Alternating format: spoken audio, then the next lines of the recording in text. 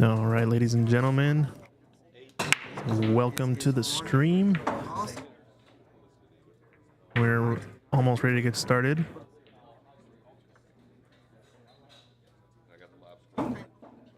In the booth, this is Christian Youngers from Ox Promotions, bringing you the live stream here. Viper Billiards going to be running this event here at Diamond Billiards, location Midlothian, Virginia, near Richmond. This is a Tiger Tour, sponsored by Tiger Products event. Virginia State 10-ball championship. And looks like our first match here is going to be Thomas Dorsey and Donald R. Lewis getting ready to go. Two local players. I believe Thomas is actually owner of the establishment here at Diamond Billiards. He knows these tables quite well.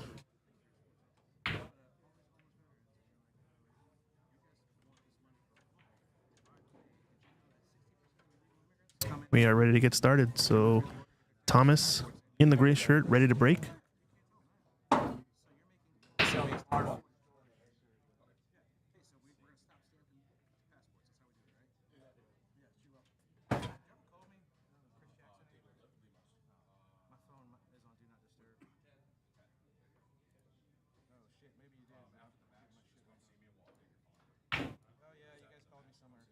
Decent break. Are you fucking serious? You gotta beat this donkey.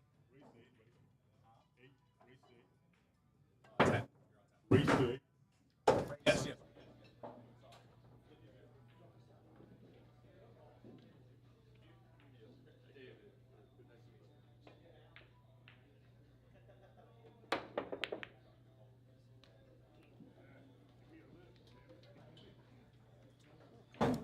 All right.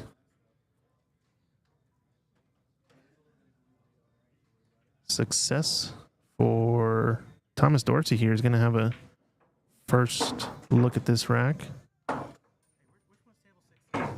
He's got a decent path to come back for this 2-ball, but coming back to this gap to the 5-9 is going to be a little bit tricky and require a lot of outside spin, good stroke.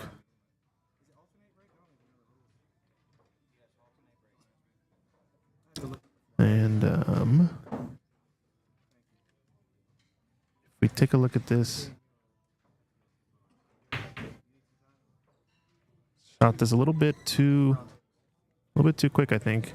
And then coming thick on the ball and into the rail, bobbles it. Comes out nicely on the 2, but at the cost of missing the 1. See some folks starting to tune in on the Ox Billiards Social. How's it going? This is one of my first pool streams here on the East Coast. This is Christian Youngers running an Ox Promotions live stream hosted by Diamond Billiards.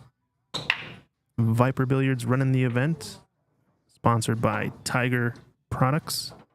It's part of the APT Tour or Tiger Tour that runs here on the East Coast area in Virginia.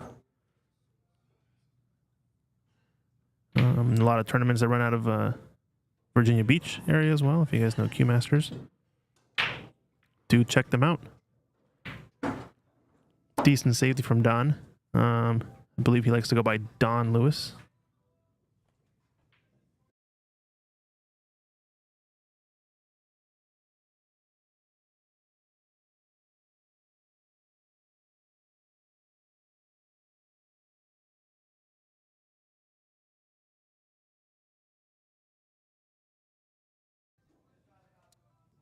And really good safety here from Thomas Dorsey. So yeah, like I was saying, Don Lewis, Thomas Dorsey, Tom as well, goes by Tom. I believe both of them are pretty regular here. We came in yesterday early to help start doing some setup, and we're watching them play a lot of one pocket. I think there was a straight pool league or something going on that Tom was playing as well. But Don, you know, he could get some movements going in his cue ball in some of these one pocket matches. I was watching him win a few. It was pretty entertaining. Thomas Dorsey, don't know much about either player, but it seems like he's also a pretty decent shot. And like I said, knowing the tables, being the owner, you can probably guess he's got a lot of stuff accustomed. And we got a second match table too over here. Nilbert Lim playing Curtis Holt. I think this should be a pretty good match we can skip over to if we need. Nilbert, pretty high Fargo. I think he's like a 680 something Fargo. Curtis Holt, I don't know much about him. But yeah, we'll tune back and forth between these two matches. But this will be our main match table. It's got the lighting. It's got the stuff. We're ready to rock. All right, so Tom leaves a thin cut on this 3.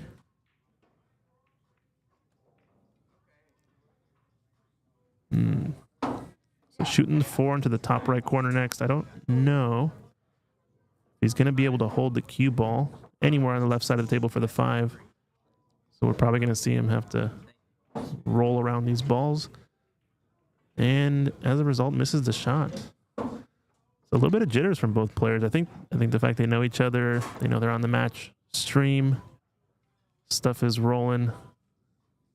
Hey, my guy, Raw Hannah, how's it going?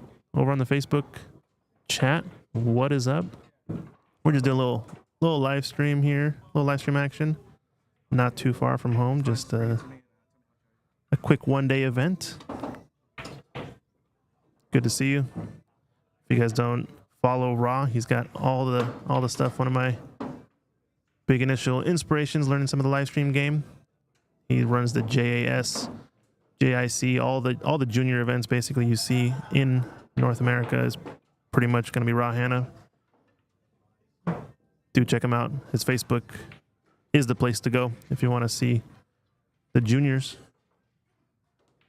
He's going to be coming up here in the Northwest Cup as well. He's going to be doing an event with Allison Fisher, hosted by Littman Lights out of Beaverton, Oregon.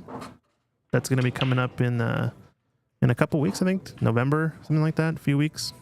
So make sure you guys go tune in on the Wire Creative Media for that one. It's going to be a pretty solid event. I'm excited. I won't be there, unfortunately, this year, Rob, but it'll be fun to watch and look forward to the time we host it next year at Ox. Team Washington all the way. Let's go. I'll have to see if I can find a graphic of the stuff and plug it a little more later. Once again, good safety from Tom. It's a little bit difficult to keep track of names here. I think Don's had the worst of the kicking situation so far.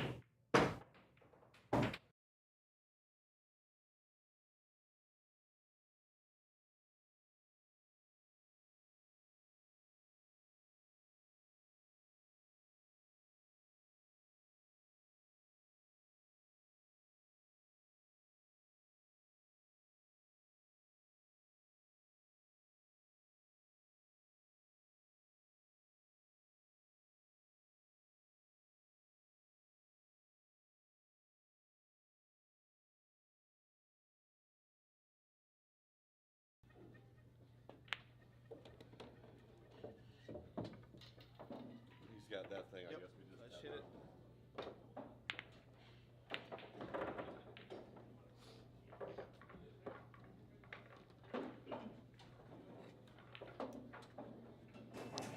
All right, first rack down. Thomas Dorsey takes it down with a good safety. And in the booth, how's it going? What's going on, Introduce y'all? yourself. This is Vic. Yep, this is Vic. Here with Viper Billiards, doing the Virginia State 10 ball. Yeah, we got a good action here. We got a little commentary cam. Say hello to the people. Oh yeah. Maybe we'll do some player interviews later, but should be a pretty good one here. Yeah, there's definitely a couple players that would really like to get over here to kind of give some feedback and stuff like that. We'll give a sponsor shout out here in a little bit as well. Oh. Ooh. So a dry break, I think the break's going to be pretty dicey for a lot of these players, especially 10 ball. Do want to do a plug of our sponsors here at the start. Diamond Billiards up in the top left corner is our host. Man at the table is the owner, Thomas Dorsey. Viper Billiards, who Vic is here with. running the tournament. I'm Christian Youngers here with Ox Promotions, bringing you the action on the stream. And our main tour sponsor, Tiger Billiard Products, sponsoring the Tiger Pool Tour, APT Tour. And Digital Pool's what they're going to be running this tournament through. So far, so smooth. Folks are getting text messages as we speak. Matches are getting started in the room. And we're ready to rock. So what do you like here, Vic? Got the 2 ball in the left side pocket. What's the issue with this rack? I don't see too many problems other than maybe this shot right here. Yeah, he's got to get pretty good position on that 4. Yeah, wants to get fairly straight, you'd say? See, me personally, I always want to have some kind of angle unless absolutely necessary, just in case. But he's probably gonna come back to the right center of the table. Just like that. Yeah, it's looking pretty good.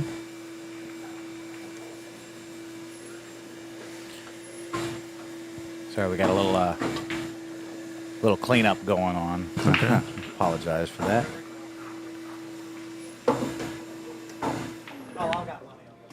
I like this shot, actually. I was thinking the obvious, lower level player will typically try to stun that across one rail, and you're playing across the line of position to shoot the 5 into the upper right. But here he decided to go into the rail and towards the 5, keeping the angle into that left corner pocket. And pretty well done. He's got a nice angle here. Likes to shoot quick, Don. Yes. Didn't see him much in the first rack, but he's in motion. He's rolling. He's dialing it in. Yeah. Do believe headphones are allowed for this event. Oof. Some players definitely focus better. This is the shot here. The rack overcuts it. And I think that comes back to what you had mentioned a minute ago about just kind of rushing it a little bit. Yeah. I felt like maybe if he'd have took a little walk over, looked at his angle. Yeah, I don't know his style is the thing, right? So some players definitely would play that quick or faster, and that is their kind of natural rhythm, kind of a la Joshua Filler type. Ooh. But well, it's just the second rack. They're probably still getting the jitters out.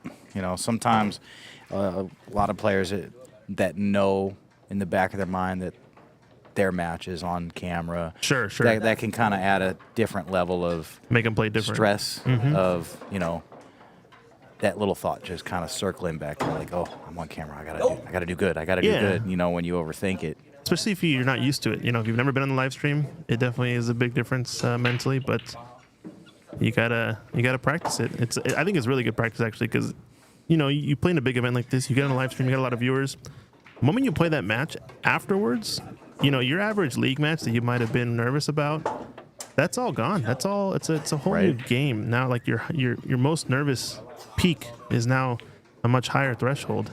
Oh yeah, because I was always taught just focus on the game. Try to kind of block out any distractions or anything that could be running through your mind, and kind of let the muscle memory take over and just play your game. And it's still hard sometimes because you get that you just got that creeping thought in the back of your mind. You're just like, oh, man, I don't want to look bad. I don't want to miss this, But and if you're having that, you're not necessarily focusing on the game, right? Or you try to execute a shot a certain way and then it doesn't work, and then you kind of keep replaying it while you're still in the same match. Right. Definitely been there a few times. Like take each shot. If you make a mistake, you gotta move past it and continue to play your game. Yes, sir. All right, so 2-0, Thomas Dorsey up. They're going to a race to 8, I believe, right? Yes. And they're using the triangle here for this rack, but nothing down. So I think the big difference we'll see with at least some of the higher level players. I think we've got a few 680 and higher, so a couple 700 players in this event. You're going to notice a big difference on the break, most likely. Especially if you guys know how to break with the magic rack. You typically see a very consistent pattern of the balls splitting. Yes. The second row balls get close to the side pockets. The corner balls of the rack go 4 rails toward the opposite corner pocket. A lot of these type of motions. So watch the higher level players for when they're racking and see how the balls are splitting. It's going to make a big difference, I think, in this tournament. So far, Don's got a couple of shots and maybe played a little quick, a little soft. Don't know what his actual, regular rhythm is. And it just seems like he's not quite comfortable yet in this one. He's definitely got a pretty decent smooth stroke. Yeah. Yeah, so excuse me, it was Don, I think, that was saying that isn't quite comfortable yet. Tom is looking smooth in this one. Do check them out, Diamond Billiards.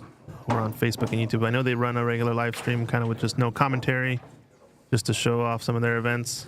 Yes, and they did recently get their tables redone. Oh, nice. And that had definitely improved the quality of all the tables here. They've got new felt, new bumpers. Really? Yes. Okay, nice. Yeah, I could tell. We played a little Friday tournament yesterday evening, and there was definitely a big difference in the quality that I'm used to, I guess, on a Brunswick. Like the way the pockets were cut was definitely a little bit. Yes, they're very unforgiving. They're a little bit tighter. I'm pretty sure they've been shimmed. Oh. Yikes. You hate to see that. Yeah, a little bit of drama. Just came at that. It's a kind of a natural safe with that low outside spin when you cut that ball into the opposite side pocket. I always try to, once you know that shot, you get burned by it a few too many times. You start to really think about what angle you're going to come into. Right. But now Don's got a chance. Yeah, so our stream is looking crispy. I like it.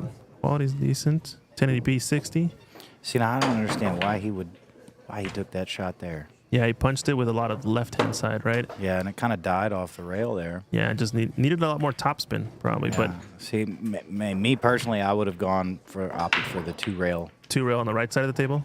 Yes. Just play kind of the short rail, or are you still Yeah, playing the so- 10 in the same pocket as this? Same pocket, but Okay. Instead of trying to force the ball back where Yeah. it dies, use your outside English and let it roll two rails, natural position. Okay. Oh, no. This is disaster.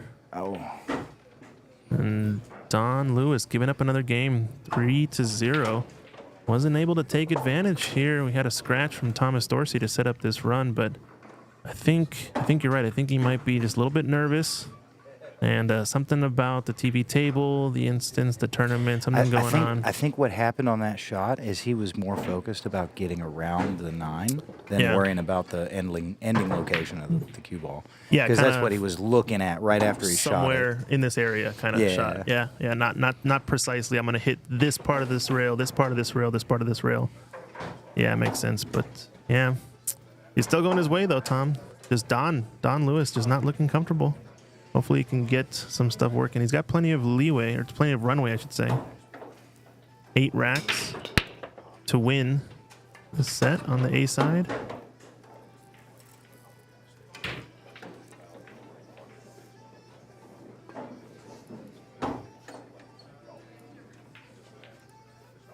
Jason Wagner saying, I don't understand how headphones are allowed at this level. Yeah, I mean, I just think it depends on the tournament. Obviously, when you see the real professional events, none of that stuff will fly, but good bank here. Are we going to see an early 10? It is possible. It may clear. I think he may go for it. He is calling it looks like. Nope. Two-way shot, though, leaves his opponent a difficult shot if he does miss. So he definitely thought about that as a two-way shot there. We got a second angle, too, here. We can always check if we need to see a little bit different angle on the shot. He's going to nudge off the 5 and lay up, but he's got a wall now.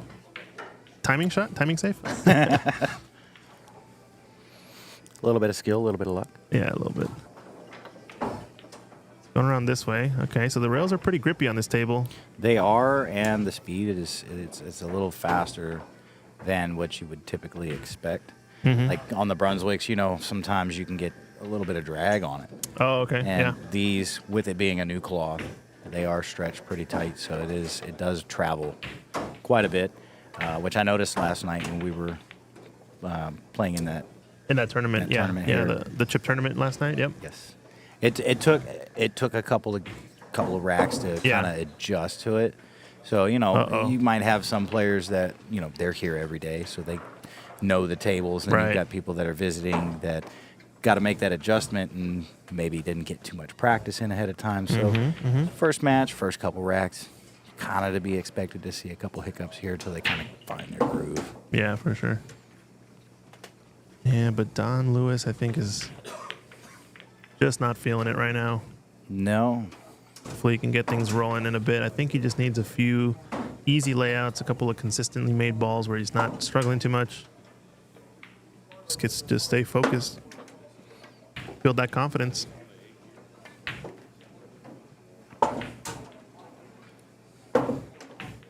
And if you guys never been here to Diamond Billiards, oh no, speaking of confidence, yikes. It only continues the disaster for Donald Lewis. Ouch. And this is a pretty layout too for Tom Dorsey. Really 7 to 8 is going to be the toughest shot, and I think as long as you get to this left long rail to play position on the 7, it should be pretty automatic with a few rails. So that's going to be really the key in this rack that's left. It's just looking pretty nice. He's got a little bit of a different stroke depending on the shot, it seems. Yeah. Tom Dorsey, I think sometimes he'll kind of pull the trigger real quick and just jump at the ball almost. And like this shot, he's kind of a bit smoother, a bit longer backswing. He's falling out of line now, though. What kind of safety? Nope, we're taking the bank on. I like the aggression. And he's successful, gonna but didn't quite get there. But he might have a pretty decent shot here. Come off the rail first. Yeah, it's just he you can would have really liked to be accessible in the 7 because you can easily swing it around 3 rails to get on the 8. You might still get there, but that's what happens. Little things, they build. Yep. Get a little bit out of position on one, and it gets worse every shot after. Right. And he's going for it. He's taking the aggressive route. Yeah, he's firing. He's probably looking at it, hey, I've got a 3-rack lead. Yeah. I can afford to kind of try some more aggressive look shots. at this That shot. was nice. Look at that shot. Well played. It's a good highlight reel shot. We'll save it for later. Absolutely. Well done, Thomas Dorsey, if he can get out here. Looking nice. It's going to go to get 4-0 up. Nice There out. it is. Tom Dorsey. Definitely. Race to 8. Definitely a nice out after that little There's another look at fiasco with that. that 7. Yeah, there's that bank shot on this 8 ball to recover. And got a lovely nudge on the 9 as well. Boom. Caught the left point to knock it in perfect shape. Well done, Thomas Dorsey. Absolutely. Take a quick look here in the room. If you guys never been to Diamond Billiards, those are the 3 diamonds in the back, and they got a bunch of Brunswicks here. It's a little bit bright, but a lot of action going. Plenty of tables in rhythm, and we're here in the booth watching it all. Watching, waiting, Waiting. judging. I'm just hanging out. I don't know what you mean. No, cue ball off the table there. Yikes. Got a little bit too much zip on that one. So the big dogs in this tournament, from what I understand, Nathan Childress probably the favorite, although Mike Davis Jr. might have something to say about that. Those are the 2 kind of standout Yeah, we've 700 Fargo players and up, right? Yep, we've got a couple of them that we've got. Nathan Childress, he did go for 300 in the Calcutta, Yeah. and then Nilbert Lim also went for 300. Nice. He's one of the other higher players. He's like a 680 Fargo, something like that. Yeah, high 690. 6s. Yes. Yeah, that should be good. And then we've got a couple that went for. We got Mike Davis Jr., who's in the run-in, and Reggie Jackson as well, and Tuan Chow. Yeah. Tuan Chow. Yeah, so he's He's playing right in front of us here at this table, and it looks pretty solid. yes.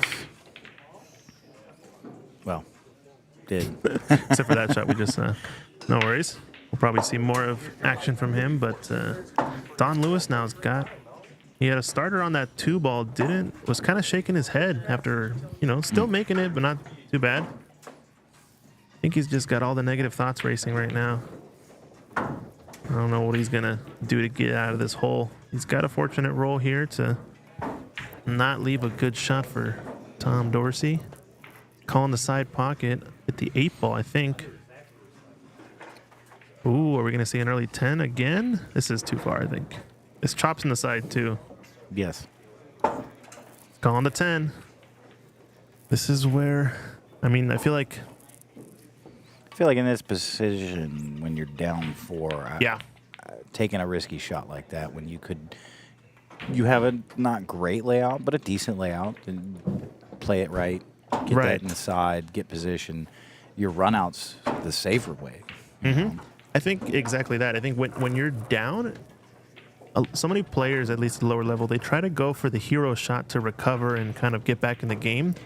But I think what that does is almost the opposite a lot of the time, because you're taking on constant what you think are hero shots. Every time you miss those hero shots, you're starting to dig yourself a deeper and deeper hole, when there are pretty simple usually and easier shots you can take on, at least safeties for the most part, that lead to more efficient pool, but that are going to build your confidence a lot more. Just a basic safety. Separate the balls, put a ball in between or something, Right. Hook them with something or leave them on the rail, make them bank at it, whatever it might be. These kind of, I guess I would call them more conservative or more efficient type of pool shots. They actually build your confidence more, I think. Yeah, than making the hero shot. being able to land a safety, Ouch. that's Yeah. effective, and you receive ball in hand off of it, or at least make it very Yeah. difficult for your opponent to get, a reverse safety on you with a kick shot or something. Like that is most definitely a confidence booster, because then you go, all right, cool, I executed that really well. And then Yeah. you can start to kind of motivate yourself from that point on with the ball in hand. And I think it's way more efficient too. You're playing your odds better. And even if you might be like, oh, I'm getting unlucky or this and that, you're sort of starting to build your own luck in those scenarios, just by making your opponent kick at things and get out of difficult situations. I mean, and I speak from personal experience, I guess, just from my own personal play, that I found the games that I'm playing that I come back in, like have big comebacks in, usually they're not because I'm playing badly. It's because maybe, I'm getting a little bit unlucky or my opponent's playing really well. And you need to just be efficient and keep your head down and kind of almost challenge yourself to like see how perfect you can play from here on out. You know what I mean? Right. And not like playing perfect and like playing perfect position and all that, but playing the perfect decisions, to make it just difficult for your opponent. I Yes. think that's a little bit of what Don needs, but so far, The decision-making process is usually the biggest mental part of the game that most, non-pros, I would say, yeah. struggle with, because, like you said, coming back to the hero shots, like you get a lot of them, they go, okay, well, I look at the shots as what's the percentage? Do I have a low percentage shot here that I can use as a two-way shot, or is it just a straight low percentage shot? Like, there's so many different factors you have to look at. Right. And I've noticed, I don't know if you've noticed, but I've noticed that a lot of tournaments that do not have the 3 foul rule in effect, there's a lot less safety play. Oh, okay. You think there's a big correlation between like how many safeties you see Yes. with 3 foul? Okay. Because you have some players that are very good at utilizing that rule to their advantage in certain situations. But if you go, okay, well, I can 3 foul them, but it doesn't matter because I don't win by doing that.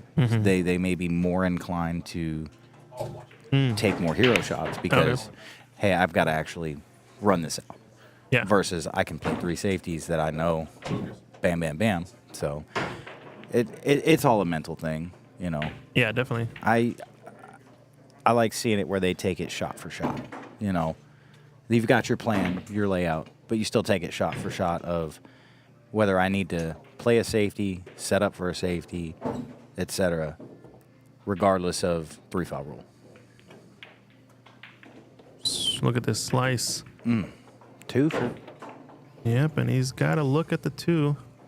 It's a pretty big break from Don Lewis. Got a lot of movement on all the balls around the table, but ended up making, I think, something in the upper left corner, upper right corner. But unfortunately, not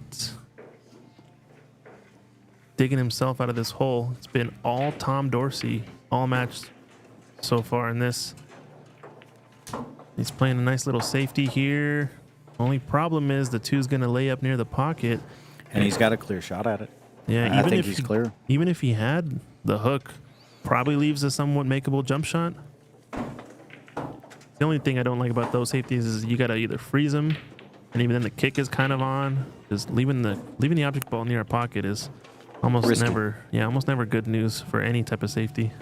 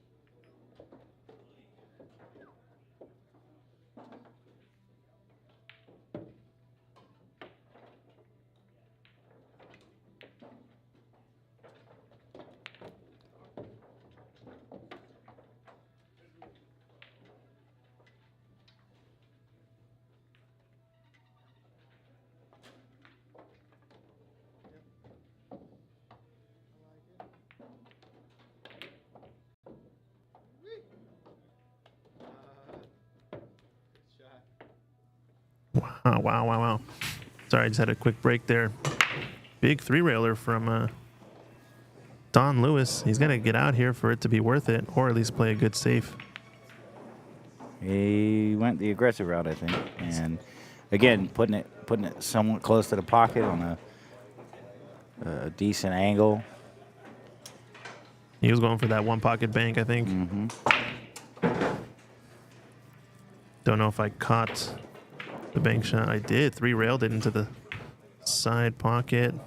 It's a good shot, but not It going looks to be. like he was trying his hardest to hold that cue ball close to the rail, and it just pushed out too far on him. Yeah, if he gets a full look at that 7, it's a pretty easy safety. And this is a nice shot from Tom Dorsey. Coming Good 3 execution. rails.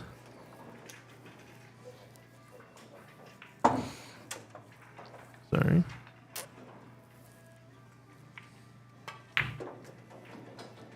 Just to go 6-0 up. Tom Dorsey. He's crushing it. Pushing him in, yeah. It's rigged for the owner, man. There's the shot. Cut the tail end of it, but 3 rails forward. Nicely done. It's a pretty good way to promote Diamond Billiards there, you know. Hey, come on up here and challenge the owner. There He's you go. crushing it. Speaking of sponsors, Tiger Billiard Products, our head sponsor. Your lower right corner here. Part of the Tiger Pool Tour, APT Pool Tour that Tiger Baker runs out of the East Coast area. Diamond Billiards, our host. Viper is the tournament director, Justin Page.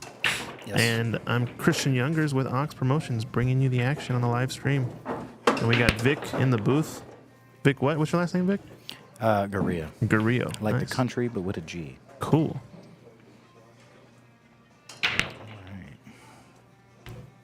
I think he has enough to cut this in, just because these camera angles can be deceptive.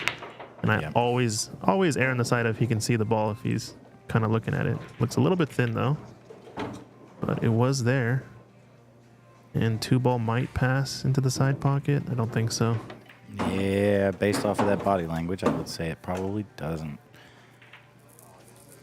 I think we got the angle here to check it out. Yeah, it looks like it does not pass the 4. The 10 ball's close to that corner pocket, though. You think you might thin off the right edge of the 2 and play it? I mean, I would go for the billiard or carom, whichever term you prefer to use. But that is definitely a doable shot, even if you play it off the rail. Ooh. Got close, but yeah, it's always... That could have been disastrous if he goes off the 10 into the corner, but he had a built-in safe, I guess, right? Leaving the 2 separated. Yes. And, again, comes back kind of one of them two-way shots where there's a possibility you could make it, and then... Ooh. And that was a called shot there. He called it. Yowza. What a shot. Now we might see an early 10. Yeah, I think so. What a shot. A little bit of luck on that one. Get that 2-ball rolled far enough. Combo. And there the it 10 is. in. So Wow. Up 7-0. He is now on the hill. Monster performance so far. Let's take a look at that shot again. Calling the 3 in the left corner pocket, banking this 2-ball. This is a 1-pocket player, ladies and gentlemen. We got Nice shot setting up the 210 combination. So it only gets worse here for Don Lewis, unfortunately, but Hey, look, you got to remember, Yeah. you have your bad days too. This just might be one of his bad days. And I saw him earlier this morning. He was practicing, and his shot looked a little bit more on than it does now. So yeah. he may be overthinking things, instead of letting his muscle memory kind of take over and just shutting his brain off a little bit and just do your shot decision making and let your muscle memory do the rest. But something's going on, because when he was practicing earlier, he was doing fairly well. He wasn't really missing much, and he was getting good position. Now over here, Yeah. a lot of people kind of get that defeated mindset I after think they that's- get down I a think little that's bit. very, very much what's happening here. Like you see your opponent shooting really good, and you just kind of think, man, I'm the underdog. And the balls I'm are fighting not rolling back. your way, quote unquote, Yeah. and all these things, all these negative thoughts sort of start to. Now he could bring it appear. back. He can get some fire here. He's got an open table. He can get the position.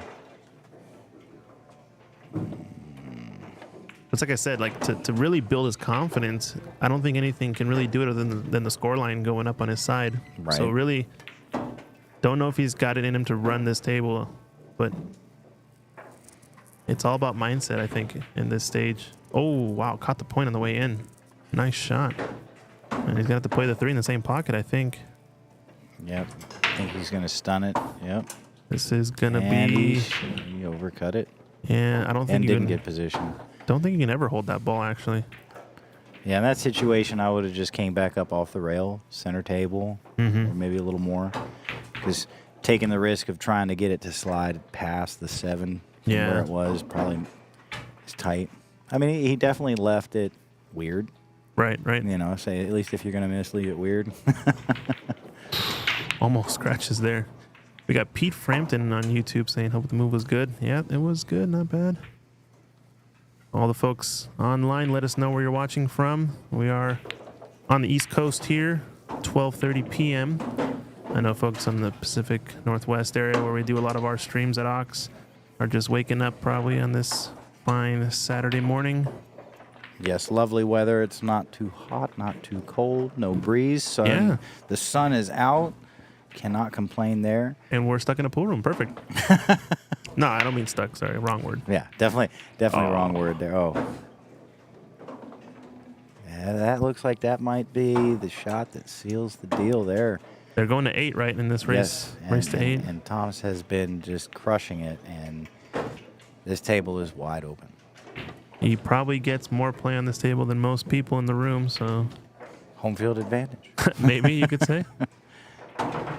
Although I think Don is regular, like I said, so he was playing a few one-pocket games. I think he won But- some of them last night or late yesterday morning from what I saw.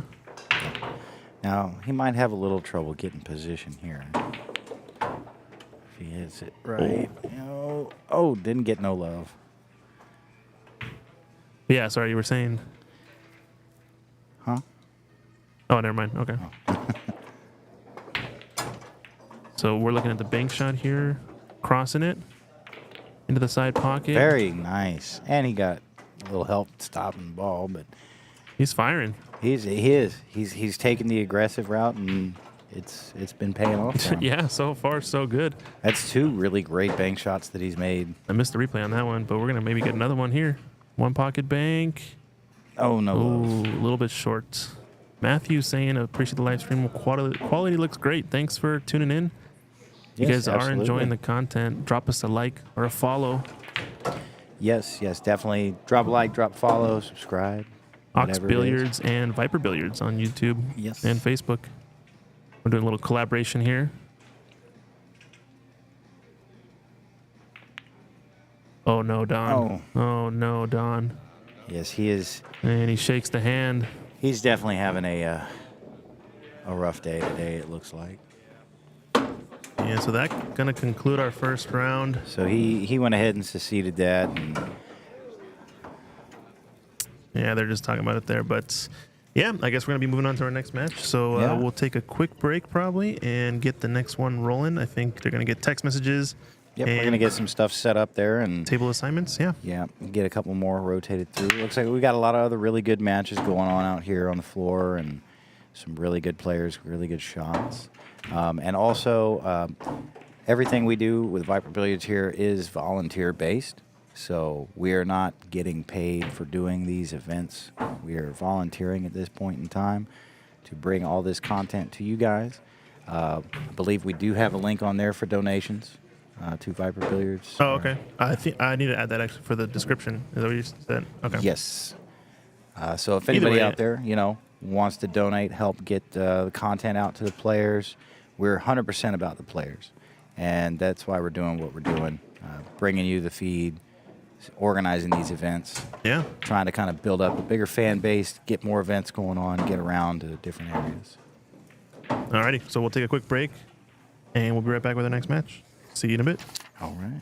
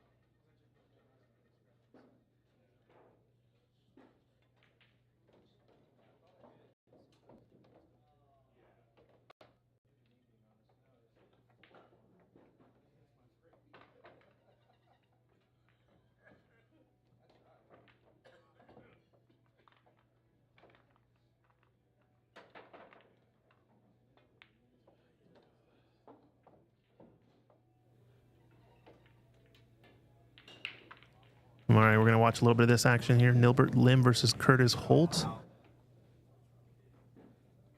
Playing on our TV table 2. Nilbert's running some tables, it looks like. Going 7-1 up as we wait for our next TV table match to start.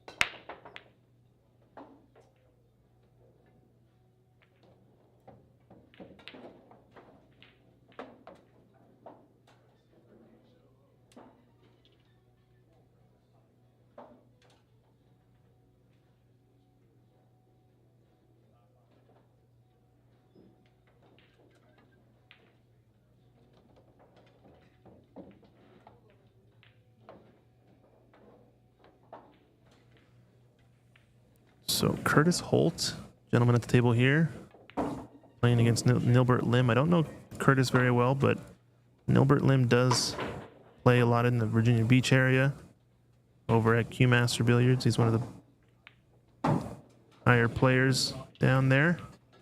Uh-oh, Curtis Holt. Looks like he's overran his position, maybe. Yeah, it's gonna... Oh, he still has a look at this 3-ball, I think. It's not bad.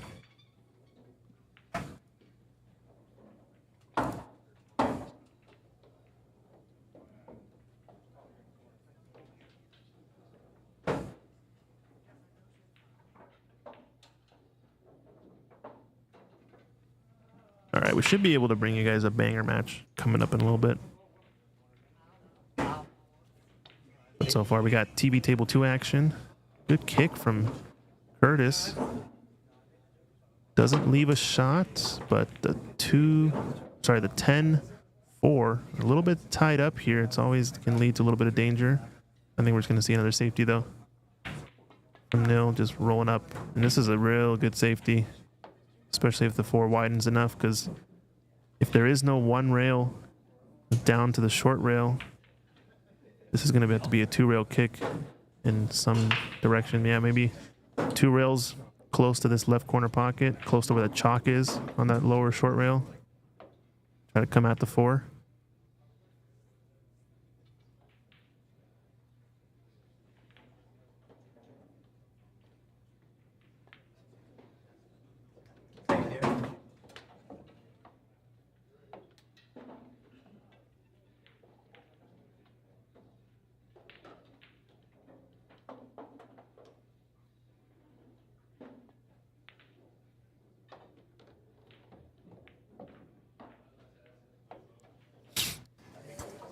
Once again, Christian Youngers here in the booth with Ox Promotions bringing you the action. I've got Vic here from Viper Billiards in the booth as well. Yes, sir. We got the tail end of this match here. Nilbert Lim and Curtis Holt. They're playing a race to 8 in the Virginia State 10-ball championships, hosted by Viper Billiards. Yeah, no. Sorry, Diamond Billiards as our host. Excuse me, Viper, the tournament director for this event. Yeah, Nilbert Lim's actually one of the favorites. Him and Nathan Childress are both tied for the highest amount in the Calcutta today. So he's definitely one of the players to watch for this tour.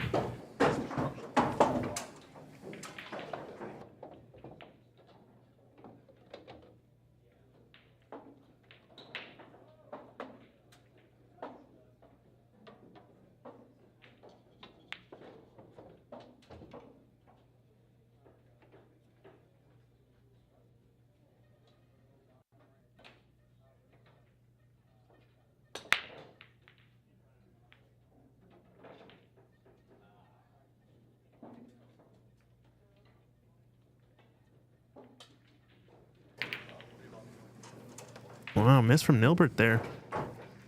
Got his position, but awfully thin. Means his cue ball would have been pretty close to the corner had he made that 8 ball. But he's not left an easy shot for Curtis. And this is kind of it's almost like a dare shot. You're not getting shape on this 9 very easily. Oh, he might get stuck behind that 10. He did. Ooh. Yikes. It's kind of one of those gambler shots where you kind of like, you miss on purpose and you leave your opponent that kind of shot because you know it'll lay you a certain way. And you know they're not getting out, or they're going to have to shoot a couple of real dynamite shots.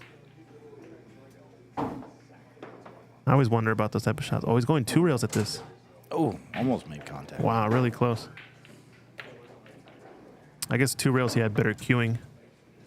But I think this is going to be enough for Neil to close it out. What do we say? It's like a 680 something Fargo. Is that right? I guess we can look it up. Yeah. I think that's what it was. I played him once in a bar box event. And that takes it in. Nilbert Lim goes 8-1.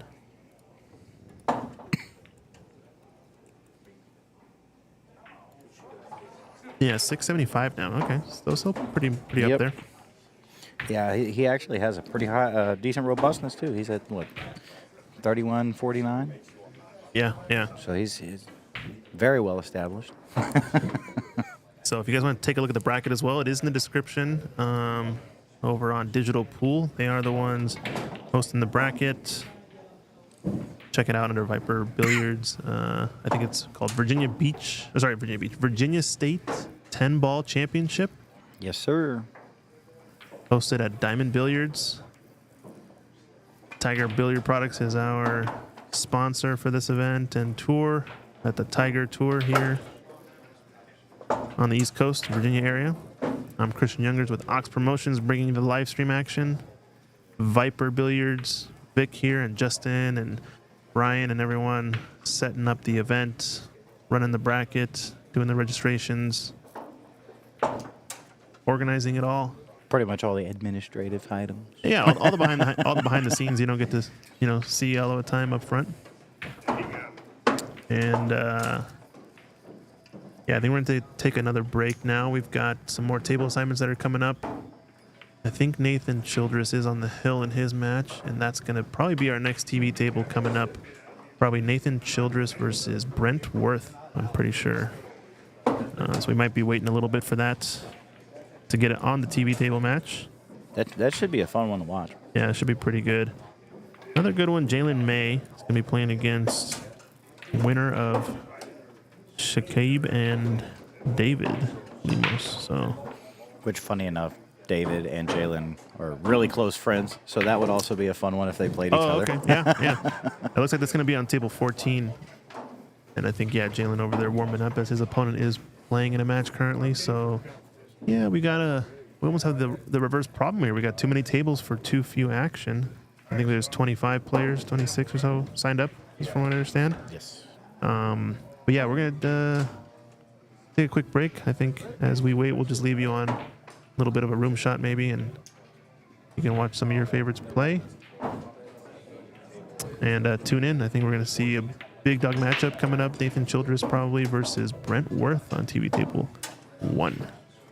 Who you going to root for? I don't know. I think, I get to see Brent play in some of the tournaments that I play in sometimes, so I'm a little bit closer to him now. So I'd like to see the upset if we had it. I know that those guys are buds, so I'm sure Nathan has gotten the better of Brent in the past. But should be fun either way. I don't know Nathan yet. I'm gonna have to introduce myself at some point, but yeah, I'm always a fan of the upset. You know what I'm saying? Oh, yeah. So it'd be fun to watch. I like to root for the underdogs. I always like to root for the underdogs because, it's a challenge for them playing somebody that they would consider to be a really high player, and kind of motivates them to shoot their best game. So it's usually one of the most fun ones to watch when you have that really high skill player versus someone who working their way up. Yeah. And they got a point to prove, Yeah, it makes sense. Hey, I'm playing somebody here that's aspiring to be a professional, and that's a challenge. Like, hey, man, I got this little badge of honor right there. I won that match, or I did good. I got real close, or I got to the hill, and it kind of motivates you to continue to improve your game and learn from your opponent and things like that. Yeah, definitely. Alrighty, well, like I said, we're going to take a quick break. We'll be right back with more action in a bit, and stay tuned.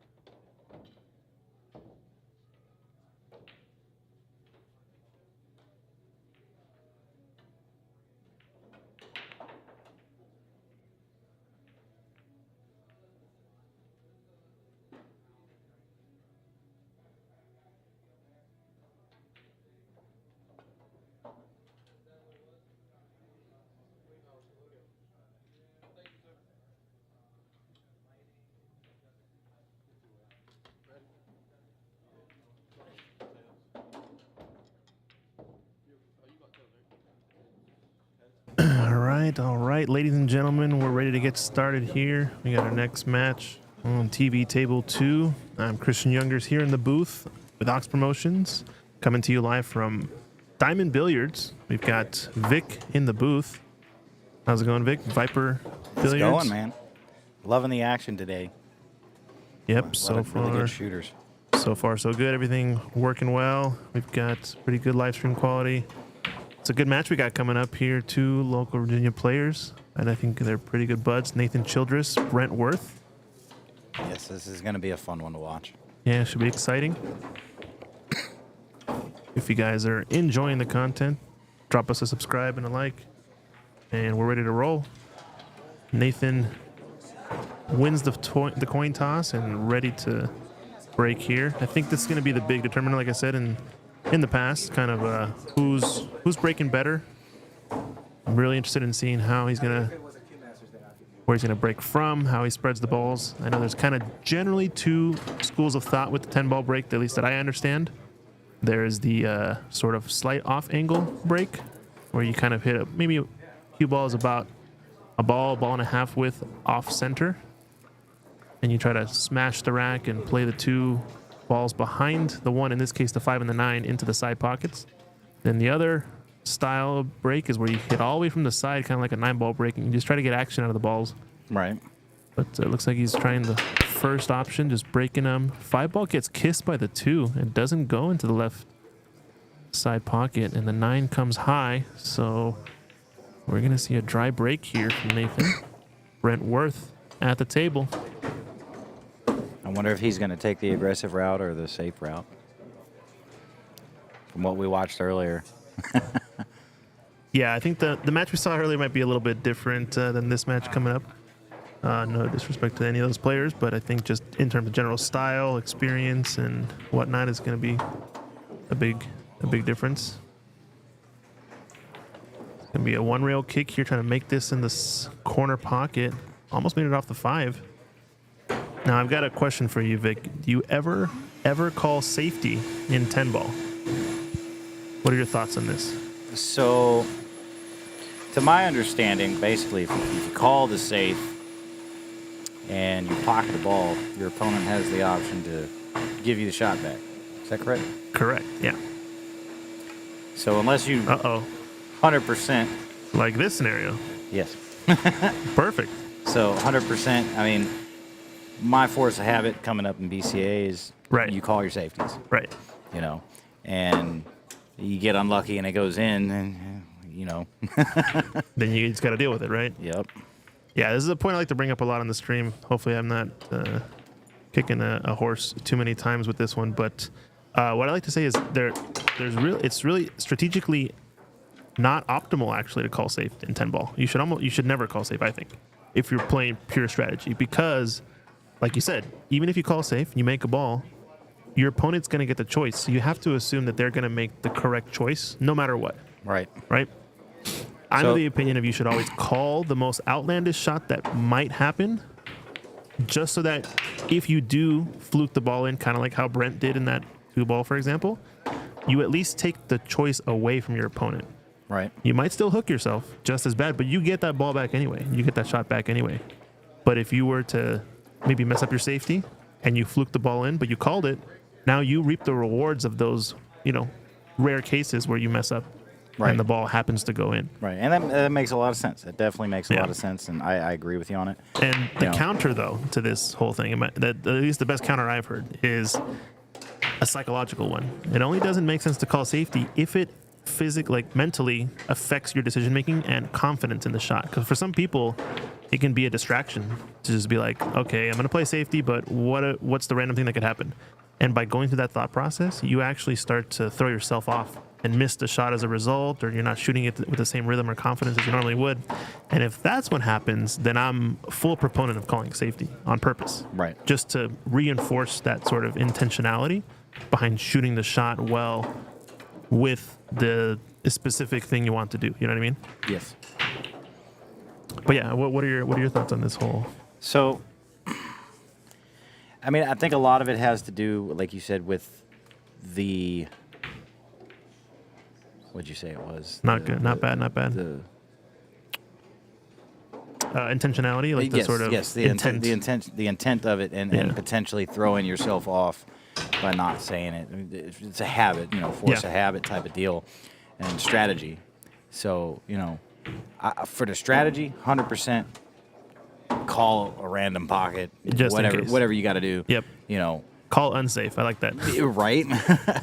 Just on the off chance. I mean, even then, if it doesn't go into the pocket that you called, you still force your opponent to take that next shot. Yeah. Versus like an 8-ball, you can pot your ball with the safety. So that is a strategically optimal choice, right? yeah. So I mean, you get some players, that they have one particular type of game that they like, whether that be 10-ball, 8-ball, or 9-ball, and when you come out of your comfort zone, you bring your habits with you. Right. I think that's what's most often the case, right? Most commonly, I think that's what's happening for most players that you see call a safe in 10-ball. But I think it's always an interesting choice. I usually, I guess this is one of my repetitive talking points that I bring up on the stream, but since we have new viewers on this one with the folks watching on Viper Billiards, I thought it was an interesting thing to bring up, as Nathan Childress makes easy work of this rack. A nice safety on the 5 to force the ball in hand from Brent Worth. I like watching his game, man. It's so smooth. Yeah, that's a key shot right there. A little bit of slow outside spin. Those shots can be touchy, and usually they're actually missed on the thin side, depending on the table and cloth and how it runs.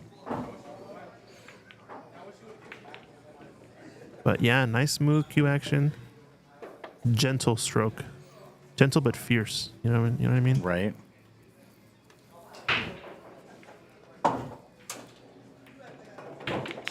And a nice out here. Nathan Childress on the board first. 1-0 up in this race to 8 A-side match, second round. For those who don't know, we're at the Virginia State 10-ball championship, hosted by Diamond Billiards. Viper Billiards is the tournament director, Justin Page. I don't think someone asking where is Viper Billiards, I don't think it's actually an establishment yet, I guess. Yeah, I think he wants to open up a place eventually. Justin? Yes, so we're not brick and mortar yet. We are digital. Run digital pool events, running tournaments all over the place, doing some live streaming. Yes. So I wouldn't say it's still in the beginning phases, but still building. Yeah, it makes sense. I ideally do want to get brick and mortar and have a pretty good business plan for that. But like with most good things, they take time. Of course. Yeah, I mean, I'm one of the owners at Ox Billiards, brick and mortar in Seattle, Washington, and definitely know what it takes to set up an establishment and all that stuff. Shout out to Mike and Jamie and the team at Ox. But for the question of where we're located, we're out of Hampton Roads, Virginia. Virginia Beach. Virginia to be specific. Beach, Norfolk, Chesapeake, yes. Most of the events that we cover are out of Keymaster Billiards. Right. The largest pool hall in the U.S. And we're expanding to other areas such as here. We're going into Lynchburg and a few other places to host and stream events as well. And I love seeing the action, seeing the variety of players and watching the gameplay. Yeah. That's probably my favorite part. Oh, of course. But like sitting here in the booth, you make 100% of the shots. Oh yeah, that's the fun part. Nice little jump shot here. You should get over the ball. He's a little stretched out though.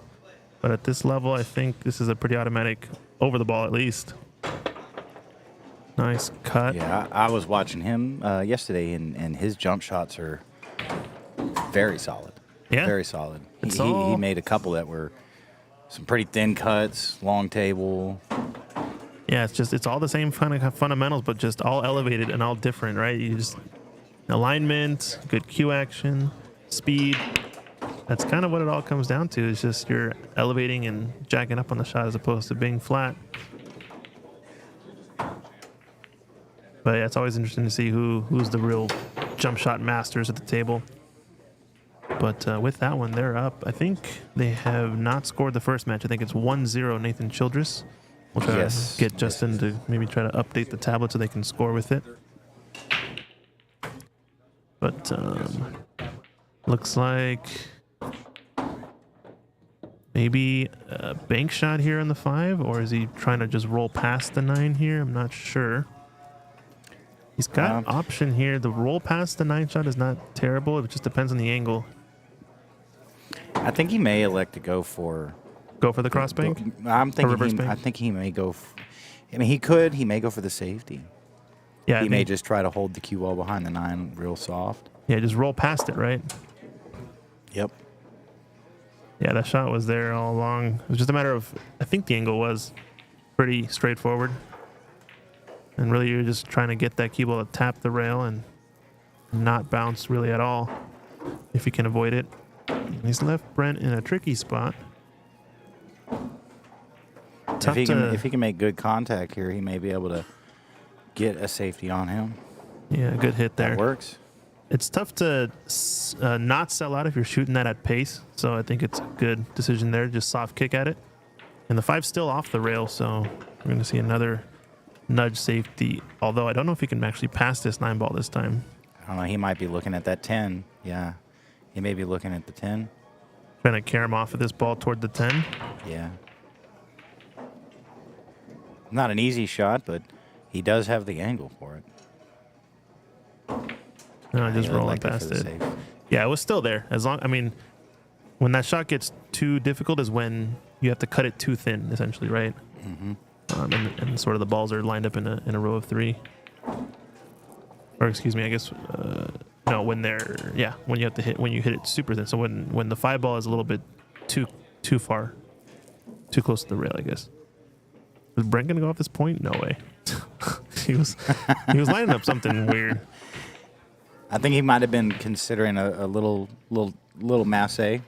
Yeah, little masse is definitely needed because you definitely can't see an edge of that 5. It's close, but I think the 9 is just sticking out enough. Another soft rolling shot. Oh, 9 ball first. That's going to be a Still- ball in hand. Still kind of leaves it not completely locked up, but still in a position for. This is a 10 ball though, right? I think he may go for it as a two-way shot because he could just push the 5. And when you're so close and you can really line up the ball in hand, you're just trying to clip the edge of the ball perfect. You could still play the 5 into the 9 and play in behind because he is on 1 foul as well. So it's not the worst case to go for this 10 as long as you don't give an edge of the 5. Right. But play one or the other. Don't go in between. I say in this. It's playing the 10 ball. Oh, timing safety. Yeah, he's hooked him here good. And this is danger territory now for Brentworth. Because he's on 1 foul. And if he soft kicks this 5 again and doesn't sell out a shot, we're probably going to see another chance for a decent safety from Nathan. But if he gives... Oh, don't open up the 9. That's worst case. Oof. That's close. And this could be real tough if the 5 doesn't pass, but but Nathan can hug the cue ball between the 9 and the rail here. Like if the 5 passes the 9, but it doesn't go in the pocket, I guess it's unlikely, really. I think he goes for the out here if it passes. Safety-wise, though, yep, this is the shot. Roll him in back behind this 10 again. Can also go and play the 7 or the 9 as your safety ball as well. But here, it's just glue him to that 10 ball, and this might be the 3 foul. Nope, that's a mistake. Well, 3 foul is not in effect. Oh, it's not an effect. Not in effect for this. Oh, excuse me then. I was playing 3 foul the whole way through. Whoops. Remember, because we were talking about that earlier. Yeah. How you see potentially less safety Right. play because there's no 3 foul. Oh, yeah. I didn't know that meant that this tournament didn't have 3 foul. Okay, gotcha. So, yeah, then it was all about running out there. And now the tables have turned in that case because Nathan was kind of forced into the safety there.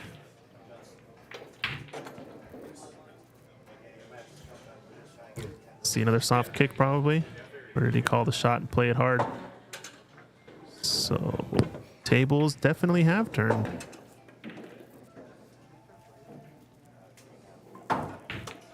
We're going to see them boink this 5 ball constantly. Oh, no, he's playing the 10 maybe.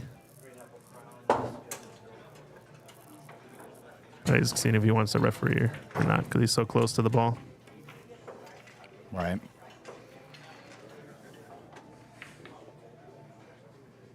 So what's the ruling on that? Basically, the cue ball can't have forward motion after contact. Pretty right? much. And if it does, it's possible, I think, if the cue ball is on the way up as it hits the ball, like kind of like a jump shot. So like the only way I could see forward motion ever being possible is if you're jumping the cue ball as it's ascending, it hits the top of the object ball and goes over it. Right. That's really the only case where this shot is allowed to go forward. But if the cue ball doesn't leave the ground, realistically, yeah, it should never have any forward motion unless it's delayed with topspin afterwards, right? Should be very obvious. So not choosing to go for it, wants to just play the safety here. Might get bump in there. This is smart, although he wanted to push the 5 to the left of the 10 so that he would leave an easy combination. And this actually is kickable now for Nathan to kick this 5 in. So tactical play in this second rack. Oh, this is so much fun to watch. Oh, Oh, no. Oh.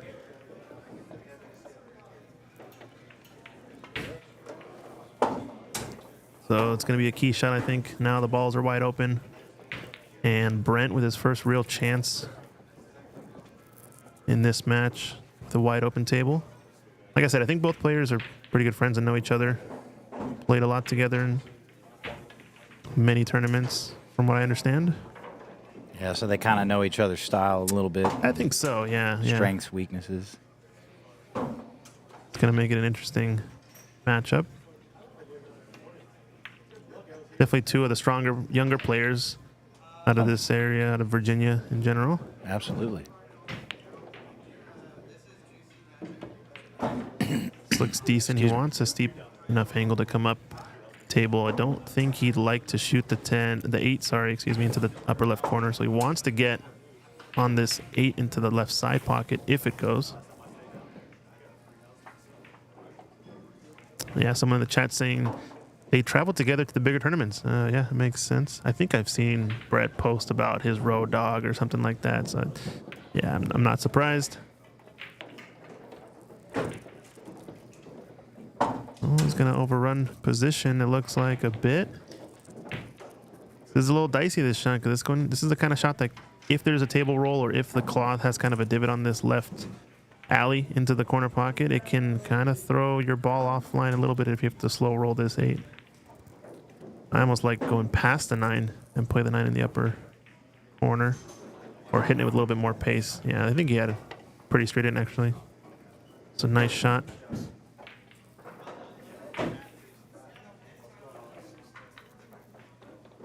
I think both players sort of aspiring to become professional players one day. Well, they're definitely well on their way. Yeah, they've been playing pretty their good. cue control is good. Their safety play is good. Would like to see more of them on the big stages, obviously, but that's what we're here for. It's a stepping stone. We're providing the stage here, you know what I'm saying? So 1-1, Brentworth makes it level. I think with the player signups we have, it's going to be a one-day event instead of 2 days, from what I understand, hopefully. Looks like $100 entry for the fee. I believe the women's event has been canceled due to signups, and it's going to be a prize for the top 2 females, I think, in the event. Should be a good one. Rack number 3. And got There's the something on the break. Talk about a break. Like I said, 8 ball, the second row, straight into the left side pocket. That's the one. That's one of the balls he's really trying to make. And you can tell the big difference. I think he's hitting them pretty strong, pretty square.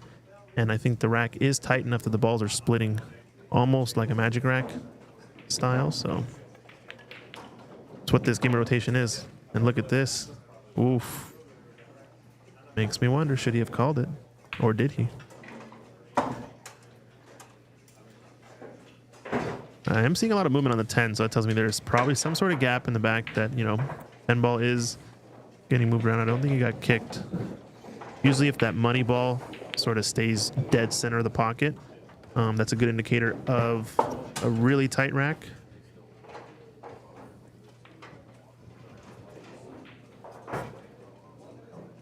And we got a lot of folks joining the chat. Let us know where you guys are watching from. I know we got my Pacific Northwest contingent watching on Ox Billiards, but you guys are watching from Virginia, or you guys here in the tournament, you guys local, let us know where you are. Yeah, it does actually say it on the flyer. 3 foul is in effect. 3 foul is in effect? It is in effect. Oh, yeah. Okay, on here. Yes. Alternate break, push out of the break, 3 foul in effect, rack your own, double elimination, all shots are called. And there's a good dress code as well. I like to see it. All right, we got some Newport news, folks. Good stuff. NY in New York City. Another East Coast viewer. Nice stuff. Michael. I knew a Michael once. I think everybody knew a Michael once, huh? Shoot, the only Michael I can think of is Myers. Oh, okay. I mean, Halloween's over, so. Yeah, that was 2 days ago. This is Dia de los Muertos. Matthew's watching. RVAP? What is that? What is RVAP? That's the Richmond, Virginia, maybe? Yeah. Yeah? Local? Welcome to the stream, Matthew. So the missed safety from Nathan Childress and Brentworth. Definitely capitalizing on it. Yep. Killing it. A little bit worried off of that side pocket, but once he saw the path starting to widen, it looked okay. This is kind of in between this cue ball. If this table's playing quick, you can stun over. And if you don't like that, you can just roll forward like you did. Oh, Matt's saying we played last night at the chip tournament. You played very well and chatted about the stream today. Yeah, that's right. I remember you. We played. That was on what, table 6 in the back or near the bar, I guess. Good tournament. Unfortunately, I didn't get into the cash out, but had a little bit of a run on that table. That was fun. Hey, you were up there for a minute. Yeah, good to see you in the chat. Welcome, welcome. It was funny because I ended up playing 3 different people from back in Hampton Road. Oh, nice. Yeah, So 3 people that all hey, traveled. we're going to travel up here and we all play each other. And all play each other. Yeah. Yeah, I think fun. this is a pretty healthy contingent, though, that come up from Virginia Beach. It's only about 2-hour drive with no traffic, I think, right? Up to Richmond in this area. Yeah, it's not too bad coming from there. Unfortunately, I just moved down to North Carolina, so adds a little bit more time for me. Yeah, but yeah. I don't mind it. Get a little farther away from the city. You know, I like the quiet out there. Yeah, that's nice. I just gotta get a pool table out there.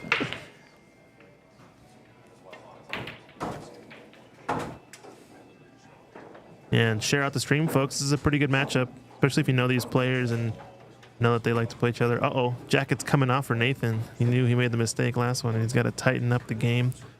We're going to see the fancy jersey out now. This is a U.S. Open jersey from last year, 2 years ago maybe. I think it's last year's U.S. Open jersey. Mm-hmm. Hey, thanks, Matt. I appreciate it. Just trying my best. No hard feelings. Oh, went for that 10 ball. He went for that, Karam, I think. It was close. I saw him shoot one of those in the chip tournament last night as well. I think Nathan either got first or second. I don't remember. He was playing Second. the very last. He took second. Yep. He took second, right? Yeah. Yep.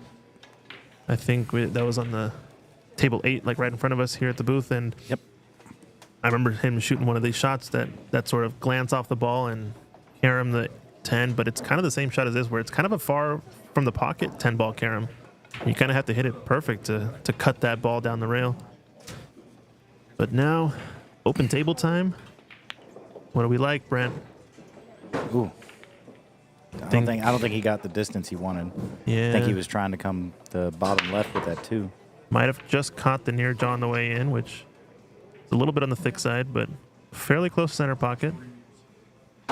Looks like he's cutting this 2 to the lower left, and this is either a confidence booster or a confidence crusher. Right in there. Nice shot.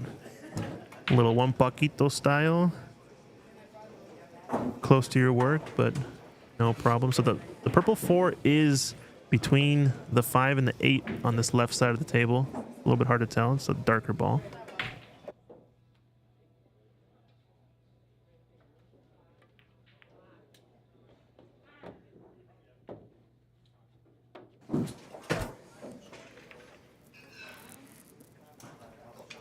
So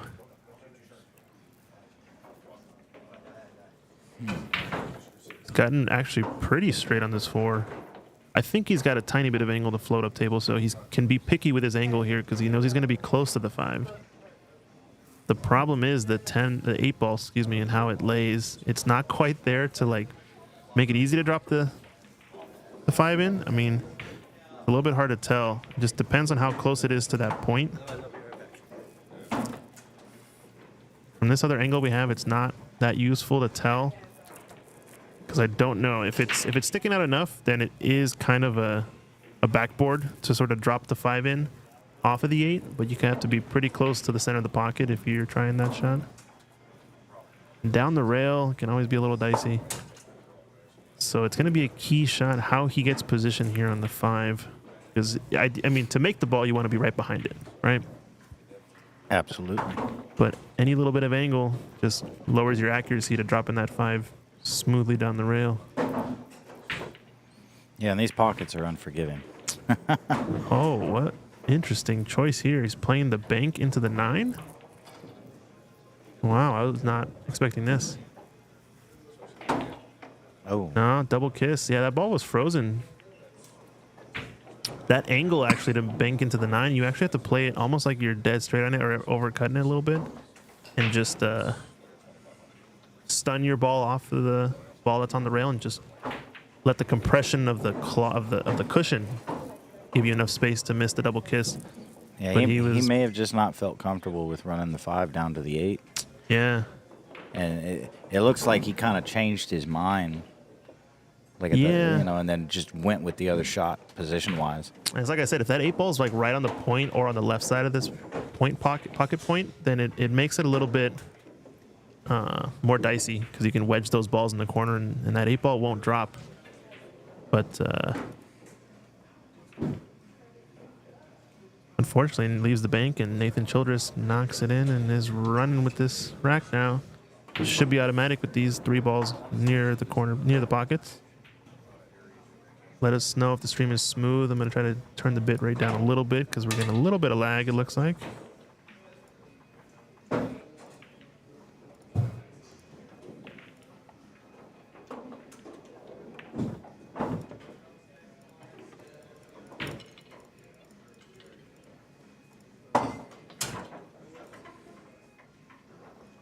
Going to tone down the bit rate a little bit. Let me know if things are still running smoothly though. And you can hear us fine. Nathan Childress ties it up. it. Let's go. Well, I got a feeling this one's going to come out hill at the end. Yeah, I mean, looking like that. I mean, really, it was one mistake one way, run out, another mistake the other way, run out. It's been kind of a tale of runouts and slight mistakes, really. And the gloves are off, the jacket is off. Players know the importance of this one because getting deeper in this tournament is going to be through the A side for a lot of these guys. Absolutely. I think there's also a couple of big matchups that could be happening later on, but we're ready to go. Nathan racking the balls. Rack number 4.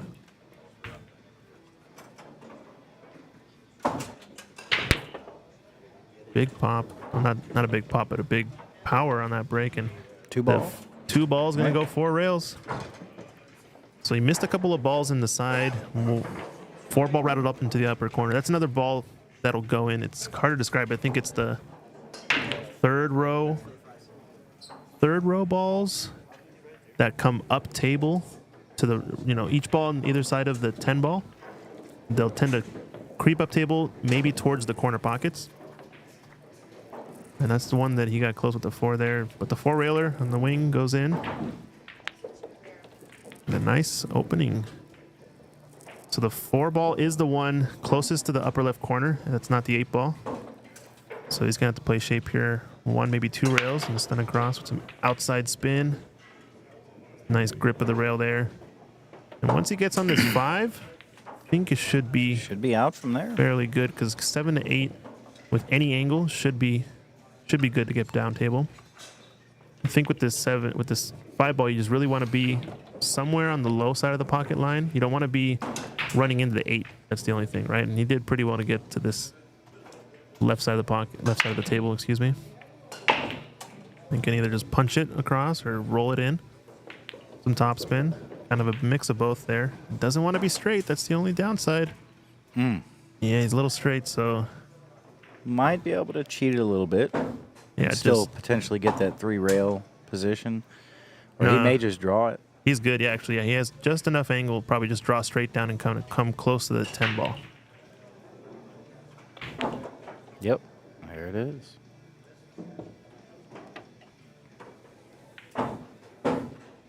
Looking comfortable and natural at the table.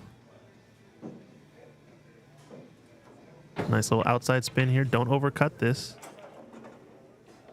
Hits it like a dream, and this is probably going to be a break and run now for Nathan Childress, rack number 5. Excellent. Boom. Excellent. Excellent. So a quick one, but it is alternate break, so let's see if Brent Worth can respond.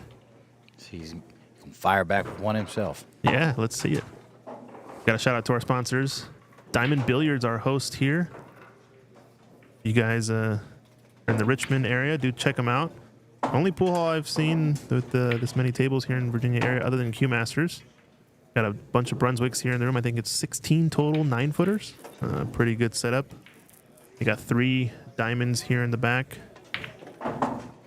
So do the check them out. only other location that has about like this, like you said, with Q Masters, and then the clubhouse in Lynchburg. I think has a couple more, but they mostly have 7s. Mostly 7-foot tables. This one's all 9s. Okay. So like kind of depending on what your preference is, you know. But like you were explaining to me the other day, you know, practice on the 9s, you'll get better. Oh yeah. Oh yeah. That's the reason why all the pro circuit and everything is on the 9-foot tables. I like the fact you get a little bit more spread. It's not so tight. It is, but it also challenges your ball pocketing a lot more. Even like that shot, that would have probably dropped on a bar box. Definitely would have on a valley. Yeah, we don't use the V word on this stream. Okay, I don't know what you're talking about. You know, the one with the quarter slot. You know. Yeah. I don't know what you're talking about. This is foreign to me. What are your thoughts on the new Predator tables? I have played on them. The bar boxes, you mean, or the 9-footers, or both? Any of them. Oh, okay. I haven't had the chance to play on one yet. Yeah, I noticed there's definitely a significant difference between the 9-footers and the 7-footers. I believe in terms of quality control, I would say the 9-footers, after I played on them, I think after the second year, I played them on in the Vegas event, the BCA event in Vegas, the Worlds. Pretty decent quality. I like that. I think it wasn't too bad at all. I think the only thing we saw was a little bit of slate leveling issues on that first year when they hosted that Pro Billiard Series event, but So are they solid slate or no, they're three-piece? three-piece slate, I think. They're made by a company called Sam Billiards, I think, in Spain, something like that. Outsourced. Yeah, I don't exactly know how that whole thing works, but I know that that's who makes the tables, from what I understand.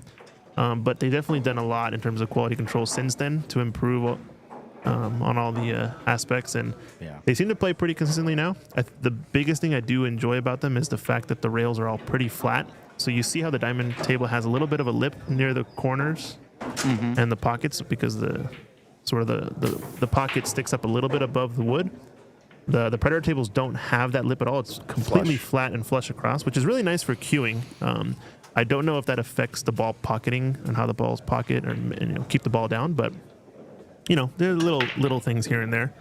If you guys have used them, let me know too what you guys think. I know one of the nicest tables that I saw was at the most recent APA championship in Vegas. Those white diamonds with the gray felt. Oh man, that was their TV tables. The TV table, yeah, they were so pretty. I was like, I like that. I like the color matching was. Yeah. No, it's nice for sure. I think Rasson makes a similar table where the top of the table rails are white, and then you can put whatever cloth you want, obviously. over at Ox Billiards in Seattle, we do have 8 9-foot Rasson tables. They're the standard like black table you see in Mosconi Cup with the rounded base. But yeah, I have seen that white tabletop style, and it looks really good on the live stream, especially when you see that pop Right. from above. Yeah, with like a gray cloth or Like something. somebody definitely went on there and put some polish on it. Yeah, So you yeah. you can like a mirror reflection. No, it's nice. I agree. Because it's been a while since I have it. You remember the Brunswick 8-foot drop pockets? Maybe I think that's the table I grew up playing on, something like that. Like an Yeah, 8-foot it's just the drop pockets, Yeah. man. Hey, it's been so long since I played on one of those, but I used to have one, and okay. that's what I practice on. And I don't ever see anywhere that has an 8-foot table anymore. Interesting. Yeah, Jeremy Jones was telling me that it's very common in Texas. They play a Yes. lot of places in Texas. At least back in the day, used to always have 8-footers everywhere. All places 8-foot tables. Yep. Are you from Texas? I'm from San Antonio. Oh, there you go. See, So like makes that's a lot of sense. you know Fast Eddie's. Okay. Pool halls down there. There's Clicks pool halls down there. Yep. And that's all they have is 8 foot. Is it 8-foots? Yeah. It seems to be a very common theme. It's kind of interesting how different regions in the U.S. have different styles of table, etc. And it's obviously always changing. We have a lot more APA and amateur players, motivating more of like a bar box scene from what I've seen. But like you said, the way you get better, the way the pros are playing, it's all about these bigger tables, tighter pockets. And Nathan Childress with a little bit of off angle, but purposely chose to take this angle with some inside spin, come off one rail to the left side of the table. I like this shot a lot. 'Cause if you get really good at it, it's actually not that hard to aim and control. And you know, he purposely played for that because he did play an easy stop shot on the 8. So it tells you he likes it too. So now he takes it 4-2 here against Brent. And a quick break from Brent, I think, going to get bathroom break as Nathan Childress racks the balls. What else we got? So Viper. Tell me more about Viper Billiards, Viper Media. You guys are doing tournament directing. I mean, we're going to have Justin on the stream later on. Yeah, we're gonna definitely make him come over here and get on it in a little bit. Yeah, live streaming and tournament direction. Hopefully, eventually open up a brick and mortar. Who knows? Yes. So right now we have one, but we're still developing and working on like an online pro shop Okay. with merchandise. Yeah. We're still confirming a few things with certain vendors. You know how paperwork can be. Yeah. You know, everyone kind of wants it a certain way. You know, we're like, our main focus and goal is the players. Yeah, of You course. know, I mean, obviously, running a business, you want to make a little bit on it, but at the same time, You need these events. You need tournaments, right? Right, exactly. And you keep hearing all these stories about all these other people and businesses basically taking advantage of or overcharging and things like that. And we want to really kind of separate ourselves in that aspect, which is why we're taking our time and just making sure all the T's are crossed, I's are dotted, and really kind of focusing on the players, giving more back to the players. Yeah, that's good. You know, giving them good, high-quality products at a more affordable price, so that way they can get the product into their hands without having to essentially spend it on the leg, but also making it accessible and available to players of all caliber and all skill.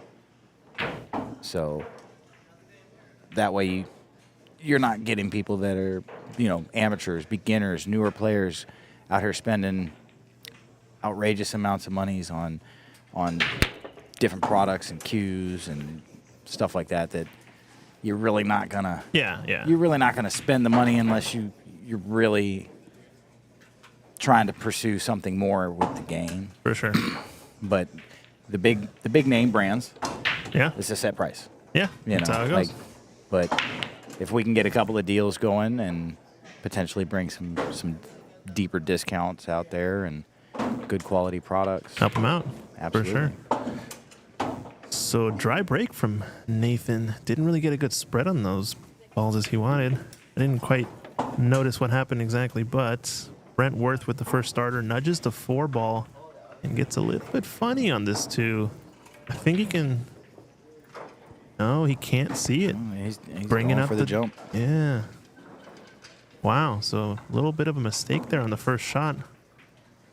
Yeah, that opening shot's important. And it's always interesting, I think. Oh, nice shot Good to draw shot, back. Good And shot. he's got shape for this 3. Pretty natural, actually, to get there with the jump shot. So well done. Just needed to execute it cleanly. Problem now, this 10 ball's in the way. I don't think he's calling the 10 because it doesn't quite lay natural to Karamit. Looks like he's going to play with a low ball, so trying to draw off of the 10. Oh, Oh, he did call it. Wow, what a shot. It must have been automatic then. My bad. Well, you know, like you said, the camera angles kind of lie a little bit. Yeah, we'll take another look at that. Oh my gosh. Yeah, he was dead set on it then. Yeah, he just played it straight up. I was wondering why I was queuing the low ball, but yeah, there's no way he's playing the 3 in that case. Nice shot from Brent Worth. Absolutely. He said, I'm not letting you get that far ahead. Right, right.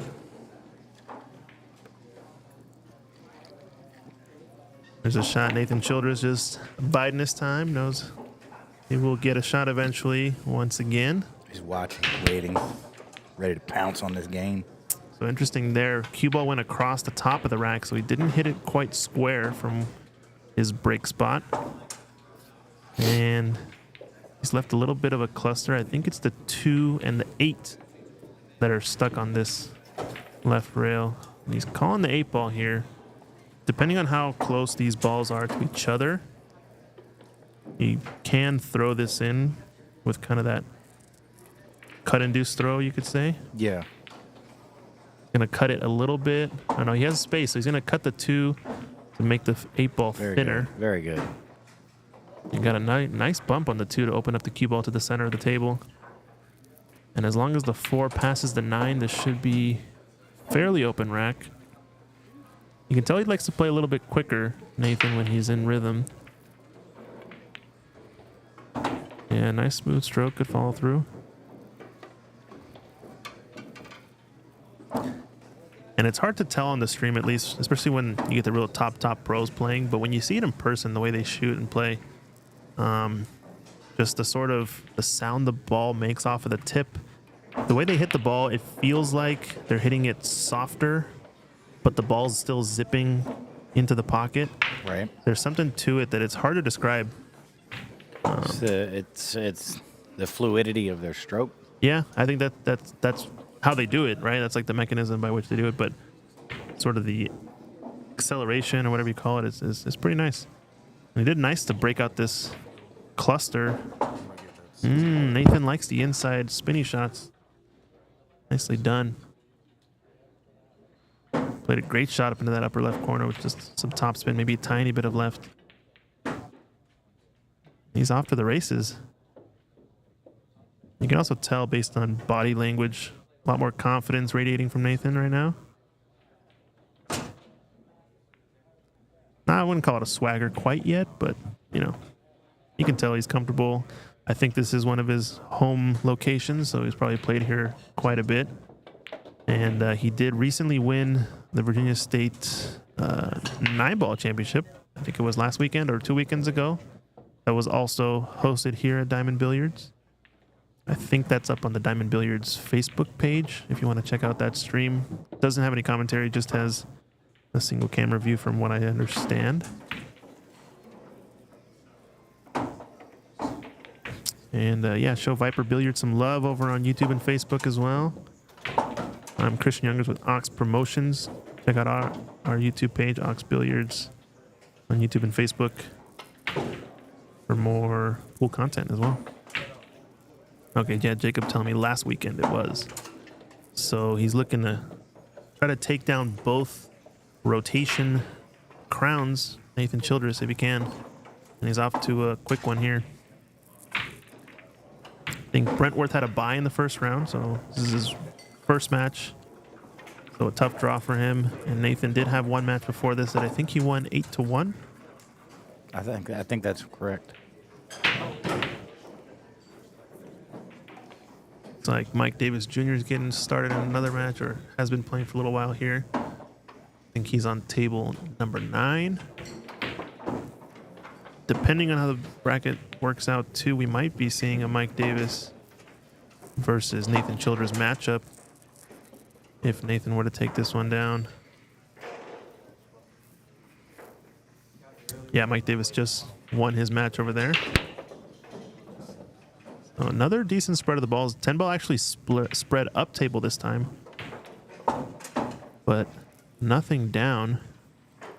Yeah, the 2 ball looked like it wanted to go on that path you had mentioned earlier, just a little off.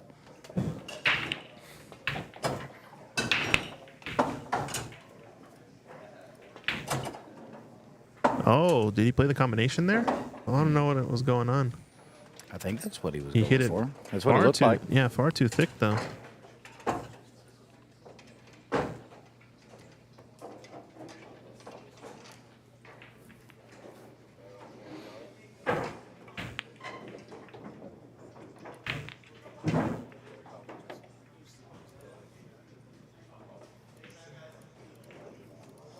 Decent position there. He's a little bit thin on the 2, but should be able to hold it. He wants, so there is a gap between the 4 and the 8 along this right rail where he can go 2 rails in and out, and that's what he chooses to do. And probably going to be playing the short side here. Working with a bunch of inside spin. Not too much.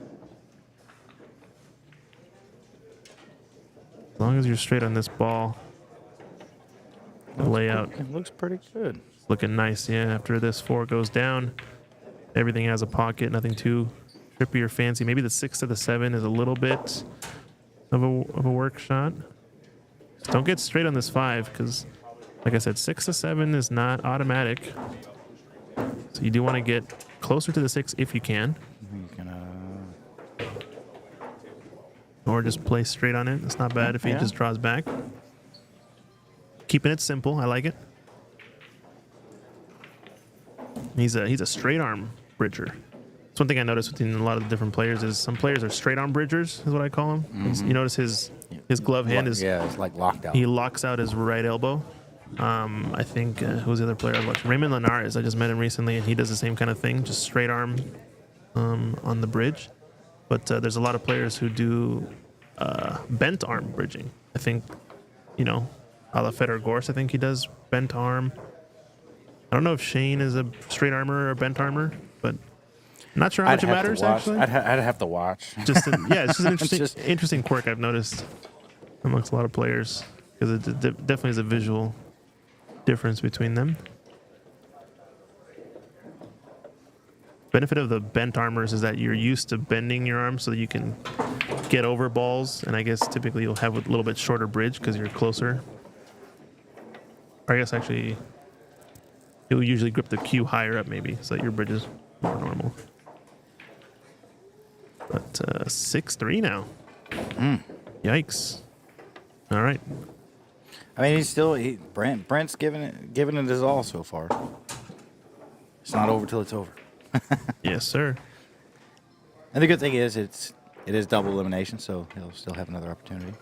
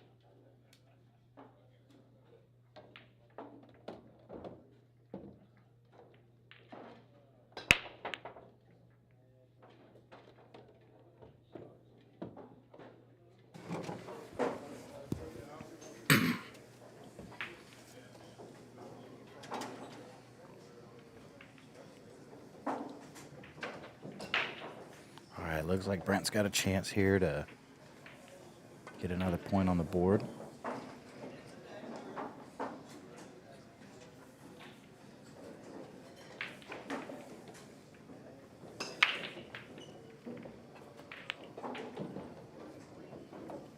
Nice, slow and steady. Work his way around.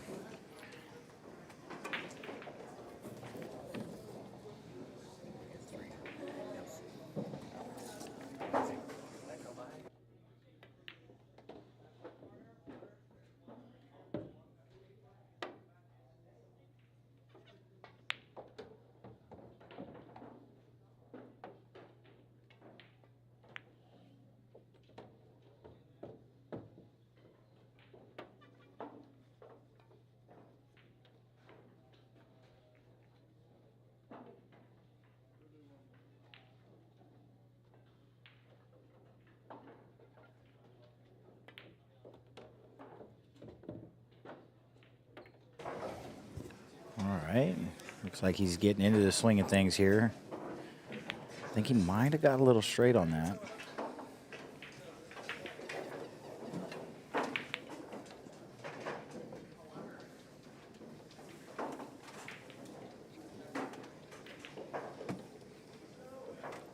Yeah, looks like he got real straight on that 8.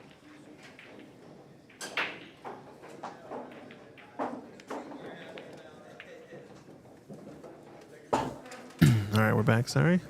Quick break. 9 ball. This is really for the win, right? Yeah, he had a good run so far, and ooh, shot that one right in.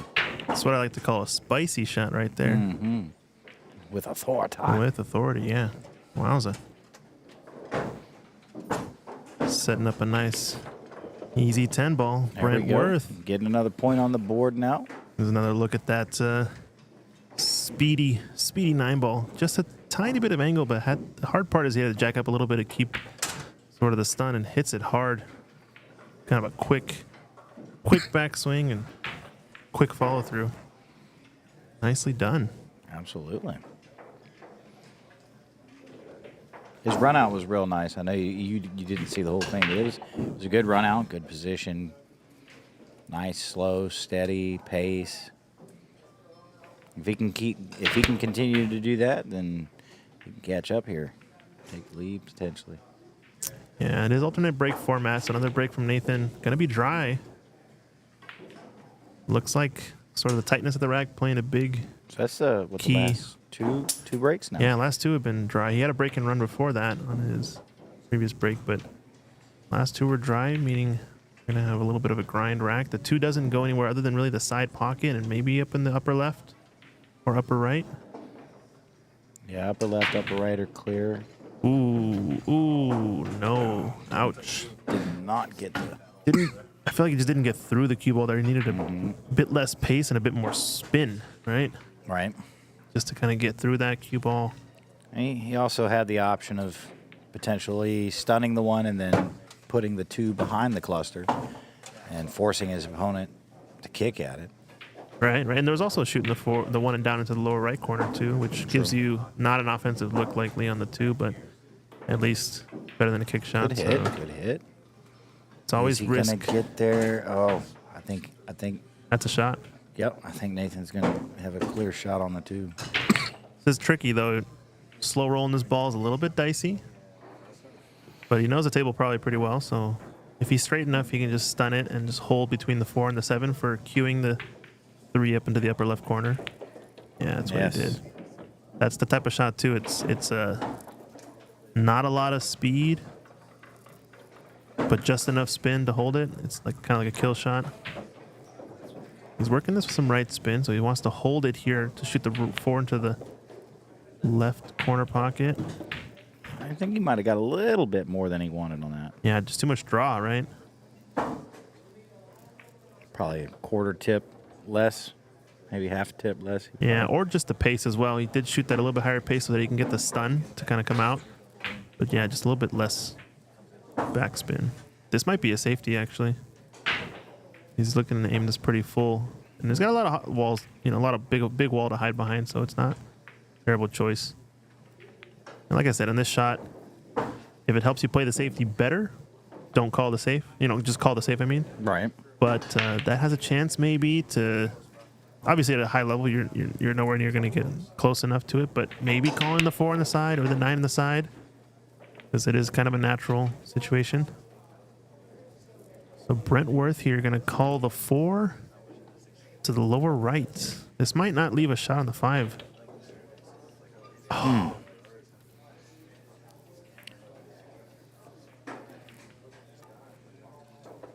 That's unfortunate now because everything is kind of open except maybe the 6. 6. But the 6 comes down to the bottom right past the 10, in between the 10 and the 8 there. Yeah, he's putting his cue there, so it's all about this angle on the 5. That's what this rack comes down to, I think.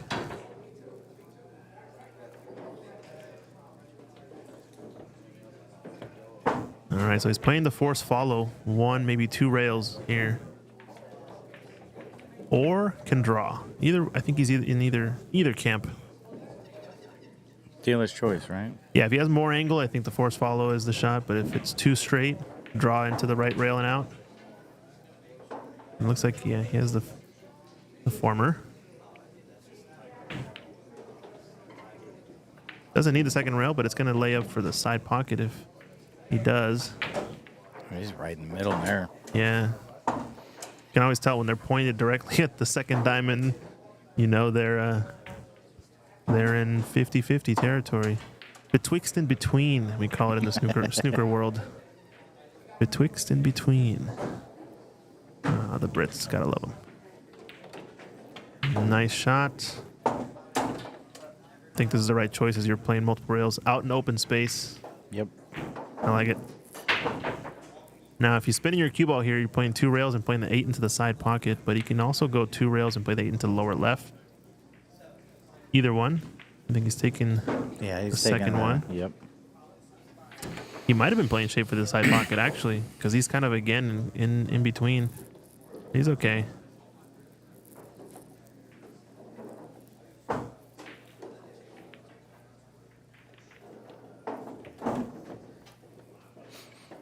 It's lined up a little straight. Probably means short side position on the 10. Where's that draw stroke, Nathan? Let's see it. There it is. It's pretty good. Cheated the pocket a little Almost bit. straight actually. in there. That's nice. Yeah, he's playing pretty well. It's going to be on the hill, right? Yep, now he is on the hill. Spicy stuff. Super spicy. Yeah, share the stream out. You guys are road dogs together, from what I understand, if you guys know them. Let people know they're playing here in this tournament. Race to 8. Let us know who you're rooting for, too. Support your players. Yeah, like we said, I mean, it's always fun to see the upset, but Nathan just not making many mistakes. He had a couple early on. I mean, right now, it looks like his only mistake is his break. Yeah, He's it's just dry not breaking getting a the couple ball. times, yeah. He did have a missed safety a couple in the earlier racks that let Brentworth in. But so far, it's just been more mistakes from Brent on his runouts, leaving these chances. And they've had a couple of racks with some really good back and forth safety play, though. So Yeah, the second rack, that's right? been- That yeah. one was going on forever. They had that almost 3-foul scenario, and then he overran it, and then Brent put him back in the foul. Oh wow, good shot here. Managed to hold the cue ball above the 6 there, low outside. At that much distance takes quite the stroke to achieve that one. So he's going to play the outright combo, and this doesn't have to go in. This is it's a dicey one. It's kind of in that weird distance. I think he's still a favorite. Shape's automatic.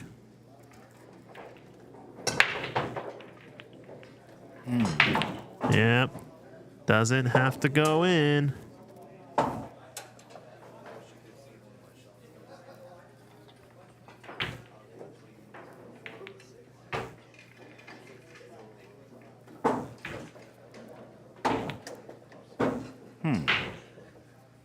You think he's going to try to hide that cue ball behind the 7 there? It might be the most He realistic went option. straight for the bank. Okay. Did he call it? Yes. All right, it's good. Although, yeah, I think he's got shape. Yeah. That 10 ball there makes that corner pocket play way, way bigger for sure. Oh, absolutely. Gonna see another kind of stun across shot here.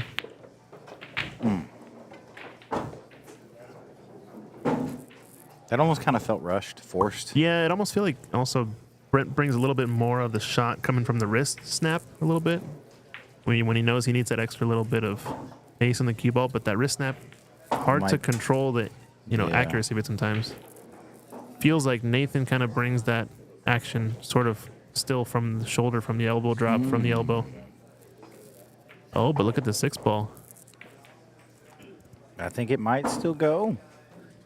Talk about a tight cone. You got to play this on the practically on the rail.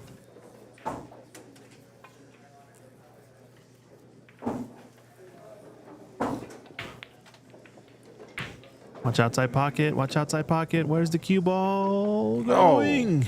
Oh no. He had the right speed, just unfortunate there. Yeah. Tough look. I mean, that side pocket does play pretty big from that angle, so. Yeah. There's a funny thing, a high-level player told me one time, which was, those shots where you think just don't scratch on the shot or don't do whatever. He almost does reverse psychology where he says, I'm going to try to scratch on this, Like I'm going to try to. I'm going to try to intentionally go off the rail and scratch into the side pocket, like this shot that he just had maybe on the 3, right? And somehow, your body kind of unintentionally because you're trying to, you don't do it. Versus when you go, I'm not gonna. And he's saying it works for him. Like high matches, high tournaments, he'll do it all the time, and he's kind of convinced of it. Like it's the way. It's the way I can do whatever. And the best part is when you actually do it as you intend, which is scratch on purpose, right? And you look at yourself and you're like, huh, that was a pretty good shot, right? I finally did it. Yeah. I guess that works. But no, it's interesting how the human mind works and all these things, because the difference between don't scratch versus I'm gonna try to go here, or like a positive reinforcement versus a negative reinforcement, like a not this, but then you just think about that. It's kind of a funny thing. And it's looking like Nathan might go and close it out here. Yeah. Move on to the next round. Tough one. There it is. Takes it down. Yeah, Brent didn't go down without a fight, though. He did not. Especially after that spicy 9-baller. Yeah, spicy 9-ball. I liked it. That was good. Good pace. It's always fun when you get to rifle the balls in. But yeah, Nathan Childress advancing on the winner's side. Brent Worth not out of it yet, as he is moving to the B side now. Races to 6. Yeah, he missed it kind of the same way. Had a stun across for that ball. But going back to that replay too, this is the key moment. Rolling this ball a little bit on the thicker side. Had to play for such a tiny window, and I think that was what made it so difficult. He almost got it perfect. Yeah, but just because of where the 10 was tight. I almost wonder if maybe he would have adjusted a little more top instead of side, still come through that window and go past that side pocket. Yeah. But it's where the 10 was. It's tight windows. Yeah. It is also again. It's one of those. You never miss from the booth. So yeah. Hindsight's 20/20. But they both definitely played an absolutely excellent match. Right. And we're gonna be bringing y'all some more exciting matches here shortly. Yeah, we'll get another TV table matches signed in a little bit, but we'll leave you on this for a little while. Shakib playing Jalen. I think Jalen's Virginia Beach team, and Shakib is local here out of Richmond, from what I understand. So rivalry match. I'm sure they've played each other plenty of times. Yes, and Jalen is a very good shooter. I've played with him quite a bit. Lost to him quite a bit. Mm-hmm. And he is definitely an up-and-comer, and he's doing big things. And it'll be interesting to see how he does throughout the course of the rest of this tournament. Yeah, interesting stuff. We might get some good matchups here, possibly. So there is a possibility, I think Justin said, that the females that we have in the tournament might actually end up facing each other in the next round. Oh, wow. That would be interesting. Is it a knockout stage too? Yes. Oh, wow. So It that is- could it's- determine the money cashing Yes. for the ladies in this event.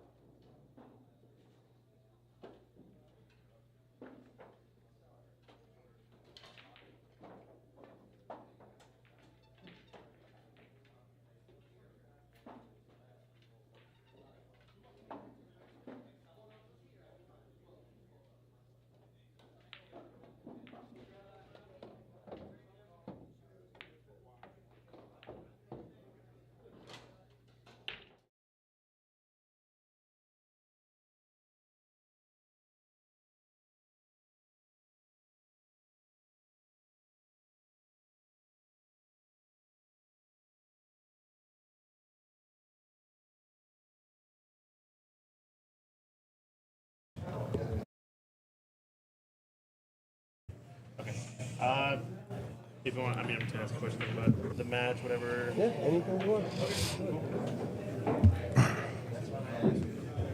All right, we're live here.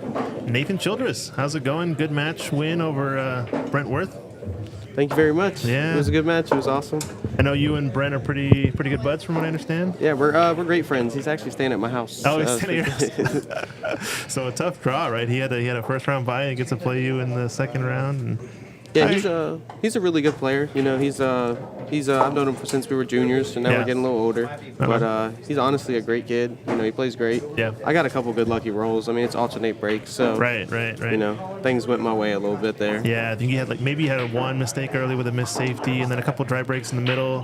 One break and run, I think. Yeah, I think I had one break and run. I do remember the safety error. That was you left him on the 3 into the corner or something. Yeah. But other than that, it was pretty good play since that point, right? Yeah. So Yeah, I feel like I capitalized after that. Didn't really make too many errors after. It was right. I was pretty well. Well in control. Well, that's good. Nice. So you're a regular here? You play a lot of Diamond Billiards? Yes, I come here all the time. This home pool room is my sponsor, Diamond Billiards. Oh, nice. Okay. They are really helpful. They Yeah. have my back 100%. Nice. You got a lot of other sponsors you want to shout out? Or anything? Yeah, I do. I have Brandon Thorpe, Virginia Rail Guys, Okay. Rayman's Pro Shop in the shop, Here in the really shop? helpful, Here and in APA. And APA. Nice. Yes. Very cool. Very cool.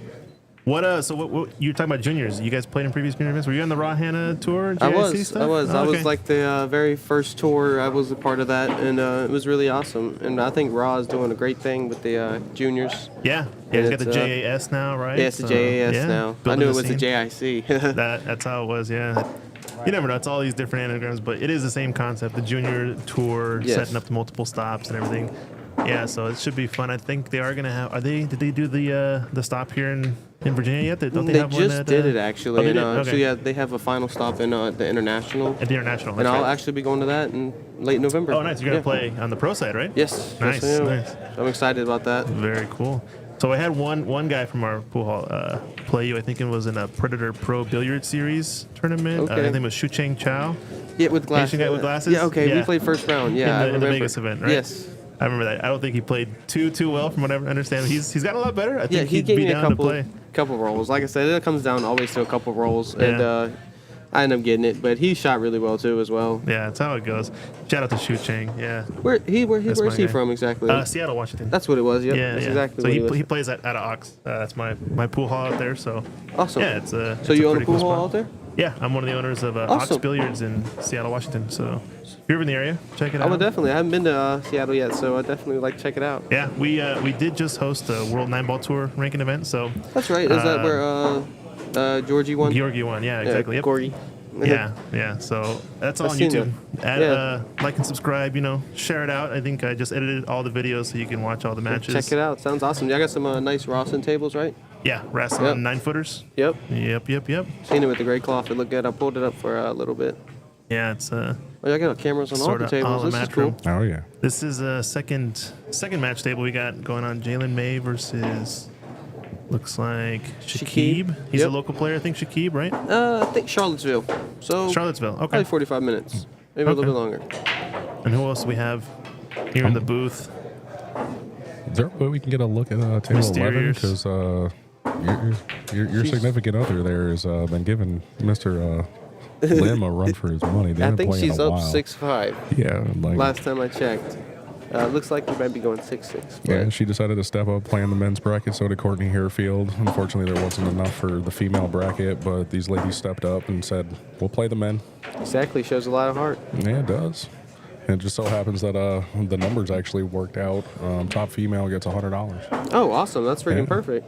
So they get something And she has guaranteed. no idea yet. Almost.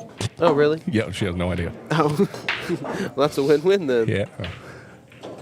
She's almost probably going to be mad that she didn't take herself in the auction because there was $60 left over for, Oh, wow. for top female in the player auction as well. Oh, wow. That's definitely for 60. Yeah, basically, Wow. basically that gentleman will get his money back. That's about it. Oh, I see. Yeah, exactly. But if she had bought herself for 40, she would have made $20. That too. Yeah. Messed up. But it's all good. Live and you learn. Yeah, it took a little tweaking with the numbers. Tossed a little bit of the TD fee back into it, and pretty much get their awesome. entry fee back at least. I mean, she gets that plus place money if she makes it into the top 6. We're paying out top 6 places for Awesome. this. First place I believe is $1,300. Oh, not bad at all. Yeah. Not bad at all.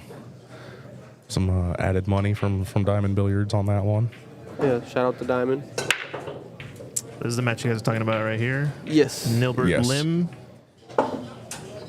Yep. And Reagan Wallace. That is my girlfriend. Mm-hmm. And she's probably like a 5'15" Fargo, and Nil's probably 6'80". So for her to be 6'6", this is a pretty sweat match real Oh, quick. 6'6"? Oh, Yeah, what the? 6'6". We got to finish this one out then. You're right.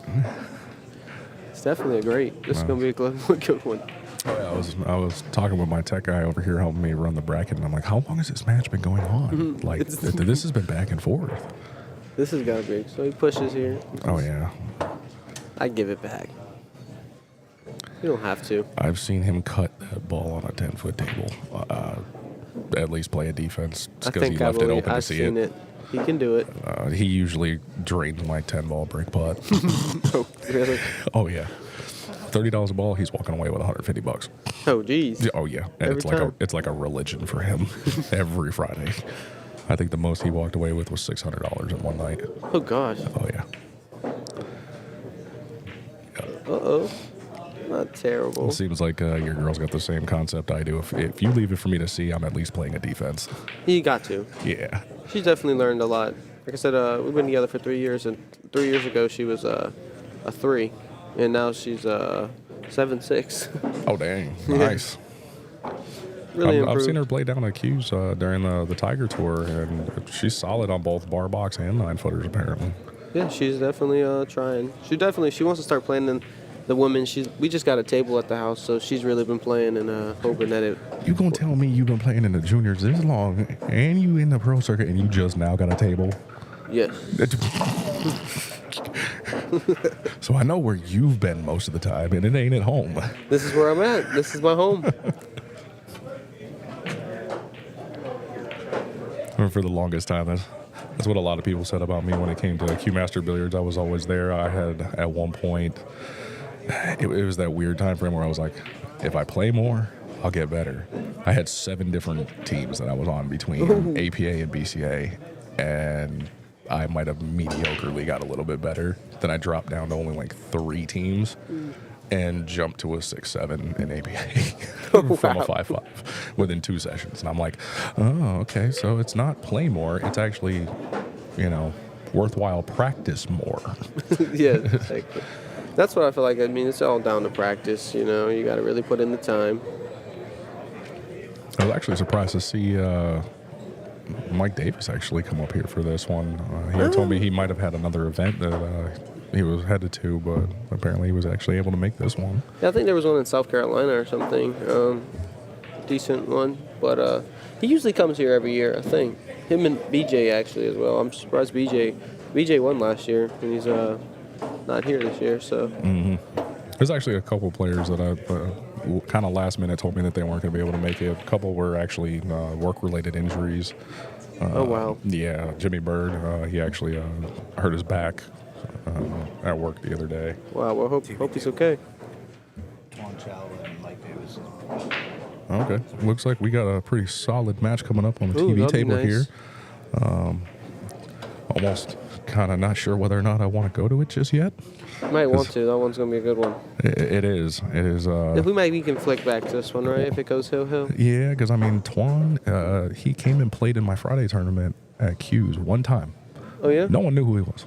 Just walks Really? in, takes first place. I thought I was going to get him in the Calcutta. He kept betting on himself, so Oh yeah. couldn't win that one. But he's a good player. I met him. He used to come here years ago when I was a lot, younger, and he was super cool. And I remember, the face. Couldn't remember the name, but I was like, "What's your name?" Because he's a super straight shooter. Oh yeah. For being out of area and everything, I had no idea who he was, and apparently he just came down on some business trip or What is something. he? Northern Virginia? I think so. think- The way he made it sound was definitely like the DMV area, kind of. That's what I'm thinking. But definitely very respectful, very sportsmanlike. Has a lot of knowledge, but respectfully gives it to you. He doesn't just impose it on you. Because I had one, in fact, I think it was James Satterfield, asked him a question, and he literally came over, and that was it. He answered the question, showed him a drill to help him get better, and left him alone. Unlike some other people who will just keep giving you lesson after lesson. It's like, I asked you for one thing. Right, and just showed him. Yeah, you basically tried to redefine my entire game. Well, that's really cool of him. Like I said, that's always good to be that way. If a little short question, you can always answer it. And God, he's got such control of his draw. he really did. I came close, but he perfect. Looks like he's gonna go up 7-6. He definitely is definitely the favorite here. He's Really? gotta be. I figured it was you. Oh, in this match. I tried to be. I'm hoping I'm up there. It's going to take some good matches, though. I still got to finish it off. And Give it a couple of Play years. well. All of a sudden, it'd be you and the girl, almost like the Killer Fillers, playing that's in the actually final the together. plan. She wants to play in the WPA events. She's actually trying to get better. So Oh, you can see it for sure. The dedication is definitely noticed. I definitely, even just the regular Tiger Tour events, I've actually had a couple of players ask me, "Is Reagan coming?" And I'm like, do I want to tell them, or do I want them to funny. sign up? that's funny. Yep, she's coming. Can I get my money back? It's pretty much. In fact, I think I want to say it might have been the second one she played in. I noticed that she actually played in both the men's and ladies division, Oh, yeah, and I that's could have right. sworn she placed in both. I think she did. She did. Yeah. I came down Sunday, and she was in both and doing well. One time I think it got really close, but both were interfering. So Yeah, that's a hard situation with that, just because of how fast paced the later portion of the night kind of gets. yeah, I'm sure. Now, is this supposed to be a one-day event or? Yes. Awesome. Thank courtesy of the program of Digital Pool, it's fairly easy to keep track of the tables, who's playing where, scheduling the stream, be able to actually Right. bring the most for contact. Definitely super helpful with the way it does now. It does everything. Super nice. I'm sure you can tell me. Do you like it when a TD yells in the middle of your match, "Hey, so and so's on table 5"? Oh, the text messages are awesome. Oh, yeah. Honestly, because I mean, even if you got people to go smoke outside or whatever, do whatever. I mean, you can go get good gas and you can know you're left to play. So Oh yeah. it's really cool. Oh, nice defense there. Oh, nice. That's what I think. So you were saying if you own in Seattle, so you know Daniel Sontillo? Yeah, we sponsor Daniel. He's our sponsored player out of Seattle, Yeah, Washington. we grew up with each other. Yeah, you guys play a lot of junior events Yep. across the country? Yeah, we did. Yep. Oh, nice. Well, shout out We to were in Daniel. yeah, he's super cool. We were in the same age bracket. So. Oh, okay. So what, you're then, 22 Yep. right now? I just Yeah? turned 22 in Nice. October. Nice. Yeah, I know Daniel pretty well. Gotten to know him a lot more in the past few years, and he's a solid dude. He just got a big sponsorship too. I think Lucasi I think that's what it sponsored is. him. Too. Yeah. That's super cool. Yeah, I think he placed 4th in that Lucasi West Coast Tour spot that happened at Hard Times. Yep, I did see that. Yep. It was a pretty good tournament. Shout out to Post Up doing the stream over there. Nice. Yep, I They're went to pretty dope. Oscar's place one time, and it was super Yeah, cool. yeah. I've yet to go actually. I kind of want to visit. He came to our club for the Seattle Open, but I got to go visit now and repay the favor. So I have to ask you, who do you think's getting picked? Is getting picked for the cup. Moscone, Oh yeah. man, you're talking drama now. You want to get into the nitty gritty, huh? Well, since you know them a little bit, I had to ask. I mean, I don't know. I think it's a pretty obvious on paper choice. I think Oscar's on paper going to win it. If you want to go the intangibles route, then I think you have an argument for other players. I think everybody's talking about Billy and Oscar I really see as the both. top 2, right? It kind of depends. Definitely, I would see Billy reacting to the Floridian crowd and the Moscone crowd a lot better, maybe than Oscar, who's a little bit maybe more tactical. But it's not to say that he's going to play better than him, right? I don't know Right. what the argument would be. You think we got a chance this year?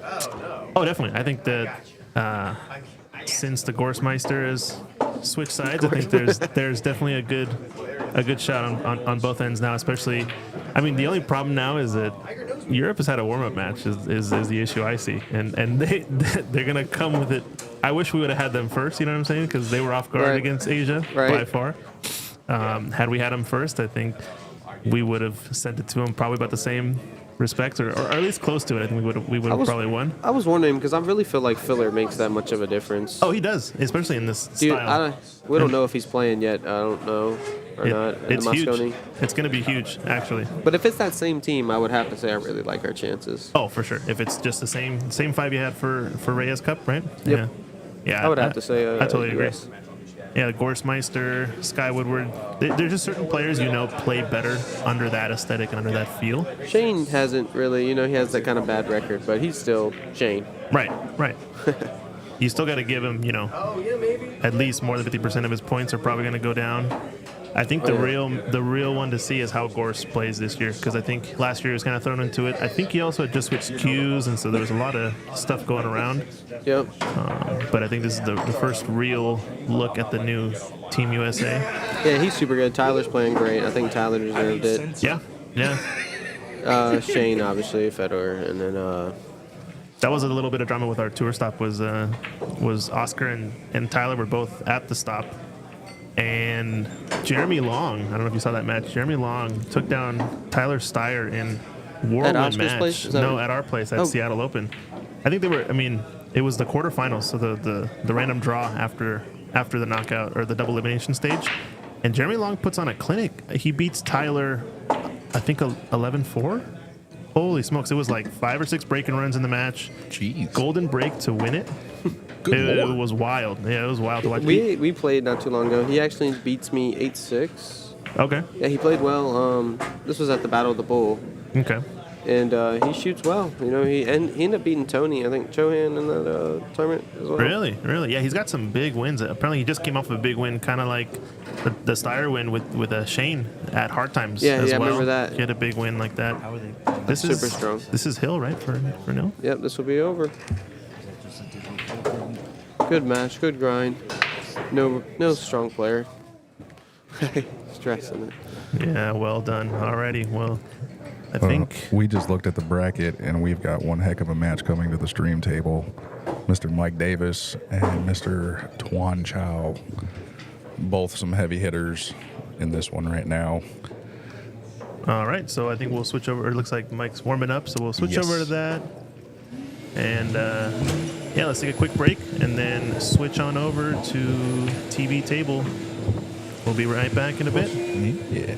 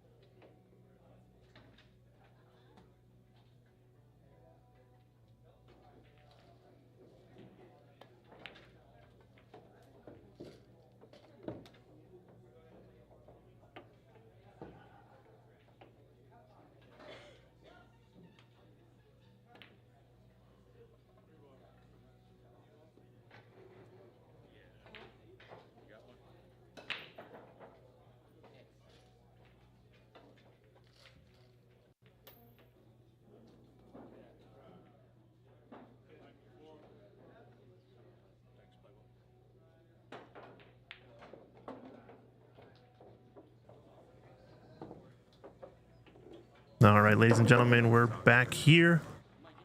Virginia State 10-ball championship. Got the coin flip, and it looks like we got a good match here. A banger, Chow playing against Mike Davis Jr. This is a race to 8. This is Christian Youngers from Ox Promotions coming to you live out of Diamond Billiards, Richmond area, Virginia. Sponsored by Tiger Products, this Virginia State Championship. In the booth, I've got Vic with me from Yes, Viper. sir. How's it going, Vic? Well, it's going. Had to get my lunch in, you know. Ready to see another exciting match. Yeah, we're going to get a guest commentator, too, for this next one. Yes. I think Neil, right? Nilbert Lim is going to be coming in. So we're going to do a little swapperooski with the microphones and figure stuff out. But this is going to be a pretty good match, I think. Oh, yeah, absolutely. I think Nilbert knows the scene pretty well and knows Mike Davis pretty well. And we'll set these guys up. And we'll be getting into it. All right. And he's here.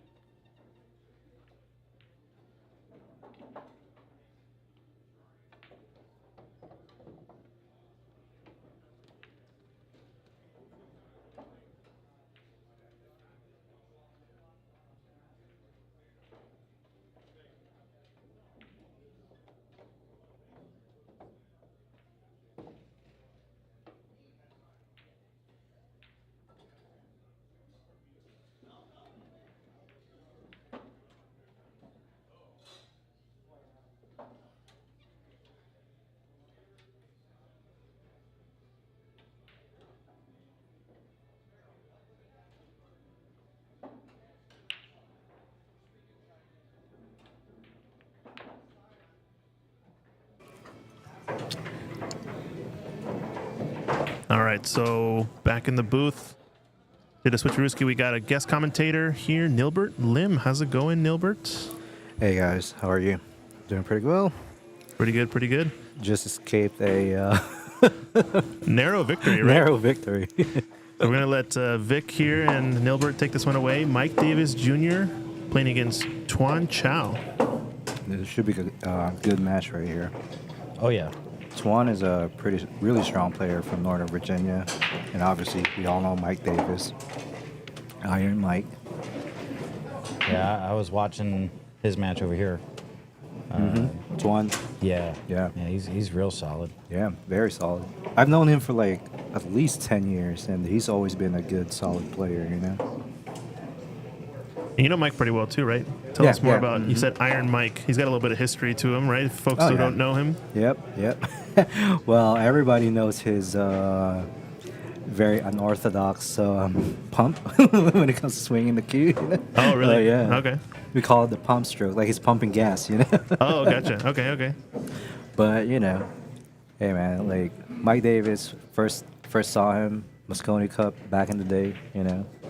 Then didn't realize that he was a local in in Virginia Beach. Then moved out to North Carolina after that. Okay, so he resides in North Carolina now? Yep. I think Raleigh, if I'm not mistaken, or somewhere around that area. So he probably frequents the brass tap down there. Oh yeah, I think so. I thought his face looked a little familiar because I I was working in Raleigh for like 6 months and I would go there. Oh, yeah. After work. Mm-hmm. So yeah, I've seen him up there before. Yeah, he's one of the, one of the many great players down there. You know. Oh yeah. All right. Oh, there's the kick. I would go for a 110 here. Yeah, it could be a quick one. Yeah. Hey, take every opportunity you get because you don't really get a whole lot when you're playing this type of caliber players, you know? Yeah, absolutely. Mistakes are few and far between. Mm-hmm. Gotcha.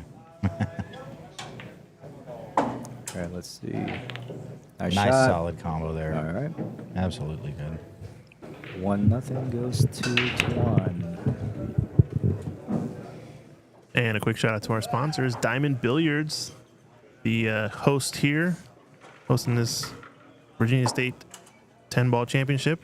Viper Billiards doing the tournament directing and running the event and the bracket over on Digital Pool. This is a Tiger Pool Tour event sponsored by Tiger Billiard Products, and I'm Christian with Ox Promotions, bringing you the live action on the live stream. So hope you guys enjoy. And like and subscribe. Drop us a follow. If you guys know the player caliber here, you know a lot of people probably want to watch them, especially those local Virginians. You probably know both these players pretty well. Mm-hmm. And the two guys in the booth, Vic and Nilbert, bringing you the action.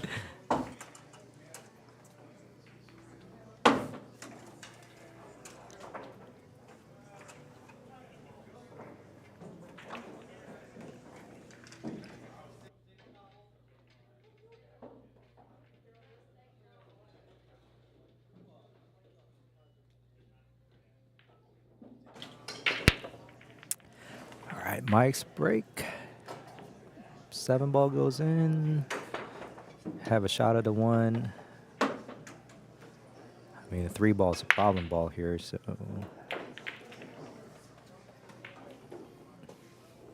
While you're adjusting the mic, and you can get really close to your mouth and stuff while you're on the screen. And if we go to like a live shot, maybe we just adjust it to go away from your face, I guess. But just so you sound good while you're off camera, and then I'll give you a heads up, and then we'll adjust to your look good on camera. You know what I mean? Right.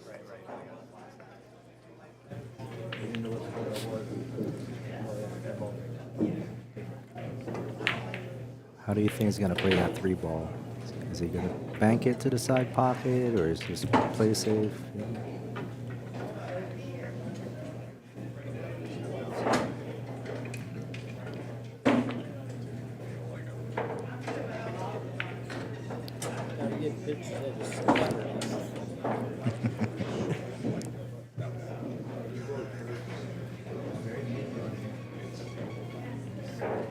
Oh, he tried to play it safe.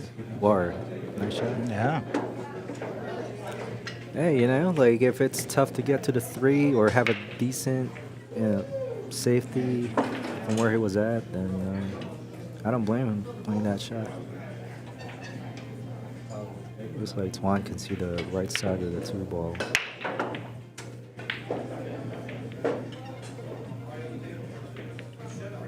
I tried to go. Did it call the bank? Ooh. Oh, there you go. And it fell. Only problem is he hooked himself. So This goes back to what we were saying though about the calling your shot, right? Even if you're playing the safety, technically, strategically, it's always better to at least call something, right? Right. Especially in 10-ball, or at least in 10-ball. It's a mistake there to not call it, and if you accidentally fluke it, now Mike Davis has the choice, and he's always going to choose right. Right, exactly. And that's one thing I don't get. I've played so many. I mean, I played 10-ball a lot, and I've played. So a lot of people that call safe. And I was thinking to myself, what's the point of calling safeties? You're better off calling a random ball that you think is going to be in the way. When you're playing the safety shot or a two-way shot. Yeah, we were talking about this. Yeah, it was a big point. I brought it up a lot, but we were talking about it earlier in the stream.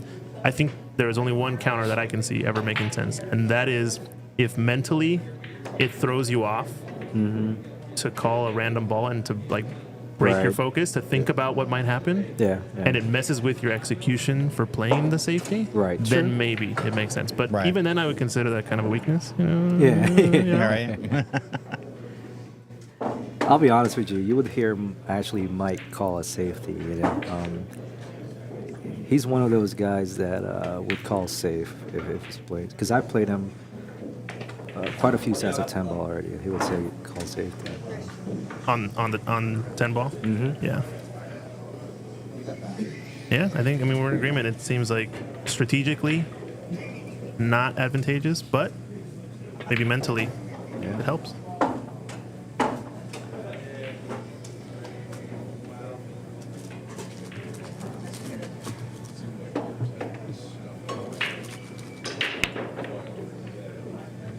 I don't really see any problem ball here. I mean, the 9 ball is kind of close to the side, so we'll see where he decides to put that cue ball.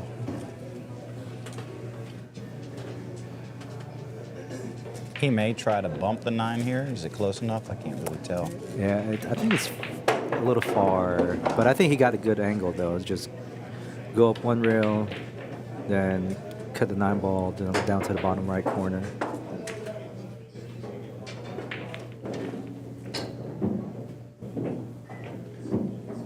Yeah, just kind of followed in.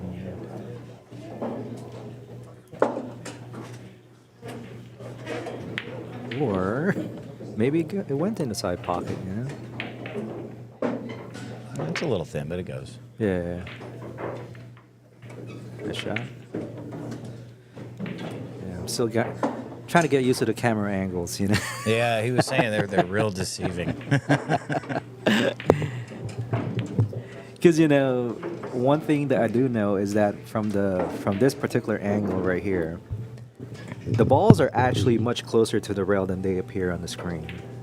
And that's Yes. why I said the 9 ball might not even go to the side pocket. Right. It goes like, Because from here it looks like it's maybe a quarter inch off the rail. Right. Then you change the angle, you're like, oh, he's got like 2-3 inches off. yeah. So yeah, it's definitely misleading a little bit. Yeah. So it's one apiece. Tuan to break. Let's see how he breaks. I think Tuan has a decent 10 ball break too.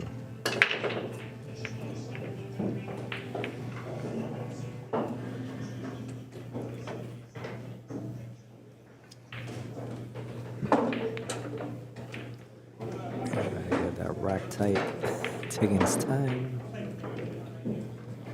I'm surprised I haven't really seen any magic racks. Yeah, well, you know, if you do it for one, you got to do it for Yeah. everybody. Which, you know, I don't know. I have mixed feelings about that. You know, I prefer the wooden rack.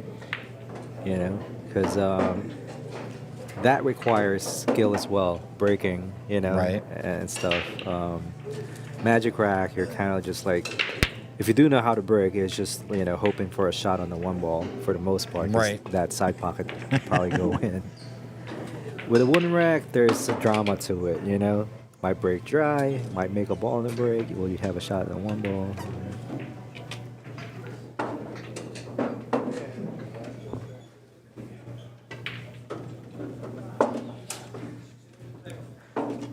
Kind of like him thinning that 1 ball, and just kind of put that cue ball, you know, by maybe the bottom right corner.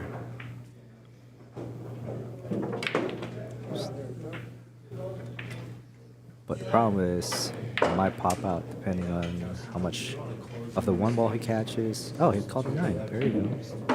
Is he gonna get a leave on it? He probably did. Oh, it's tight. That looks real tight.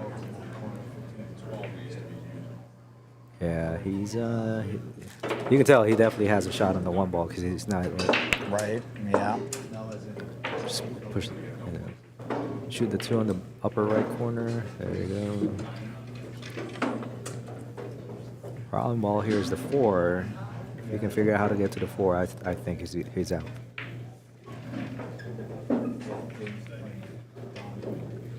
So would you try to? What would you do in this situation here? Just kind of follow it up a little bit. Use Yeah, just- the rails. Yeah, that's Not quite what I had. Yeah, yeah.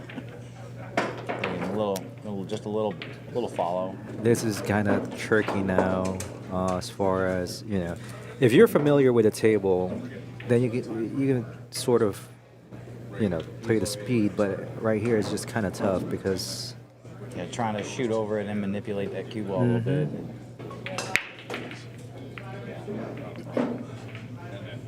all right, there you Got a little help.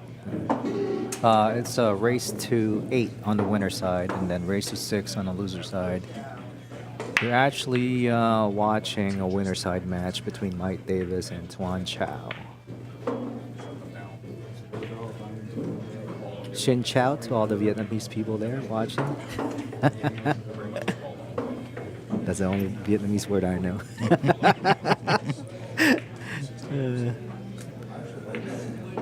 I think it's Tuan is. He said it's part Vietnamese and part Chinese. So ni hao for the for the Chinese people here. All right, just gotta be careful not to scratch in that side pocket. It's a missable shot because you're gonna have to shoot it soft. Anytime you're decelerating on your shot, you're risking the chance of missing it. Oh, never Played mind. the point. Played the point. Yeah. That was good. He surprises me. Like, I mean, I've always known him as a good player, but I've played him plenty of times too. And sometimes he'll just fire up a shot, like not even think twice about it. Like we're over here, like, oh, this is going to be a difficult shot. Right, and he just fires it in. Bam, Like, it was it's nothing. Right. And I'm like, okay, well, I mean, it's Tuan, I mean, It's all right. I'll just get the rack now. Like, but I still have 4 balls left. That's Just focus on making the 8 here. Automatic shape on the 10. See, there you go. If there's anything that I learned, if you think that it's an automatic shape on the next ball, don't even think that you're playing shape anymore. Just focus on making that ball in front of you, and the rest takes care of itself, Yep. Oh no, where's he going? Close. Ooh, that was very close. Just try to give away that match. He wanted to build some suspense at the very end of it. Should be straightforward here. There you go. All right, so Mike takes it to 2-1.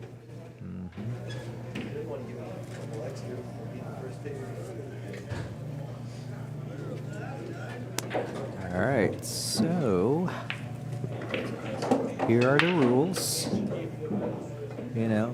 Standard double elimination. Race to 8 on the winner side, race to 6 on the B side. Finals is a race to 10. Now it's an alternate break format, rack your own.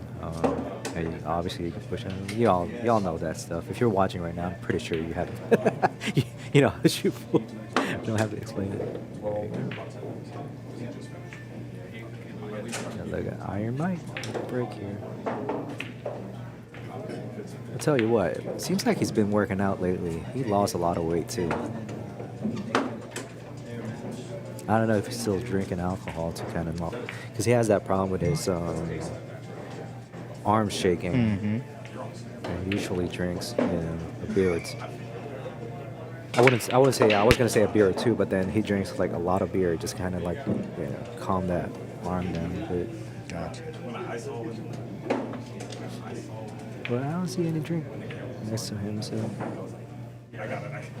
So it looks like a dry break. Chance for for the- Tuan. I mean, it's not easy, but Looks like he's gonna go for the side pocket. 1-2 combo. I think he called the corner. Did he? Huh.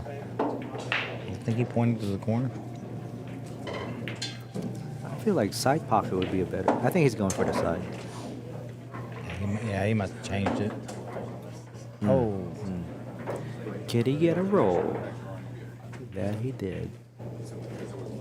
I mean, Mike can see it, but no shot here.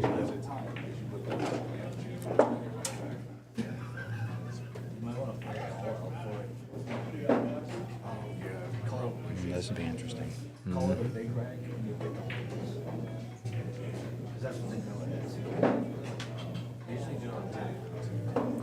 Uh-oh. That's not good. Yes, but it doesn't quite look like it'll go past the. What is that there? The 8? No. So we're expecting Tuan here to play a safety. He's probably just gonna stop the cue ball there and just kiss the one off whatever the 6 ball is.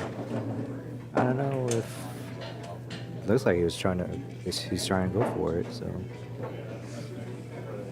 I mean I can't blame him. Like what I said. When you're playing a pro caliber player, you got to take every chance you have. Absolutely. And sometimes that even includes shooting shots that you're not comfortable with, just because you want to keep him off the table.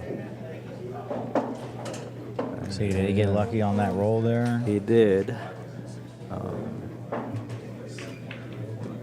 So Mike might put the cue ball behind the 9 and 10 here after the shot, or it's going the other way.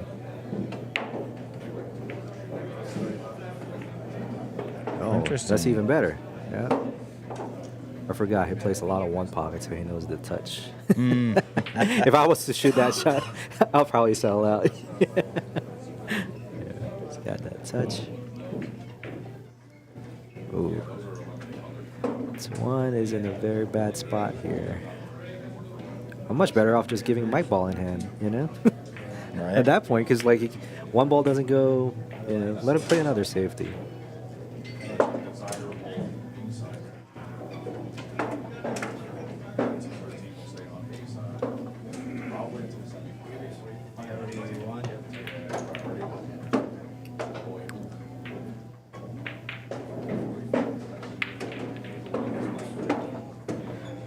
For people that are wondering, Christian here is busy stuffing his face with club sandwich. Got to get his snack on, Right. man. Get that lunch in there. Yeah. But you're still getting the camera angles, you know what I'm saying? Right. It's multitasking. Yeah. There you go.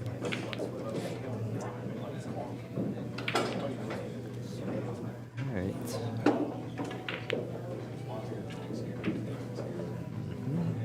Nice little nudge there.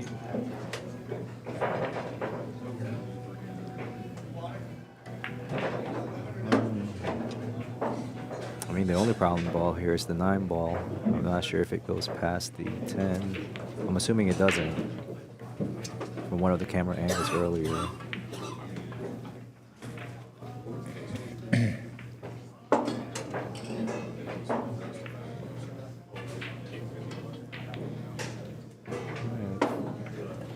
Frozen on the rail. Still not should be an issue here.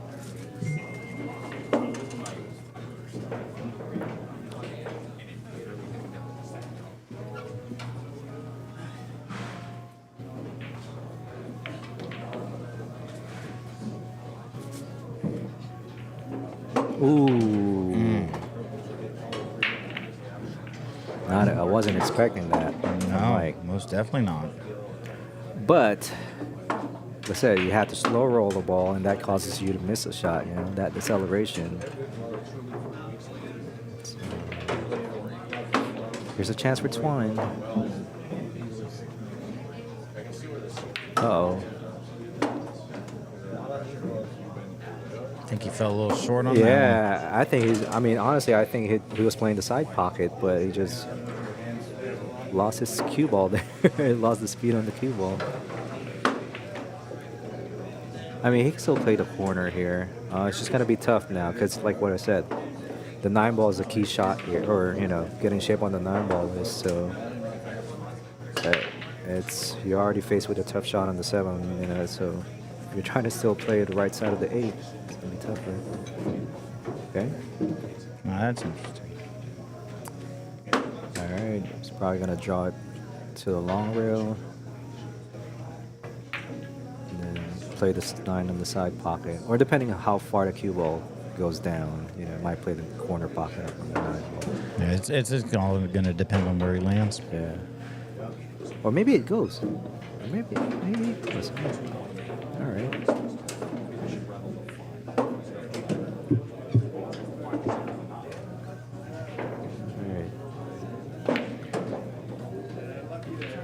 Oh, wow. All All right. There right. you go. Nice shot. Camera angles are so misleading. Yeah. Sorry, guys. You know, I'm so bad at this.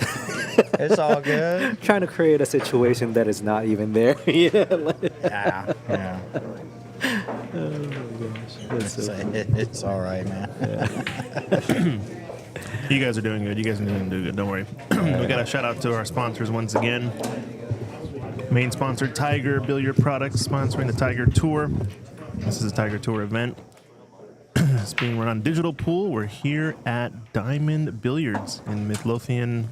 I think I said that right. Virginia. And Viper Billiards is our tournament director here. Vic in the booth with us, as well as Justin Page, main tournament director. Check them out. They do live streaming, tournament direction in the Chesapeake area, all over Virginia for the most part. And I'm Christian Youngers with Ox Promotions, bringing you the live stream. And we got Nilbert Lim, player in the tournament. Yeah. Pretty good Fargo, you'd say? Yeah, he's all right. Yeah, it's all right. It's just all right. Yeah, Yeah. it's just all right.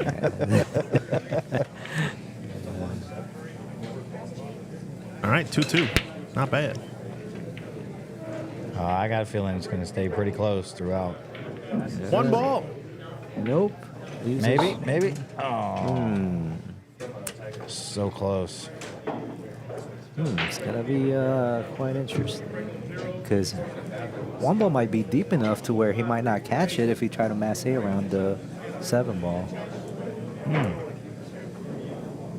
Might see an actual like a kick here. Yep. And but you know he's playing one pocket, you know, so I expect him to make this one. Just don't scratch. Nope. I jinxed it.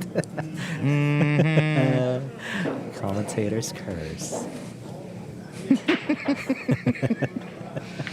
Should just keep my mouth shut. Yeah. It's like, oh my God, he hurt us.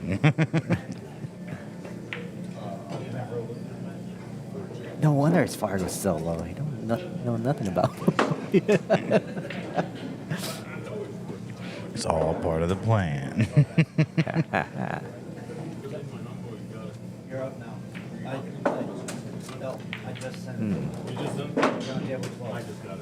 not quite sure I agree where we're trying to play. Yeah, I prefer to shoot it this way.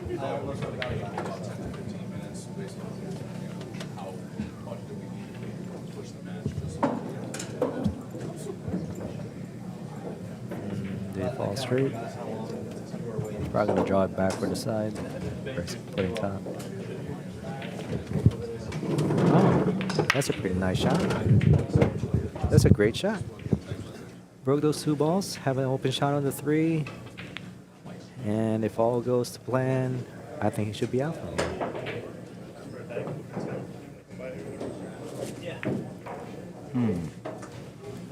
I mean, he can play it 2 ways. Like either he can cinch it and then play the 5 in the corner, or just let the stroke out and play this 5 on the side pocket.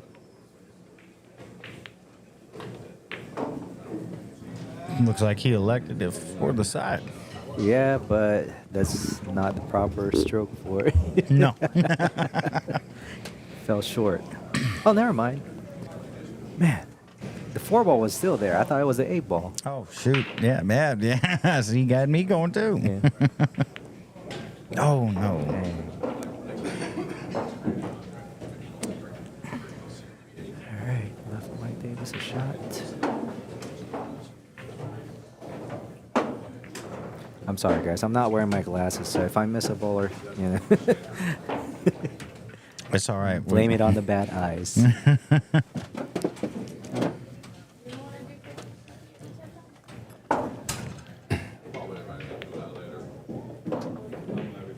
All right, we're back. Bad eyes. Aren't you a pool player? Isn't that a requirement for playing? What are you talking about, bad eyes? Well, I mean, come on now. Even Efren Reyes had to have some correction surgery done, and he still plays. True. I think it's also different, right? Some people are can't see stuff from really close up. You don't need that for pool necessarily if you can see far away. Well, Right. Well, yeah. unless you're in a bar technically. box, maybe, or the dreaded V word we were talking about earlier. Say it. Playing on those tables, yeah. Say it. All right, Valley. so back to the action. We got a nice out from Mike here. 7 to 8. That's really it, right? Oh, interesting. He played low on it. I was thinking, oh, he is left-handed, I guess. Though. No, he's not. He's switching hands right now. Yeah. Oh, That's what I was saying. He's a little straight. yeah. I thought he would like to be. But I still expect him to make the shot. This should be a routine shot from Mike. Yeah. Watch me jinx it. That's why you got to do the air quotes. Don't jinx it.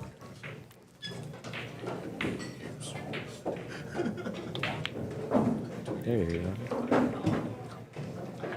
Nice shot. You seriously just told me. I don't even know where he drinks it. Oh, it's over there. Might as well put up a All right. score here. You like side or same corner? Side. Side, right? Stun. Okay. Yeah. The less movement the cue ball has to do, the better, you know? I mean, Yeah. especially if you're playing on Absolutely. an unfamiliar table, like you're not familiar with the table speed. If that's your home pool room, then feel free to go 2 rails. for Play the around. corner. Okay. Yeah, you're a little more comfortable on the table once you know it.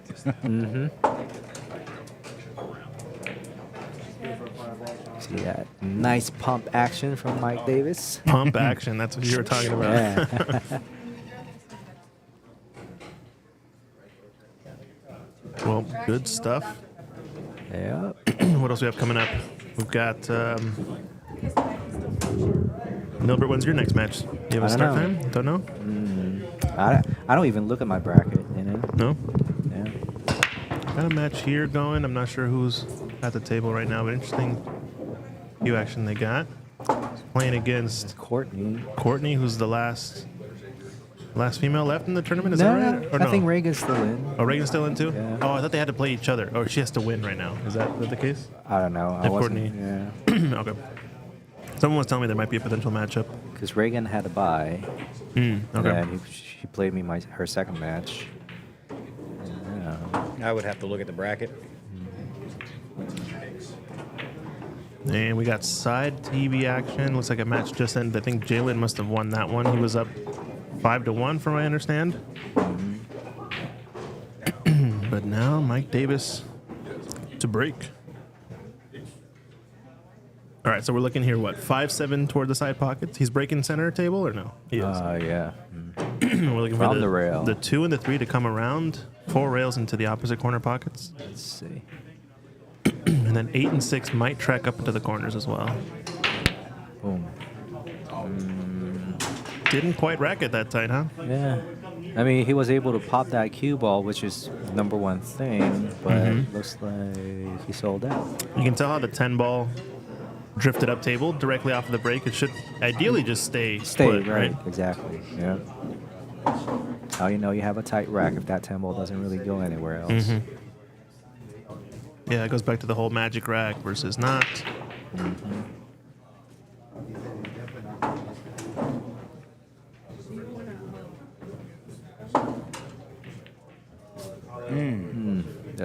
That's a crucial miss for Twine. I mean, good thing it didn't leave Mike any shot here, like to go, to pocket the ball, but expect him to hook, play that safe behind the 5 maybe.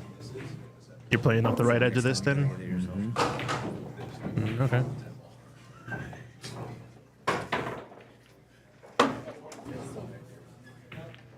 Playing it the other way. Yeah. This way is good for the separation at least, right? Right. You almost never leave a shot, even if you leave him a look at the one.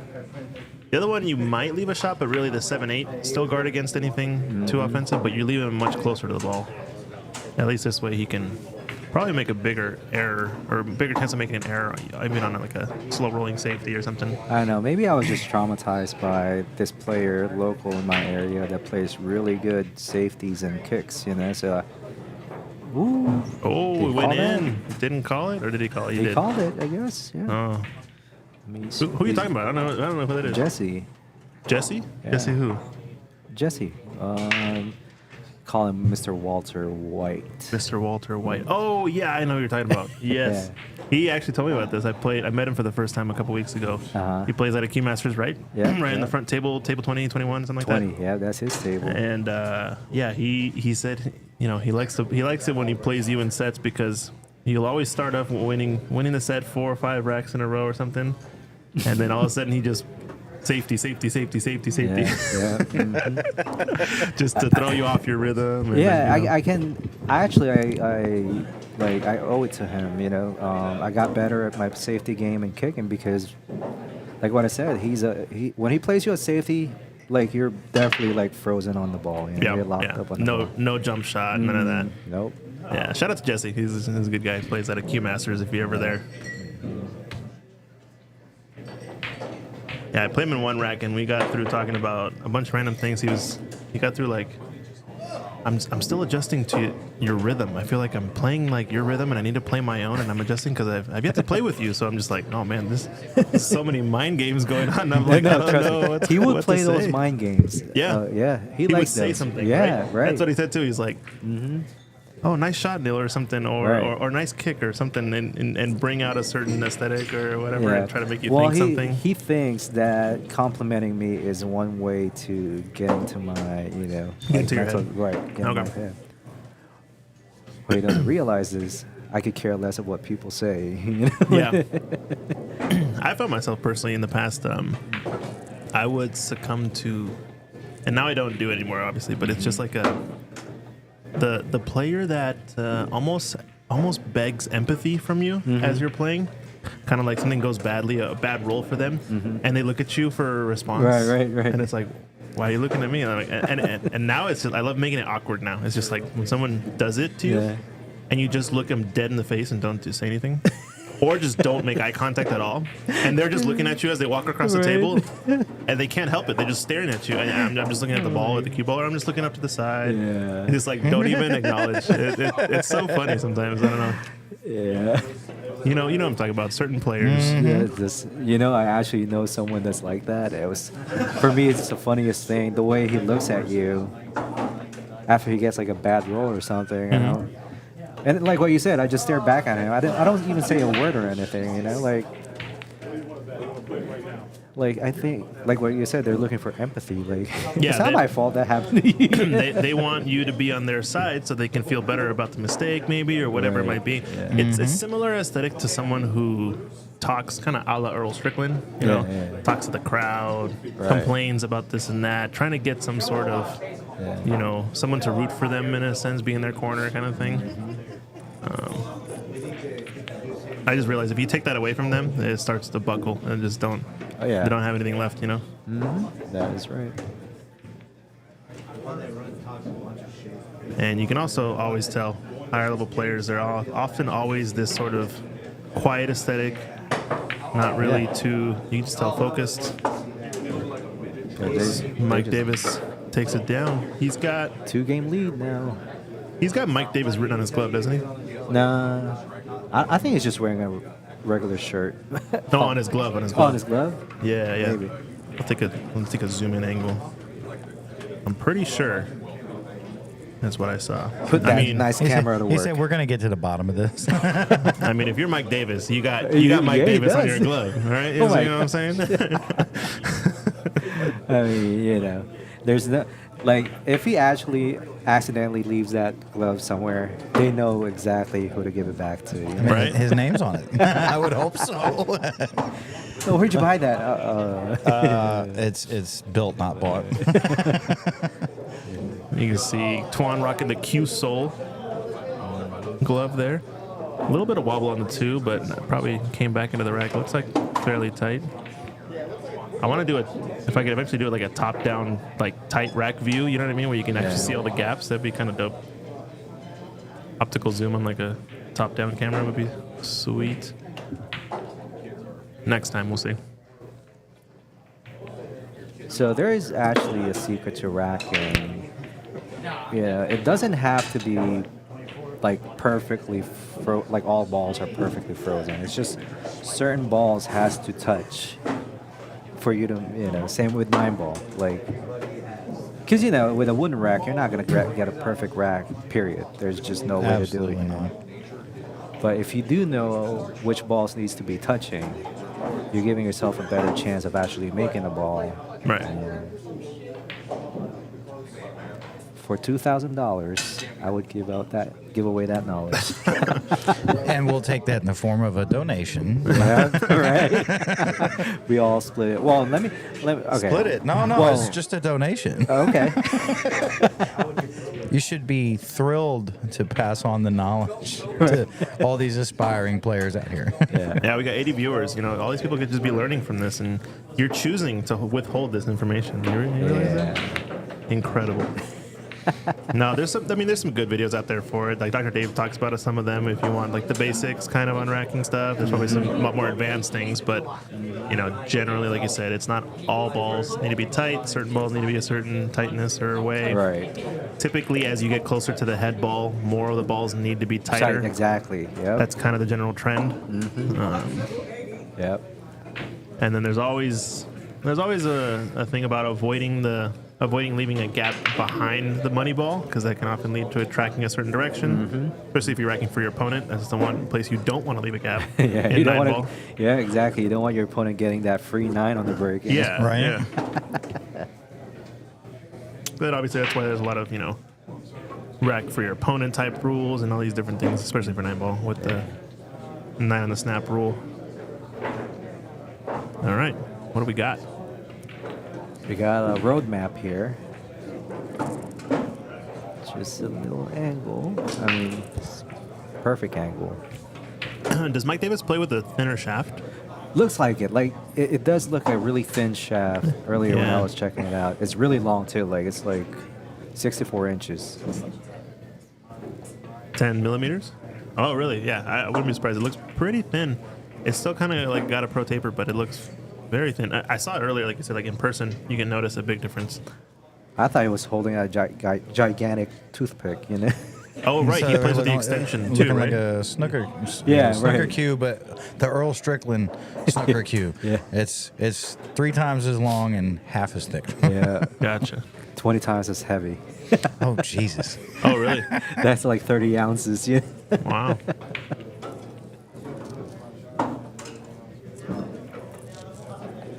There you go. Perfect. Floats it. Just, just lay in the side pocket. Natural shape for the 9. And he will be up 5-3. See that one ball that's one missed like a couple of racks ago? That's pretty big. That led to this, Look at him. Just focus, trying to I like this. look away from the table, Yeah, strong chair game is what I call it. You ever talk about your chair game? While you're sitting in the chair, what you're doing, what you're thinking, and all this. So I have a couple of different stuff like tricks. Little mental tricks. You could say, Yeah, or what? like sometimes I actually stare my opponent straight in the eye. I know they're not looking at me, but that's where I'm staring at. Oh, I see. And I'm telling my head, I'm like, miss the shot, miss the shot. Oh, okay. he's like purposely sitting there thinking, Yeah. "Oh, bad luck on you." Okay. Yeah, I'm thinking about ways of just like sometimes you'll go watch a different rack while they're playing. You can focus on a different game and see what's going on. Some players also like to, especially when their opponent's kicking and they might get ball in hand, Yeah. plan out their route, figure it out right there and then, figure out what they're going to do, and then jump on the ball in hand and like immediately shoot it like right out as fast as they can to try to do an impact. Kind of like when chess players sort of like slam the piece down right before they're about to move, right as the player's thinking, they finally make their move. And you quickly respond because you know exactly what they're going to do and why. Right, Yeah, it's kind of like an intimidation. It probably doesn't work against that Cool. high level player. Yeah, After a they've certain seen point. it all. Yeah, So, it might work for a lower ranked player, but not definitely. Mike Davis has been there and done that, you know. Oh yeah. Well, like you said, Moscone Cup. That's Right. probably the ultimate version of like dealing with all the little ins and outs and quirks. I guess that's a different kind though. You're dealing with like fans yelling at you and loudness as well. I can just imagine the pressure of playing in that event, you know. Yeah, it would be wild. We have an event that we hosted at Ox Billiards in Seattle. Similar to it, we call it Northwest Cup, and it's just the same format essentially, but it's high level amateurs. There's like a Right. Fargo cap, and it's 2 teams, Right. Washington versus Oregon, and they have like a women requirement and a bunch of other stuff to make it a lot more accessible for a lot of folks. And they do it definitely changes a lot of players' style. You see certain players that are really solid in individual events when they're playing for themselves. It's normal conditions and quiet. But then you got people like rowdy and yelling and whatnot, and all of a sudden these players that you're used to seeing a certain way just They sort of just like change, yeah. changes completely. Yeah. It's really interesting to watch. So we had one like that, I want to say a couple years back. It's between Virginia Beach players. Well, not necessarily Virginia Beach, but the lower, like the peninsula side, 'cause Okay. we had Right. a player from Newport News as well against Richmond. Oh, okay. So their best 5 against our 5. Mm-hmm. I'm gonna tell you what, that's I've played in some pro tournaments like the U.S. Open, International Open, Right.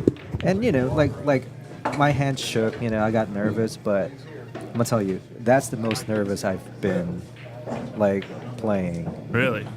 I'm shooting a 7 ball straight into the side pocket, and it took me literally 10 minutes to shoot the shot because it was a crucial shot. The moment, mattered a lot. Okay. Like okay. my hand was just frozen. Like it was shaking, it was frozen.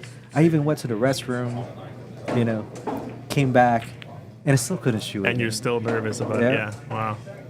Like it's just I made a 7 ball but I didn't get shit from the 8 ball. Yeah.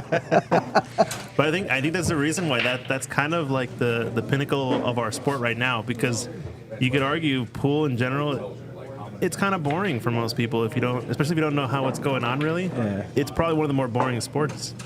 But It's not as bad as golf. when you add that sort of element, when you add the fans in, and all of a sudden there's this excitement, and there's Yeah. like a whole new way of thinking about the game, and that that mix of like the really tactical kind of slow part, like shh, he's gonna shoot, and then no matter what happens, it's gonna bust open. Right. If he misses Right. or makes it, everybody's gonna freak out in one Yeah. direction or the other. Yep. But you just know the tension builds and release, and then build and release, and that kind of mix of things. I think that's what makes sports interesting, right? Especially when it's like definitely. really close, like they're trying to get position and it just barely rolls past the ball. It was about to get stuck behind, and one side's going, oh, and the other side's going, oh.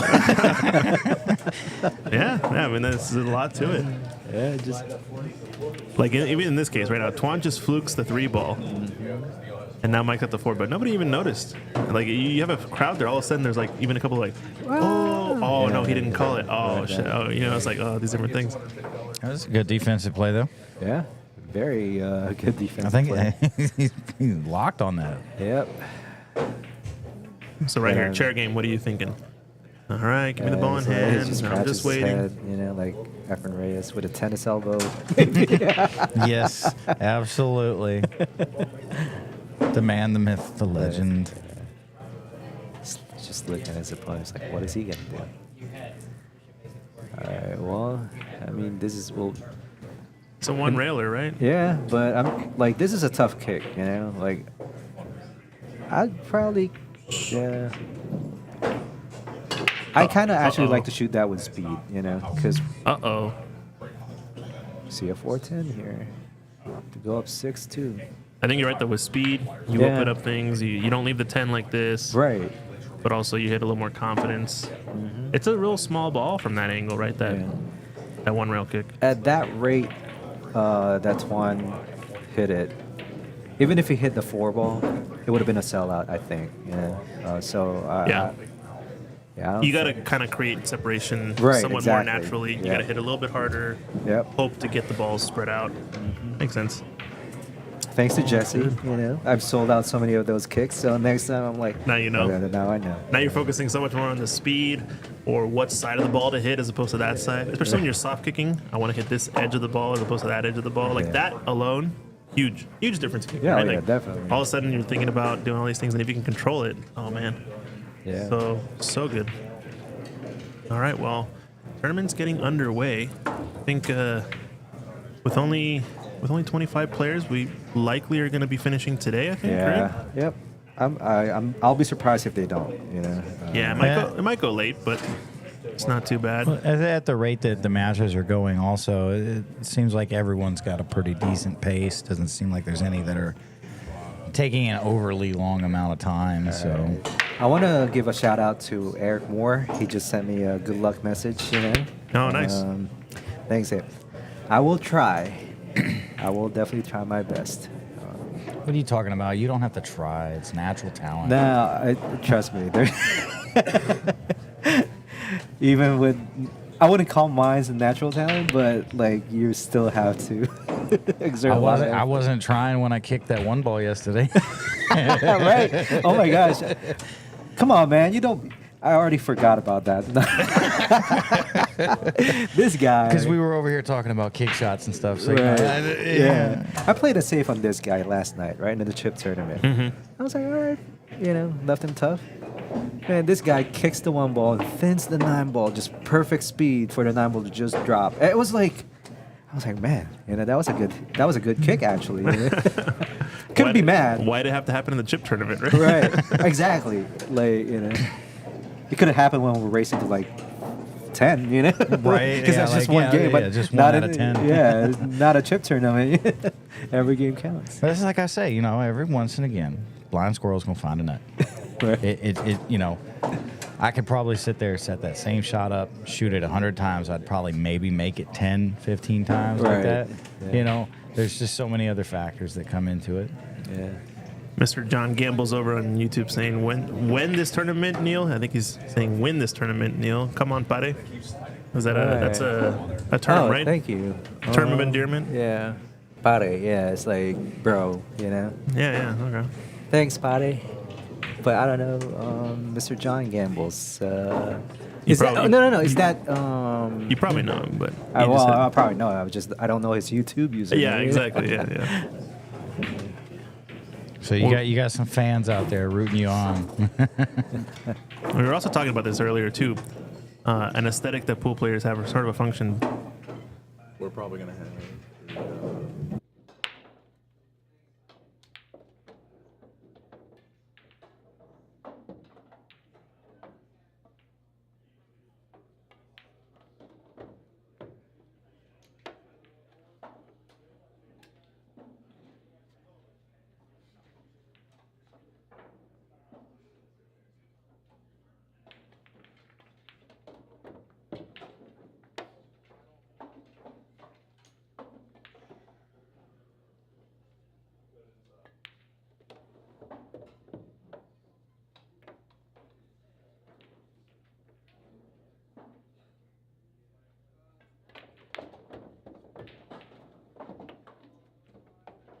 All right, sorry. We're back. Literally finishing. Had a little intermission there. All right, Mike to go under the hill. I expected this match to be a lot closer than this, Hey, it's not over till it's over. True. That is true. Yeah, I mean, we were talking about it. I think you were talking about it too, where you've had like some big comebacks. Like you'd be down and then you just like get like hyper focused, and Right. you just come back and you start doing your thing and start nailing the safeties and runouts, and anything Yeah. could happen. Actually, my road to win one of the U.S. Open qualifier, it was a race of 7. I was down 6-1 against the guy, and found my way back and won at Hill. Yep. But tell you what, when I was shooting that 9 ball to win the entire match, heartbreaking. But you just got to take your losses, and get better from it. Look, like I'll tell you right now, like I had a match that I played. It was a race to 5. I got up 4-0 on the hill, Yeah. and literally watched my opponent break and run 4 Fuck. racks straight Oh wow. to make it hill, Uh-huh. and then safety breaks me so tight that I could not even jump or kick because it was stuck in the corner behind 2 other balls. Wow. And we're playing 8-ball. Wow. So I just all right, I give him ball in hand. Wow. He nailed so many almost impossible shots in Shots. that rack. Yeah. And don't get me wrong, he's one of best Better players players, down there. I mean, if you go to Q Masters, you probably have ran across him a few times. What is his name? It's Bubba. Yeah.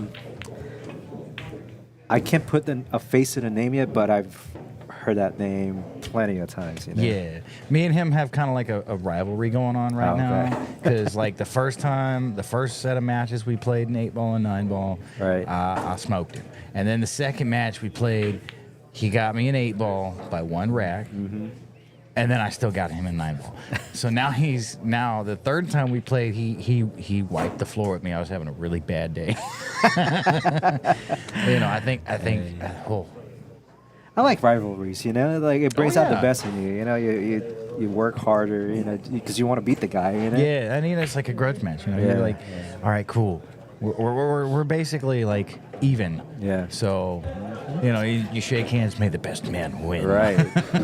But you always wanted to, yeah, because it's kind of like a tester of how you're improving as a player too. You know. Right. Like, yeah. Because I mean, there's a few other people that I've played with for a long time. Yeah. And like when you put the dedication in and you practice outside of just Right. Oh, hey. what? What's up, buddy? Oh, just Ray Martin in the house. Yeah. Someone, Supposed to be here. Woke up late. What's Oh, up with he that, was? Ray Martin? Yeah, Oh. yeah. He was, dude. We practiced a couple of times last week because he said he was gonna play. Yeah, everyone's like excited. You know, someone even made a side bet if he's gonna show up or not. I feel bad for that guy. Uh-oh. We need more alarm clock. You know? Yeah, sorry, I cut you off with that. Very good. All right, Mike Davis, 2 errors. You know. All right, so there. That's better. You know. That's Nah, better. Don't jinx it. He didn't bring his glasses, and I'm way over here. I can't see it. Yeah. You're gonna have to be the. Thanks, talk Raymar. to- I'll try my best. You're gonna have to be the talk to text Yeah. guy on the corner. I'll try my best.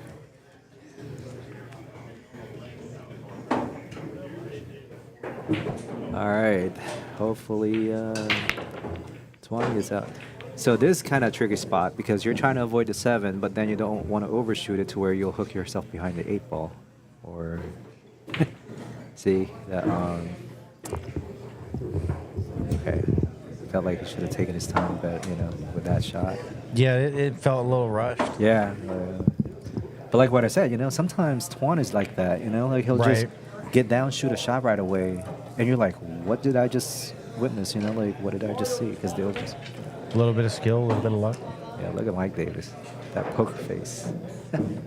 Oh, Okay, we missed some. Oh, he cut Off it. the 8. Okay, off the 8. That's a nice shot. Whoops. I totally missed it. All right, now, I would say hit the instant replay, but it wouldn't show it, would it? Nope. I know he's gonna make the shot, but it's just like, where's that cue ball gonna go? Kind of think he's gonna try to play it between the 8 and the 10, and just shoot the 8 in the side pocket, maybe. Or that. Nice shot. That's actually a better way. You're coming in to the 8-ball, so Yep. whether you hit it any harder than that, you're still gonna be good on the 8. Ooh. Getting guy right up on it though. It doesn't Yeah. leave him an easy shot. I can't really tell from that angle. Is it dead to the other side? Or? Nah. He's I don't know. I mean, with the score line, he might go for it, but knowing Mike Davis, oh yeah, he's definitely going for it. Yep. I do have a feeling that if he misses this 8-ball, he's gonna get a good roll out of it. Yeah, it's either gonna be a really good roll or it's gonna be like dead straight in for. Yeah. Nice shot. Very nice. He's gonna get a little love on the 9. Not perfect, but I expect him he's to close. cut this in. 10 on the. I expect him to be out in this one. Come on, it's Iron Mike. You know, with that. Boom. 2 rails. Look at that, He perfect. overshot. Antoine's going to There we concede go. that one. All right, there we have it. Mike Davis with a huge win over Tuan Chow. Still a very fun match to watch. Yeah, definitely. I hope I can play like Mike Davis, you know? One day when I grow up, I want to be like Mike Davis. It's safety first. It's okay because what's going to end up happening is you're going to end up, instead of playing like him, you're going to play him here shortly. Well, I hope not. Hey, no, you know how they say you should never meet your idols? Well, here's your chance. Yeah, right. Well, Raymar's my idol, so too bad it's not here. Shoot, I'm not gonna lie. I'm still gonna stick with the goat. I'm sticking with the goat, Efren Reyes. Efren Reyes, yeah. Efren Reyes, man. I mean, SVB, Oh, yeah, well, yeah. SVB is a close second. Well, actually, not. Him and Gorst are tied for second. I gotta be honest. Yeah. Because after what just happened recently, when Gorst. Oh yeah. Oh, that was a great match. Oh, it was amazing. And then you've also got tying a world record with Ko Ping Chung when he did not miss a ball for the entire match. Right. That had only been done one other time in history. So it was kind of like, we've got some really high level greats coming up, that are going to rival that of Efren Reyes. And now we've got the Efren Reyes Cup. That's I was watching that, and that was, oh my God, it was some phenomenal play there. Right. And, I enjoy watching. I enjoy the sport. I love seeing people. And if you think about it, right, pool in general is one of the only sports you can see where anybody from anywhere in the world gathered together in one place, excited to be there and enjoying it. Yeah. You don't see that with every other sport. Right, exactly, yeah. I mean, you've got different ethnicities and so on. And it was fun to watch, just for them to come along. And you could have people in here that don't even speak the same language that can both get on that table and have a fun game against each other, and they don't have to say a word. They just facial expressions and handshakes. Right. So that's one of the reasons why I love the sport, because you can go anywhere in the world, anywhere in the world, and do it, and have good sportsmanship and meet people and learn something new. Definitely. Yep, definitely. All right. I'm going to try to go warm up now because I've been sitting on this chair for too long. Yeah, absolutely. Well, thanks for coming in, man. With you guys. If you get a free minute later, or say you take it all the way to Victory Lane there, bud, to come back and see us. Try. Any sponsor shout-outs or? No, Nothing. nothing. Nothing right here? Okay. No sponsors. Sounds good. Alrighty, Nilbert Lim, thanks. ladies and gentlemen. We're gonna do, I think, a quick break, and we got another match coming up, and I think we also might have some coverage of the last lady left in this event. So we're gonna take a quick break, like I said. Well, I think we're going to do something special for the two ladies that decided to step up and go into the men's bracket because we didn't have enough. Oh, that's right. And I think we're going to have a sudden death match between the both of them for the payout. Oh, wow. I think is what they're trying to do. We don't have confirmation yet, but we can get it. Okay. But that would be kind of cool to see them fighting basically for a little prize money in an all-out, battle. Okay. Well, cool. Stay tuned. Then we'll be right back. All right.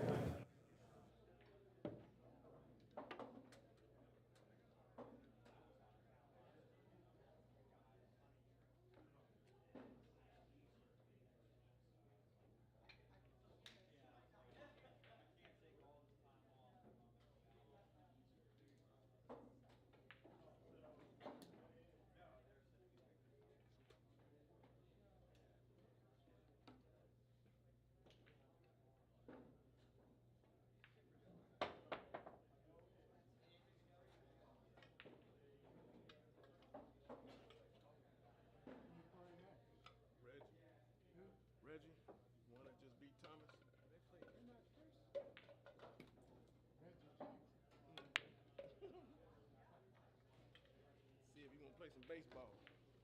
They're playing your match first. I'm sorry. I said they're playing your match first. No. I just came over here to get out the way, but you on here?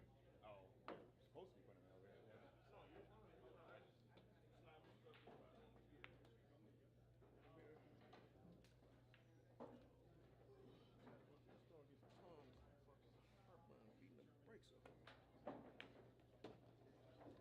think so.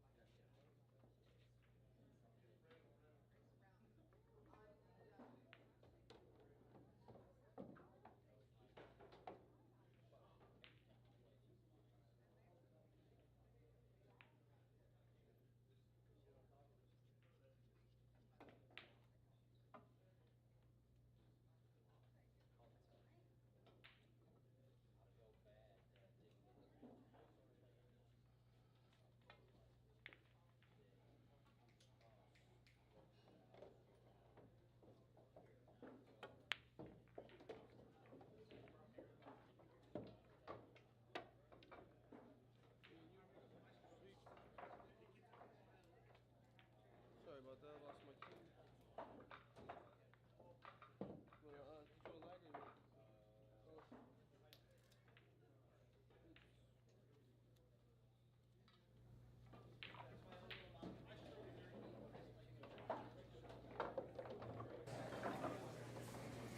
All right, ladies and gentlemen, ready to start. Got a good match here. Nathan Childress, Jalen May. Oh, yes, this is definitely going to be a very fun one. Yeah, fun match indeed. I'm Christian Youngers with Ox Promotions, bringing you the content here. Got Vic, Viper Billiards. How's it going? Tournament It's director. going. It's going. Yep. Really great day Smooth so far. tournament. Yep. Loved Shout watching out. some of the action today. It's been Pretty been good. good. Yeah, some good matches. Shout out See to it. Diamond Billiards hosting us here at the Virginia State 10-ball championship. We're off and ready to go here for another TV table match. Nathan Childress, probably one of the favorites in this tournament, possibly to win this, and Jalen May, a local guy out of Virginia Beach. You want here?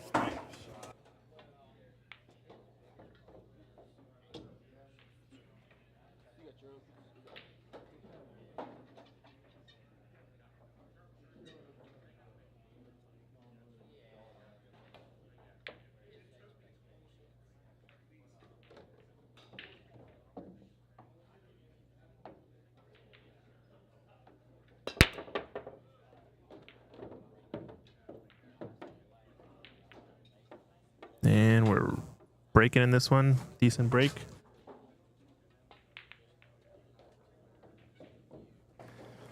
Got another guest in the booth. How's it going? Doing good. How are you? Doing good. Just got eliminated, though, you said? Yeah, I was down. Introduce yourself for the folks at home. So my name is James Satterfield. James Satterfield, how's it going? It's going good. Tough loss, but hey, can't win them all, right? Yeah, good tournament, right? Oh yeah, it's a good turnout. It's a great venue. All It's my right, first so time being up here, so You seem to know Jalen pretty well. I do. We shoot 5 out of 7 nights a week together. 5 out of 7, nice. Yeah. Okay. All right. I would still say, even though knowing Jalen and the caliber that he plays at, I still am gonna say he's the underdog in this match. But Of course. I'm still rooting for him. Okay. We got a hometown boy, Nathan, comes in, you know, put the big momentum winning the state 9-ball a couple weeks ago. Yeah, last weekend somebody was saying he just won it. Yeah. He's hitting them good right now, though. If he can dial his break in, Yeah. I mean, he has very capable of breaking and running every single rack he's at the table. He did have one break and run in his match against Brent Worth earlier. Yep. And had a couple of dry breaks after that. I don't think we saw a really successful break afterwards. So interested to see how he adapts to that. Playing a decent safety here, just nudging the 3 up against the 7. That was a good safety there. Yeah, at least you guarantee him not to have an offensive shot at this ball. But the question is, did he call it? The safety? no, course. no. We've had an ongoing conversation about calling safeties in 10 ball. Yeah. So, what are your Yeah, thoughts on this? Would you recommend someone call a safety in 10 ball? What do you do normally when you're playing safe? Oh, That's he a went good for shot. it, and That's he a good cut shot it. there by Jalen. Wow. That Offense. deserves a snap of the fingers. I think he feels like he's got to take it to him, huh? With this being a call pocket tournament, I'm for the calling the safe. I'm for calling the safe. All right. So I think when it comes to calling safety, there's 2 scenarios you can think of. So one, I think it makes sense to call safety only if you really have no chance of ever making it. Maybe this is 1 or 2 balls, but Okay. realistically, it only makes sense for when you mentally will execute the safety better because you called safe. So like if it messes with you to think about playing safe when you're playing this, if it messes with your safety, when you call some random ball that could go in and you have to think about that extra, cycles to think about, oh, I might bump this ball or combo this in, etc. Yeah. And that affects how you play the safety, then it's not worth calling safe, I think. Because that's like a mental process that will make your shots suffer, probably. But Correct. strategically, if you think about it, whenever you call safety, it's actually irrelevant. Because if you call safe and you make a ball by accident, Is it safe your opponent will always have the choice. to give it back to you? Correct. And if you give your opponent the choice, you have to assume that they're always going to make the correct choice, right? Correct. So when you call something not safe, when you call something that could happen, for those very rare cases where you mess up the safety and you leave yourself shape on after fluking a ball in, now you've taken that choice away from your opponent and they can't choose whether or not to take the shot on, right? If you fluke a safety in and you didn't call it, maybe you leave shape for the next ball. Yeah. You should have called it just in case, right? Just like that right there. He just fluked the 7 ball in. Yeah, but he was playing the shot. Yeah. So he was intending to make it. But if he was playing safety, he should play the highest likelihood ball to drop as part of that just to eliminate the choice. But like I said, it comes down to a mental thing, if it affects you, or sort of a mental process, or strategically, you really should just call the safety. Yeah. You know, speaking of the calling the safety, the guy I was just in a match with called a safety on the 5 ball. Might have been, I think it was the 5 ball. Caromed another ball in, and I had it left the 6 ball right in the pocket. I was like, all right, I'll take the jump, take the risk, make the jump and get out of shape. I was like, should I have given it back to him or should I have taken that jump shot? That was a good out there by Jalen. That was good to take advantage of Nathan's mistakes. Yeah, there's another shot of that thin cut on the 3 into the corner from Jalen earlier. Yeah. Didn't end Gorgeous. up setting up the shot, but it was a good shot either way. That 3 ball, against a caliber of Nathan's Oh, so you got a 10 ball on the break. performance. That's a big momentum booster to make a thin cut. Yeah. That's definitely, that makes him feel like he's into the match now. So 10 ball on the break. It's going to be just a spotted ball, is that right? Correct. Okay. Spot on the ball. No win in the 10 ball break But there is early 10s, if you call it. if you call it correct. Yes. Okay. Over here on table 5. Tickets are still offered right now.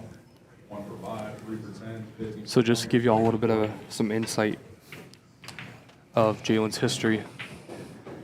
He's a 523, comes in. He's got a lot of pool experience. He's played in the Open. Played in Which Elliott, the U.S. Open. Gotcha. He's played Elliott Sanderson, and another guy, I can't remember his name right offhand.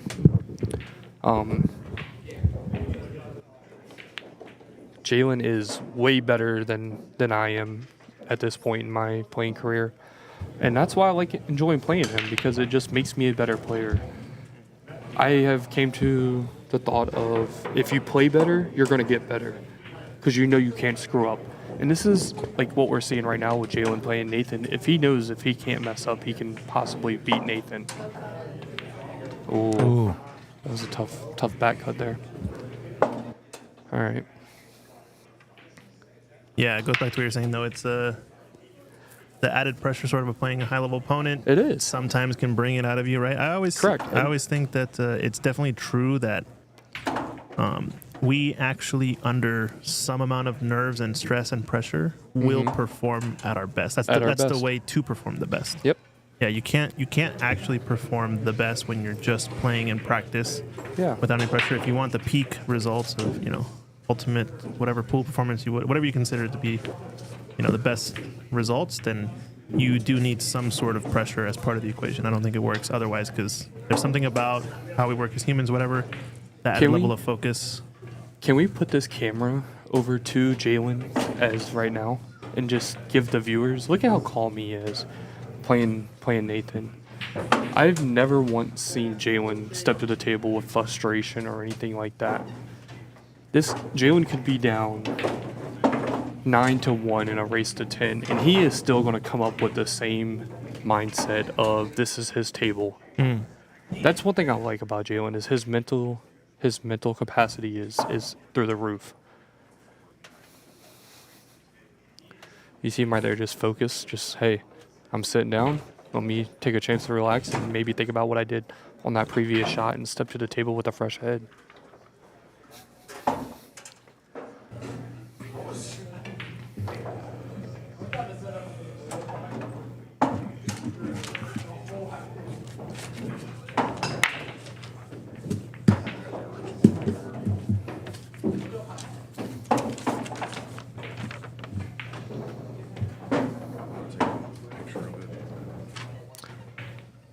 clear view image you got here. Looks really good. Oh yeah, Yeah. they're high quality, man. Big shout out to Christian for doing this for us. Yeah, no problem. Big shout out He is. to Diamond Billiards and Viper Billiards for, hosting this tournament and trying to make it as successful as they can. Yeah, it's part of our mission at Ox, trying to improve the standard of Q Sports, and live streaming is one of the ways we can do that. Of course, I agree. And it just makes a little bit more impact too when you see the player in the big stage in the moment. If you get a good quality view of everything, it makes it look that much more impressive when they get upsets or wins or whatever it might be. Yeah. Speaking of wins, man has done this at the table quite a lot. It's got a nice lay at the 9-ball. So I overheard a conversation earlier that he's trying to go for all 3 state titles this year. As we talked, he already has the 9-ball, so now he's going for the 10-ball. And what's the third one? I think 8-ball. 8-ball, okay. So I 8, think 9, and 8-ball. 10. Okay. Yeah. And when is that one being played? Where at and when? Do you know? Possibly here. I'm not too for sure. Okay. I don't think they've put out a flyer yet for that one. Got it. But that's still a big accomplishment. And this is winning all- one of these is a big accomplishment in your career. Yeah. This is all 9-table action, right? Correct. I like it. They're basically doing the same thing Gorse did, just at a more local level. Yeah. The Virginia More of an Slam. amateur. Yeah, the Virginia Slam. Yeah. Good stuff. Well, we'll do a shout out to our sponsors here. Diamond Billiards hosting this tournament, the 2024 Virginia State 10-ball championship. I want to thank Viper Billiards for running this event. Tournament director Justin Page and team. We got Vic here hanging out. Yes, sir. James Satterfield in the booth as well. Ox Promotions is bringing you the coverage. I'm Christian Youngers, and we're sponsored by Tiger Pool Tour, helping to organize this event, and everything's being ran and organized on Digital Pool. So check out the bracket in the description, link in the description for more info on that. And a lot of cool features at Digital Pool. They got the text messages going on where you can get an update for when your match starts and all that. Dry break by Nathan.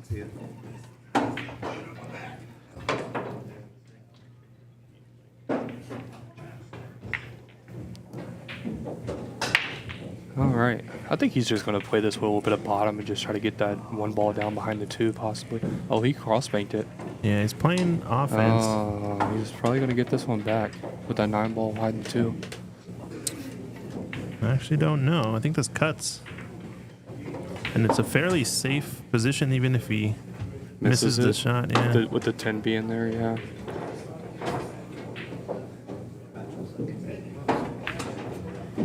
It's another reason why I like to commentate with better players as yourself crushed into me, is because a lot of people see the table different, so it helps me see what you see and possibly the other way around.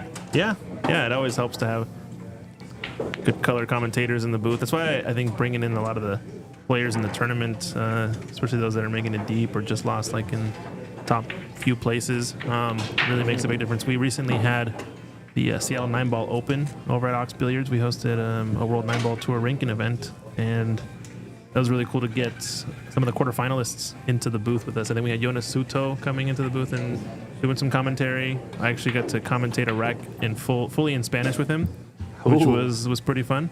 That sounds awesome. Yeah, we also had Max Eberly for the final as well, coming into the booth and doing some commentary with us.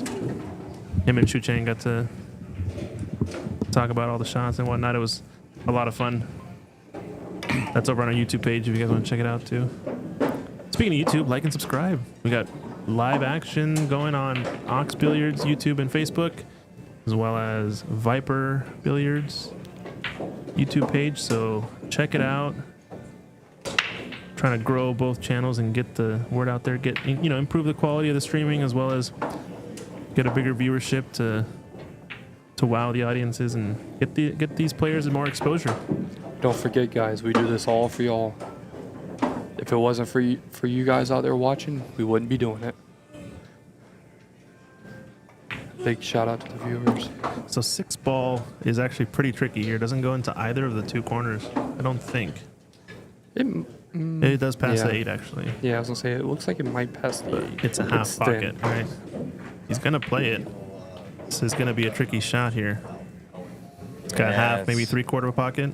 That's gonna be Possibly real throw tight. this in with a little bit of inside to try to hold for that 7 inside. I almost just like shooting this normally though, just because of how difficult the cut is. Yeah. Adding any sort of extra spin and being close to the rail, you can still get shape by just rolling this in, I think. Okay. And that's why he's looking at that. He It might definitely goes. He might try to pin him up behind the 8. I think that's what he might have been looking at before. Not a bad choice. I think just going for this and rolling it in, you're gonna have a shot in the 7 at least into the corner. Yeah, I think he's gonna go for it though. Why not? Good shot there by Nathan. Excellent. See, like I said, it's like you don't maybe get ideal in the 7, but it's pretty makeable now, and it's pretty easy shape to get on the 8. Yep. You just got to focus, bear down on that 6, and just make it.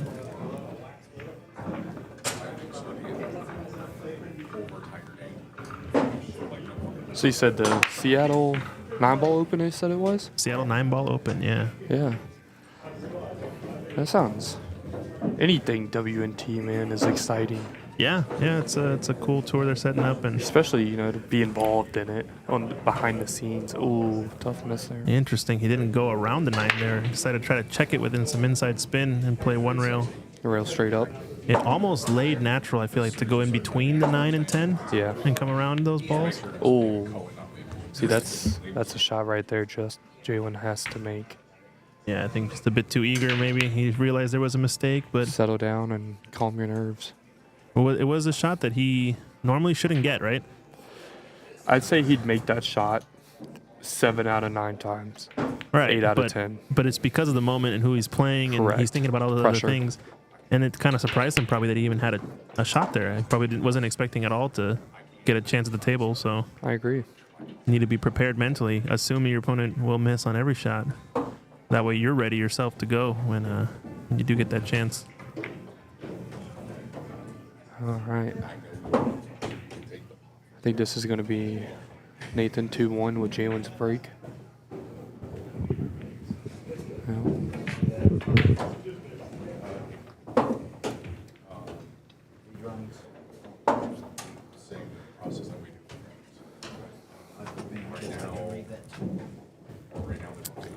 Did you happen to shoot any balls with any pros while you were out in Seattle?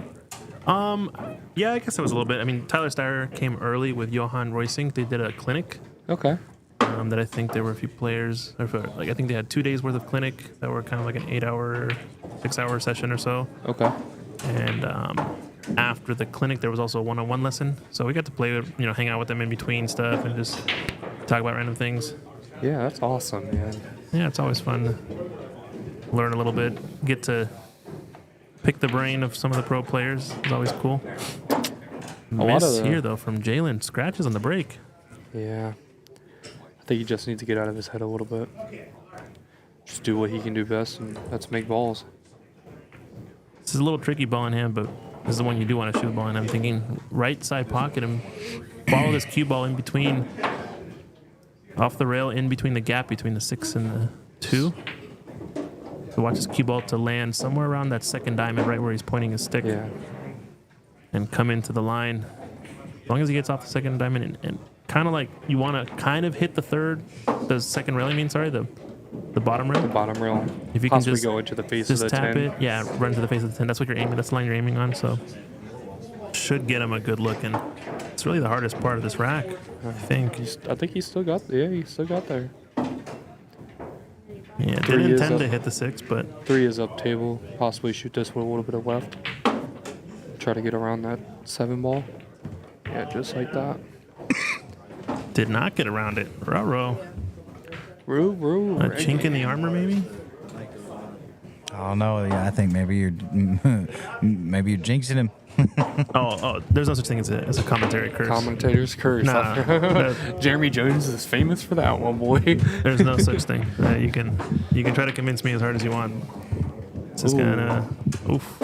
Almost crashed. Sorry about that. We know you're sorry now. Apologize. No. You can't make me. Spanking at this. I think the only thing I've noticed from Jalen is he's kind of just been doing all offense every time he comes to the table.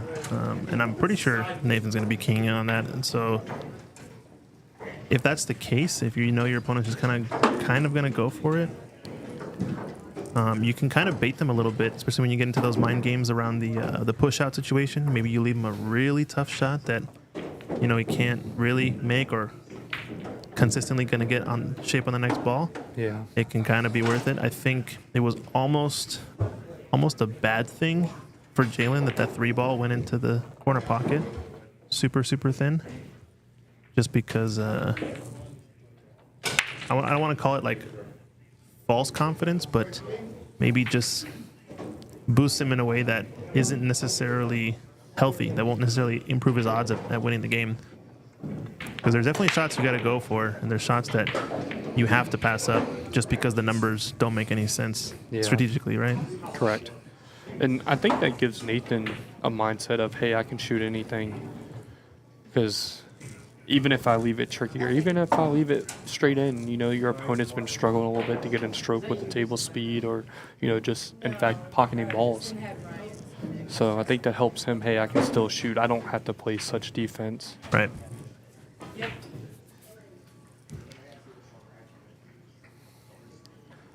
All right, so I think he might just drag this back about an inch or two. Yeah, you want to be either straight on the 8 or on the top side of it, so you don't avoid the 10. Correct. Yep, just like that. Now it's real natural. Yep, just one rail out, possibly just a tad bit of outside. Focus on making the ball and going up table. We also got Nilbert Lim playing here against Tim McClure on second TV table. He knocks in that 8 ball. Good bait. Neil's one of the guys I tend to play with a lot down at Q Master Billiards in Virginia Beach. Okay. We play a Friday tournament that Viper Billiards hosts. Big table 9-ball tournament. Yeah. I keep telling myself every time I show up on a Friday night, if Neil's playing, I'm going to just keep my $20 and go home. Oh, really? Yeah. I should be thinking the opposite. What are you talking about? You should be thinking, oh, because he's here, then I'm going to put in the 20 for sure. Because you want to beat him, right? Yeah, no fear. No fear. Everybody wants to beat the big hots. I beat him yesterday. Oh. Once. Well, yeah. That's only because anything can happen. You got to have that mindset, though, of taking him down. Yeah, definitely. Well, looks like Nathan, the fairly routine 10 ball. Would be surprising if he missed. So, people like Nathan that I've talked to, Jalen and Neil, I tend to slow roll my 9 balls or my 10 balls or even my 8 balls, you know, my last ball of the rack. They said that you have more of a chance mentally and performance to miss a ball if you slow roll your 9 ball, your 8 ball, and your 10 ball. Okay, that's fair, yeah. So, been trying to strike my last ball a little bit harder. Like Nathan in there, he went 2 rails out.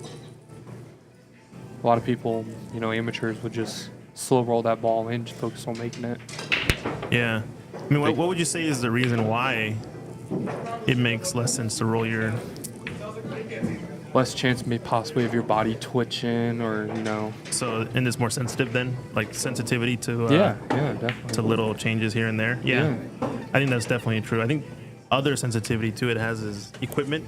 You know, you eliminate sort of deflection, stuff like that. Imperfections in the equipment. So especially if the balls are dirtier or cleaner, etc., by hitting it just a little bit harder of a pace than a slow rolling ball, you're subject less to sort of all those conditions like throw and friction and all these other phenomena that we know about that can kind of creep up on you when you play pool. Correct. Yeah, and I think there's also a mental thing, if I would say. An additional thing to that, which is sometimes if you're slow rolling it, it can be indicative of a non-confident shot, especially with the little bit lower level players or a lot of amateur players. And so by not shooting a ball confidently, you're reducing your odds because you're afraid to miss the ball essentially, Yeah. or there's some insecurity there. Whereas if you just shot it with a more confident stroke, that maybe just build some confidence and makes you shoot it better or have a better overall result in terms of what you intend. Raymart's saying depending on the shot, yeah, it's always obviously it's very contextual, but more often than not, when you have a fairly routine cuttable ball, it makes sense to shoot it anything faster than just slow rolling speed, Yeah. right? Only time I think slow rolling you have to shoot is maybe when you're on the rail and the ball is dead straight. Correct. I think you have to slow roll that ball Yeah. enough to not scratch in behind it, right? Yep.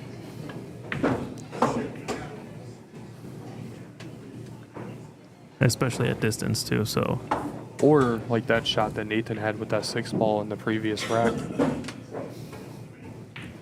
yeah, Maybe to hold position for Yeah. another ball. but for money balls specifically, Yeah. you're not trying to slow roll a money ball. All right. Ooh, that held up nicely actually. So he's gonna have a good angle on the floor now, with just a pretty straightforward stop shot, maybe. He might bring this back just a tad. Looks like he's got a little bit off angle. Yeah, just like that, stun over. He just... I think the crucial shot in this rack right here is the 6 to the 7, possibly to 7 to the 8.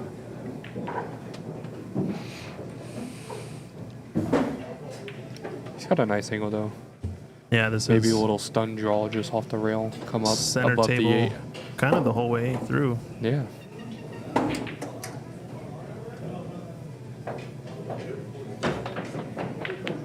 Yep, just like that.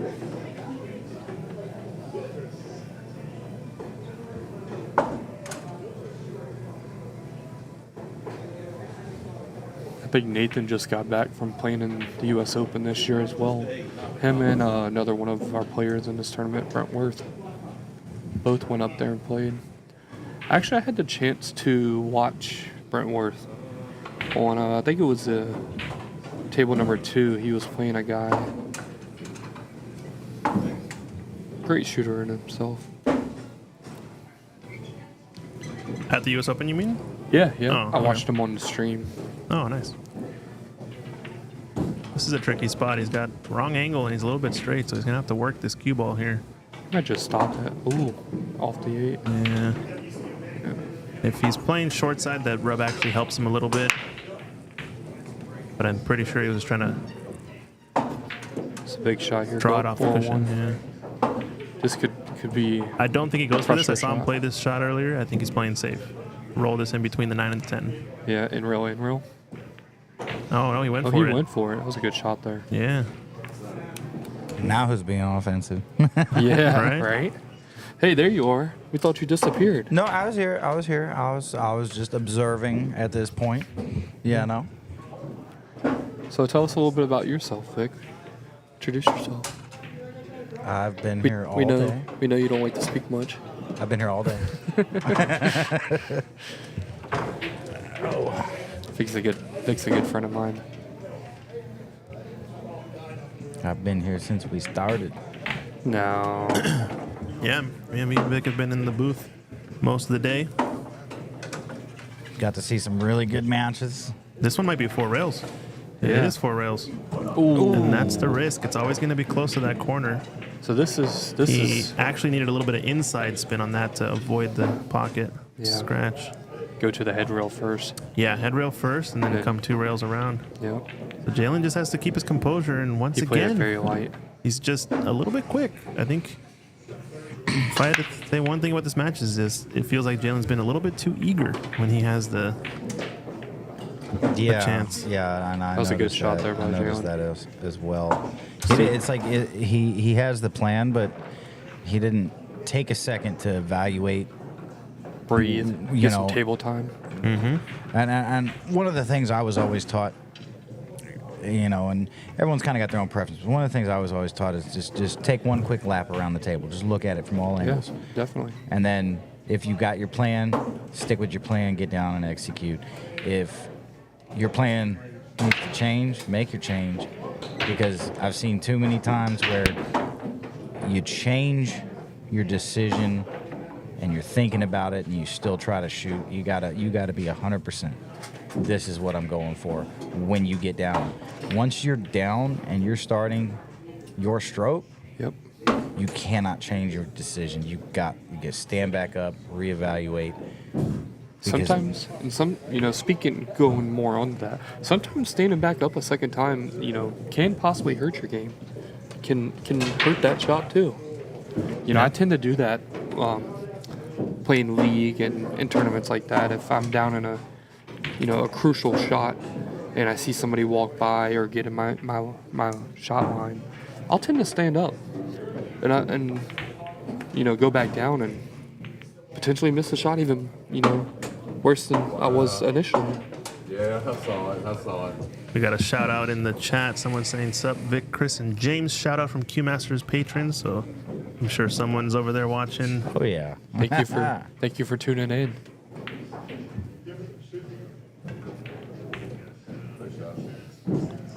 Definitely had some great competition here today.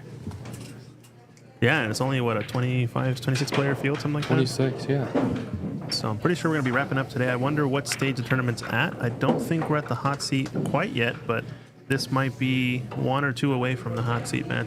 Yeah, I can't really see it being too far.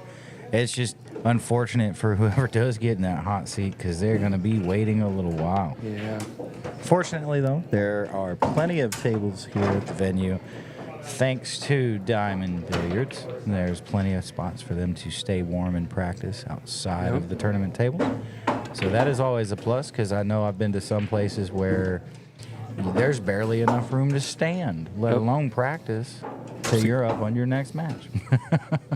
And I know how incredibly frustrating that can be sometimes. Yeah, it looks like after this round, we're going to be playing the 5-6 round on the A side. So we're going to have the top 4 left on the A side after this round.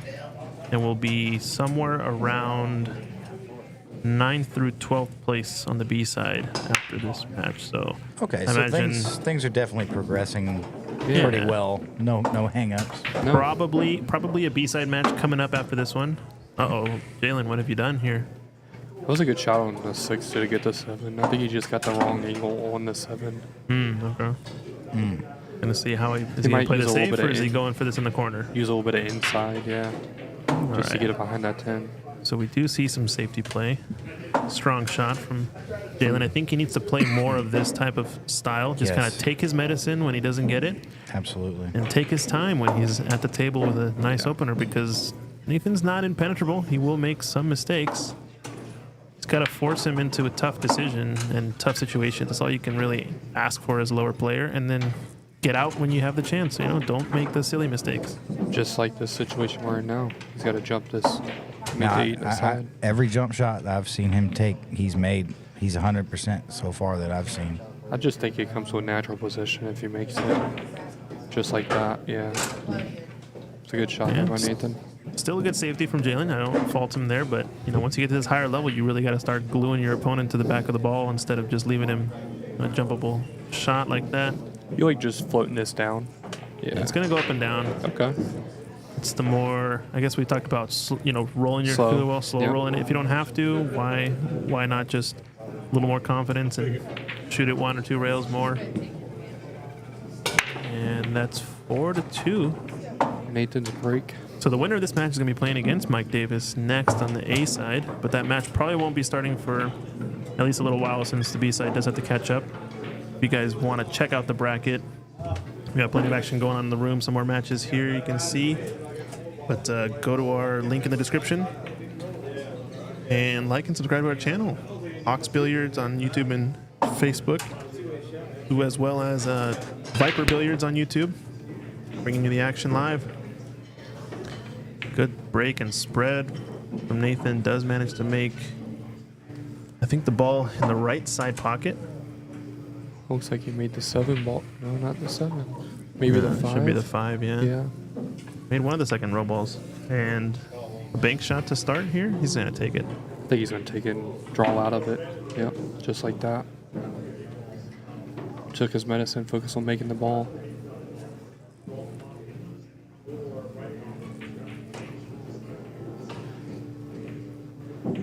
How long have you been been doing this, Christian?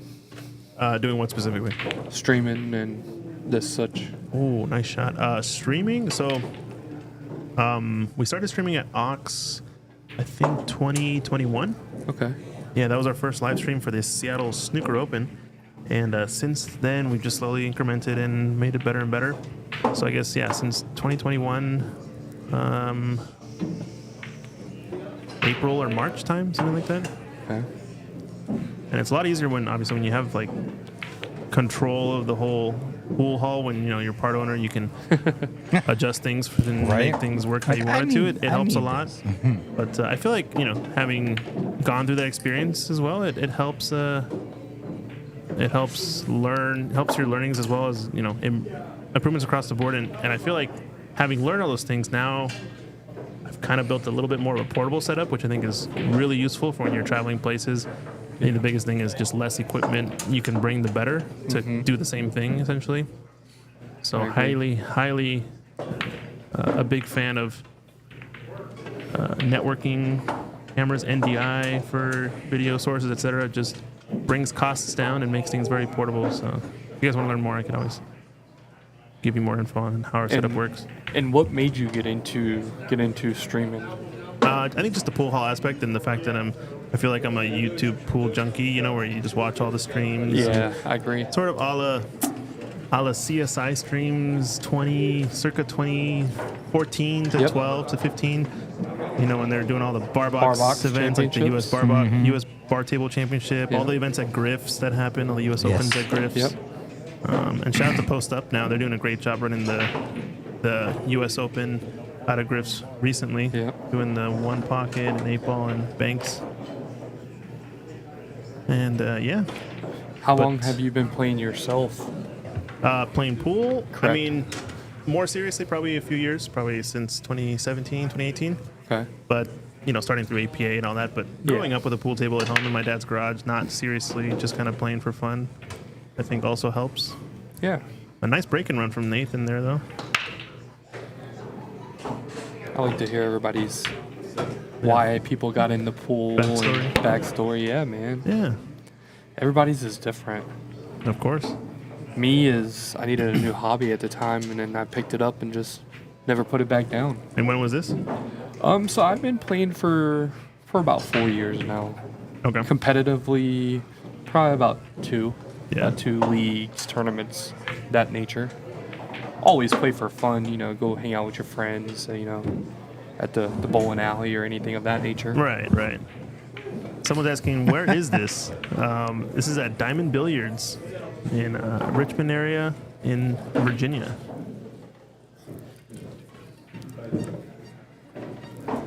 The next comment's the one that's kind of funny, though. The same person asked, how would you feel losing to someone in fluffy slippers? Well, first of all, we would end up playing for the slippers because I want them. It depends on what. And then we're going to see the true answer to the question. Which is? How would you feel if you lost to someone wearing them? How would you feel if you lost to someone that won them off of you? Play for the slippers. We're going to play for the fluffy slippers. I'm not going to lie. I actually have a pair at home, and I love them. Yeah, I think it just depends who it is. That's all. Y'all ain't getting my fluffy slippers. I'm going to tell you that right now. Yeah. So, one rail on this. Easy I think peasy. he's going to use a lemon little squeezy. bit of inside to avoid that 8. Just like that. Come straight down. Perfect. He came a little short. I think he wanted to be probably about another 4 to 5 inches, where he could have just drew straight back. Yeah. Or a little bit of a stun draw in between the 9 and the rail. Yep. Now he's gonna play this 2 rails probably. I think he can hold. I think he's gonna let his stroke out. Yeah. Well, you played at 1. Yeah, 2 rails. Yeah, 2 rails and play for the 7 in the right pocket, but he came short. A little short, but he's still... It's cuttable technically. It's cuttable. He just gotta avoid the 10 to get back up table for the 8. I wonder if he's thinking about the billiard here. Into the 10 ball? I think the 10 ball is a It's little kind bit of far got the away from the natural angle pocket. to it. I mean, it's a reach, but it's got the angle. You see it. It's risky, though. He's looking at the cue ball line off of the 7 because he knows it's going to be coming fast. I think he's going for the cut here. But he's thinking about it. I don't know if he can get on the backside of this 10. Maybe just a tad bit of. Just right-handed and Yeah. spin this ball. He's going to go 3 rails. Oh, did he call it? Oh, it didn't No, drop. he didn't. I was wondering what he actually called. Did he call the 10 or did he call the 7? No, I think it was 7 all day. I think he was didn't calling see 7, yeah. any indication, yeah. Especially when he looked at the line coming on the backside of the 9. All right, Jalen. Just take your time. This is a rack you should get out of. So just focus on making the 8-ball, draw back, center table, and play the 9-10 combo. Remember, ladies and gentlemen, draw. Draw is for show. Follow is for dough. Oh my God. Somebody watches a little too much Dr. Dave. Yeah. Actually, no, I heard that from a guy named Alf, who Okay. is the current VNEA Seniors World Champion. So he definitely watches way too much Dr. Dave.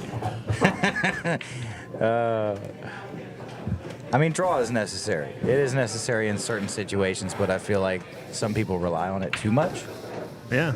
You know, when you can just let the cue ball go up, hit the rail, come back out, versus trying to draw it back out and maybe overhitting it, underhitting it, etc. I guess it kind of comes down to maybe player preference in some of it, you know, like what they feel more comfortable with, what they're more familiar with. Yeah, I think the main reason why that is the case is because of the ability to control usually the effort when you're playing with follow. You're usually hitting it a lot softer. You're relying on natural path as opposed to drawing it is more unnatural, the path, and harder to control consistently for most people. That's why that's usually the case. Backwards Billiards saying, hello, everyone. How's it going? Well, hello there. Backwards. Is there a frontwards billiards? Is that your competition? Frontwards billiards? Appreciate you guys for tuning in. Absolutely. And if y'all have any questions or want to know anything about the venue or the people in the booth, definitely chime in and let us know. Ask everything. Yes, absolutely. And again, we are all here doing this on a volunteer basis, trying to bring as much content out to y'all as possible. And we hope you enjoy it. Hope maybe you get a good laugh here and there. I mean, even if you just see my face on the camera, that should be enough to give you a good giggle. But That was a good defense there by Nathan. They hold that 2-ball as close as he did to the 9. Makes that hit just a tad bit tougher. So now, would you try to jump this here, or would you just come off the rail? Maybe one or 2 rail off the head side. This is tricky. I think he's gonna go 2 rails down the bottom. He might go up table though. Got a straight path on it. Yeah. The question is he going to leave it tough or leave it easy? Call the 9 and hope for the best. Went too wide. Yeah. I think that 4-ball was just impeding the natural just a tad bit.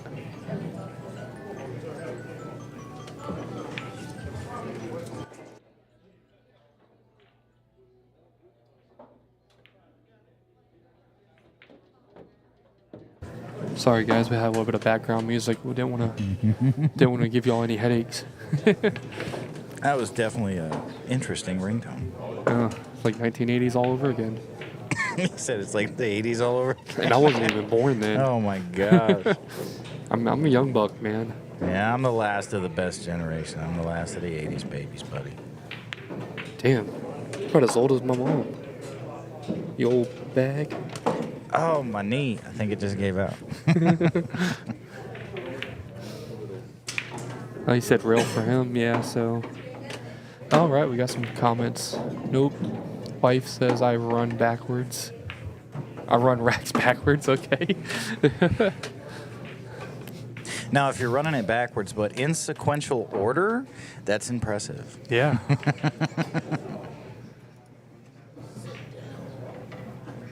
So I got a question for all the viewers out there. How many people are we got watching right now, Christian?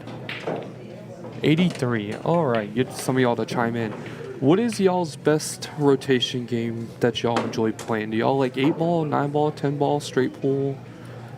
Do you like one pocket? To clarify, when you mean by rotation, that's specifically games that are like 9-ball and 10-ball where you run the 10-ball, balls in yeah. order, right? Yeah. But you mean in general, Yep. which game? Okay. You meant rotation as in like what game in your regular rotation of games you play? Okay. Right. Yeah, I was a little confused at that one too because you say rotation. I'm like, well, that's an that overloaded means term now. That's yeah. sequential. That's sequential order. Yeah. for pool at least. Yeah. But it's fun. It's fun doing it with a full rack, 15 balls. Oh yeah, that game on its own is also a game, right? Yeah, rotation. Okay, so that's part of that's part of the 15 list. ball? Yeah, 61 or whatever they call it. Yeah. Me and Jalen's played it a couple times. They call it Irish straight pool, I think it is too. Okay. Irish straight pool. I don't know. 8-ball's got different terms, and 9-ball's got different terms. I've heard the Bar same box game. 15. The same game, but they call it 61 because there's 120 points if Yep. you sum 1 through 15, and then getting the majority is getting the 61 first. That's Irish, right? I think that's the same idea as Yeah. rotation, though. Same rules, essentially just how you score it. Instead of like the money ball being the 15, it's points for every ball. Correct. Like 1 plus 2. If you make the 1 Yeah. and the 2, you got 3 points. You make the 3, you've got 6. You got some Yep. folks bar box rotation Okay. with 15 balls. 10 ball for rotation, but 8 ball for the most played for backward billiards. Okay. 14-1 and 1 pocket, then 8-9, then 10. Interesting Okay. order. Yeah. You ever heard of like a, what is it called, Saratoga 8 ball or whatever? I think they rack 8 ball with only 1 through 6. And so the wing balls are missing. And 1 through 6 and 9 through 12? 14 or whatever. 13? Yeah. So Never heard of it. one ball less on each side, and when you establish your set like you would an 8 ball, oh, nice shot. Oh, fluked it. I think he meant for that. He meant for it, but he hit the rail first, I guess. That's Yeah. why he was surprised. But yeah, sorry. Saratoga 8 ball. You establish your set just like 8 ball, but once your set is established, you're playing your set in rotation. Okay. Right? So you're yeah, playing yeah, I've seen in that. order your balls, and then the 8 balls last for both players. Okay, So so when you're it's- playing safe, you're still playing safe against one ball on the table. It's just your opponent's lowest ball as opposed to the overall lowest ball. So Okay. a little bit easier to play So safety, it's maybe. like a mixture of 8 ball and 9 ball. Mhm. Okay. I have to maybe So- break out some sticks later and try that. Someone's saying Honduran pool for practice. Honduran. Okay. I think what he means by Honduran pool, and I'm not sure exactly what Honduran pool is, but I've heard of a version of pool in South America they play where you line up all 15 balls on the diamonds across the entire table, Okay. and they're in a specific order so that, you know, the first few balls are easy to run, but then as you get higher and higher, the balls are blocking each other. So, for example, you would have the diamond closest to the pocket would be the higher value ball. Mm-hmm. So, like the 15 would be closest to the pocket on the long rail, and then the one ball before that would be the 14 on the second diamond, and the 13 on the third diamond closest to the side pocket. And what it causes you to do is have to bank those balls or play short side position for all those balls. Okay. I think that's probably what he's That's describing, it. but I'm not You sure. said it. Yeah. You were right on the money. And that's how every rack starts. You lay out all the balls. Everything's on the rail to start. Yeah. And you start with ball in hand on the first ball.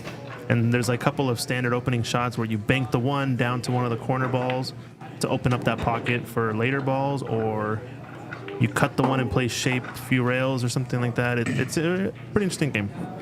All right. Big Let's get gambling back- game too. Get back to the task at hand here. Nathan up 6-3. He's got a shot in the.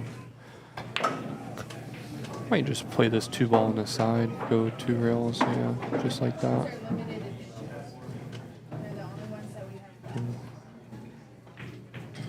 All right, I'm not sure if this 4 ball goes in the side pocket or not. Looks like he's tucked behind it. I'm gonna have to go 2 rails at it. Call it in the upper right corner. Oh, that was a good try if you called it. Where are you guys from out there? Give us your home pool hall. You know, what are you guys like doing outside of pool? Try to get you guys in tune as much as possible, so you're not just hearing us talk about what's going on. But I thought you said I didn't talk very much. Well, it's like the first thing I've heard you say in like 3 minutes. Because I can't get a word in edgewise. Oh. Oh man, I enjoy this so much. Oh, yes. All right, Nathan gets out here. It's going to be a task for Jalen to come back down 7-3. You know what I keep saying? It's not over till it's over. Oh, he came up a little short on that 7 ball.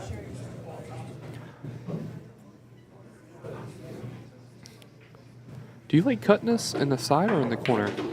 I think he's going to cut it in the corner with a little bit of bottom right. Yeah. Mm-hmm. Just go around. It's a good shot there by Nathan. Good speed. That's one thing I like about Nathan, man. He just coasts right into position. That's hours and hours and hours and hours and hours of practice. All right. Ooh. That was not. So this is where Jalen needs to capitalize.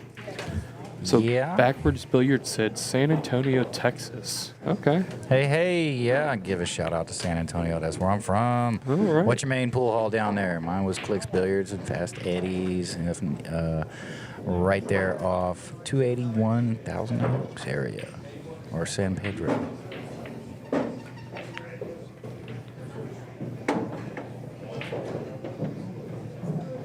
All right. Jalen needs to bear down and make this 10 ball. Good out. It's going to be Nathan's break. We'll do a quick sponsor shout out as well. Thanks to Diamond Billiards for hosting this event, the Virginia State 10-Ball Championship 2024 edition. Viper Billiards, Justin Page and Vic here doing the tournament direction. I think Ryan as well is over on the VC assigning matches, etc.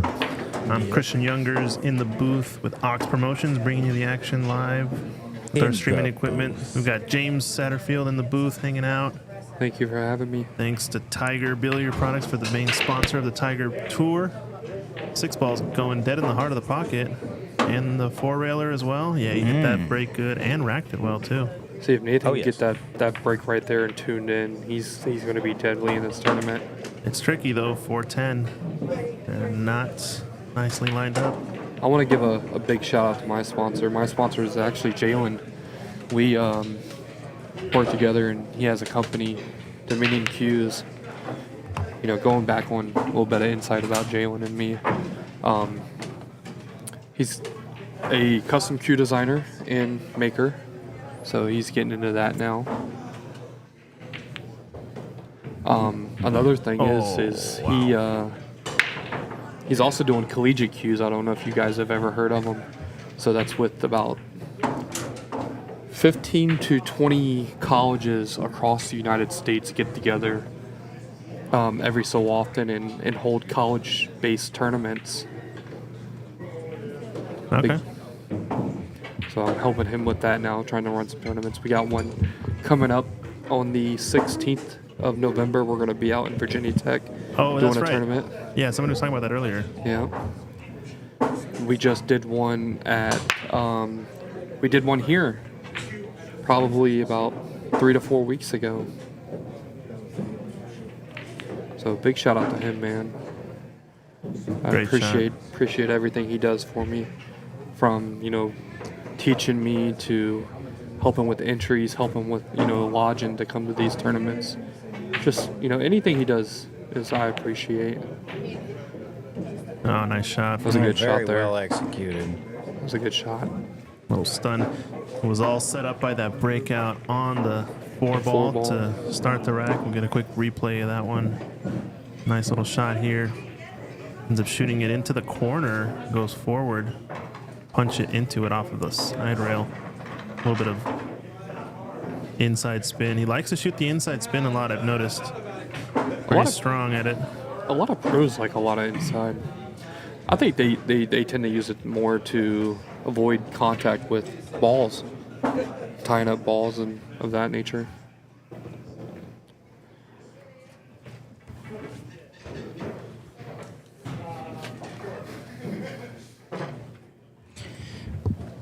Yeah, so I see there. That tells you anything there backwards, how long it's been since I've been back down there, because last time I was there, Clicks was still around. But yeah, I did hear that they had closed, but that was where I was at. But most of my people's down there are still play Fast Eddies. one of the multiple locations around. I have been to Bananas. It has been a long time since I've been there. Oh, the nostalgia. I miss it. Hey, you guys don't mind if we use the left, right?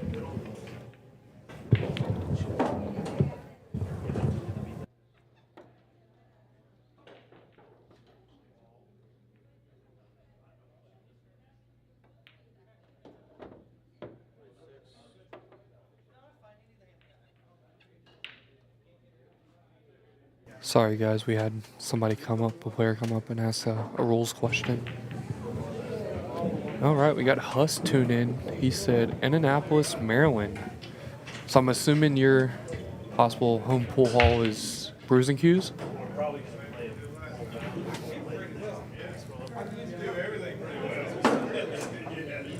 Nice safety there by Nathan. Uses 7 as a blocker.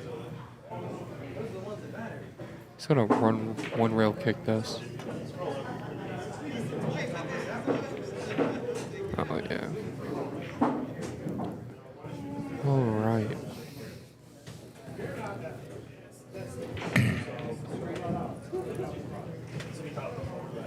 Maybe use a little bit of bottom right, yeah. Try to avoid that side pocket, go back up table. Sorry, bottom left.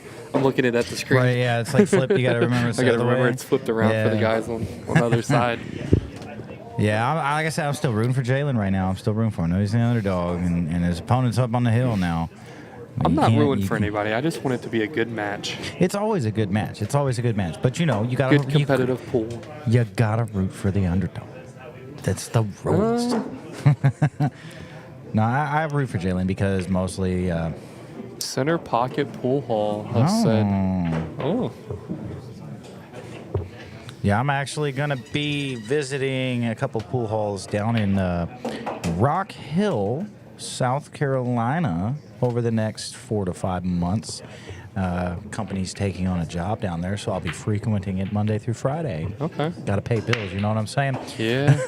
Hey, at the end of the day, we're still money makers, right? Right. Yeah. And again, Still got everybody bills out to there, pay. we are all doing this as a volunteer service. None of us are getting paid to be here. It is 100% volunteer. So I do believe there is a donation option in there. If you guys want to help support the stream and help support the guys that are coming out here traveling, like we've got an RV trailer, a truck, and everything that we brought up here to bring everyone, bring all the equipment, set this up for you guys. We're here for the players. We want to be able to give back to you guys, get this content out there for everyone, and just make it enjoyable. We all love the sport. We support it, and you know we all have a passion for it. And to me, that's more important than getting paid to do something you love. But at the end of the day, nothing is free. So if you guys feel like it, throw us a little donation. That put the cap on this one. Nathan got it 8-4. Yes. So good match shooting there. by both of them. So Jalen is still in it though. He's still got another shot because it is double elimination. So he's not going anywhere yet. You show him that pretty face of yours. Oh, I know. I'm just gorgeous, right? Yeah, this would be enough to crack the screen on your phone. It's only the Be long careful. hair. It's the long hair it for is, me. You know, it is. I got it tied up right now. Let me put it down. It'll be like one of them commercials for shampoo or something. Yeah. So we're going to take a quick break then and get the next table assignments rolling. I think it's probably going to be a B-side match. And we'll be right back. Stay tuned.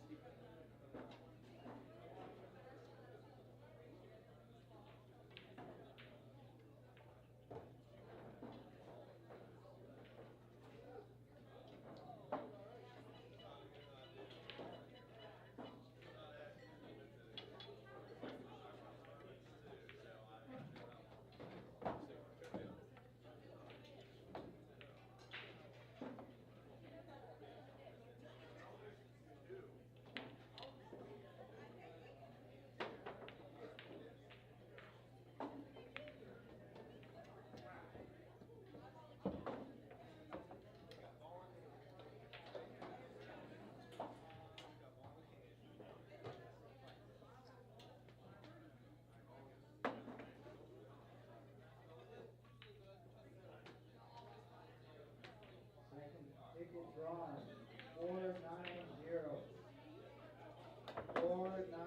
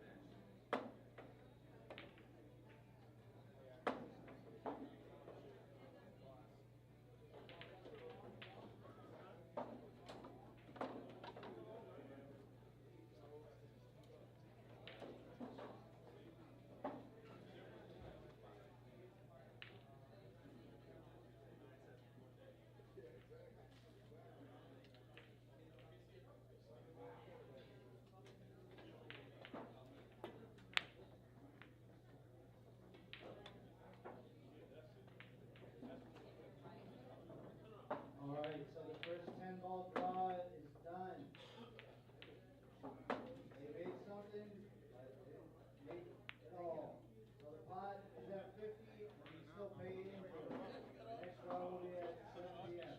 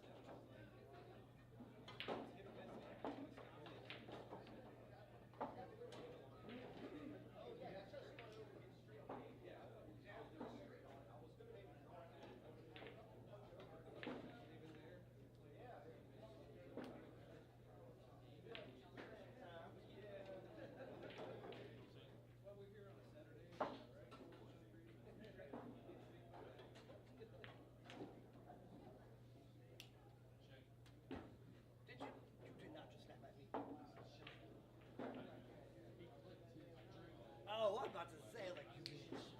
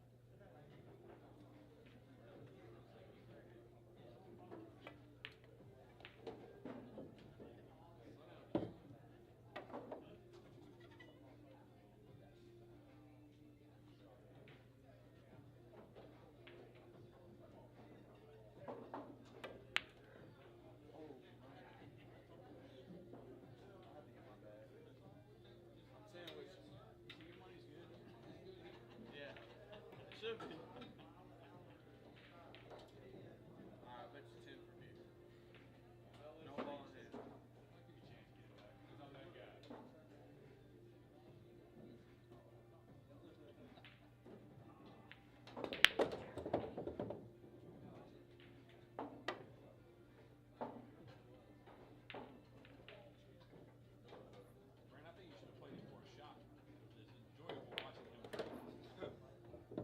I don't know. One shot, he's drunk. I can't even get a shot if I wanted to. I'm only 20. Dave said cheap. Dave.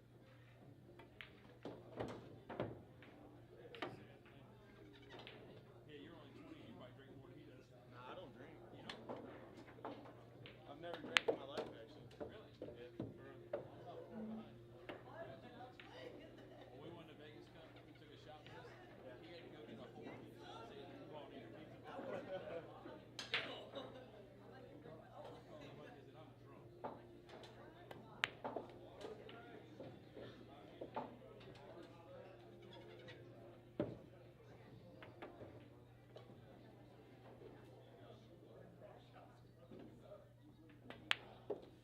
Well, I got my money back at least. I'm always gonna give you chances.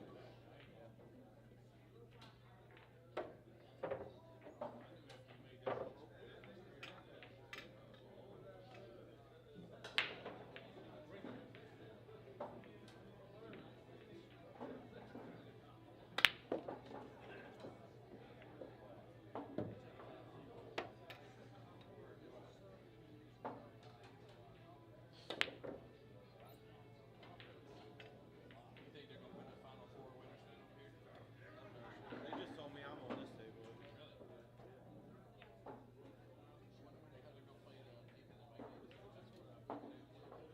They might play them here too, just later, I guess.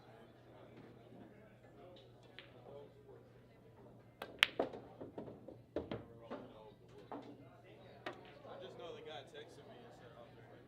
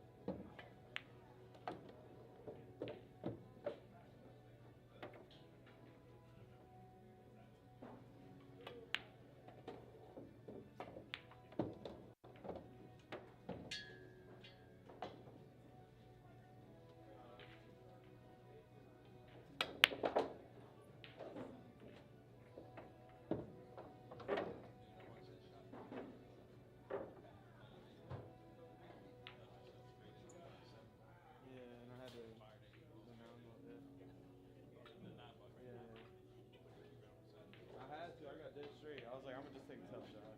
That's like one of my favorite shots, though. Them long, straight ones.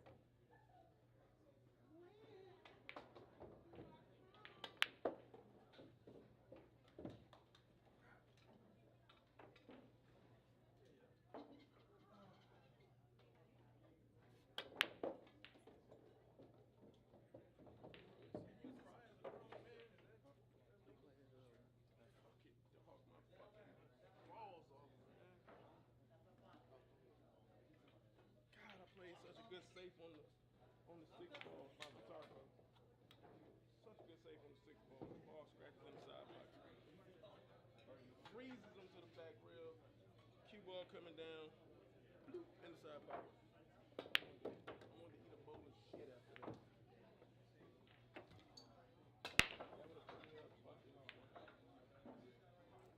hurt though. See how he missed it though. To the fucking and it's that off angle where I couldn't get a good fucking stroke on it. It was good.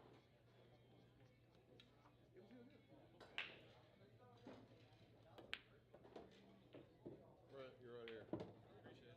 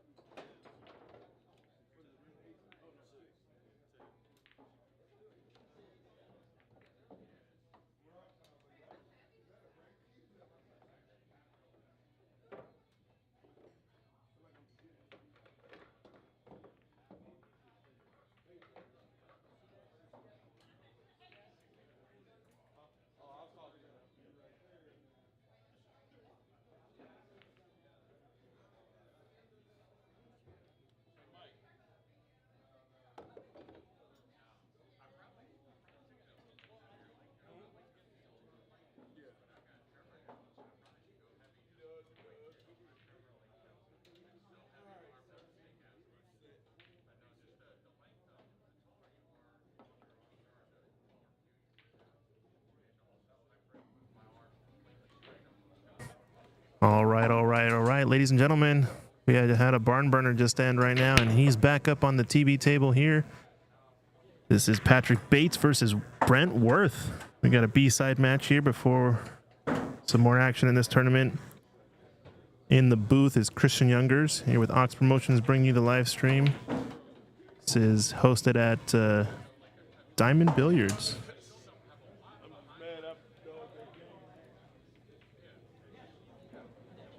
Yeah, Diamond Billiards hosting this event, sponsored by Tiger Tour. In the booth, I got with me Nilbert Lim. How's it going, Nil? Hey, I'm back. He's back. He's just waiting for his matches. Still on the A side, right? Yeah. Yeah. Hanging out. Just chilling. Good so we got stuff. B Weezy on the B side. Hey, you've been waiting to say that, haven't you? Oh, Well, I man. call him B Cheesy for the B moment Cheesy. because Yeah, I feel you. looks like he's been downing a lot of cheeseburgers lately. You know?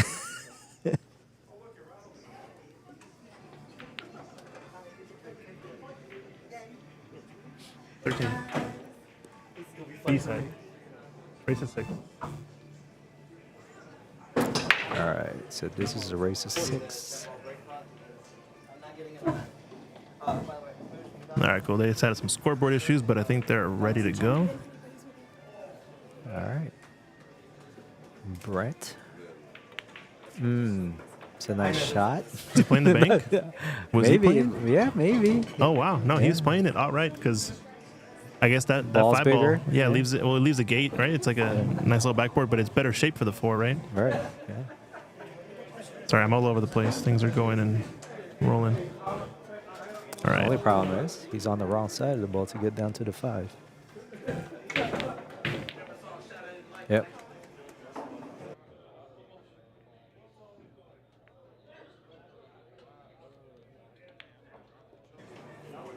All right. Can you hear me? Yes.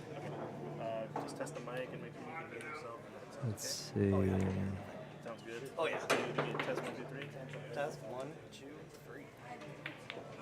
Do it again.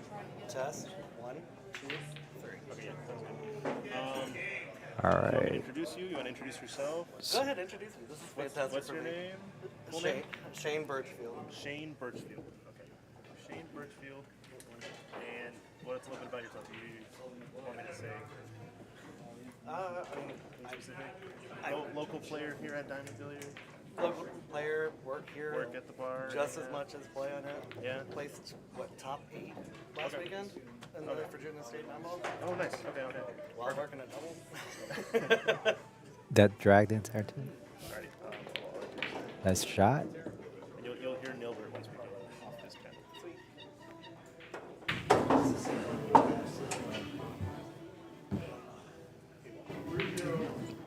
All right. So he's going to go 2 rails for the 6. Nice shot.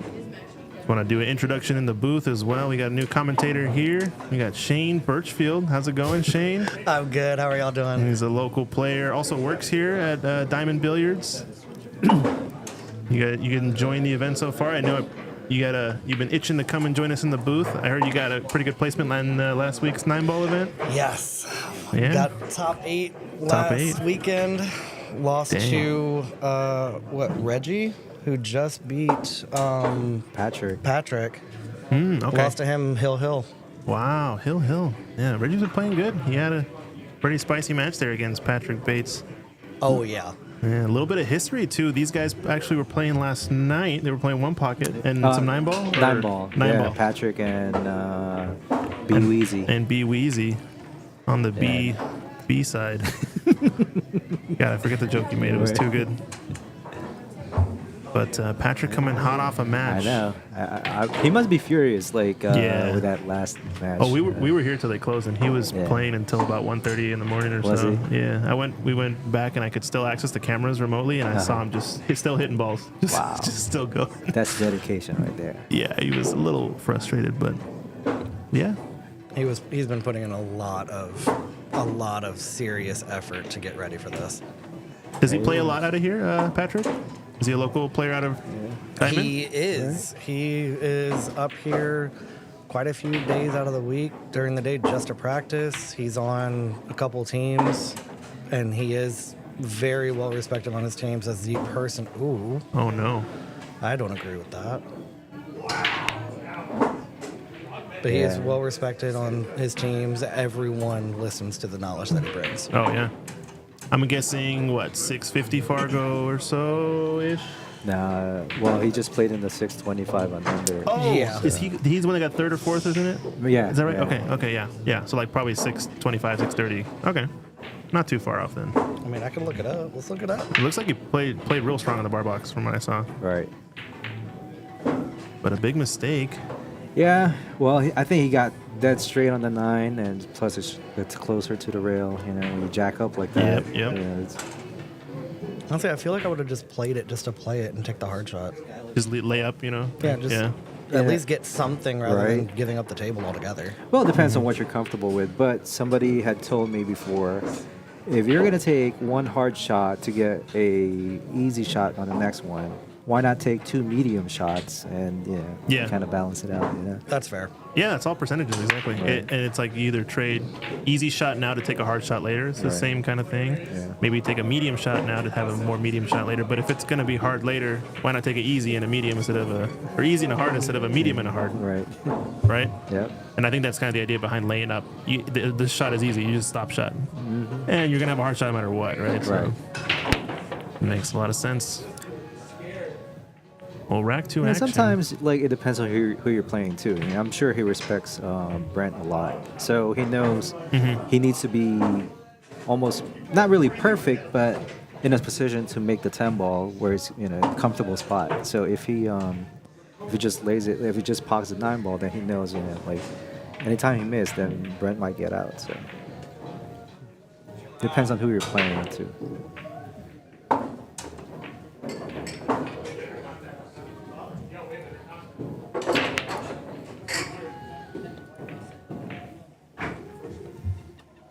But So, gotta look at the 1 ball. It does go into the side, this 2 ball, I think. So long shot is always a tough shot. Drills it.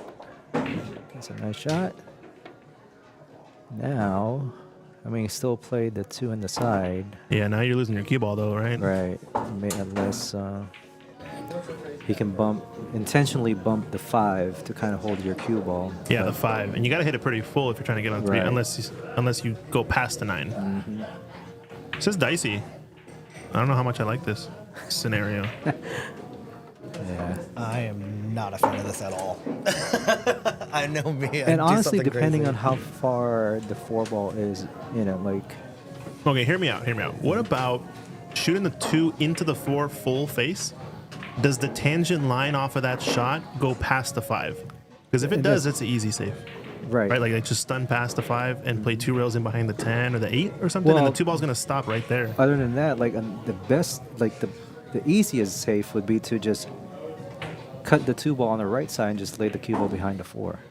Yeah, but he might have not enough, or he might have too much angle for that because the Right. 4 is kind of in the way. I think if the 2 was over about a fourth of a ball, that'd be easy.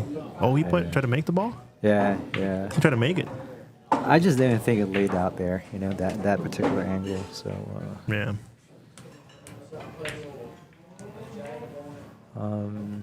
now it's frozen, but I think it goes on the 6 ball goes on the opposite corner.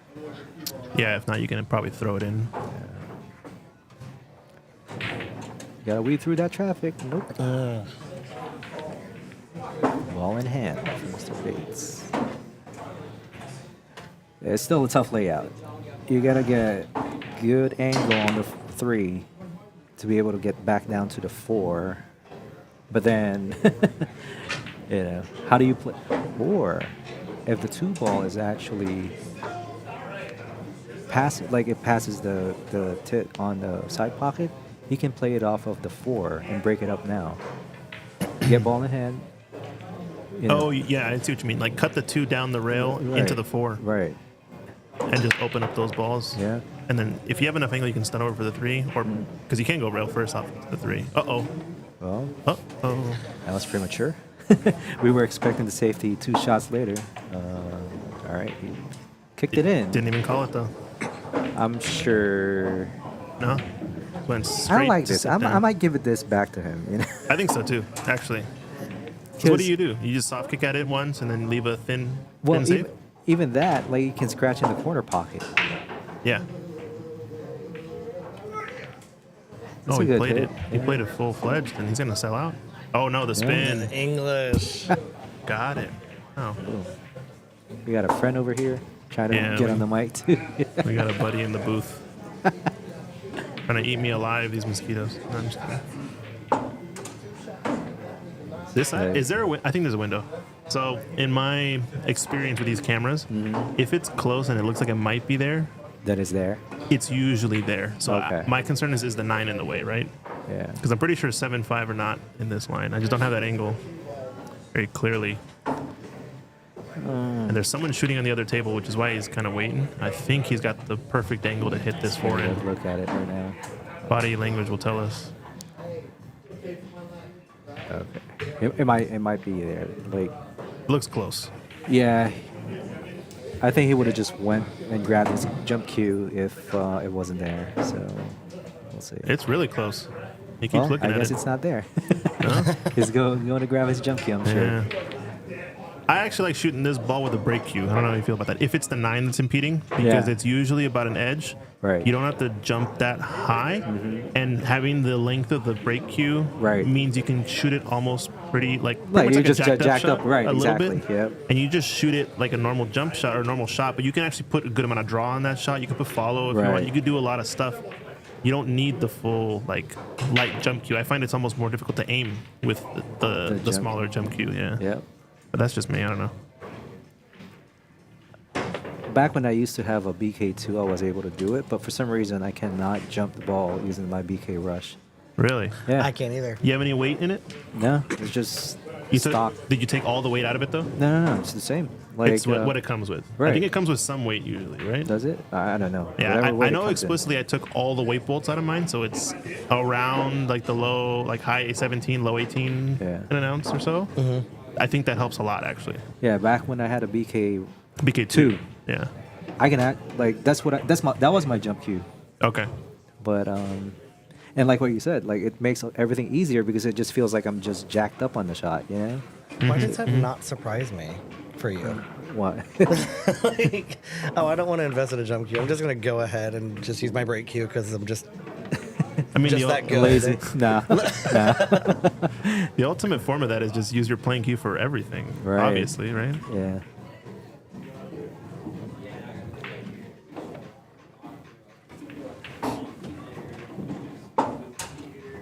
Be Wheezy looking to make this easy if he can get around the 9. Bars. Bars, sir, bars. Oh, around. He's good. Good strike. It's too easy now. It's about to make that cheesy. All right, I like this. Hear me out. 2 rails, max outside. 2 rails, 9 in the side. Yeah. Yeah, he There likes we that go. too. It's so natural, that 2 rail position for balls into the side pocket, especially when they're a little low of the straight in. Anytime you can kind of let your stroke out, that's the better shot, you know? Instead of like trying to hold cue balls and stuff. That's, Yeah, use the rails. Dang, with authority. Yeah. 2-0. Yeah, Nathan, during his match, he was using the rails on almost every single shot. Right. Picture Yeah. perfect. Yeah, that's how you got to do it. All right, we're going to give a quick shout out to our sponsors. Diamond Billiards is hosting this event here at the Virginia State 10-Ball Championship. Viper Billiards, thank you for coming and hosting this event as tournament directors, Justin Page and crew. I'm Christian Youngers with Ox Promotions in the booth. I've got Nilbert Lim and Shane Birchfield. Yeah. Let's go. I got the names right. And Tiger Billiard Products is our sponsor. Running this on digitalpool.com with all the fancy text message features. All right. I'm just glad I got the names right. Let's Got a go. break. I like going with inside spin here. Just kind of hold the one ball where it's at. Possibly get the cue ball behind the 10. Go up 2 rails.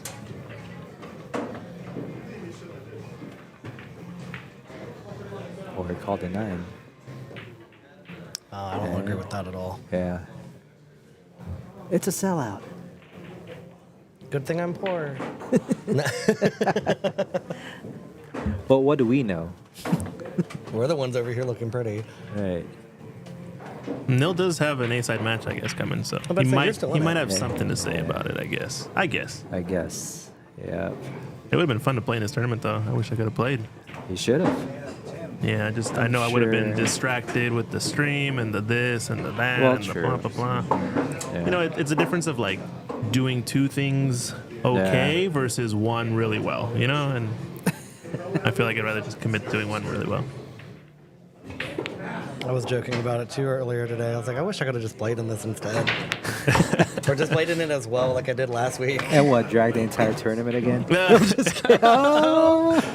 I don't know who you're talking to. Oh, there you go. Shots fired. We didn't have a choice, and we got permission, Mr. Man. There you go. Dang. Let's be clear. Dang. We asked first All right. before we signed up. Okay. All right. I know it's not your fault, but I was just messing with you. And then, like, after it happened, we were like, okay, cool. Well, we're going to all work together, get it done. And all of our matches, both mine and Larry's, were quick. The only one that wasn't quick was my match against Tim because Tim was shooting lights out and then fell off the gas. Yeah. That was a nice shot into the side pocket at high pace. Ooh. Oh, That he would was- have been a good shot. Yeah, play the bump and That's- open him up, right? It's crazy how it went behind You know, that. like a ball in a court, not even How does it full. even fit down there? It it was perfect opportunity for him to break out that 8 ball away from there and play it safe. And he accomplished neither. Oh wow, what a bump! What a breakout! That was beautiful. Yeah. But tough cut on the was that a 4 or 2? Can't see. A 4 ball. 4 ball is up near the 6, going into the right corner pocket probably. Anytime you're cutting a ball, and forget what I'm about to say because he just made it. He hit it perfect. That was a good stroke. Oh, no. He ain't worried about it. Oh, that's fantastic. Hey, Larry. Have another water, please.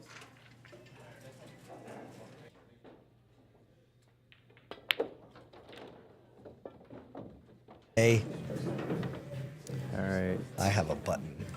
What happened? He scratched. Oh, I missed it. Yeah, Did he go on the side? probably. I mean, Can I catch the replay maybe? Here's the replay. Oh, he went forward. Yikes. yeesh. Oh, okay. All right. That makes sense why he would shoot it out. Okay. Playing 2 rails forward to come up for the 6. Yeah. Yeah. He just caught it. Yeah, it's you either make one or the other, right? It's usually what happens because you either guide the deflection correctly or you don't. Oh, Is it hopefully. nice? Is it weird that I would have tried to get more center table on that one? From the No. 6 to Yeah. the 7. Super weird. It's not I'm weird. just No, no, no. But, This is, this is ideal, I would say, but you're risking a lot, right? Yeah, there you go. Because this shot is way easier when you have that flatter angle, I feel like. Yeah. With your shot, if you get center table, you got to just like do that slow outside spin, and that's where it gets kind of dicey if you want to come around the 8. Yeah. I mean, he got away with it, Still a great shot. Coming underneath the 8. Probably shoot the 9 ball in the same pocket. Or if it does, yeah.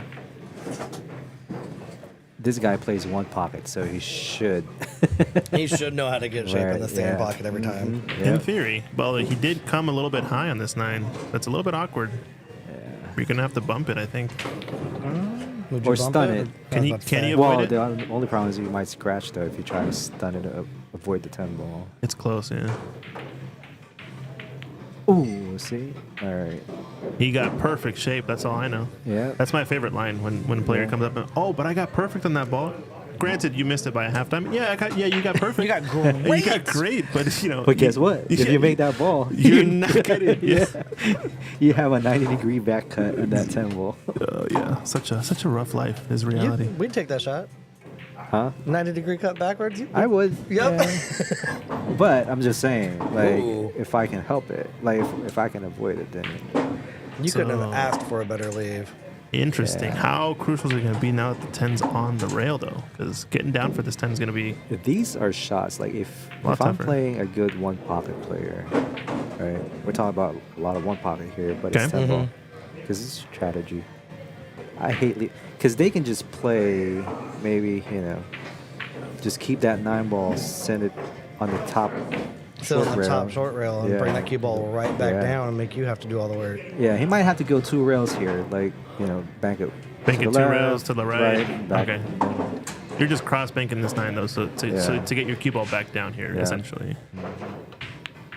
You went Or for that.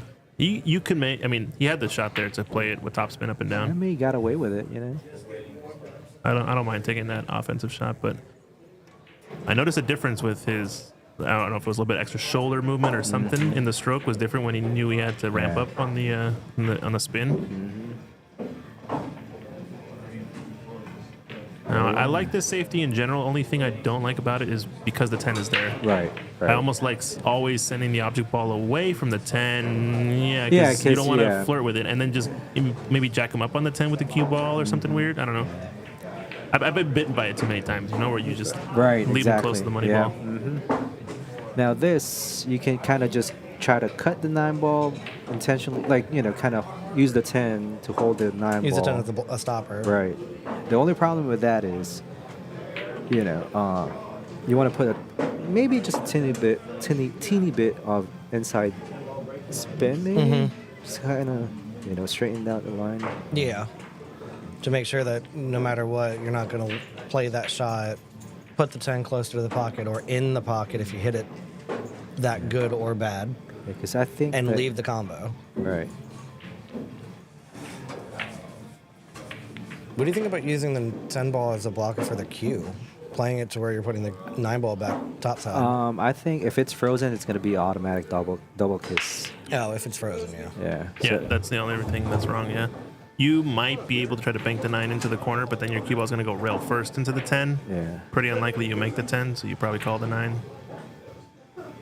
Yeah, if you're, I prefer the thinny fin inside, and stop it with the 10.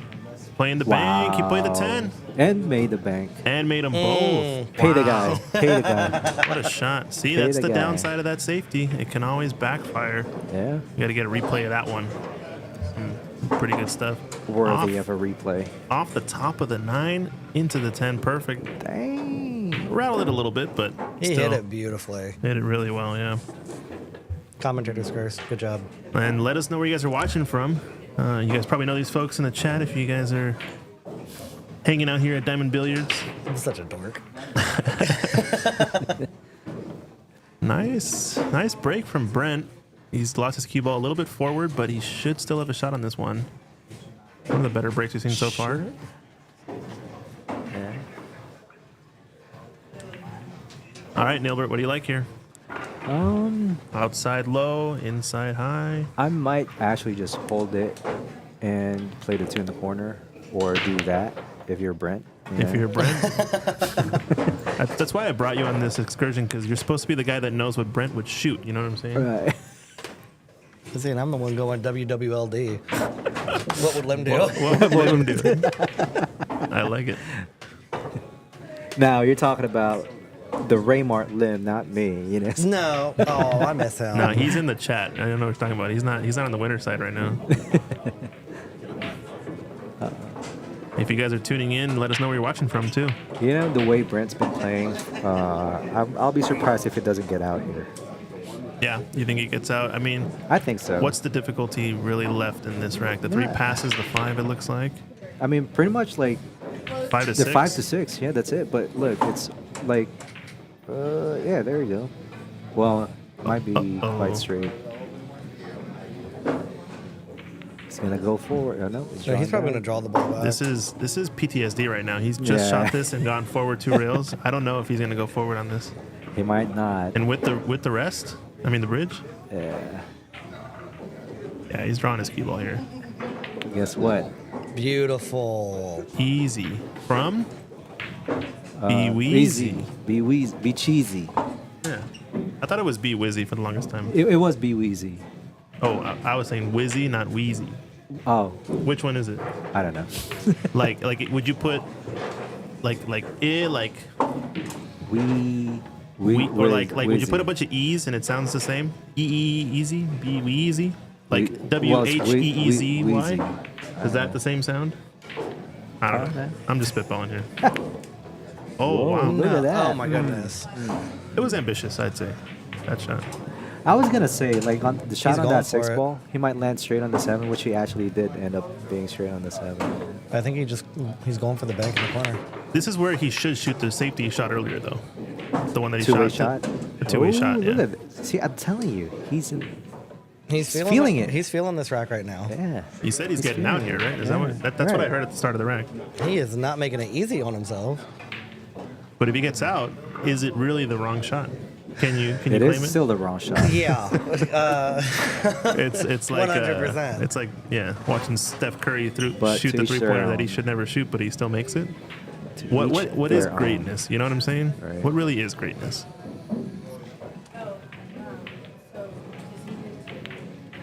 Boom. It's not that. Dang. Sorry. I just want drama in this match because I know there's a little bit of history between these two players. They had a battle last night, which I know you were a part of, Nilbert. Right. I won't disclose the amounts, but it was Right. it was Well, drama back and forth. And it was good. Why? Because it's him. I'm just trying to support, my guy.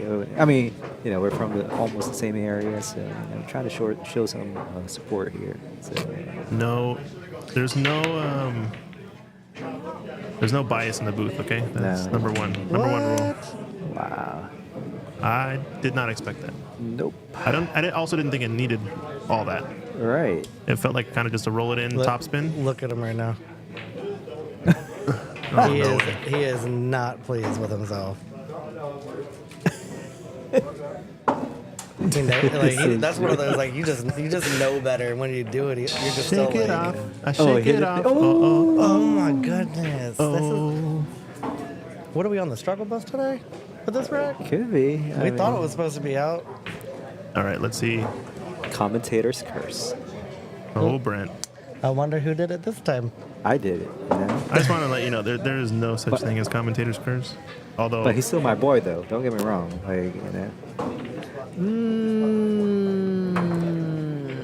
it's okay. It could have been better. Yeah. For this reason, I like to shoot that shot actually 2 rails. For this reason, right? Right. You should still be out. No, I'm just kidding. I can't with you. No, but I'm saying, would I shoot it like that? Probably not. But it's. I feel like what you're more comfortable with, I guess. I feel like you would have probably put it on the long rail and then just Right. naturally let the cue ball walk around and get the 10 without a problem. Yeah, that's what I'm saying too. Yeah, just come up and just. Or if it's With like ball in what you hand. what you Right. did to me in Virginia Beach, where you just were like, screw it, I'm just gonna put it on this side, cut it, cue ball goes back and forth 3 times. Oh, I'm still straight in. Like, thanks for talking. Like, and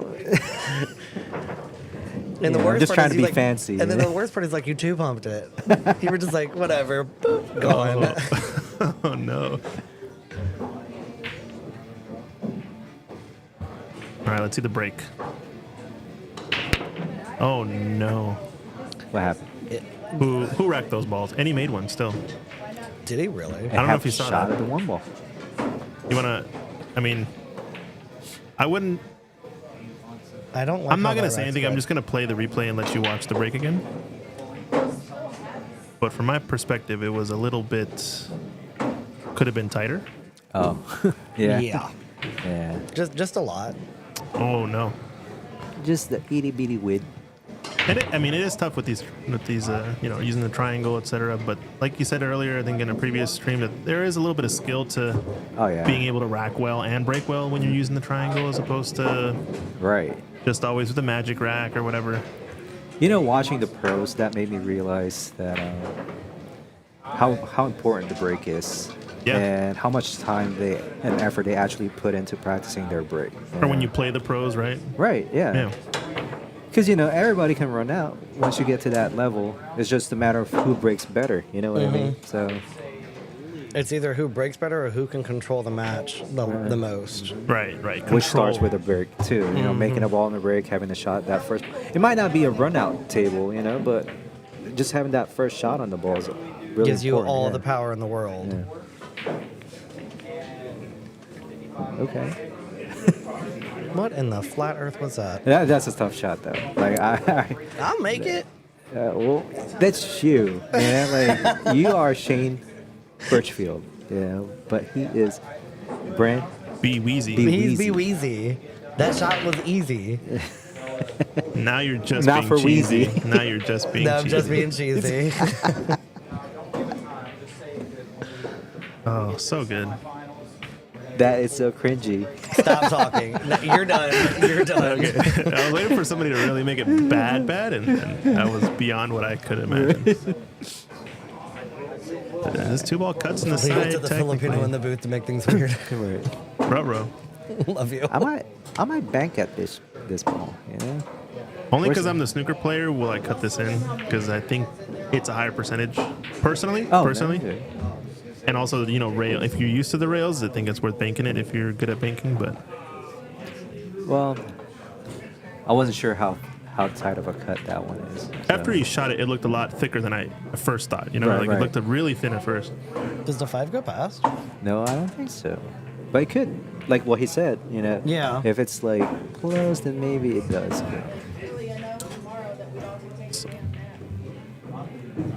He's lining up for it.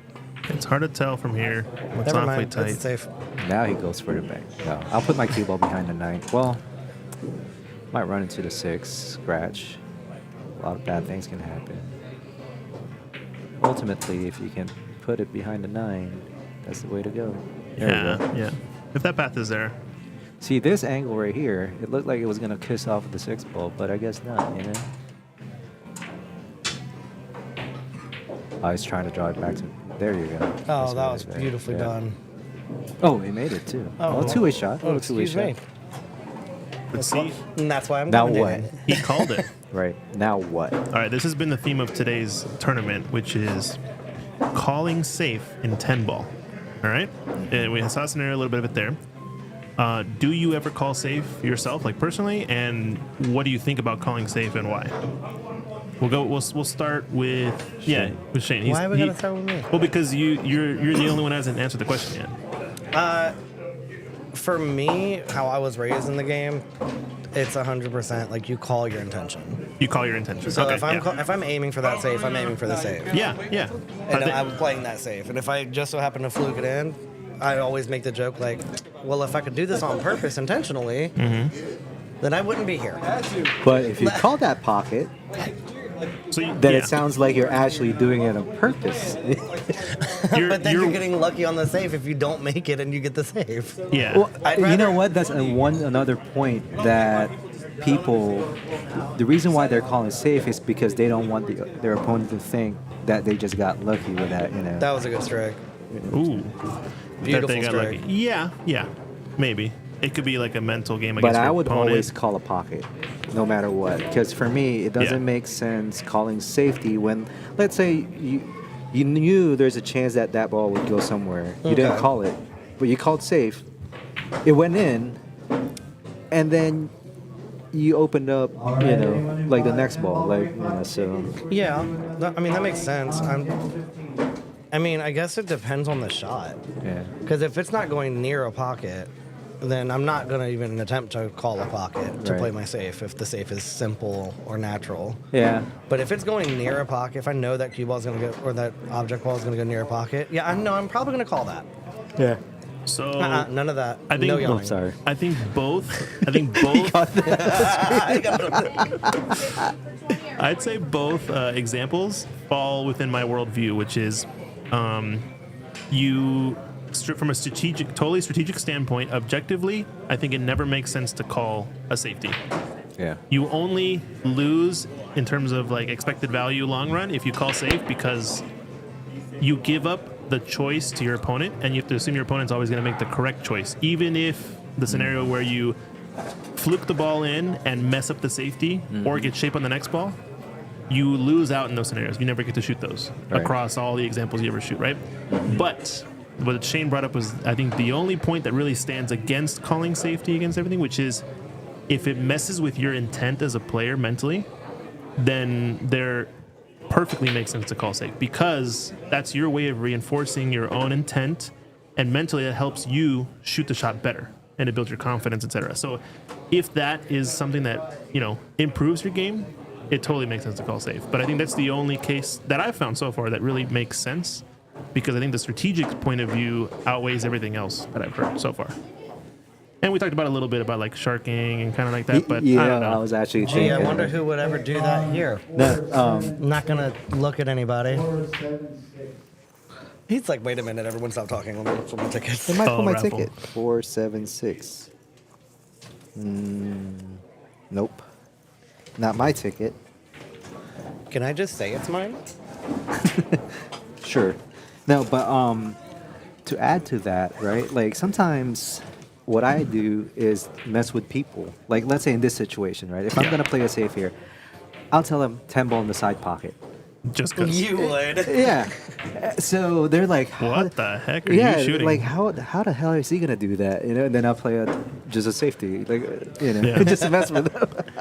They're gonna just look at you and be like, it's like, what? You didn't see that shot? Right. It's a simple 3-reel jump mass kick draw shot. Yeah. Easy, right? Yeah, I like the other case though. When I actually call it and it actually happens, like I called it, it just blows my mind. But Right. then my opponent's like, "Who is this guy? And you're just like, you are the Messiah or something like it's what?" like, and in the back of your mind, you're just like flexing, like, yeah, I yeah, did this on I actually purpose. called it. What's up? Yeah, let's go.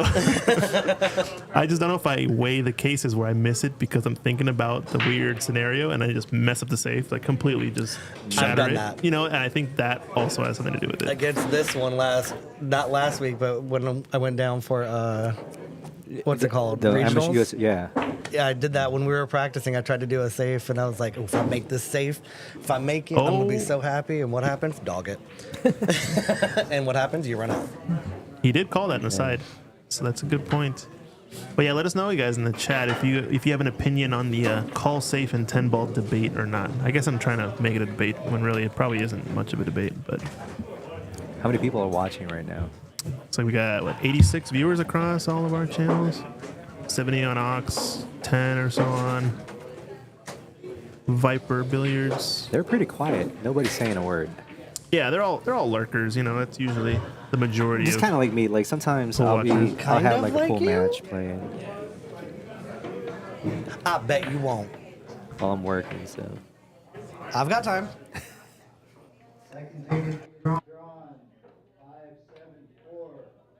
574.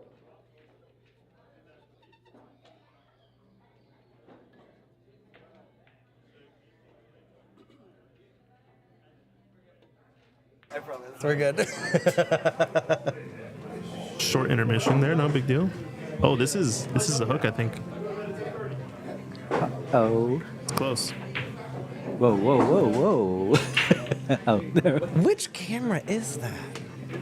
It's on the pillar facing camera 14. Oh, that's nifty. Oh, it's Yeah. right there. Yeah, there's like a little shelf on that pillar. It's perfect. It's hard to see with like 87 If you see the lights in your way. blinking lights, that's the camera. It's so cool. Gives us a little bit of a. What's going on here? This is close. Does it pass? Or is he going to have to jump over the 4? I think he's going to use jump cue. Yeah, that's what it is. Stephen Thompson saying, I'm just listening, Shane. Hi, Uncle Steven. Do you know Stephen Thompson? Yes. Nice. He's like he's like my uncle. I've known him since I was not allowed to be in a bar. Good try. I know Uncle Steven. Yes, you do. Wait, who is he? Steven, oh my God, I hate you so much. All right. All you got to do is just make the 3 ball. Oh, and hi, Sarah. Easier said than done.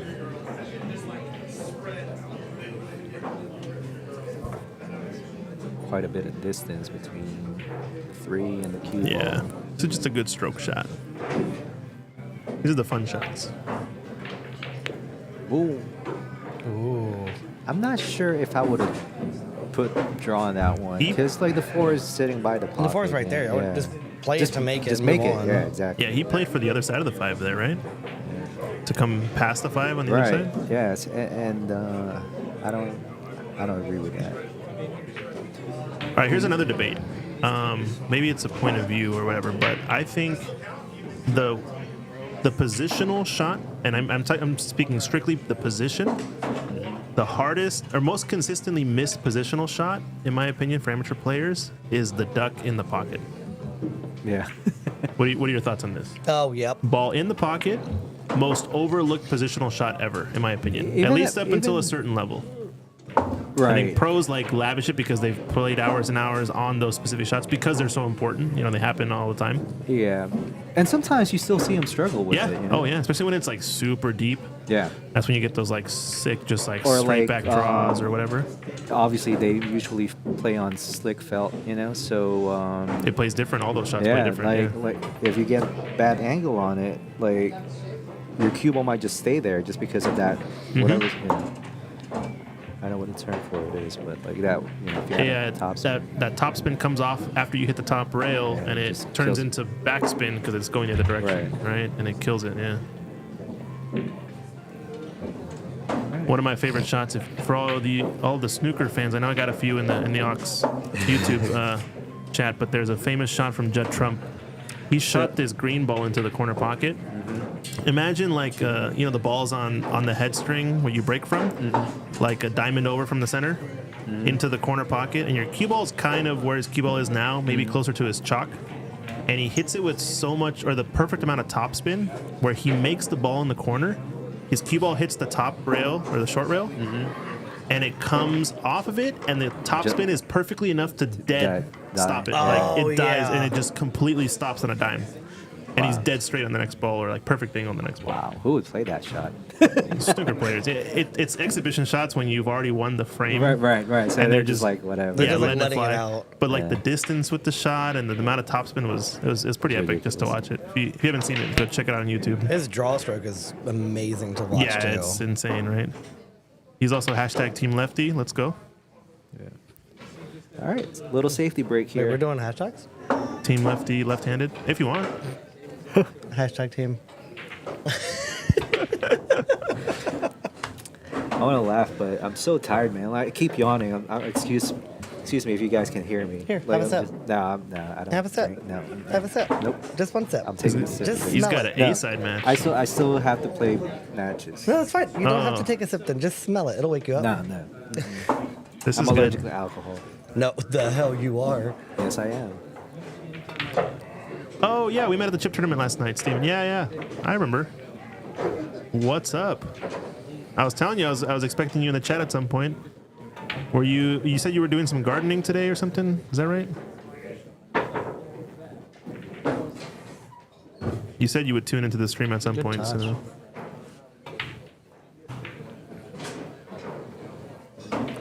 Nice little safety here from B Weezy.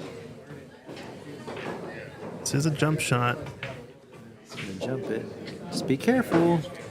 I feel like this is a good representation of power because like Patrick has a lot of raw power in his stroke versus Brent, who has just this beautiful, Nice, smooth, easy, yeah, classic touch. technique. Yard work. That's right. Not gardening. Sorry. Yard work. Oh, I've got to do that tomorrow. Whoops. Sorry. I reminded you. And there went my day. Leaf blower, Yeah, here we right. come. That's what happens when you move into an area where your house is surrounded by trees. Right. Raymart said, "Hi, Shane." Hey, Mark. Miss you, love you. Hope you're making good choices because I haven't been invited to the bad ones. I heard of this Raymart guy. Apparently, people keep saying he's kind of okay at pool. Is that right, or are they making it up? Let's. What do you think, Shane? Is he okay when it comes to That's pool? the word we're gonna use. Okay. No, yeah, sure, it's He, great. well, he's asking. I said, is he okay at pool? I Is know he what any my good? opinion is. Is he average? But is he no people might good? sound like might say I'm biased. So let's ask. I Shane. think he's a wonderful stroke, beautiful like when he shoots, he's like a few people that I know. Not saying any names. These aren't euphemisms, right? These No, okay. he's- Okay. Just making sure. No, but I can put those in there in a minute. No, he's a wonderful person to be around. His stroke is phenomenal. He's got a crazy break, and Yeah. If you want to he's- learn, he's a great tactician on a table. a 10-ball break. Him. Ask Raymart. 10 How ball to do break. it, yeah. Okay. But I he's would like love you, for where that. it's like, oh, yeah, I'm charging for $2,000. I'll teach you Well, later. Blah blah blah. You know, I I'm not think he gonna share charges it on the- double. Yeah, he probably charges max. Yeah, that's what I figured. Yeah. But I mean, If I bring my dog, can that count as collateral? So that way you get to play with the dog. That works. Piece of fish. She's a corgi. fish. That's worth extra for sure. Yeah, like that's a good collateral. Yeah, Shiba Inu will probably be a little bit about the same. A little extra, probably. No, they have too much of an attitude. Well, no, corgis do too. Raymart's a fish. But corgis have a better butt, True that. just like Raymart. This is He is a fish. is this a combination here? Alright, we just had another successful draw. You may have to. Or is he cross banking this and playing behind the cluster like a one pocket player would? Like a one pocket player would. Would you have played the combo? No. Really? It was just far enough away, right? If it's a I half don't ball know. It just closer- laid like so. The 5-ball is off the pocket, just enough to where if you hit it funny, just like, enough, just enough. Yeah, just enough. If it was like closer to the pocket, I would definitely play the combo. But something like that, long shot on the 4, you're slow rolling it. You know, a lot of things. But that alone is why I would have played. I would have put the combo. Did he kick it in? He jumped it. Oh, When you get to that level, your saves have to be like dead on. yeah. He just. And he left it in front of the pocket. Oh, are look we- at this. are we just Look at jumping? this. Oh, Speaking of flying fish, Where are you going? I'm asking you ready. You want a couple minutes? Oh, I can go. let's take another look at that. Jump shot. My match. All right, we're going to say goodbye to Nilbert. Is that right? All right, goodbye, Nilbert. He's going to go play his match and get ready to go. Here? Love you, mean it? No.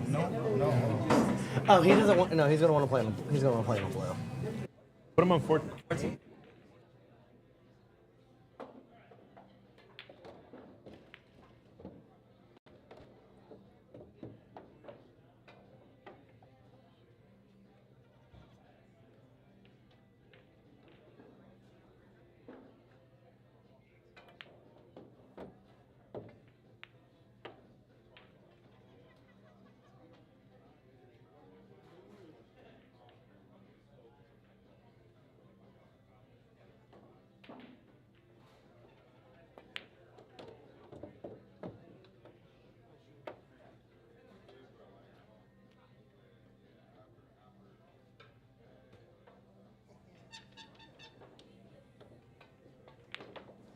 Why are they Jessica Swanson asking, why are they playing the losers bracket on the blue table? Swinson, not Swanson? Oh, Swinson. Sorry, Swinson.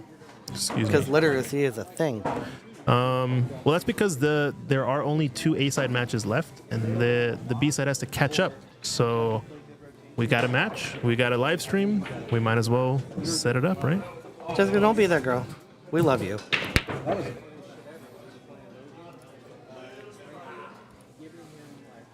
All right, so Nilbert had to leave us because he's going to get ready for his match over on table 14, it looks like. So we'll check in over there. Ooh, that 3-ball is ugly. Yeah, you're stuck with Shane and Christian hanging out. I don't like that 3-ball at all. I don't know how we would even. Oh. Right now? Oh, excuse me. He tried it, I think. No, he's.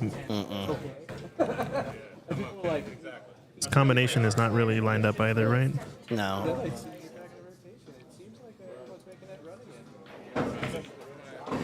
Yeah. I love this setup, by the way. Yeah, it's not bad, right? Thanks. We have some open tables. Yeah, there's, I think, 3 in this row, and they might shut down these 3 after matches to give people space to sit, but I'm not sure. Because it might get crowded over there. Yeah, so Corners are open. let's see, was that 9, 10, and 11? we're Yeah. probably gonna. We might end up closing off so that way. It depends. I think it depends how many spectators. But for sure, 8, 9, 10. Yeah, we basically have 1 through 5, Uh-oh. 6 through 8, and then are we using the other blues 15 and 16? No. I think maybe for a raffle, but I think they're just rented out to players right now. You're welcome. That'll cost you $5. Once they get here, right? I take donations to the Poor White Folk Foundation. I'm the chairman. No. And we just broke 100 viewers, so if you guys Yay. are tuning in, share the stream out, like and subscribe. Let us know where you're watching from as well. We've got a nice mix of West Coast and East Coast viewers, I know. A lot of local Virginians watching the State Bar Box Championship. This is Christian Youngers with Ox Promotions, bringing you the action live. Meanwhile, Viper Billiards is running the event. Yikes, went for the 10 ball there. Okay. Honestly, get with Larry. We should be fine.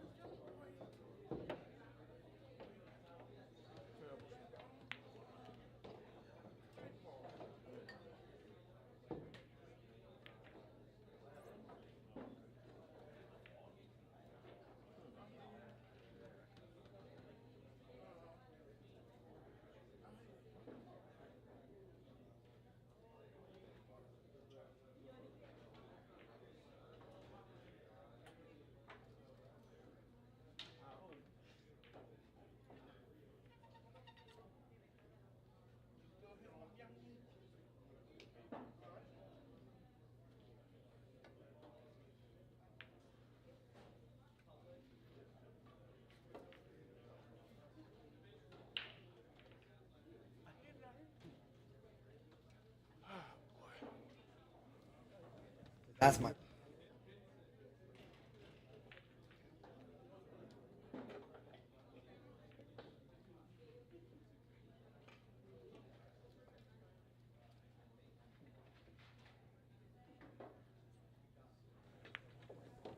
Yay. Yeah, we're back. I think we missed a couple of good shots here from We did, unfortunately. Brent. He's on the hill now, so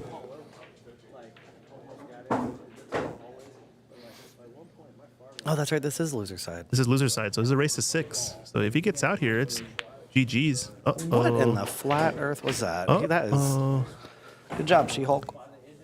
I wonder if he was thinking about last night's match, where he ended up winning. I think Brent, right? I have no idea. I wasn't out. Yeah. He won his match against Patrick, and I think Patrick stayed and played for another few hours afterwards. Which does not surprise me at all.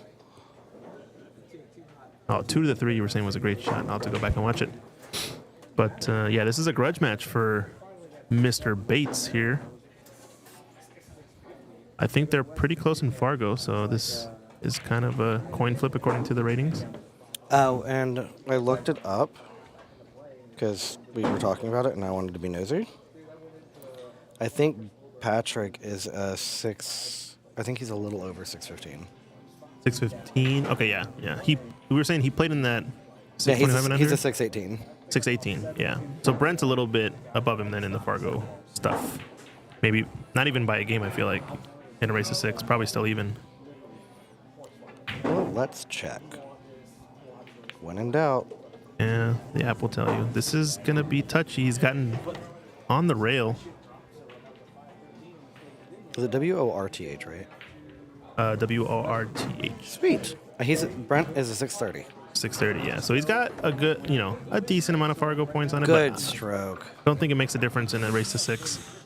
Like, it wouldn't be enough to award an extra game in handicap, so this could be this is What do you like do or on this die. one? I mean, if you're feeling good, chop this into the right corner with outside spin and play short or play long side in the 10 and maybe long distance, I guess. Yep. If you are not feeling good, you either got to separate safety this, you can bank it down to the low end of the table like a one pocket shot and just lay it on the rail. I would play just like that. Play the big window. Yeah, they're. I Just think keep it off the long rail, and should be golden. the safeties are about as difficult as that shot, I would Yeah. say. So it's usually in your favor to play the aggressive shot.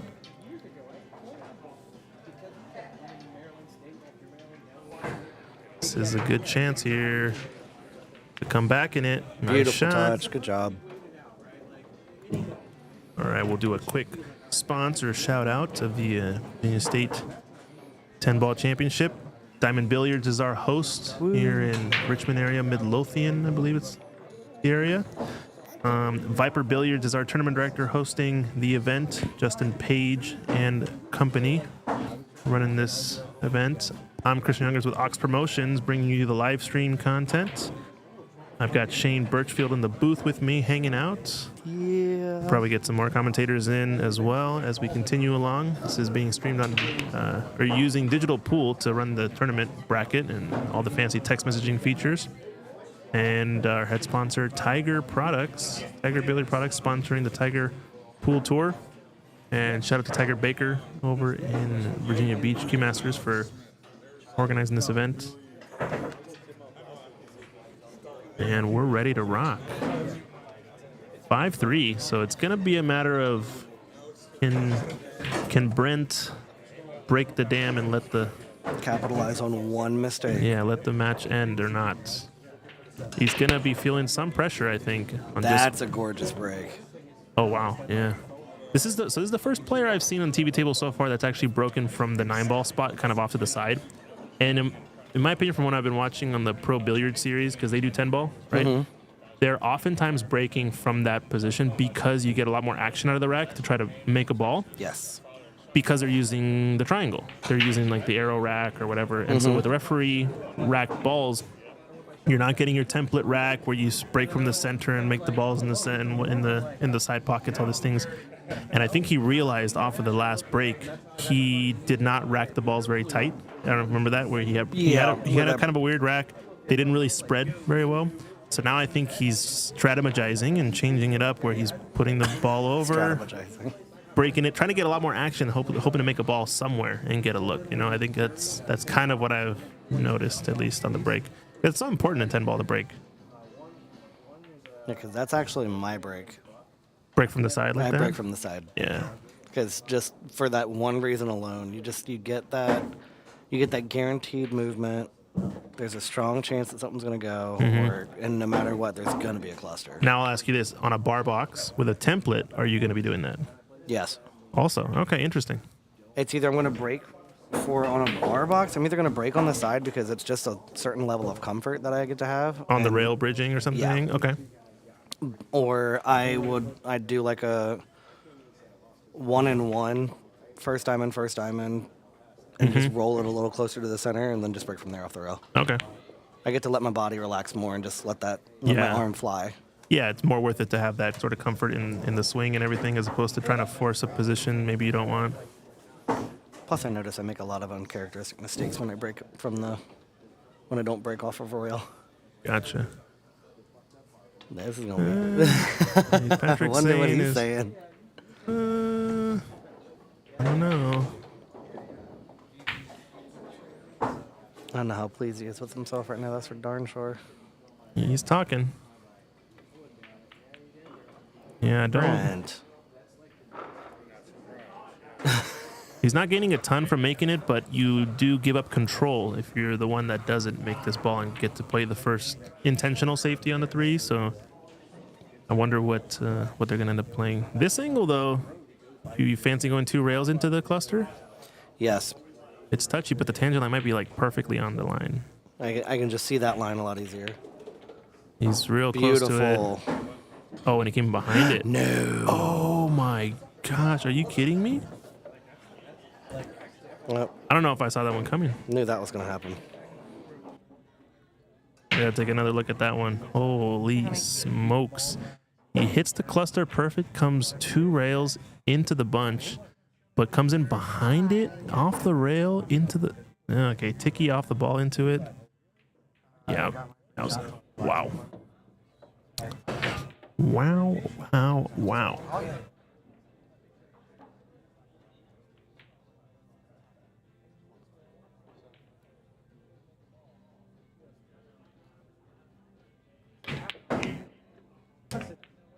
Leaving here in a second. Oh, Brent. Oh, no. Oh, Brent. All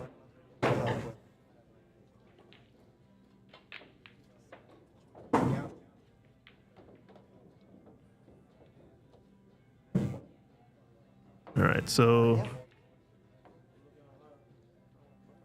kind of a long distance.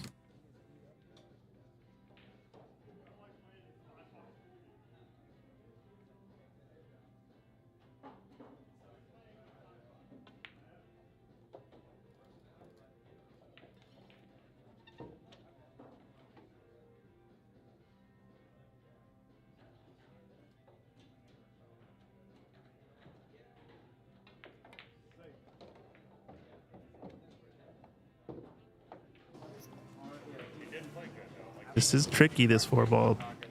Yeah, I Yeah, figured I he played might the play safe. safe off of it just because of how weird it was.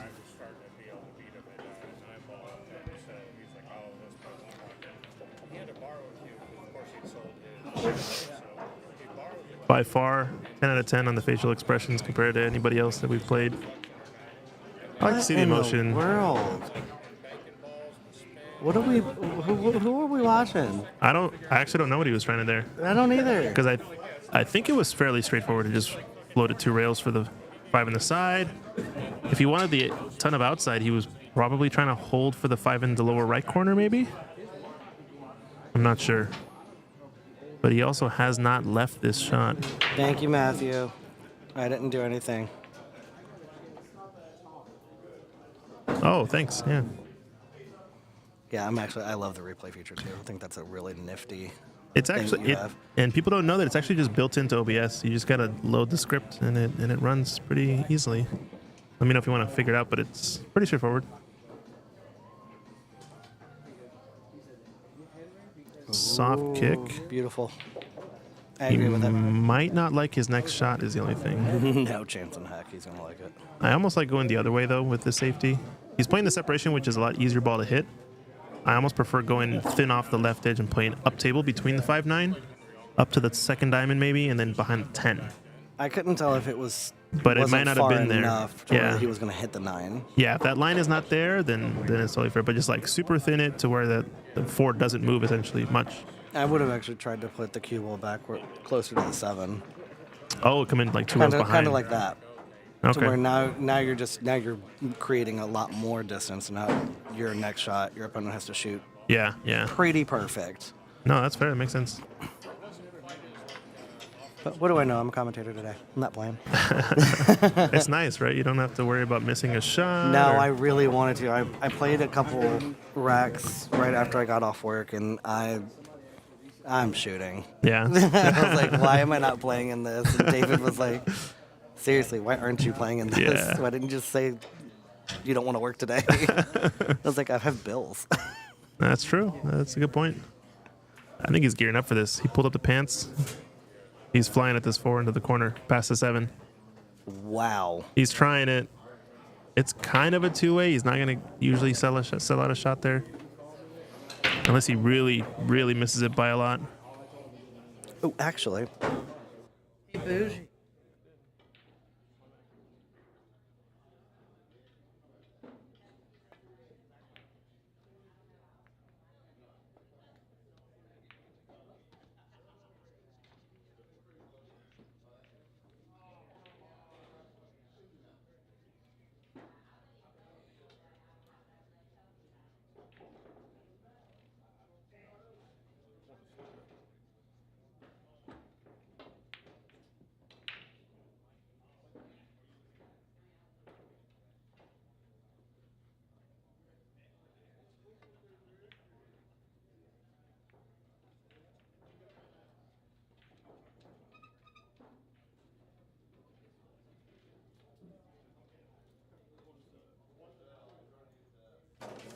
I love him. Yeah, he's He's so good. sweet. Jump shot time. Good hit. This might... That's a sting, though. This is going to lay up. All right, if you're Brent Worth here, you probably have all the pressure in going against you, but you have to get out here. Oh, yeah, 100%. I would honestly say that was probably the hardest shot of the rack right there. Yeah, actually. For his out, at least. And maybe you can look at this one, too, because you have to make sure you're on the right line that you want. Yeah, but even too much angle, you're straight on the 7, you should have a shot. Oh, Just as long as you don't hit the 10, you're going to be golden. And bridge. Still okay, swing it around 2 rails. I don't like inside spin, chopping it and holding it on the side of the 10. That's how you flirt with it too much, probably.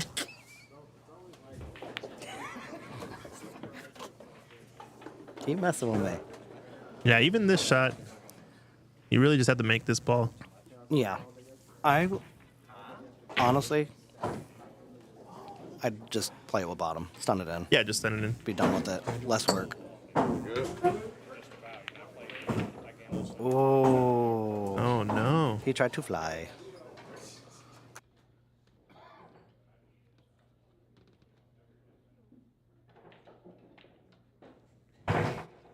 So another chance yet for Patrick Bates. Bon Got Jovi. What's up, buddy? Another guest in the booth. How's it going? I'm doing good. Hi, honey bunches. Introduce yourself. James Satterfield. James Satterfield is back with us, ladies and gentlemen. All right, so we got Oh, no. Patrick and Oh my Brett. goodness, Patrick. Oh, no. Come on now, you know better. Oh, no.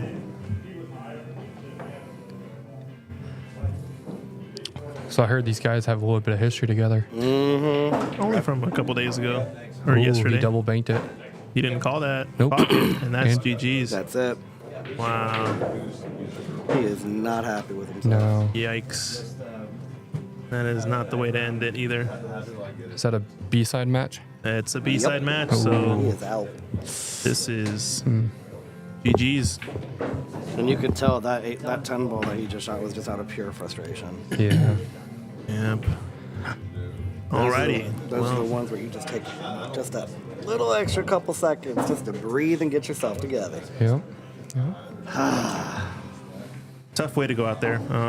But we've got the much awaited matches coming up here. The big Fargo rate players are playing the 2 700s and up. Don't want to miss this. It's going to be Nathan Childress and Mike Davis Jr. Oh, this is the one I have to go home on. This is some the bull. match That's we some bull got crap. coming up.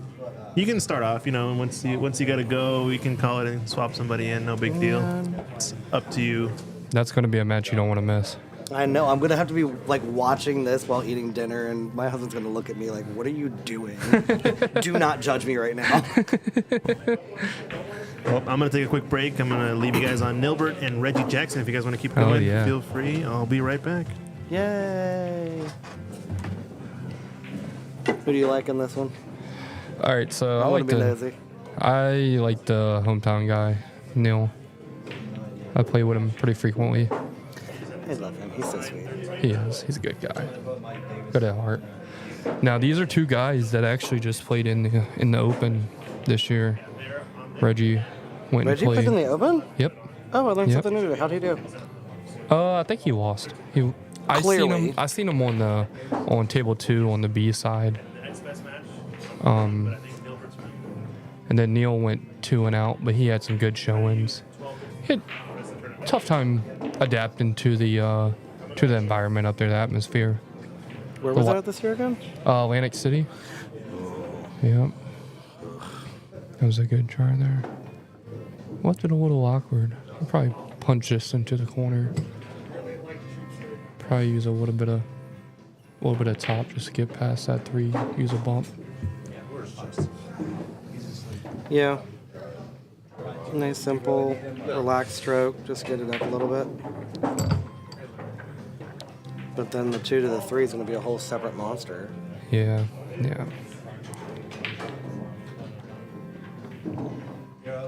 Just like that. Oh, he went too far. I can tell right there he went too far. I will say Reggie's safe game. Reggie does play a good safe game. It's annoying. He is. He In is such a good way. Yeah, he has very good fundamentals though. Like his pre-shot routine is exactly the same every single shot. Yes. Got a little fortunate roll there, not to drop in the corner. He's a cool guy. He's pretty quiet. He doesn't try to do nothing crazy with the cue ball. He's a phenomenal player. I feel like there's a lot. I'm curious to see what he can do when he lets that cue ball go a little bit, and he relaxes his stroke. Yeah. Because like he shoots, and don't get me wrong, he shoots amazingly. Oh, of course. But All these players do. It looks like it's so constricted, his body, and like his shot and his stroke is just like so tight. I'm like, if you just relaxed. He has a very wide. That's a good save there That's by Neil. rude. It's a good save there. Using that 10 ball, what it looks like in the 5. He has a pretty wide stance. So I think that contains his stroke a little bit, which isn't a bad thing. I have a wide stance. I don't have my stroke isn't good, like restricted. Well, it's not for everybody. Everybody's different. Hey, your stance is your stance. Mine's one of a kind. It's on my head. I shoot pool opposite. Instead of standing up, I'm upside down. Only if y'all could see the look he's giving me. You want to talk about it? No, that's enough. No comment. Did people take any of the trays back up front?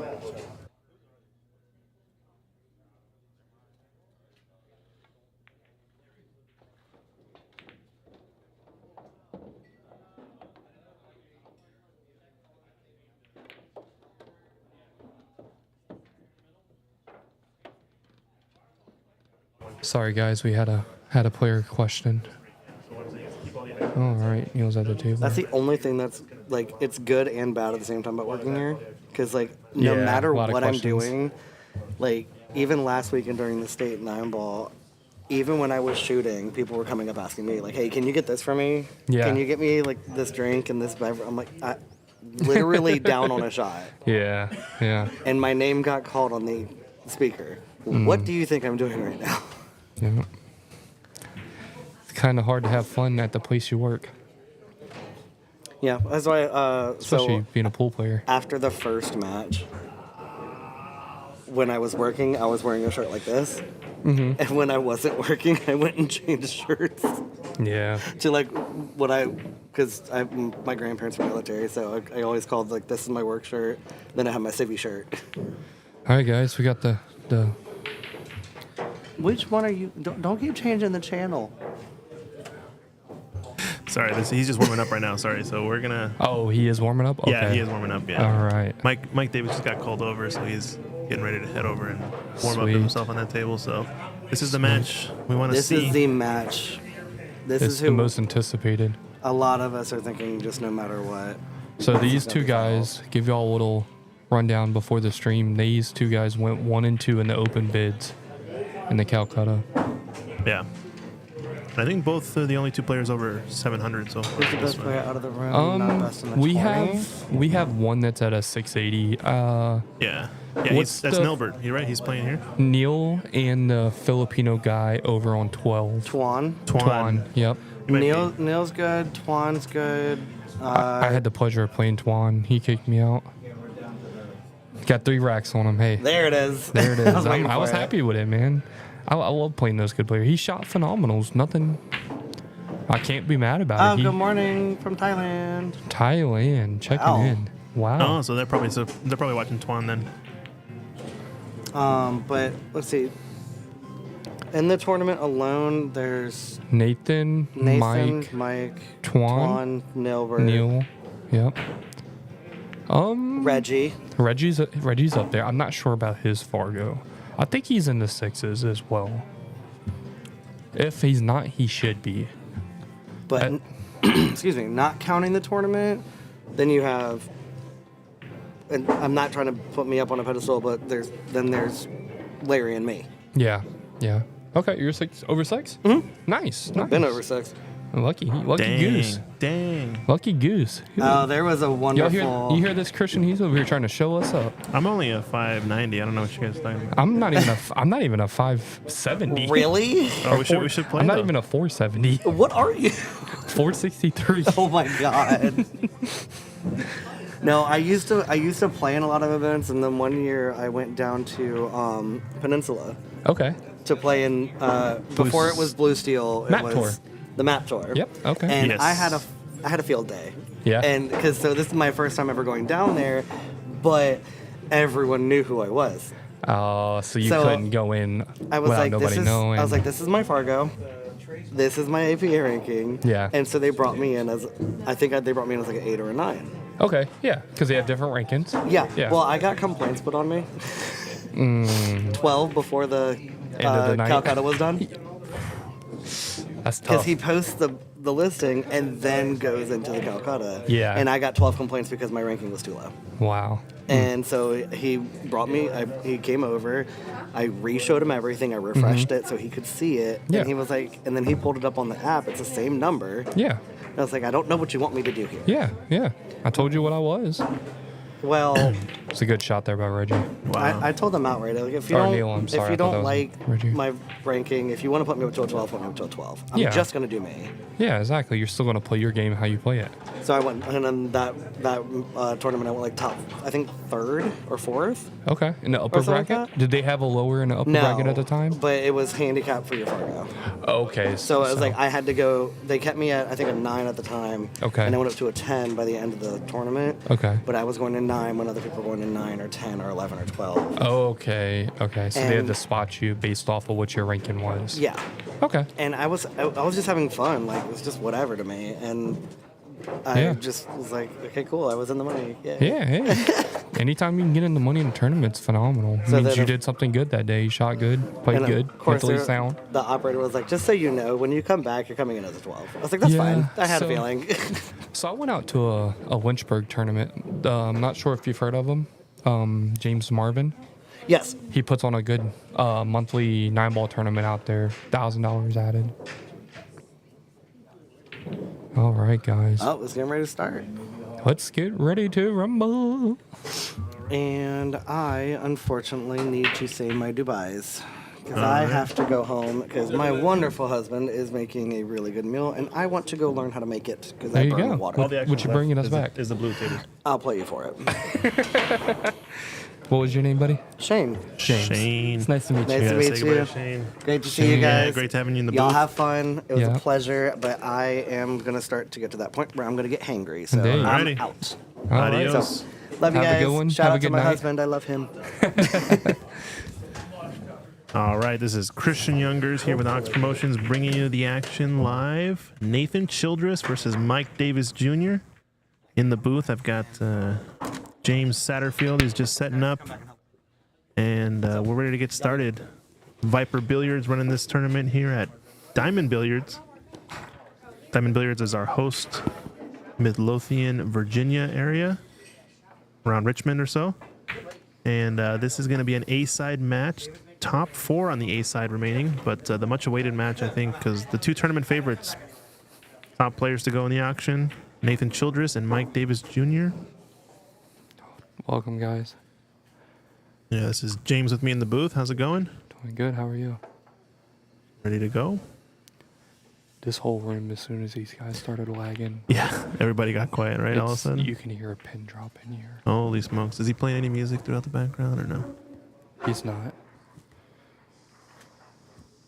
No, he's not. Okay. Nope. That's fine. That's usually how I like it, you know. Yeah. Not Let about these that. guys focus and tune in.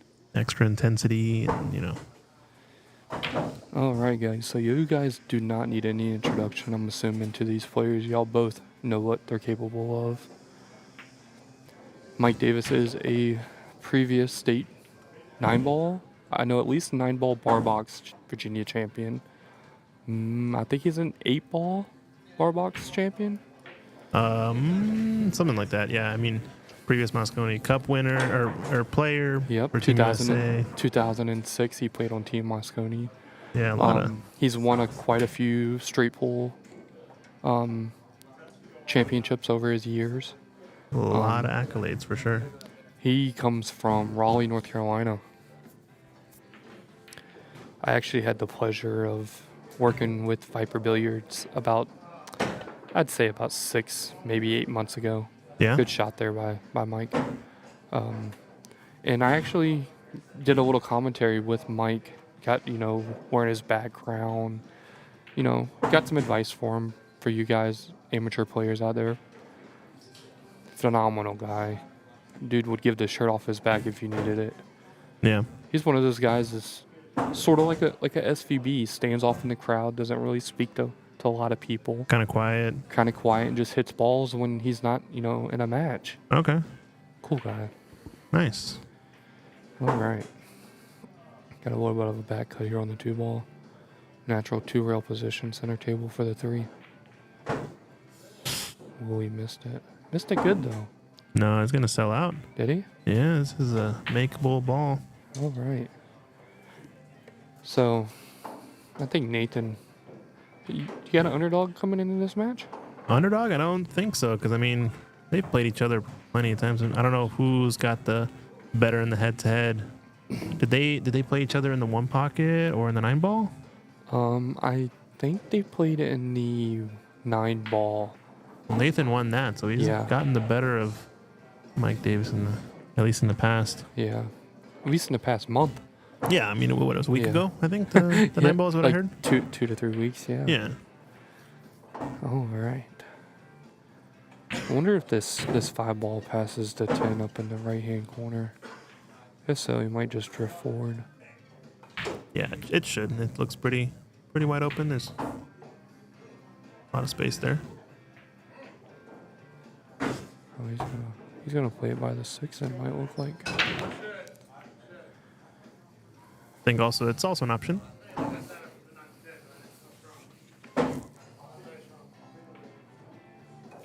See, play it maybe with a bit of inside. Yeah, he likes that shot with just a tiny bit of inside. Kind of float off of 1 rail. Seems to be very accurate with that type of shot. So I've got Mike Davis as an underdog in this match. You think so? According to Fargo, he used that inside again. He's not, right? All right, so Mike Davis's Fargo is a 743. Yeah. If I'm correct. And Childers is around 17s or so, 711, 720. Give me at 2 most. seconds and I'll tell you. Yeah. I mean, I think, though, bar box play probably has a heavy amount to do with it. So Mike Davis is a 744. So heavily the favorite. He's got is a 726. 20 points on him, yeah. 20 points, yeah. And why I say Mike Davis is an underdog in this match, because Nathan's coming off some momentum from that 9-ball, playing another great, phenomenal player in the finals, Eric Moore. In the 9-ball, he beat Eric Moore. That's right. He beat Eric, yep. I think also Eric might be competitive between both these guys on the 9-footer. Oh, yeah. Phenomenal. He's definitely an underdog, but he'd be competitive with them, I would say. Oh, yeah.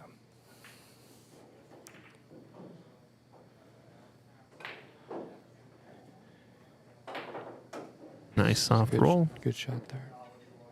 Good to hold that angle for the 10.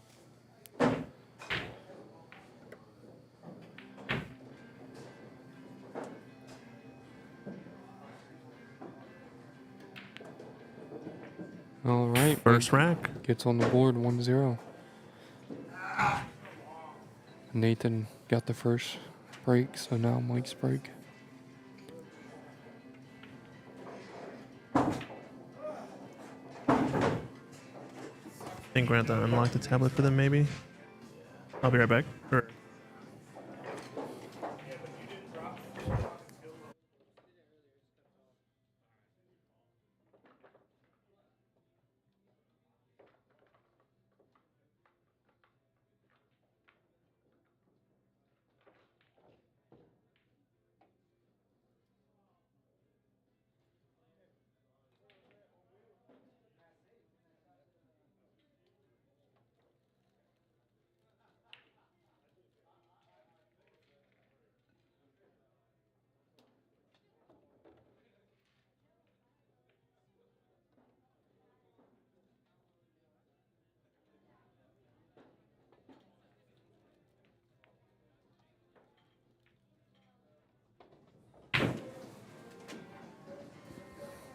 Yeah, this is a matchup, I guess, of youth versus experience, you could say.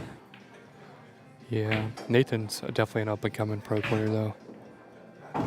Yeah, someone's saying that this 14-1 experience, I doubt he'd be the underdog.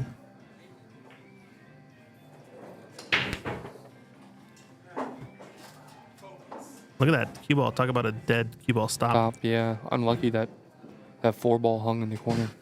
Yeah, 4 and the 3 missed the 4-railer Four-railer, just yeah. slightly. Nathan's got a shot on the 1. Looks like the 8 looks like it's a little tied up with the 9 ball. See how he's going to play the 7, possibly to get to the 6s. Looks like the 6 goes in the side.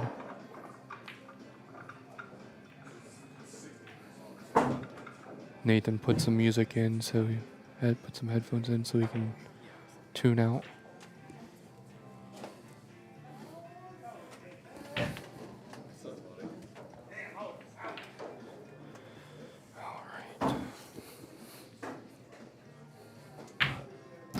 Yeah, just had to turn on room mic for a little bit from the music. We'll get it fixed in a little bit.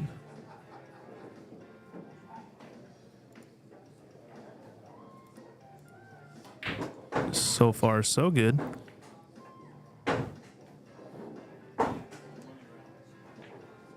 Everybody tuning in, if you can't, do me a favor and just hit that thumbs up and give us a subscribe and follow to the page so you can get notified whenever we go live. Both Viper Billiards and Ox Billiards. Ox Billiards, okay. Yeah.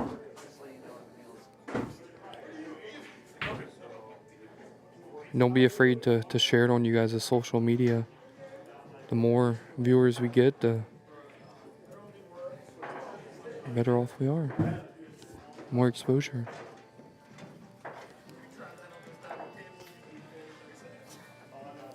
There's the music in the background. Well, we got the guy from the Charlie and the Chocolate Factory. Some late Halloween costumes walking in the room. Yeah. Fun stuff. All right. This is the key shot here. It's been the whole rack. I was gonna ask you, what do you think he's gonna do with this? This layup, 8-ball. it has to be a safety based on how he's laying up here. You think he might just try to stuck him up behind the 9 and put the 8-ball back down table where the 7 is? That or thin off the right edge of it and Try to go keep around it there and then play the cue ball around the table. That's the other one, yeah. This angle, though, tells me he's probably crossing this 8-ball. He might be able to catch it thin enough. Looks close. Okay. It's a key shot here in the match.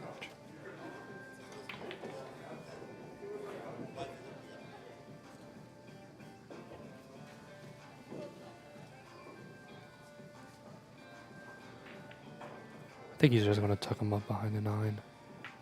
Oh, yeah, the stop shot. That's all it is. Stop shots and then 3 rails. Yeah. Oh, he went for the bank. Did he call it, though? I don't This is a think he mistake did. if he didn't call it.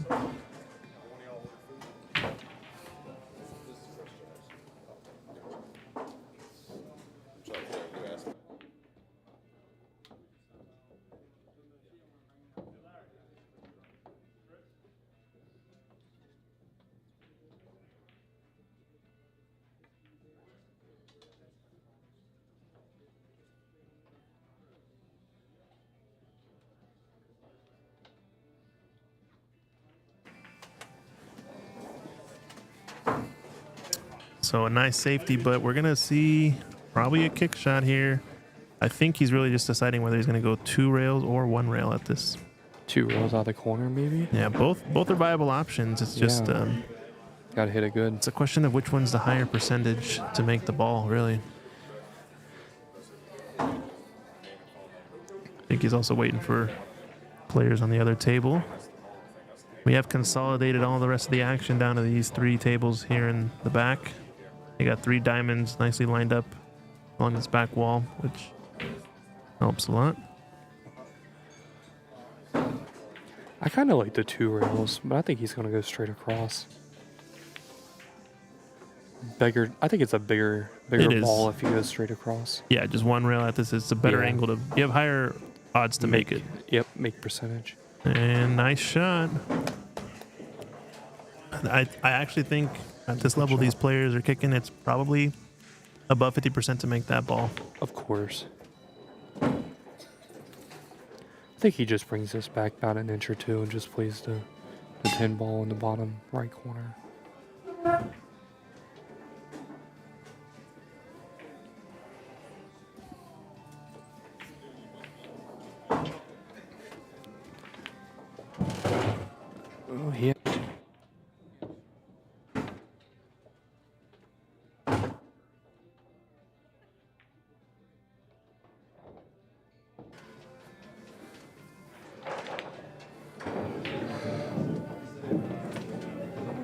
Mike takes it down. We got another guest in the booth here. Welcome, welcome. How's it going? How's it going, everybody? The man of the hour, Justin Page. How's it going? A little bit better. Had to go catch me a little old man nap. A little Not sleep bad. deprived past few days. But yeah, congrats on the tournament. Everything's running smoothly for the most part. And we got a heck of a match here. Oh, yeah. Top 2 players in the rankings. Nathan Childress, Mike Davis Jr. It's funny, after all the planning and everything, the one thing that they're probably used to, especially these 2 players, that I didn't think of, a template rack. Yeah. I mean, something to think about also for the whole tournament as a whole. You know, maybe bring in a set of templates so that everybody has a template, and it probably makes the tournament go a little bit more smoothly. Oh, You yeah. can require it. You can just give it as an option. You know, everything is there. Yeah. Just, you know, baby step, little things to improve here and there if you, Oh, if yeah. you choose. Always good. The funny thing is, pretty much only at like this level have I noticed that if you enforce a template rack, they don't say anything. Yeah, no, it's just up to whatever the tournament director decides. As long as you do it ahead of time, it's displayed, and there's no playing favorites. Nothing happens mid-tournament that changes, and you're good to go, right? Yep. Oh, yeah. It was a good safety there by Nathan, just edging the 1, using the 5 and 10.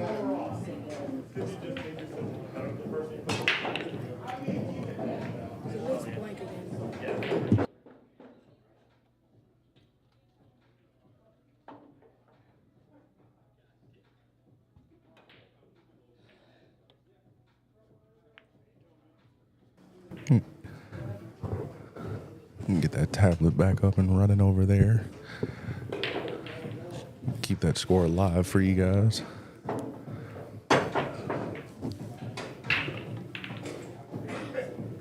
Yeah, they are using the beads, and I think it's 2-1 Nathan right now, right? It should be 1-0 Mike. Oh, sorry, 1-0 Mike. Yeah, it looks like they just 1-0 Mike, sorry. No? No, somebody No. has 2. It should be 2-0 Mike. 2-0, yeah. We definitely knew it was 1-0 Mike. Yeah, they're using the beads above him, so you can tell there, but once it gets unlocked and somebody updates the score, it should be go. Yeah, I was talking with Mike earlier, and it's funny when we saw him at the Surf City event that me and James were down there for the stream doing. He's got that tremor in the back of his stroke. Even to this day, he still can't believe that he can still play to the point where it just goes completely straight as soon as he strokes.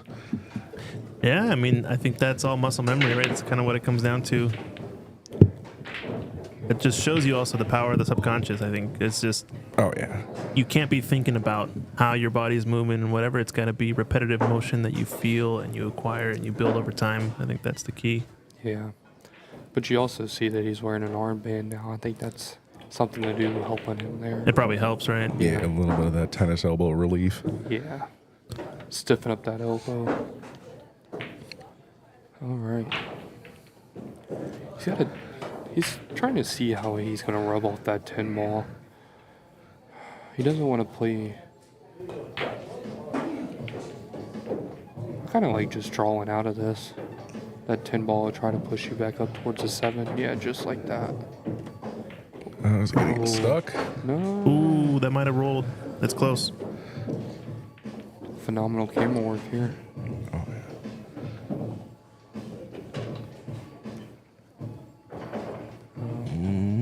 That's touchy. You might have to swerve it just a bit. No, he's got it. He's Yeah. got it. I was aiming. Touch the bottom right, and he's going to come right out of it.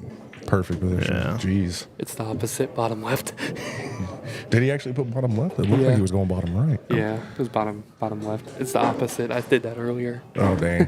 It's how we're looking at it. It's How they're 'cause, yeah, shooting. from here, it looks like right. Over there, it looks like left. Yeah. I'm still fully coming to. I haven't finished my second due since the nap. All right. I'm running on like a total of 6 hours of sleep in the past 4 days. It's a terrible idea, folks. Don't do that. He's got to have a good stroke here. A little bit of bottom left. Make sure he gets past that side pocket. Oh, he gonna power draw that. No, I think he's going to stun it. 2 rails. Stun draw, yeah, like that. 2 rails. Just like that. Nathan is so smooth, man, playing.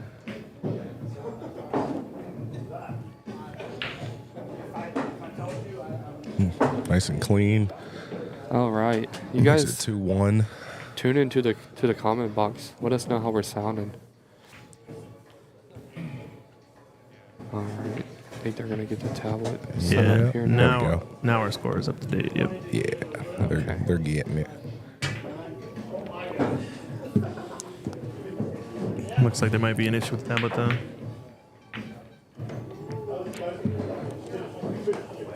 It's all good. We'll get it figured out one way or another.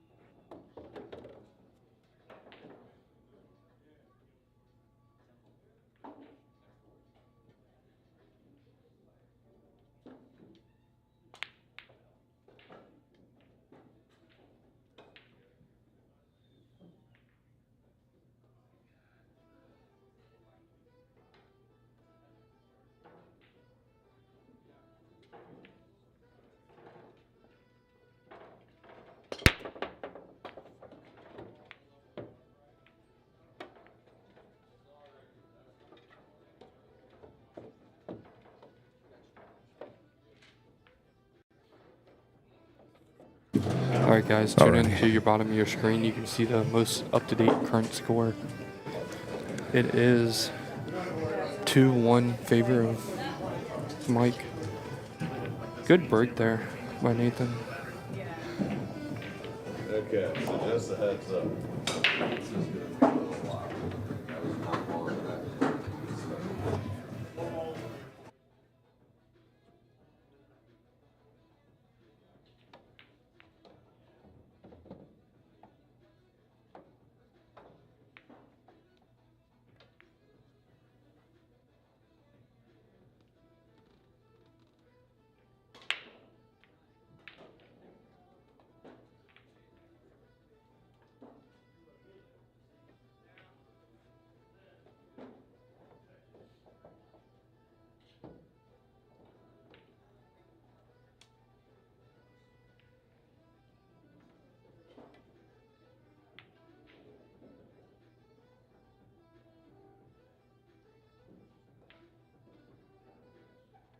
All right, guys, we're back.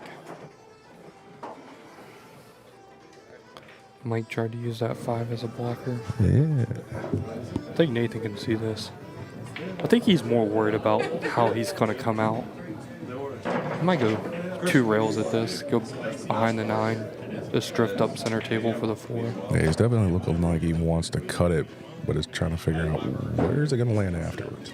Possibly just use a touch of outside on this. Throw the 2 ball in. Good speed. Yeah, I was going to say he definitely wanted to come underneath that 10 to stay there for the 5 because now he can just come off of the left side of it and be able to play that defense, leave the cue ball down table if he wants. Wait a minute. Am I looking at the wrong ball here? Looking at the 4 ball. Yeah, I'm so used to my aramith balls. Yeah, no. Okay, we got the regular ones. Good shot there. Bingo.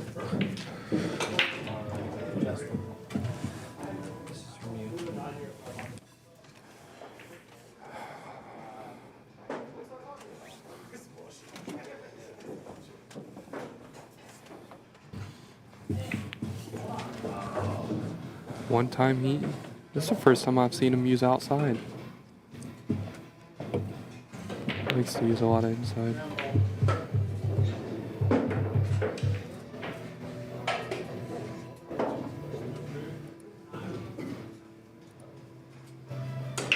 Just gonna stun draw this over. Get that nice angle to drift from 1 rail center table. You might go a little bit more towards the side rail. Ideal is to get straight on this. Nathan. Yep.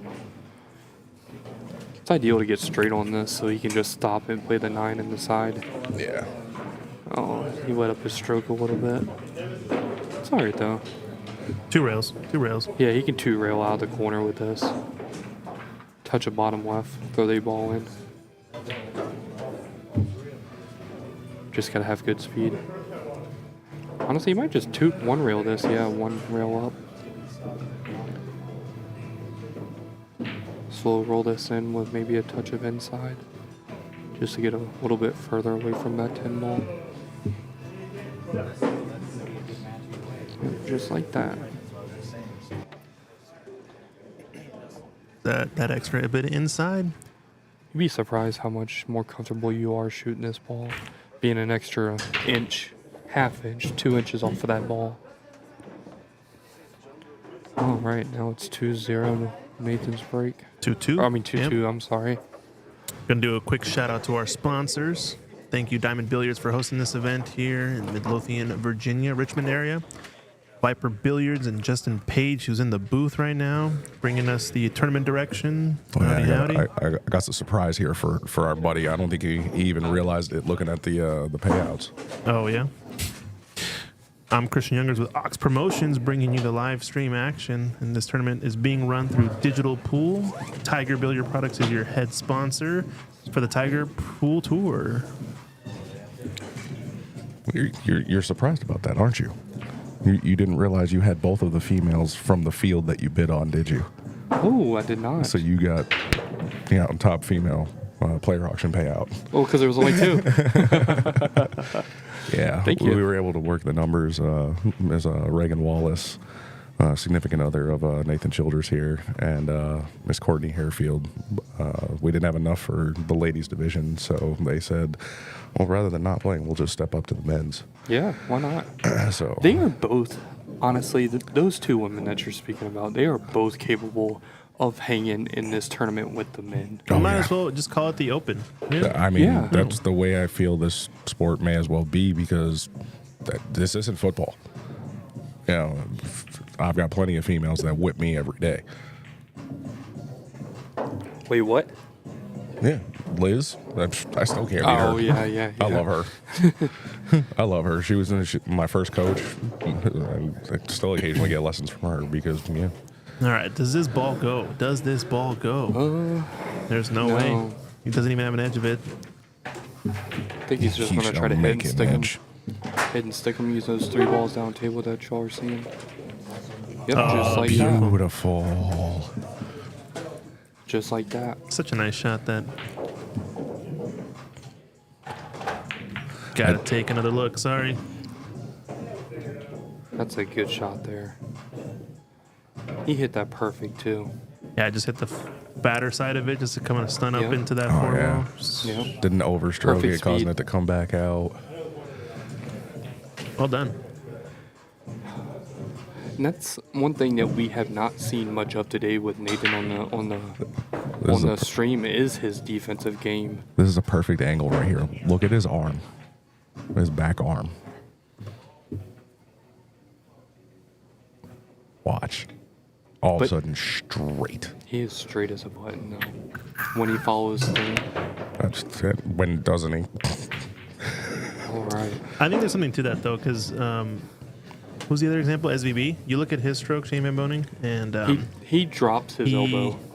Well, not only does he drop the elbow, but he does practice strokes and practice swings. He's got a cocked wrist action, and his elbow is a little bit tucked in. People call it a chicken wing usually, where you kind of tuck your elbow Then closer to your body.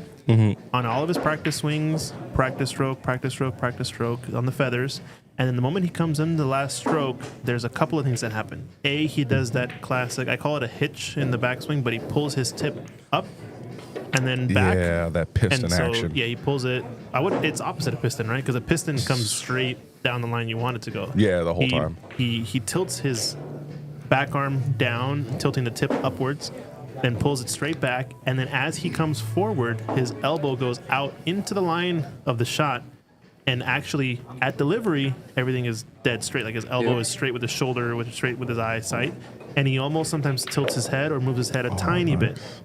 But that's like the classic Shane Van Boning stroke, which you see a lot of amateur players who They can try. tell. Try to imitate it. You watch, they watch a lot of pool and they try to imitate it. It's not the best that you would teach, for example. Because it's very, learned across many years, etc. It's not correct fundamentals, quote unquote, but you can tell it's like that last stroke on the actual shot.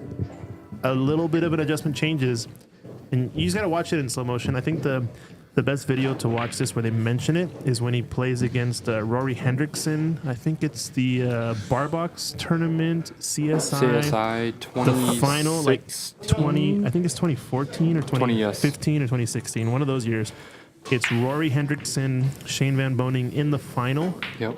And you can see the imitation or the mirroring because Rory Hendrickson was one of Shane's Idols. up and coming coaches and mentors as he was playing, and they both have a very similar what I call a hitch where they tilt back, pull out, and then go forward. So it's an interesting kind of conundrum, but it works for him, and he's trained it so many years, and he's also the best for a reason. So it's very interesting. Definitely want to give a shout out to every player that participated in this. I didn't have a single dress code issue that I had to address. Everybody has had great sportsmanship.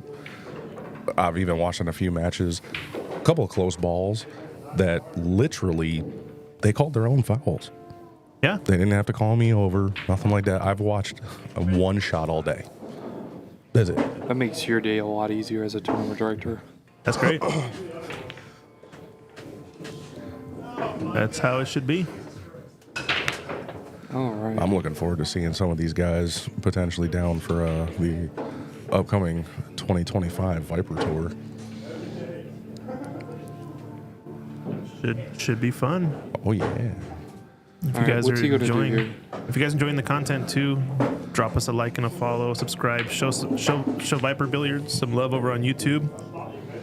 If you're watching on Ox Billiards YouTube or Facebook, and vice versa, we're doing a little collaboration on this event and hoping to grow both channels in positive directions. So For sure. it helps a lot. Along with just growing the sport in general.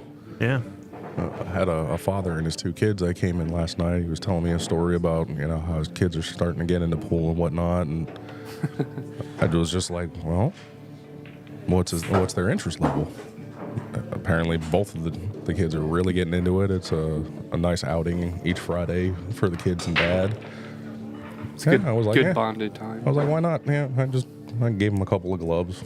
I had some Maury gloves that actually fit him. I was like, yeah, here you go.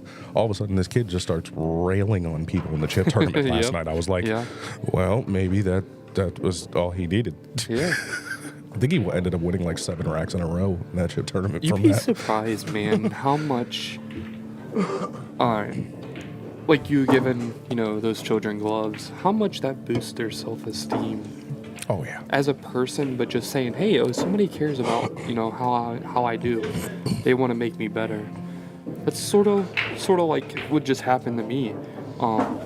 I just recently got the BK Rush from Sophia Mass. Oh yeah. That she used in the 10-ball World Championships out in New Zealand. Oh yeah. As soon as I got that stick, something about it was a confidence booster. That if she can use it to win a world championship, so can I. For sure. Why can't I do it if she can do it? Oh yeah. There's a lot of people that'll say it's not the equipment, it's the player, and it's like, yeah, but when you're playing with an Alibaba, Pre-Odair, Vice, a Predator, Sport 2, there's a certain level of like, I guess you could say like almost like giddiness.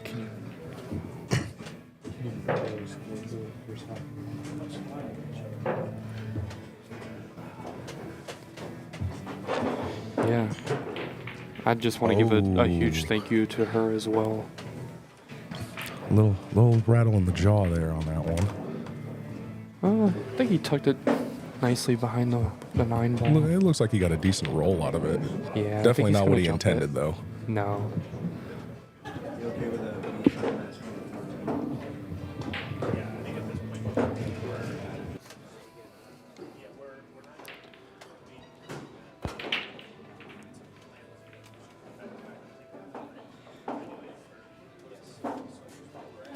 He is calling the 1 ball, it looks like here. Both of these players are players that He's going airborne. Try not to cheese the 10 ball as much as possible. It's a good shot there. Nice, solid shot there. This 2 does go in the bottom right corner, as you see. But it's a little bit of tough position to get to the 3. Just gotta avoid that 6 or 7 if he depends on how he wants to play it.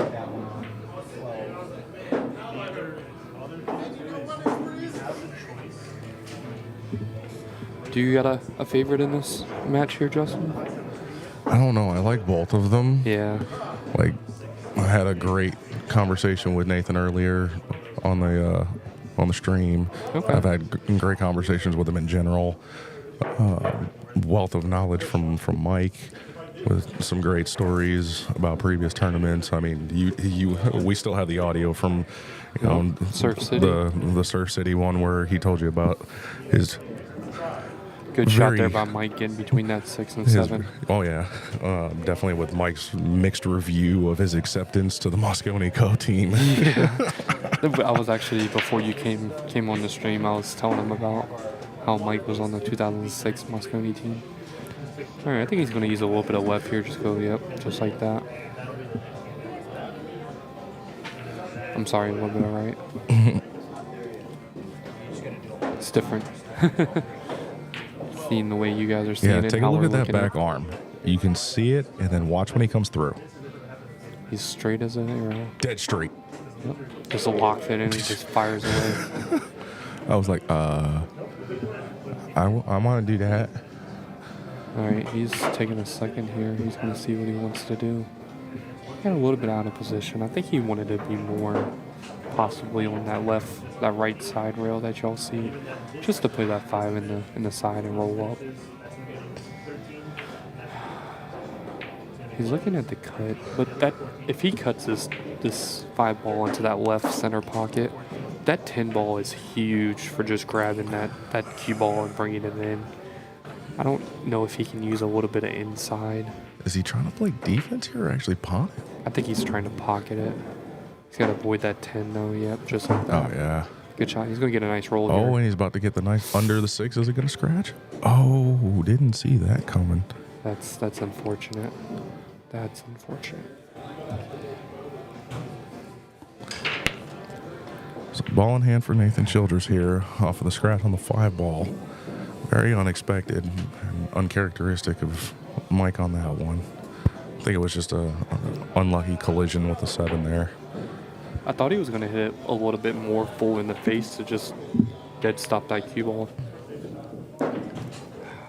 I've definitely noticed, especially after watching some of the matchroom events, a lot of players favor anything hanging over the sides to just go in the side, even if it can go somewhere else. Yeah. And it's only in 10 ball. Like at 9 ball, they'll still play it to the corner, but for some weird reason in 10 ball, they like using the side pockets a lot more. A lot of matchroom events are 9 ball. All right. A lot of pro players now are starting to use a whole lot of inside like Nathan likes to use. He's just going to drift out, center table. That was a good shot there. Absolutely gorgeous on that. Little Nice drag little shot to get a backside of that 9. Good. He might just be in line for a decent little stop shot there. Call it a day. Yeah. Bingo. Yeah, little forward roll. I see that a lot from Tell SVB. Us, while you're up here, tell us a little bit about your tournament, your weekly tournaments that you're running. I got a Friday night tournament that I'm running out of Q Master Billiards down in Virginia Beach. It's pretty much for the most part, unless I'm doing something big like this, is every Friday. We post it up on the Viper Billiards Facebook page. We've got multiple people that share it out again for us. Get a pretty solid turnout all the time. It's somewhere between 14 to 22 players.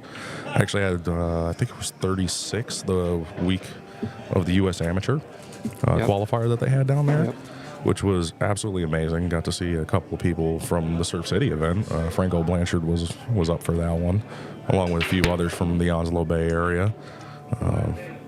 Big appreciation for them coming on out. Ooh, it looks like he got the 2 and the 3 that hung in the corners on him. Yeah. But that's one of the best breaks he's had all day on the stream.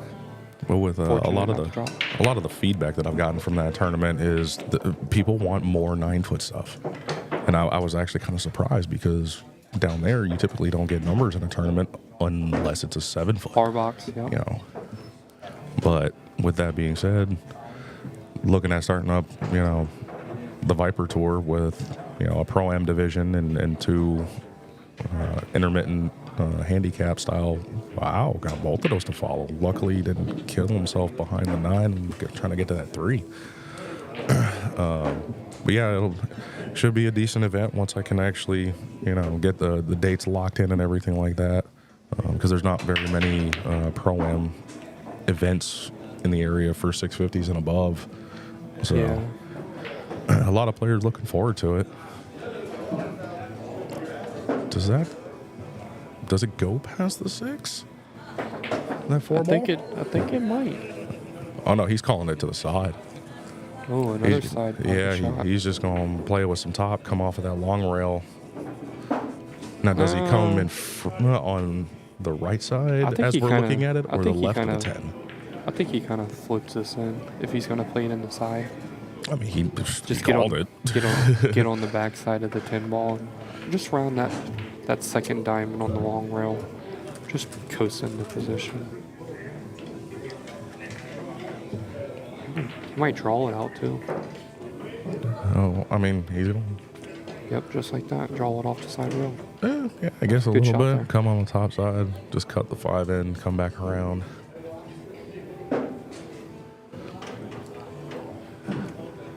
He might just play this 6 on the side. Yeah, that's what it's looking like. Yeah. Oh, A nice little bit outside. touch. Very nice. Good speed. See, this is another good thing. He got on the bottom side of the 6, so basically he can just stun draw on the back side of the 8.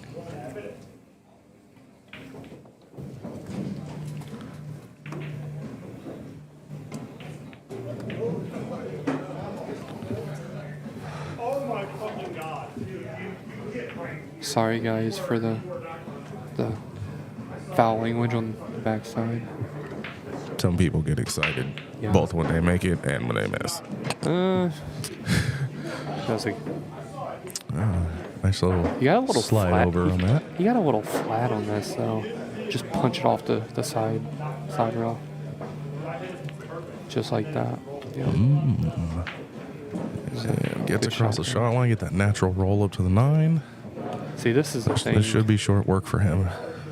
Nathan got out to a 2-rack lead before Mike could possibly get adjusted to the table speed. Yeah. I think he's just gonna probably just draw this back about a foot. Take the long shot. He could possibly go 2 rails if he's got an angle. Would have, yep, touch right. A whole lot of force follow there. Yep. Hey, it's the right angle. He was close to that 9 ball where he could cheat any type of pocket yeah. if he wanted to.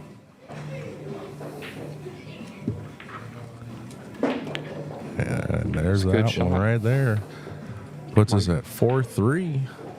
Keeping This the is- gap tight and the game smooth. And that's a big swing there because Nathan could have been up 5-2, or as you see, we're at 4-3 with Mike's break. Yeah, And that's the other thing. Mike is very capable of. Oh, yeah.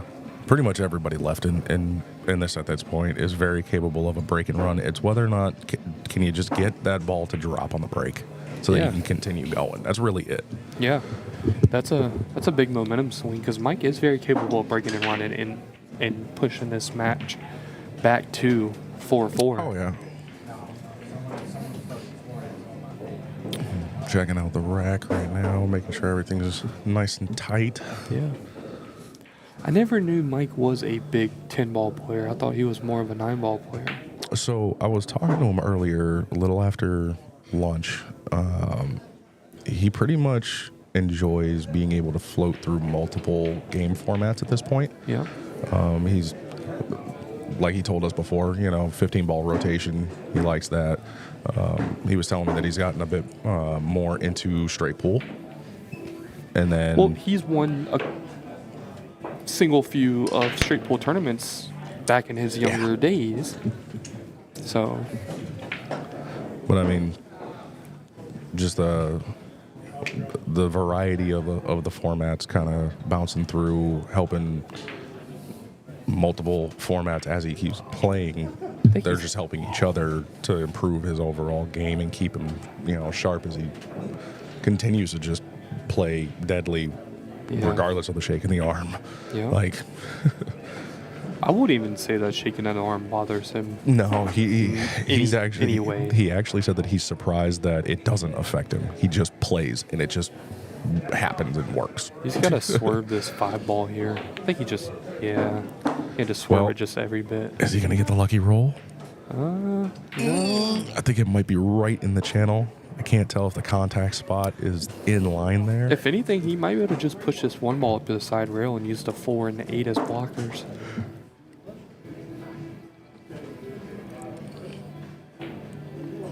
I'm almost wondering, the cue ball's too far in the middle of the table to be able to jump it, regardless of how tall Mike is. He's got to, even if he did have to jump this, he would have to get it up and get it down with how far that 2 ball is away from that cue. I'm wondering if he has the tunnel. I think he's got the tunnel for a safety. That's what I'm figuring at this point, because it doesn't look like the contact point quite lines up. If anything, I kind of like using this. If he can see half ball of the 1, maybe using a touch of left to try to get cover behind that 3. It looks like he's putting a touch of left on it. Put that 1 behind that 4-8. I think it goes for him with that touch of left. Oh, no, he used it to be able to get the defense to play better. Okay. Looks like, is he going to get it? There. I think he did. Yeah. I think he did. Dang, they're almost a 3-ball blocker. Yeah. Now, does Nathan want to go 1 rail or 2? And does he want the defense or does he want to try and actually make it? I like the 1 rail. I think he's got the tunnel. Yeah. I think he's just going to use that 3. Maybe drift over. Yep. Just like that. Oh, and he gets the nice little bump from the 10. Is it going to hide itself? Yeah, it sticks to the rail and makes it to where it's not going to be friendly. All right. This is a tough shot here, being on the first arm of the bottom rail. I see my brain would be going back and forth at this point. Do I want to play cue ball off the right, back around the table for the defense? Or do I want to just possibly try hold the cue ball there, let the 1 come up? Drift up table by the 2 and the 5. I kind of like using the right side. And this is why he was on Moscone and I was not. He went on the other side. Well, you had the idea of the same thing he just did. Yeah, so. was the safety rather than trying to cut it or anything else. No, I don't think it was a cuttable shot. But where's Neil? Where's Neil? Neil is actually right beside them playing. He's made some amazing cut shots in the tournament that I run on Fridays and the 10-ball break pod. So, yeah, I look at a straight up and down shot, and I'm like, where's Neil? Oh, and the hold. Yeah. Oh, good Lord. I think, does he have him jaw locked? I don't think he has him jaw locked. That looks super close. No, I don't think he has him jaw locked. That's super close. Oh, apparently, Mr. Nilbert Lim just won his match over there. Reggie Jackson. Yeah, Reggie Jackson. Do you probably don't, but do you know anything about Reggie Jackson? Which one? The guy in the event. He's a nice guy. I know that. Literally, like, had a couple of conversations with him around the hall, and all of a sudden, Let's see if he can see this 1 ball. This standard men's friendship. We're just friends because we're men. Yeah. So I'm learning a lot of the new people up here. Give you a little bit of insight on Reggie Jackson, the guy that Neil just played. He played at the U.S. Open this year. Oh, nice. So we actually have 4 players in this small field of 24? 24 or 25, somewhere around there. Almost a quarter of this field has played in the U.S. Open this last year. Nice. This year. I mean, I definitely figured, either Mike and or Nathan did, and I'm sure Mike did, Nathan did, Brent didn't he? Britt did, Neil did, Reggie did. We've had some high caliber players in this field. Let's see. Where the 2 sitting, I feel like this is I kinda make like it and shooting continue rather than Go playing 2 defense rails out. finally. He was a touch of left. Oh no, what He is went for doing? the bank. No, he went for he's the just safety. he's literally just letting it sit. It's, Yeah. You know what it is? Possibly going from the 3 over to the 4, because that's a 4 behind the 8, right? Yep. Yeah. Yep, right in the side. So trying by to find the side pocket. position for that. You gotta swerve this. Apparently, swerving is not a problem. Ooh. This time he didn't get the jaw though. See, that was That could be dangerous. That was the second or third consecutive shot that Mike used those 2 balls in the center of the table as. All right, guys, Mike's gonna take a little bit of break here. Yeah. Mike's gonna take a little bit of a bathroom break. So we'll be back here in a second.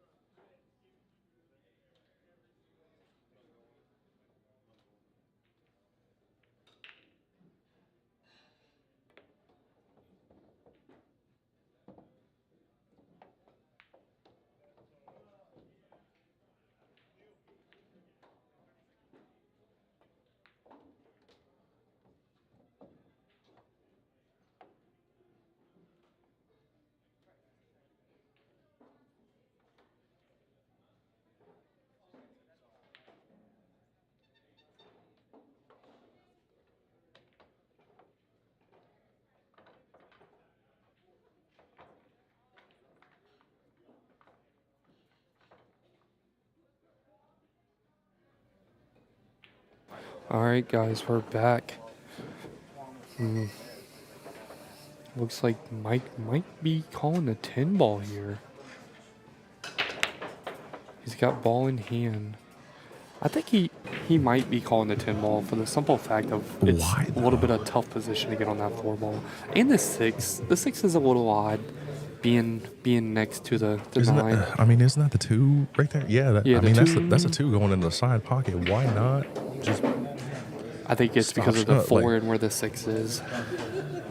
This is risky. Yeah, because of the fact, even if he was to play the 1, drift up after the 2, play the 3, he's got to get to the other side of the shot line with whatever position he wants to play. Yeah, why not? This is why he was Mosconi, and I'm in the booth. Good shot there by Mike. Evens it up at 4-4. Nathan's break. That's some good poise right there. Yeah. In fact, there's his U.S. Open shirt. Now that we're talking about it. Yeah. What's that down on the back of his jersey? I can't even read that one. Which one? Down in the center? Yeah. That was the hotel that the U.S. Open was gotcha. held at this year up in Atlantic City, New Jersey. Gotcha. I actually was in town the weekend that the Open was starting. I wanted to go check it out. I just wasn't in the agenda. Is the 2 ball going to come back? Yes, it is. It's going to drop barely. Pocket speed. Yep. Great. Somebody chimed in and said, great thing, combo. Thank you for y'all's input. He's looking at that 3 ball. Three ball might go on the side. Yeah, I can see one of our local big wigs back home in Virginia Beach there, Mr. What? Raymart. Who's He's that? He's watching his good buddy Neil. Neil's around here somewhere. He's always around He's doing somewhere. Gilbert stuff. Oh yeah. If it ain't shooting pool, it's laughing and joking around.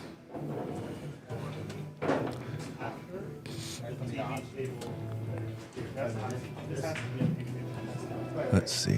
What's he? Oh, looking at look who here? just walked in the door.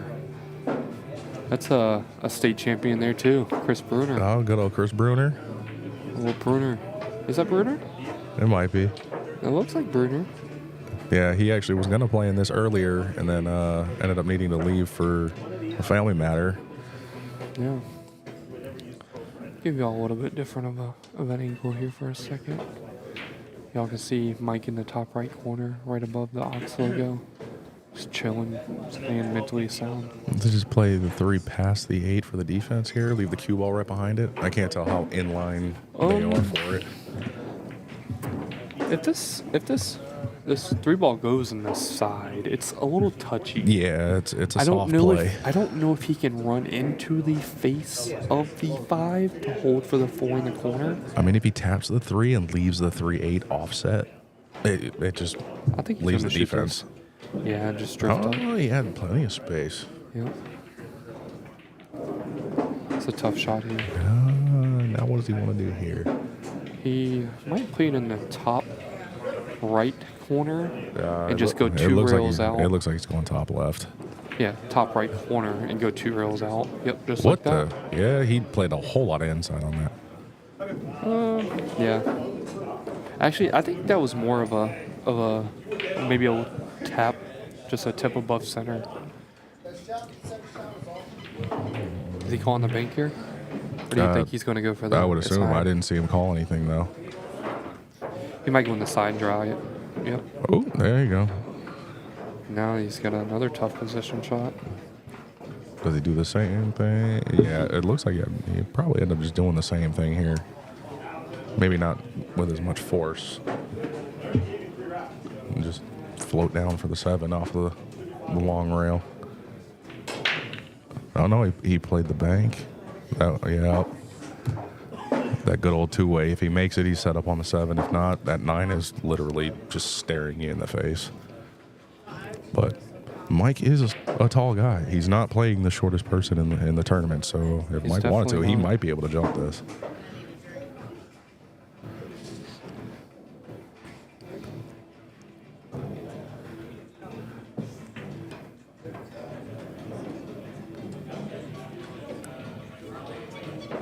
A little bit of friendly conversation between the players over there, appreciating each other's game and enjoying the moment. I think Mike's going to jump this. It looks like he definitely got the short cue. Watch that back arm. Here's a good See view of it? it. Yep. Side, shaking, then the follow through just stone cold. It was legal. Where'd that cue ball sit? Okay.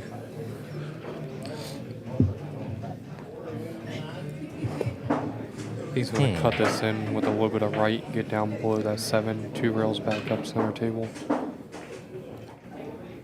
Oh, he held it. Held it good, too. Very nice. Yeah. It's a good shot there.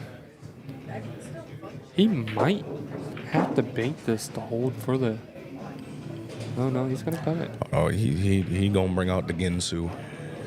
Cut this with inside. He might try to cut it with outside. Run into the face of the 9. Yep.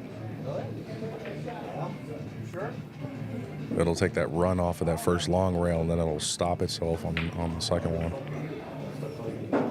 Oh, where's it going? Where's it going? Oh. Didn't catch it enough in order to slow it down. So he did cut it with outside.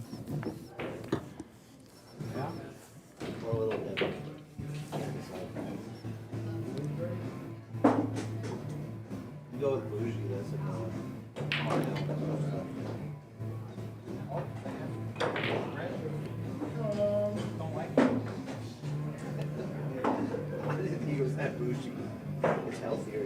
Do we still have the owner, Mr. Dorsey, here? I haven't seen him in a minute. Is that him? No. Nah. I've got to hop off here for a second, guys. I'll be right back.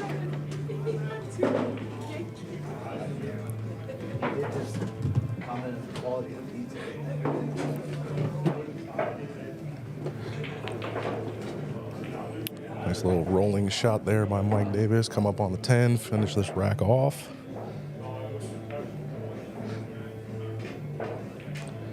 And solid finish by Mr. Davis there.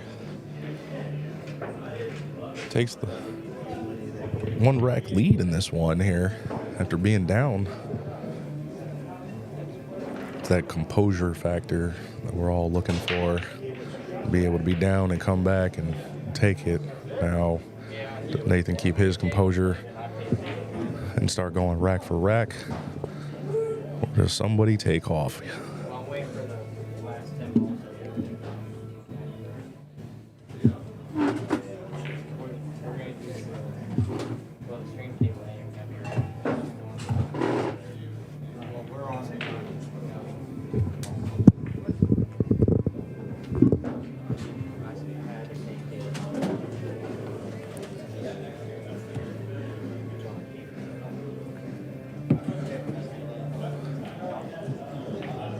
So Mike Davis gets that 1 rack up on his own break.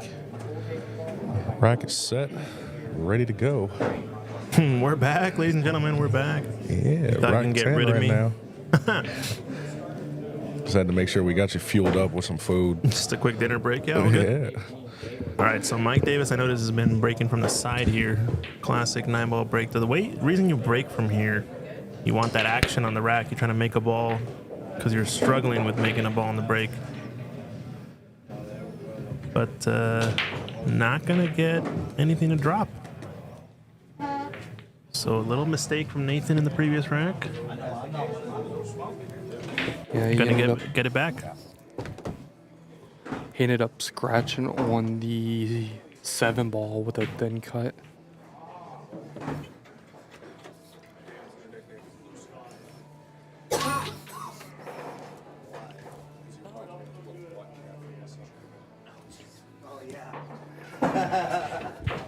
Hey Christian, I think we got somebody that wants to join on with us, if that's fine. Okay. All right, we got David, the midget Cohan, Wow. on commentary. Welcome, David. How did I get pulled into this? So, were you one of the players that played today? Yeah. Give us a little bit of input on the experience. It's a good experience. My first match, I went hill, just wasn't breaking well. My second match, I couldn't make nothing on the break and lost. So I went 2 and out. It is Okay. what it is. Yeah. I just came out for a fun time. Of course. That's what it's all about, man. Money also, but a fun time. Hey, if we did it for the money, we'd all be poor. Yeah. Unless we're a Mike or a Nathan. So do you know these players here that are playing now, Mike and Nathan? Yeah, I've seen them play. I've seen Mike down in Peninsula play for state. Seen Nathan down in Peninsula play for state. Okay. Where's Peninsula at, if you let the viewers know? Peninsula Billiards is down in Newport News, Virginia area, Hampton Roads area. Mm-hmm. Got 22 7-foots and 4 9-foots. All diamond tables. Okay. Brand new Simonis. Andy Billiard Club. Nope, brand new Simonis. Oh, recently? Yep. Okay. Simonis, I think 850 HR. 860 HR, right? Yeah, 860 HR. Does Eric Moore? Yep, Eric Moore. Okay, yeah, because he does our tables over at Q Masters. Yeah.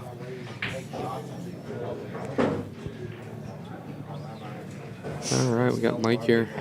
On the 5-ball. On the 5-ball, up 5-4. Winner of this is going to be going to the hot seat. Oh, really? Yep, this is going to be playing Nilbert Lim in the hot seat match. He's awaiting. Oh, wow. In the background. We're down to 2 table setup now here at the Virginia State 10-ball championship. One day event. Had a total of 24 player field. Oh, look at that. Good shot there by Mike. Needs to get a good glance. Oh, That's it's good. good. It's got a Well, good looks like he's angle got a on it. little bit slight angle. He can drift over to the side rail and back out. I say he plays up to that. Yeah, he's looking to play right, the long rail. Yeah, that's side rail. Yeah, side rail. I call it The long rail. Hey, yeah, long rail. What? you got the attention span of a mouse, son. I got ADD. Well, don't we all? I got it bad though. Oh, it's all good. Only time I can concentrate. I got yelled at. All right. He's gonna slide to that long rail. Yeah. He's got a little bit of a weird angle here, though. So I wonder if he can just avoid that 10 ball and just come up on the backside of the 8. Yeah, float between 9 and 10 here, I think, is the shot. You can also work it outside spin 2 rails and come to the same side. Shoot the 8 in Same the side lower where left. he's at now. Yeah. Oh, he played inside. That's what he's doing. No, outside. Outside 4 to avoid rails. the 10, yeah. Yep. It's a Oh, good look shot. at that. It's a good shot. That's a confidence booster shot right there. Well, the big difference with that shot is it lets you shoot, let your stroke out. You can really get into the cue ball. You have a much wider margin of error actually for the positional play too, right? Yeah. I see him just rolling this. No, I think he's going to draw back. Draw back a little bit. Oh, he you rolled called it it. just You like he rolled it. did. Did he? I think he can still see it. Yeah. He's probably gonna play the 9 down in the corner Yeah, 9 in the corner. just to keep him down here with the 10. I also don't mind going 2 rails, stunning this and going up think he's towards gonna the play it right in corner this- pocket near the chalk. In 2 the rails. side, yep, just like Rail that. roll out. Ooh. Man, y'all are so smart. I wish I had the pull IQ like you guys. I don't have a pull IQ. I just do it enough. I can't execute the shot. This but is a big lead here, so But like on that Nathan. shot, it's not about pool IQ. I think it's a matter of preference, really. What shot are you better at? So comfortable. yes. I wouldn't say so much pool IQ as how well do you know yourself? Yeah. You know?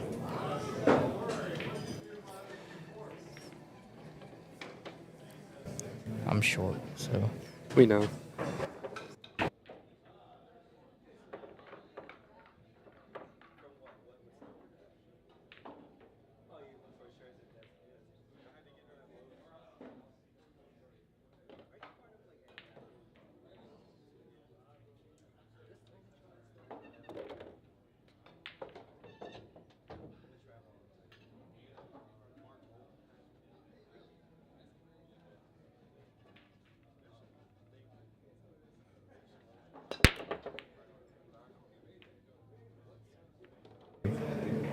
That was a big rack there for Mike.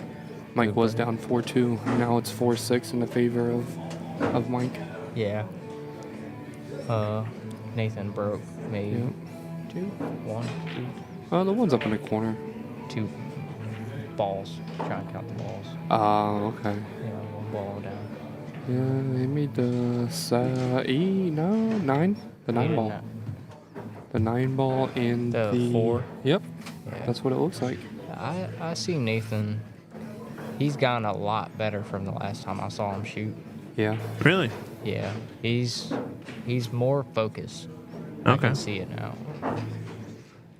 From seeing him shoot at Peninsula a couple years ago for the state bar box championship, he didn't shoot. He shot good, but now he's like really Dialed into the tables. Interesting. Okay. But that just comes with repetition and practice and focus on the game and really nothing else. Yeah. So we're gonna see him stun out here into the rail and out. I don't know if he can hold it. Oh. He's gearing up with a lot of spin. He's kind of in between both shots, I think. And I think that's maybe why he's sort of resetting. Because if he punches it to the rail and out, he's gonna have to hit it a little bit harder than you're used to, and that's what he's looking at. Oh, That's a decided good to go shot right there. Yeah, into the corner. That's not a bad choice. I think it simplifies it a little bit because that's the natural speed, natural position of the cue ball with that sort of speed of stroke. Yeah. He would have to really punch it to play for the side, so decided to simplify it and just play what was given. Yeah, I think he wanted a real simple shot there, like you said, but he wanted to guarantee good position on the 6 to get to the 7. Okay. Yeah. Now he's just gonna roll out. Roll out. Yeah.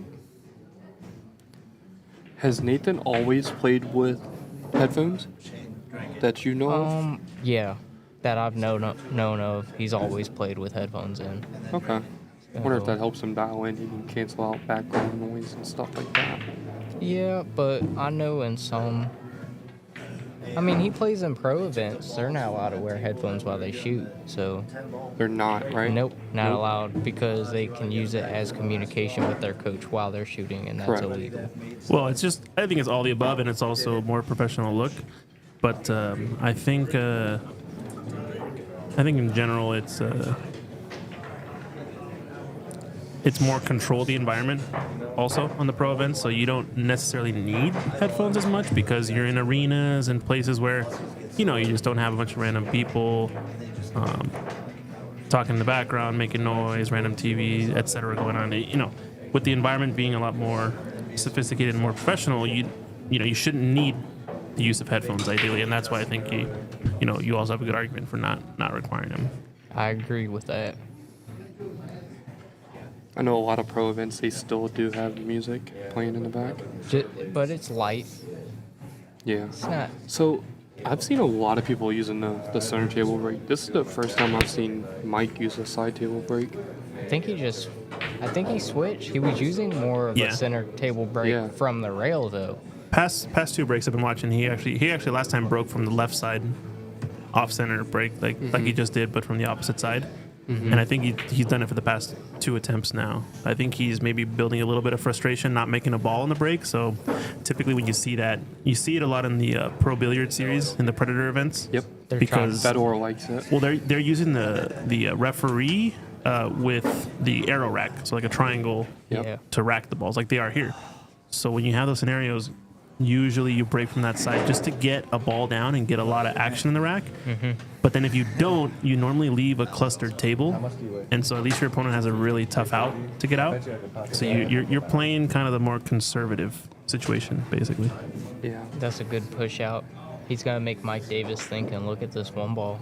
But look where the 2 ball is. He's got to really put a little bit of power behind this shot to get down back to the 2 ball to play safe. Well, he doesn't want to overpower it, so he gets above the 4. Exactly where he's at now.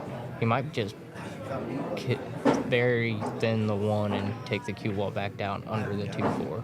I don't know. He might struggle with holding it, actually. Making the ball and holding it. Yeah.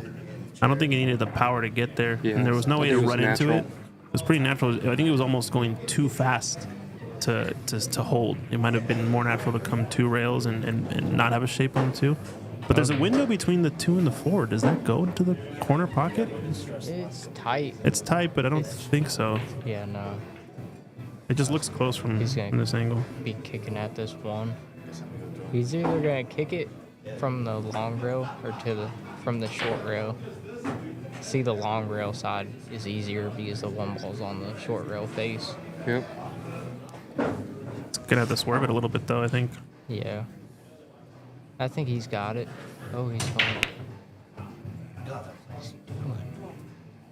Yeah, he's got to swerve. Oh. So from that distance, he had to jack up, kind of punch it across to the right of the 6 with the deflection, and then get it to swerve just as it gets close to the 6, right? Because you don't want it to curve too early. Mm-hmm. Otherwise, you hit the 6 kind of like you did. Okay. So you need it to hit the right speed so that the spin was still there until maybe about the side pocket, maybe just past the side pocket. Yeah. And then get it to grab so it comes around the 6 nicely. But it was a real tough shot. Yeah. Because look at that 2 ball. I don't think it actually pockets. It looks a little bit closer from this angle. But from the top, I don't think there's a way to actually make this. He might play for the window. We'll find out here on this shot. Good. That's good speed. He's got to play. He's got to play. Oh. That's a miscue, I think.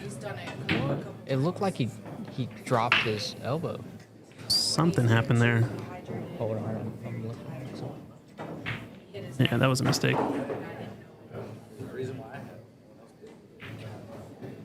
He did miscue. He miscued. Yeah, that's the only way he didn't come with topspin, right? He was Yeah. awkward on it too. He was He bridged over the skipped side. and it had a lot of left hand side, but it should have gone into the short rail directly. Yeah.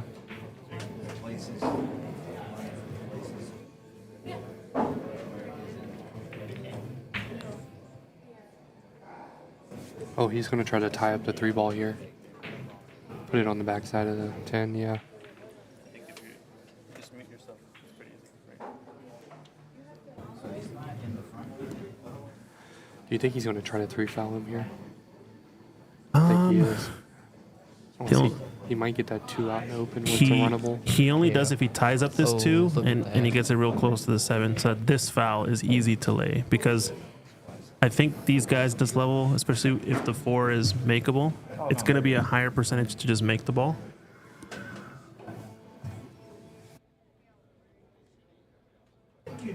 You're good. I was just looking at something. I see Mike's on 1, right? Mike's on 1 because he tried to tie up the 3. And there's Correct. 3 foul. Yes. Yep. All right. I'm making sure I'm on track. What do you do here? It's I don't- tough. It is tough. He can 4 rail kick at it, but he's gonna have to be where he's standing and bridge and play 3 rails. Yeah. But that's I don't- also tough. I don't think he's going to try to 3-foul Mike. Yeah. I think if he gets might. his ball in hand, I think he's going to try to run. He might play. What do you think? Alright, they don't see you, but say hi to the crew. That's Christian Youngers.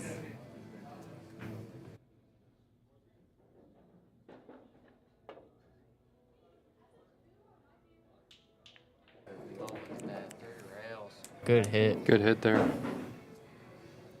Wow, heck of an escape. Yeah. You guys So? said yeah at the same time. You think he's going to try to roll him up on the 5 here? I think you got to push this ball in between the rail and the 8 ball and just lay the cue ball somewhere on this rail. Oh, he Yeah. put Oh, it he played on the 5. That's a I'm going to take a look at that replay for the escape here from Mike Davis. Nice shot here. Work it 3 rails in behind the 7. Catches it pretty full. Pretty full, yeah. It's about as good as you could hit it, honestly. That was a good hit there. But still in trouble here. No wave yet, Kirsten. one rail kick. Going to try to go around The 8? the 8 ball. And he's calling the side side. pocket. So he He's might gonna come try to in hit backside of behind. it. Yeah, behind it too. I don't. That's rails. crazy that he can fit. Yeah, he can fit through there. It's just natural. Yeah. Might just have to drag it a little bit. Make sure, yep. Oh wow. That's Ooh, close. Good. Good try. Good Look shot. where he left the cue Wow. ball though. Right on. Could Wow. Is he locked up with that 6? He is Yeah. locked on that 6. I don't think he could hit that ball any better. Yeah. No. Phenomenal. He called it just in case. Yeah, but he got about a half diamond, a ball off or so, and he froze him to the 6. I think That the is freeze to the 6 is insane. kind of lucky.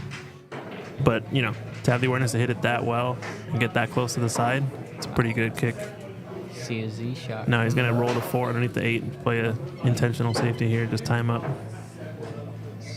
It's about as best you can do, I think. That's smart. Yeah, Real smart. he was kind of dead. The only You think this 2 10s on? No. But the only escape is the Z shot, really, in that scenario. And I think it's too risky, really, to play. He's looking at the. I think he's Yeah. going to try this 2-10 Yeah, he is. with that 4 being locked up. That's No, That's he's too close. He's thinking Too about qual. it because if he misses, he gives Nathan something to shoot at. Yeah. That he's confident at making. But Yeah. if he makes it, it's good on him. Yeah. But he's just gonna play the 2 in the corner. He could play the 3-10. I think that's what he came down for. It doesn't look like. What do you mean by 310? You mean The 3-10 Karam. 310 carom? Yeah. The angle he gave himself's not good for the 310 carom. He's just gonna play the 3 and then play safe on the 4, I think. Or try to go into the 4 like that. Oh, into the 8. Yeah, good That was shot good there. shot right there. Phenomenal. Left himself out. Look at that again. That's pretty. That perfect angle will just go right into it. Now he's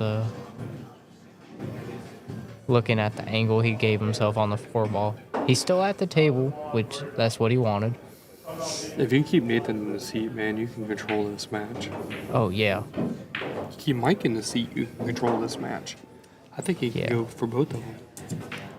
They're both shooters. Great. Yeah, they're both good shot makers. They're both knowledgeable in the game in their own way. Yeah.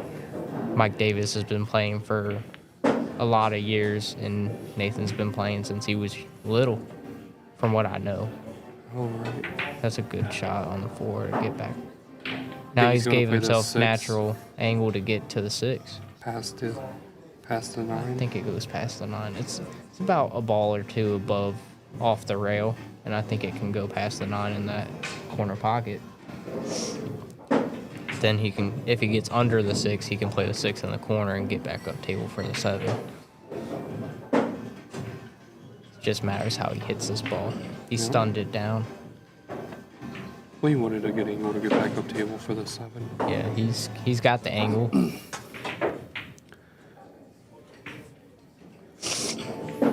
Maybe play a little bit outside, hit that side rail. I would play it with center. That natural cut angle with center is just going to naturally drag you up to that long rail. Yeah. He's playing it with center ball. It's a tight shot, so he's going to take a little extra time on it. Look at that. You missed it. Oh. Wow. Nathan's back out of his seat fast.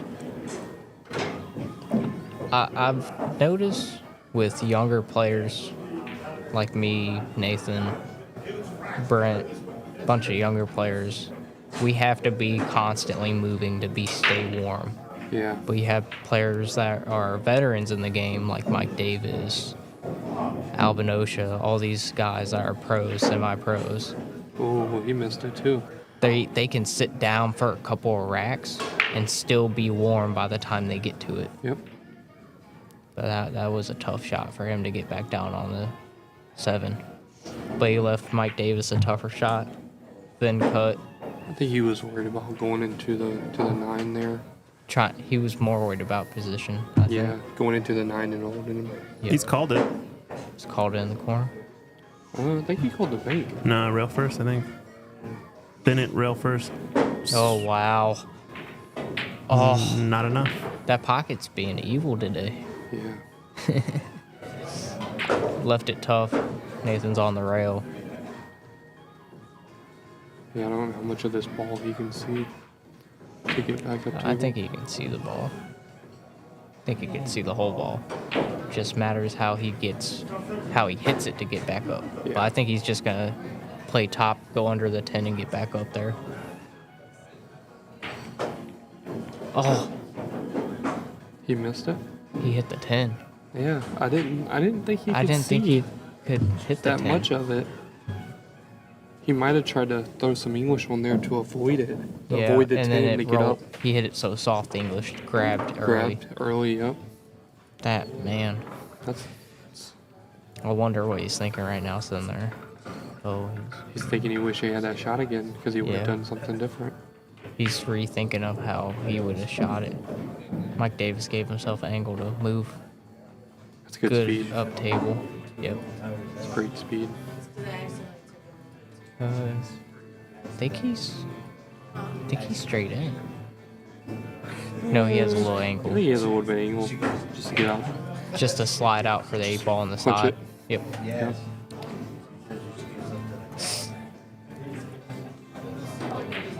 Oh. A little bit of bottom or center low. Yeah. Yep, just punch out. Wow.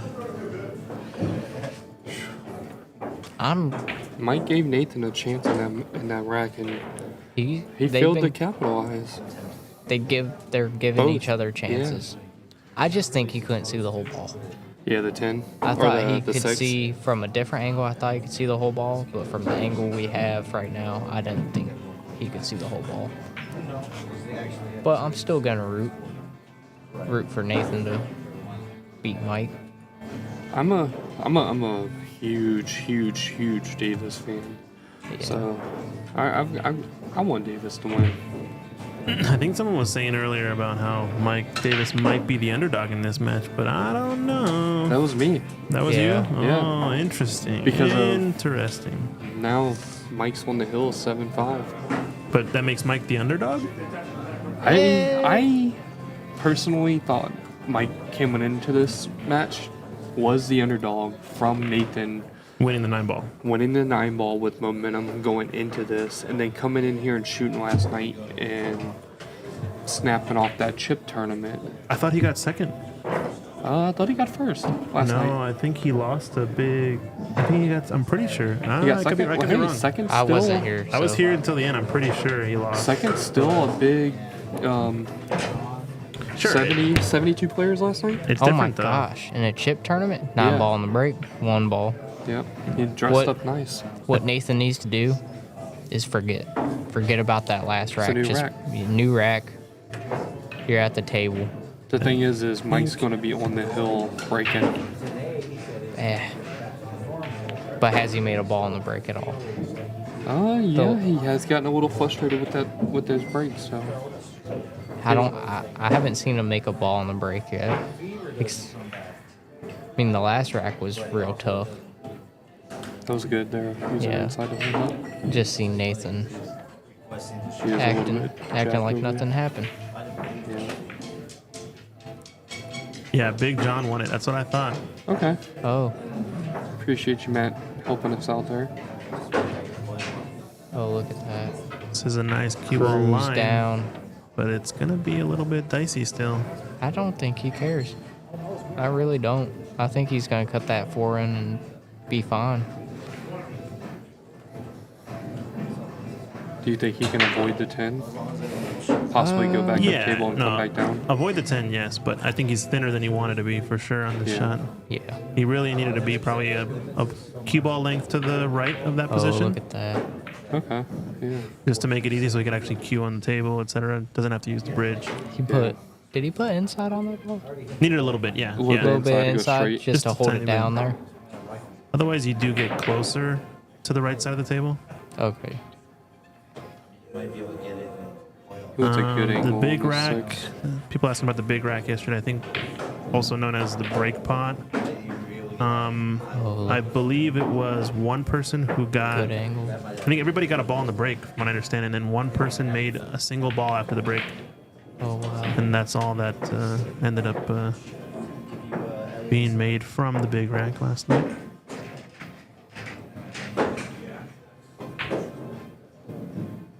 He's shooting. No. This is a big rack here, breaking run for Nathan. Oh, why'd you And it's interesting Oh, because wow. he didn't end up making the classical split on the rack. He ended up making, I think, the second ball next to the wing ball or something into the lower right corner. So it was a little bit Really? of a strange split. Yeah, you remember the 9 went into the lower right corner off of the break, and I think that Okay. was touching the 2 or the 3 on that lower right part of the rack. So So, it's not oh. a traditional sort of 10 ball break, yep. split. Yeah, I Well- think some of the balls were kind of clustery in a weird way. So Yeah. it just shows you that, you know, with without a template, both players, they're kind of breaking a little bit Iffy. just trying to make a ball, really. And Yeah. if they make a ball, you're seeing some pretty good results. If they get a look, Sorry. it's just a little bit more randomness kind of Yeah. added into it. But we're going to thank our sponsors real quick. Diamond Billiards, our host here in the Richmond area, Midlothian, Virginia. Viper Billiards, Justin is the tournament director here. Shout out to him for running this event and the crew. I'm Christian Youngers with Ox Promotions, bringing you the live stream content here. Tiger Billiard Products is the main sponsor for this event, and the Tiger Pool Tour, all being run through Digital Pool. Fancy schmancy text message features. Check them out. All right. Gotta love it. Mike breaking on the hill. It's going back to that side break. Yeah. That's a good. Hit him Ooh. harder. Nathan just won that, didn't he? Nathan has a look on the 1 to cut it. Think it goes. He's scoring with the.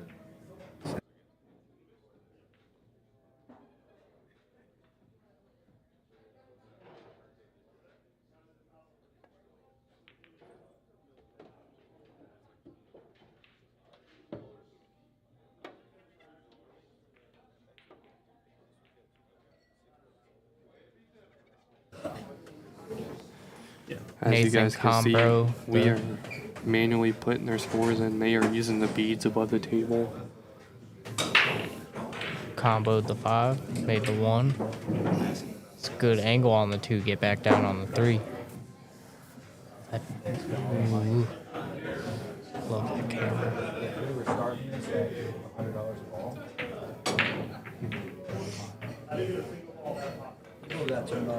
I can see why you have Mike Davis as the underdog. Nathan is a shooter. Mike is a shooter as well, but I don't think his shot making is as good as Nathan's. Nathan's that up and coming spring chicken that has all the energy to make these shots. And he's seeing the table so good right now. Yeah. And another thing is Mike is up in age. As the day goes on, that takes a toll on you. Yeah. You know, as I'm sitting here now, been on my feet since 9 o'clock this morning, my feet are hurting, you know?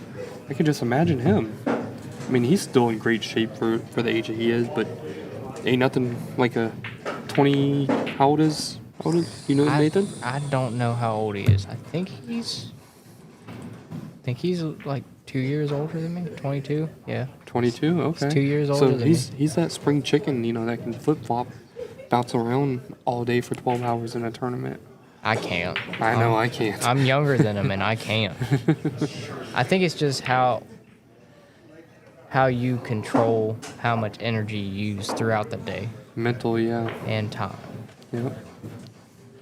You're not playing 12 hours straight on the side tables when you're not in a match. Yeah. You missed it. I like to at least hit like 5-6 balls if I'm waiting a long time to play.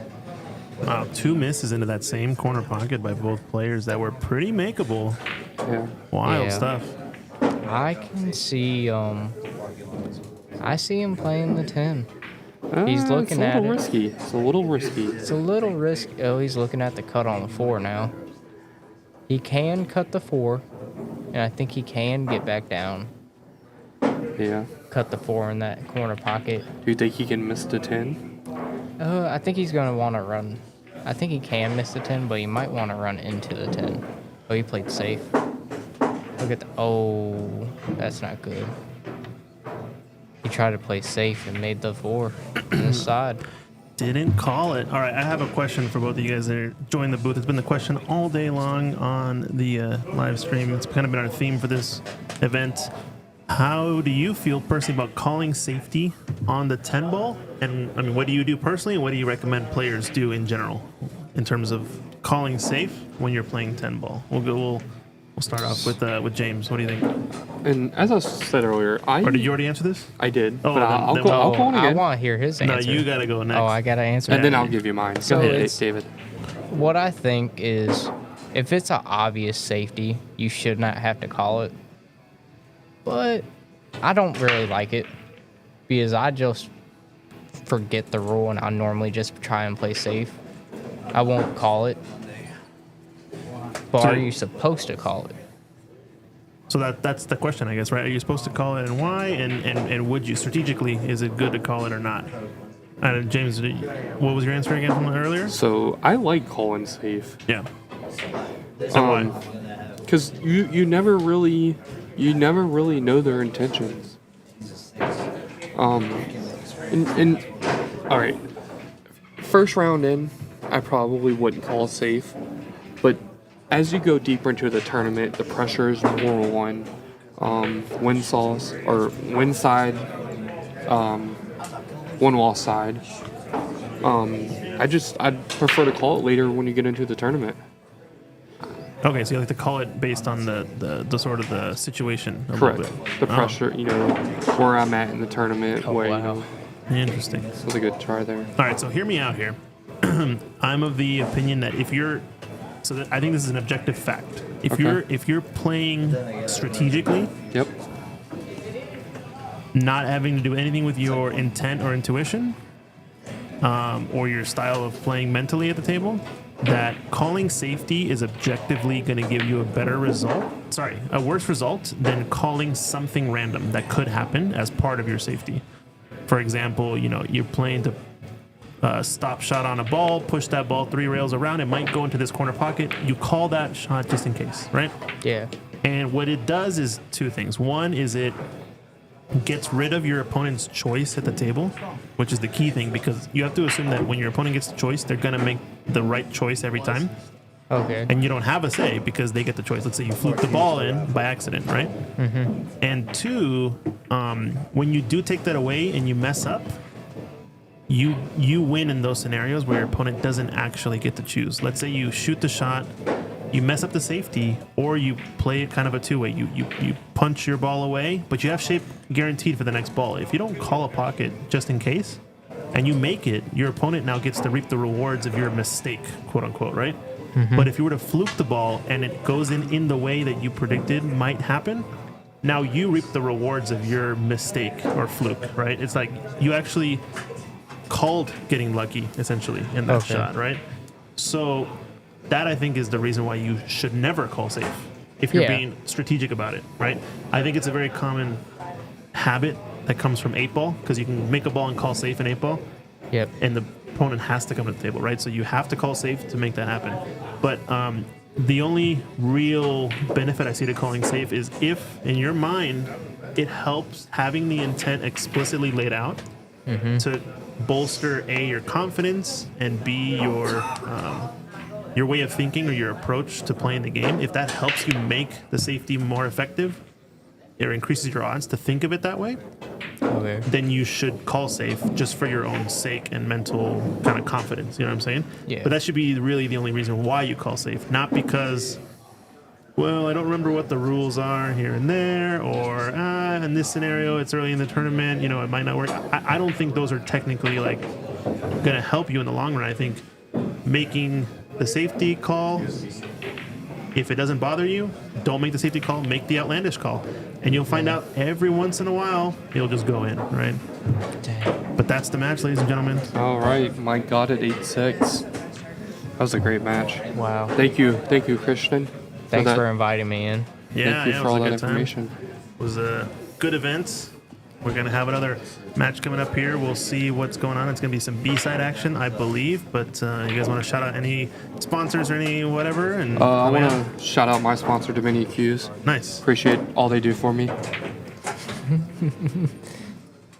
Anybody else? Collegiate Q's, Jalen May, David Limos, Viper Billiards, Christian.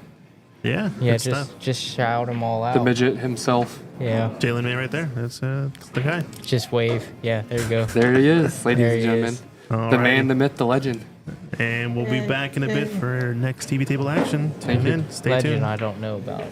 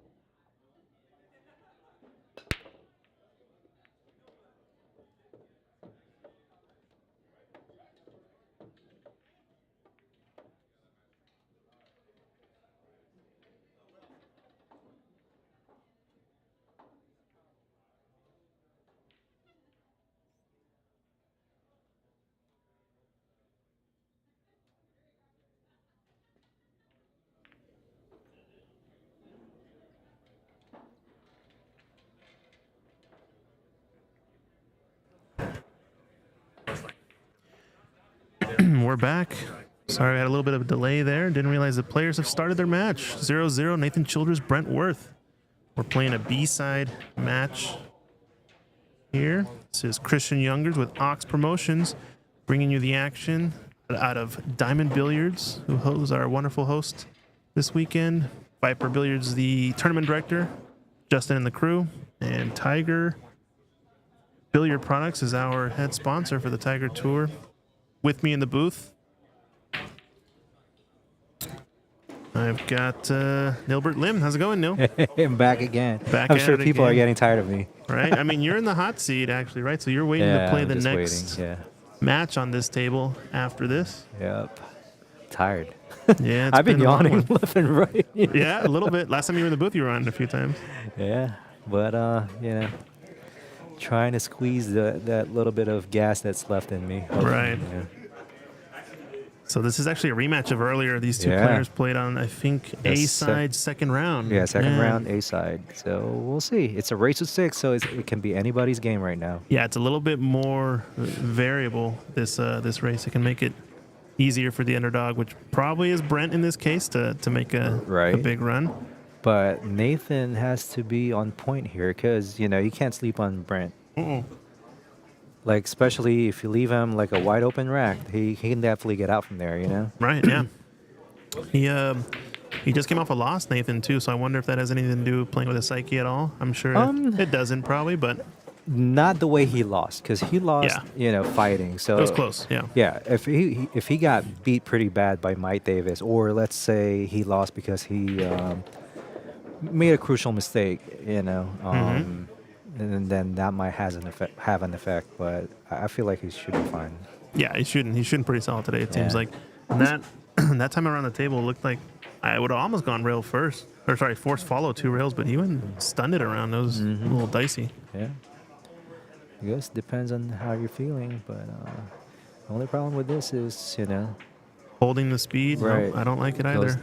Goes 2 rails.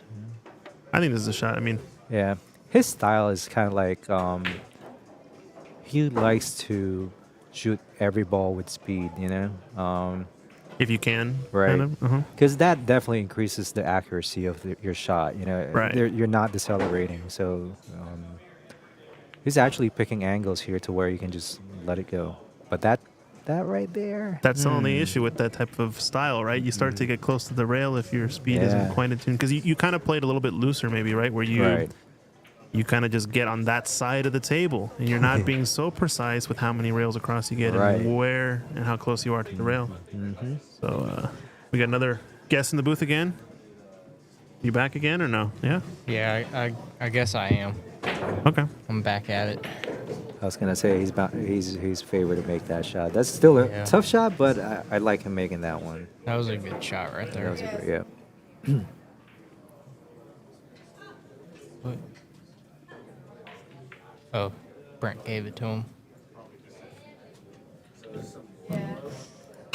So that's a total of. So Nathan takes the first one. It was Brent to break off in the first. We're going to give a quick shout out to our sponsors, Diamond Billiards, Viper, Ox Promotions, running this event. Tiger Billiard Products, our head sponsor, Digital Pool, and the voices in the commentary booth. David Cohen. I forget about the third guy here. He's only waiting in the hot seat. You ready for your match between you and Mike Davis later on? I mean, I guess. You know what to expect, right? Right. Yeah. I played decent my last match, so hopefully that'll carry, on my hot seat match. I don't know where he's at, but He's out there, yeah, I don't see him. I think he must be just chilling. He's probably back in his car. Might Maybe be he could be. relaxing. Yeah, this is the point in the tournament. I mean, I see kind of 2 different styles. You see the players that are just grinding. They go on a table and just break and break and break and shoot and shoot and shoot, and then they just go straight into their match after that. Or you just got to conserve energy, chill out, relax, and do whatever. I think the second is the more common, if I had to guess. It depends on the crowd. like the older you get, the more rested you get. Okay. Like for me, I try to find the most comfortable chair in that pool room, and in between matches, I'm just sitting there, just either nodding off or whatever. Yeah, yeah. And there's that multi-rails you talked about earlier too, letting the Yeah. stroke out. And Back in then- the day, like you'd see me find an open table, just keep warming up, Yeah. keep that stroke loose. That's how I am. Yeah. It matters what time of day it is. Like if it's late in a tournament, I will find a comfy place to like take a nap real quick, Yeah. and then I'll wake up and then hit a couple balls before my match just to make sure I'm a little warm. Looks like Twan just won this match, so we'll have Twan and Reggie Jackson Oh, wow. on table 14 pretty Nice. soon. So we're down to the last 6 players. Those 2 that you're watching right now, and then Reggie Jackson and Twan Chow, and then Mike Davis and me. I'll be right back. All right. Yeah, it's getting down to it now. Top 6 action. Yeah. Yeah. And we're gonna have a couple of eliminations coming up as well, so should be good. All right. Does he have enough angle to stun this, or are you playing this down into the corner of the 8 ball next? I probably he's looking like to follow it. Oh, never mind. Follow one rail, just play the corner. Yeah. Yeah. If you had enough angle, maybe you stun it and play the 8 side, but it's a little too flirty with the 10. Not worth it. He's playing pretty well, Nathan. He's Yeah. just maybe had a couple unlucky rolls and 1 or 2 mistakes Right. towards the end there. Yeah. I mean, that shows you, as I tell him, like he's a great player. Just needs a little bit more seasoning. Yeah. And definitely that match with Mike Davis, that just Uh-oh. left him good though. This is makeable. Brent Yeah. should make this. Right. Brent should make it, but at least it wasn't like just hanging in front of the pocket. Now, I think when you say seasoning, though, I think, these tournaments are great. They're local. But in Yeah. this case, he's the big fish in a little pond. You know what I mean? Right, right. He needs to get on more pro events, bigger titles, bigger tournaments, play against players that are he's not a favorite against, Right, exactly. That's, I think, the real seasoning that you're talking about, maybe. Right, and me and him would have that talk because I would compare him to guys that I thought was his speed, but the difference is those guys are playing like WNT events. Right, and right. I mean, I know he played in Pennsylvania, and he actually finished top 8, if I'm not mistaken. That's pretty good, yeah. And then he's getting ready to play the International Open in Florida, so that's good. It's just that, like, in this area, it's kind of tough because, like, those events are kind of far away. You would almost have to travel, like, 5-6 hours. Yeah, via car or Yeah, anything, right? right. Yeah. So, but he's definitely trying, like, so No, I as saw long as you keep that up. He's trying to fundraise, I think, too, to get him more pay for travel, to get him to go to more of these tour stops for the WNT, because you're starting to see more of them kind of pop up around the country. Especially last year, they started the World 9 Ball Tour, right? So Yeah. those are doing pretty well. A lot of the Pro Billiard series for Predator, I had noticed he played in a few of those in the past, but those are also less frequent. I think they only Right. have a couple of state ones, which are, borderline worth going to. Definitely the Worlds at Vegas is worth going to, and I think he definitely plays in that. Yep. But it's like you said, it's a matter of distance and funding, right? So, Right. Because, like, I noticed that a lot of times he might shoot the wrong shot, but he gets away with it over here. I see. Yeah. You Yeah. get punished against Right. a tougher player, right? And that's what I told him. I'm like, yeah, you still get back to the table after making such a horrible decision, and if you're playing a top pro, he's not learning. right? Exactly. He would be learning from a top pro. Right. Yeah. Yeah. Because then you'll realize, oh, I might not be. This is a shot that I should not be Yeah. going for. Like, why did this happen to me? Oh, it's actually that shot. Right. Yeah. Whereas here it happens, you brush it off, you don't even realize it, right? Yeah. It's very common. You don't usually learn from your successes, you learn from your mistakes. Exactly. And I told him, it's not really far off that he might, be in the running for Moscone if he keeps it, Yeah, I mean, he's got to put a good run in and get Yeah. a lot more consistent, but he His- definitely has the potential for it. Yeah, right? his top gear is definitely pro level. Yeah. I know him and Lucas for Casa Werner. Right. They've been going at it, gambling and stuff. Yeah, because he's not too far. He's in Pennsylvania, right? Sharks, no. whatever, or whatever. No, Or that's in Vermont? Connecticut. I think. Connecticut. You're right. Yeah. But It's a little bit more north, yeah. But they actually usually see each other on like WNT events and stuff. Right, so, right. I think Lucas came to our Seattle 9-ball open. Right, he got he did. second place. He got Yeah. runner up. I saw. It was brutal how he lost. Brutal. Oh my gosh. Hill too, Yeah. and he kicked at the ball. Yeah, and scratch. Oh my scratches. gosh. Yeah, wild. Yeah. I was rooting for him. I was too. It was close. I was sitting there between Shu Cheng was our commentator from Ox, and Max Eberly was over here, and we're like, oh, what is he gonna do? And I'm like, oh, and then he kicks up like, oh, I have to have this replay. It's so sad, but I gotta store the replay. I know. It's brutal. Like I was like, man. Yeah. Yeah. But yeah, like what we would just talked about it. They learn from those mistakes, and Someone asking, has Nathan ever ran close to or over 114-1? I'm sure he has. I don't see why. But I don't think he plays a lot of straight pull, though. No, yeah. Excuse me. I think you're right. I don't think he plays a lot of straight pull. It's more of a niche game probably nowadays. It used to be the go-to game, kind of like how 9-ball is today, right? Like everybody would play, and that would be your standard and how you rank all the pros, etc. But now I think rotation is just taking over. Yeah. I actually, honestly, I just picked up playing straight pool. Not a whole lot, but like Just there's for a fun? yeah. There's a local guy that plays a lot of straight. Matt. I'm sure you know. Arnold. Yeah. He's And, from Germany, right? Right. Yeah. So I would play it with him, and that's actually helped my game a lot. Right. Certain shots you don't learn Right, rotation, yeah. or just they're less frequent. Breakout shots, Yeah. proper angles.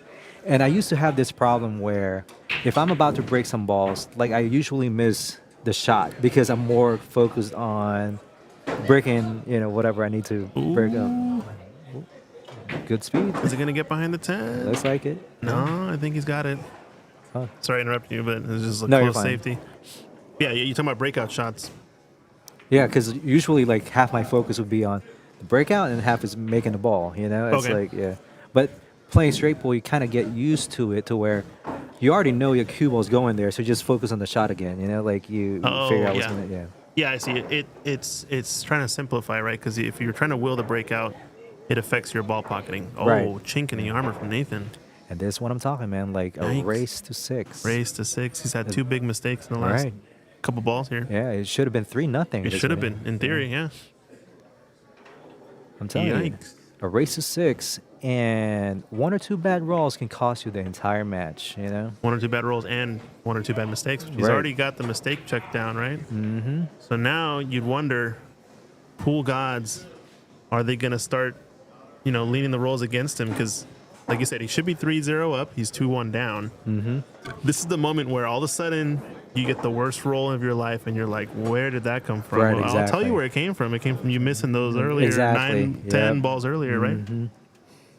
Yeah, for sure. Yeah. Yeah, but I think you're right. It's I hear this from pro snooker players as well. You come up with your plan, execution plan, whatever, and then you kind of come down into a lower level where it's just make the ball with this spin and this speed. And that's the shot. Like Right. it doesn't matter. You've already decided what you're doing.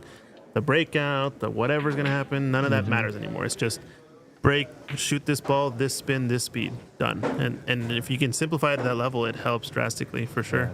My question is, what is your Fargo ATR FG? I don't know. Oh, somebody in the chat saying Yeah, because he wanted to know how he would do against Nathan. Oh, he said he ran a 96 in And- straight pool like 6 years ago. 97. Yeah, that's pretty good. That's really strong. He's saying Lucas has over 100. Yeah. I can think see that. 100 is kind of the pro standard. Right, exactly. In general, I don't think it's like the most unachievable thing. But if most pros, 730 up, are going to try straight pool for a few months They and can actually get a definitely run, run 100, yeah. they're going to get 100, pretty Yeah. quickly. Once they get the hang of things, Right, exactly. Yeah. Oh, he's saying he doesn't have an established rating, so Oh. unlucky for you. You don't get to compare your wit.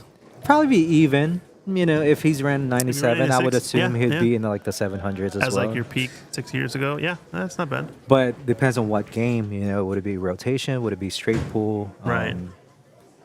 looks like you're more like of a straight pool player, so it's kind of yeah. I'm just putting it out there. Yeah. I So- think it will be a good match, but at the same time, depends if what discipline maybe, or if you're more of a straight pool player than a rotation player. Yeah, I think discipline and how much time you spend it. Like that's why I said, like, give a pro a few months to try it out and practice it for a while, and I think They'll pick it up. yeah, they'll pick it up. Yeah. Yeah. All right. Well, Brent, it's got a good layout now. This is really time to pounce.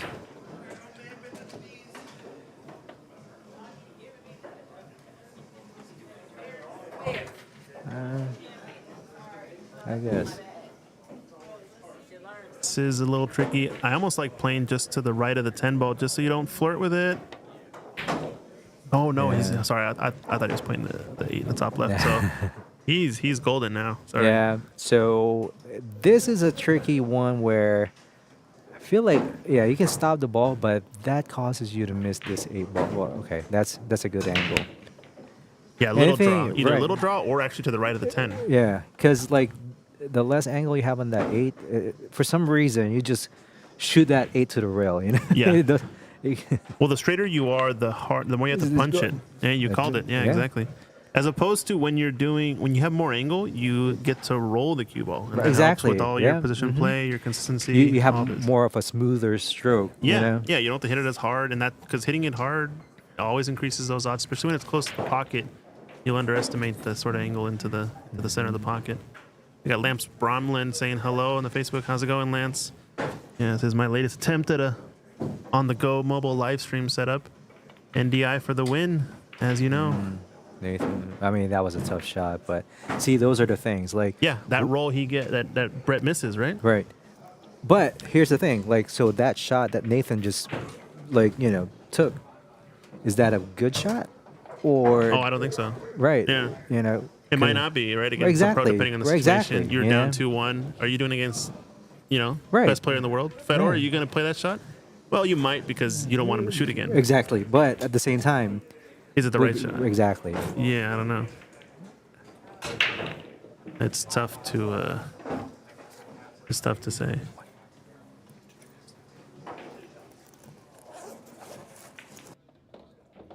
Nice escape from Brent Worth. Goes 3-1 up. Yep. We're in the thick of it. I mean, you could have played that A ball where maybe send the A ball on the other side, like You can just- cross bank it to the lower rail, play the cue ball across, Or like, separate the balls on the 2 short rails. 2 rails, like go up, The short short rail, rail. long rail, and then back down to the Bottom bottom table. rail. Yeah. And Yeah, then the that cue also ball, you works. just kind of leave it there, you know? Yep.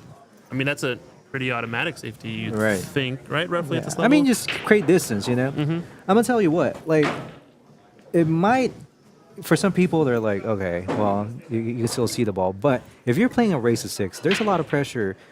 As long as you're putting pressure on that, on your opponent, leaving him those kind of shots, they're bound to make mistakes, leaving him distance, and stuff like that. So I think very much so. You have to play to your opponent in a lot of these cases, right?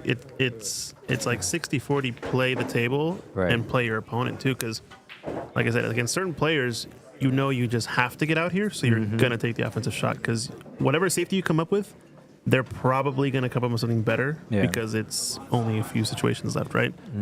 But you're playing against someone your speed or lower. Your capabilities. Why not just leave kind of just an awkward, tough, Right. really weird Right. shot that's really not that hard to execute? yeah, You find that, because if you know that you can always counter their safeties, then yeah. If you're the better leave it to them to mover, make the mistake. They make the mistake and leave you run out, right? Right. And engage in the moving battle with them. It only benefits you to engage in these battles if you know you're the better right, exactly. movement player, yeah, right? tactical advice. Yep. There And you now go. it's starting to get And into then a his head. 310. Look. Holy smokes. Well, yeah, he's lucky that 3 ball went Oh, deep. actually, yeah.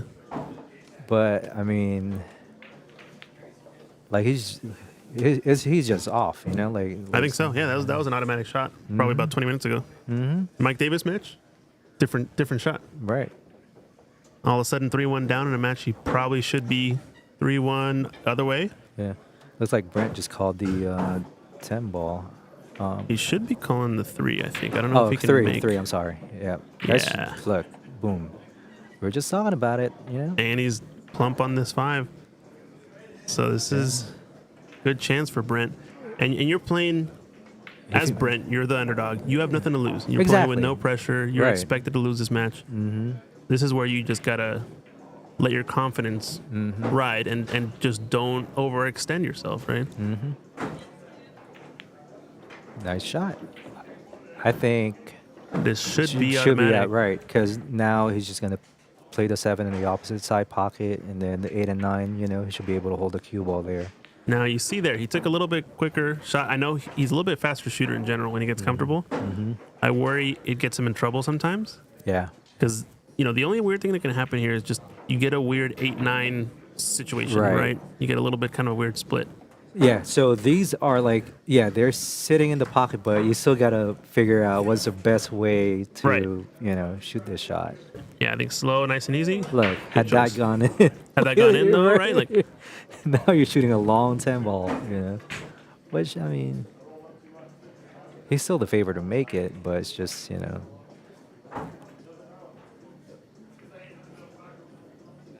Look, being up Yikes. 4-1.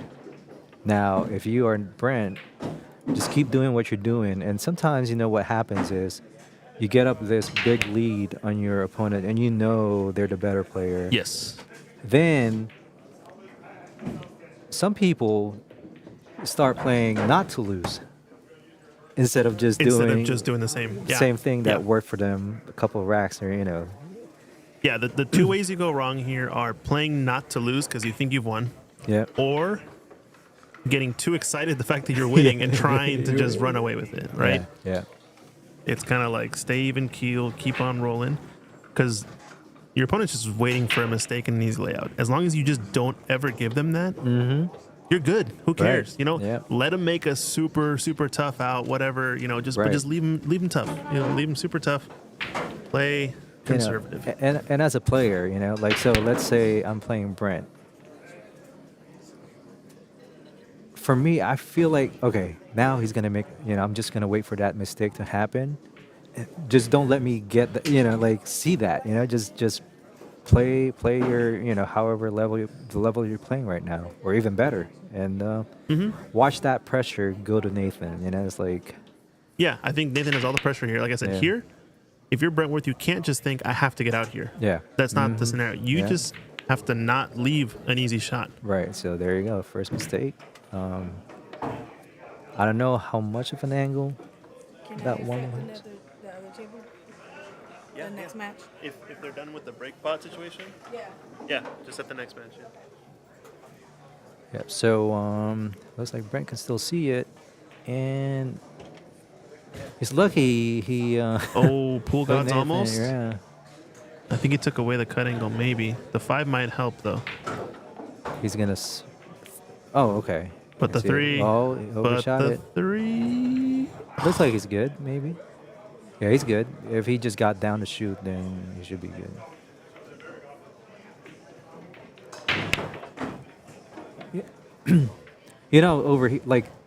So you see Nathan, he's trying to shoot fast, trying to catch his rhythm, right? Mm-hmm. If I was Brent, I'd slow the game down. Play safe. Play safe. Play safe. Yeah. Make him kick. Because, Nathan missed a couple of shots that are kind of like you don't expect him to miss. No. So now in his mindset, I got to get in rhythm. I'm not in rhythm He's right anxious. now. His anxiety is built, right? Yeah. So, you want to keep building that anxiety or keep it going to kind of exhaust him and make him make further mistakes, right? Yep. It's easier said than done, but as long as you're not giving him an open shot. Right. And that's what I was saying. Like, you don't have to be the hero. You don't have to run out here. Right. You Maybe get a just tough, push the ball to the shot, rail. Or push the ball to whatever. the rail, make it awkward, play it safe. Yeah. Make him work. Because now the pressure is on. Earlier in the match, you would say, Nathan, just you're the better mover. Make him work for it and just make your opponent earn the games. But now it's the tables have turned. Now if you're Brent, now you want to be the one engaging in the movement battles because you want your opponent to have to work for it because they're the one that's anxious and down three games, right? Yeah. How mental this game is. Very. I'm telling you. I mean, I'm over here sitting, commentating about what and what not to do.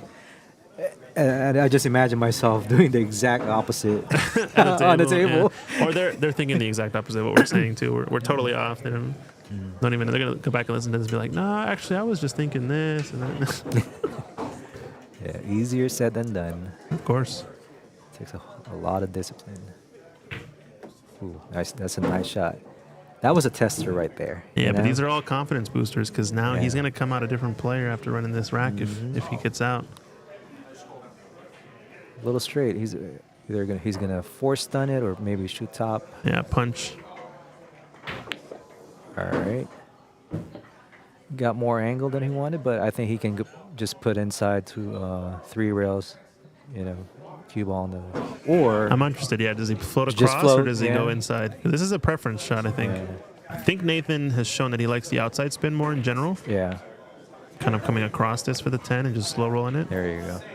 I think it has something to do with if you're playing a lot of like the pro events. Obviously, you're playing on slick, fast tables. Yeah. And the inside spin. It doesn't is grab. That's your opponent. Like you tend to shoot with outside a whole lot, you know. Yeah. Yeah. No, it makes a lot of sense. But now Nathan runs that out. So 4-2. And it's going to be Brent to break.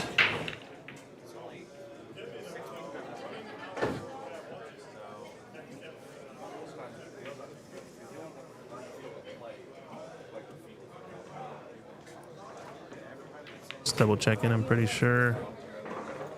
One.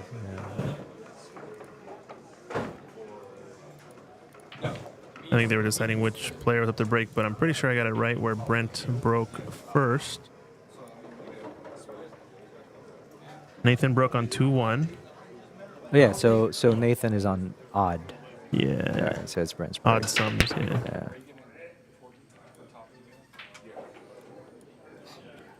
Made a ball in the break, but not have a shot in the 1 ball. So here's the thing, you know, a couple of different ways. He can play this one. Thin the right side. Cue ball behind possibly the 7 and 8.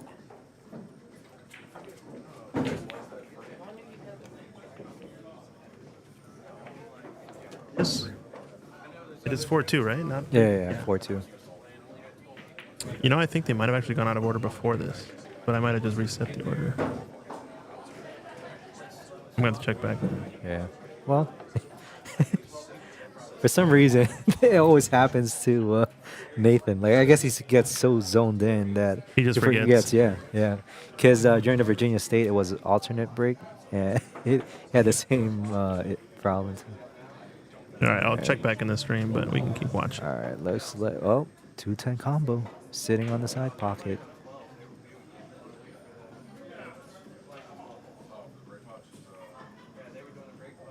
Yeah, so Okay, Nathan broke 1-0 up. So he broke 1-0 up and 2-1 up. So I'm going to say this is right. Brent's on the hill. Wow, did he get it 2-10 from the break? Yeah, he played a safety. Nathan kicked and fouled on the 1 ball. Oh, wow. Made the I missed 1. And now Brent's on the hill. Wow, 5-2 up. Yeah, that was pretty wild stuff. That's crazy. Oh, wow. I'll leave for about 20, 30 minutes and come back and I see this. Oh, you shouldn't have come back. Oh. I'm just kidding. I mean... Brutal. If you don't like my presence, just say so. It's not like I don't like your presence, but I don't like your presence. I'm just kidding. I'm just kidding. I know. You're... Yeah. Gifting is not his love language, is what he's saying. Yeah. I already knew that. Yeah, for people that don't know me, they're probably like, oh, this guy's who's this guy? He's so mean. He's a jerk. Oh, this is tricky. Nah, Neil's a great guy. This is the right thing if you're When Brent. I've had proper sleep. Yeah. So this is crucial right here. I mean, now you're jumping. It's a pretty wide open table. Yeah. This is one that Brent can take if he sells out. Wow, that's a great shot right there. I don't care how it ended up. Yeah, like, Good safety. yeah. Good jump safe.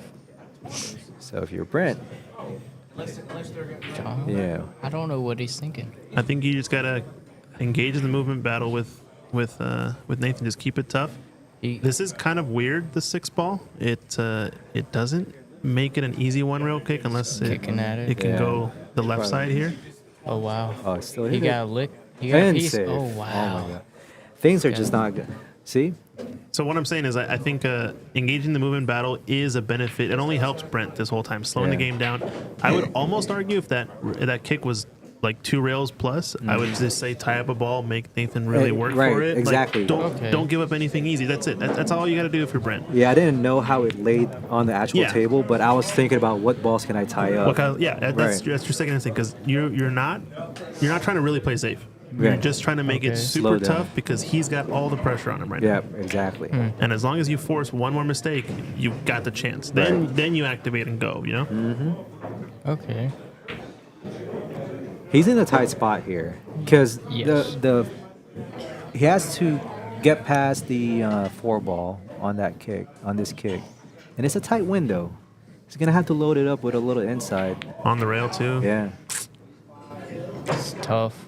He's gonna swerve this a little bit. It's gonna just. He went See? the other way. Yeah. Well, That was a at good least try. at least he made it a little tough. Brent has to cut it down the rail. I mean, he's gonna make it, but at least it's not sitting in front of the side pocket. Right. Yeah. So here too, if you're Brent, if you get out of shape, there's no need to panic. There's no need to be like, hey, you don't need to have the pressure like you got to get out here. Right. Yeah. All you got to do is if you get a little bit too weird, just make it tough for Nathan. He's already made plenty of mistakes. Right here, don't hook yourself. As long as you get a shot in the 3, and it's if it's too tough, lay up for the 4 and play it safe. It's not the end of the world. Yeah. Do you guys think Nathan's in his head already from the last match he just played? Nathan is in his own head, you mean? Or Yeah. Nathan's in his head. His own head. Oh, I don't think so, but it's just I don't think it's the last match. I think it's this I match. think, How yeah. this has kind of subsided. It started from the miss on the 10, Right. at like the first or second Yeah. rack, right? Uh-huh. and then another since one then on it the compounded. 7. Yeah, I feel like he was way too relaxed on this one. Yeah. That it took it for granted. he came off of a good match with Okay. Mike Davis. He played well. Yeah. He didn't not play well, but maybe he's just taking this for granted because of how well he was playing. I don't know. It's hard to say. We have to ask him. Also, do you think Brent giving him that first 10 ball kind of changed the? No, definitely not. Really? You know? Giving him the first symbol? What do you mean? Like, He gave Nathan that first 10 ball for the first rack. oh no, No. I think at this level, these players aren't getting affected. Like you mean like sharking wise? Like does it It's bother not him? a sharking technique, but That's you're not, not. but like you think it messes with him in that way? Like Yeah. is that what you mean? No, No, not no. at all. I don't think that giving up the ball makes a difference in terms of how they're Right. playing. They're used to either shooting the ball or somebody Yeah. gives it to them, they'll take it.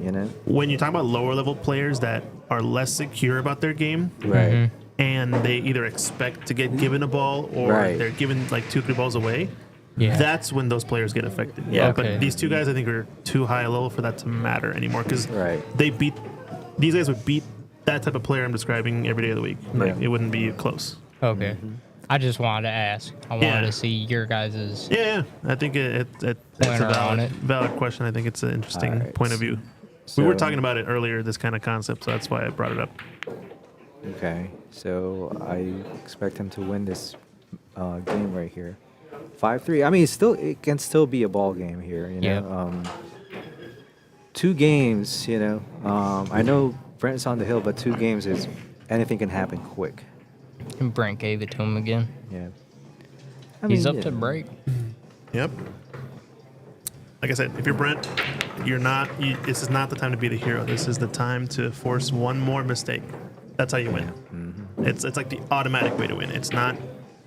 Sure, if you get the run out and you have it, I'm not saying don't go for it. I'm just saying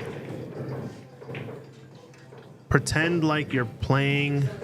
I don't know, like a player that's just below your speed that you're also kind of beating, and you really just need them to mess it up one more time for you. You don't got to take anything away. Try. Try and then A I think window. he just opened up. Yeah. Yeah, window But if you're on the Nathan, one. do you go for this? I would. Shut up, Raymart. What'd he say? Thank you, know. though. Thank you. I don't I'll know try if he my goes best. for this. I might pass this up. I think it might be too tough to yeah. get on the 2. Play it safe. Because, like, what benefit do you get out of it?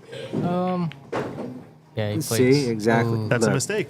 Right. No, this is my point. Yeah, he can get to the 2, but how about the 3? You know, like, 3 is tough. I don't even think he was going to be guaranteed on the 2 either, though. Like, Right. he overcut that, and that's why he got that cue ball path with thicker. Yeah. He probably comes in behind it and bumps it, Right, so- or something weird happens. Okay. so that's my point. Like, I think if you're Brent here, don't go for this.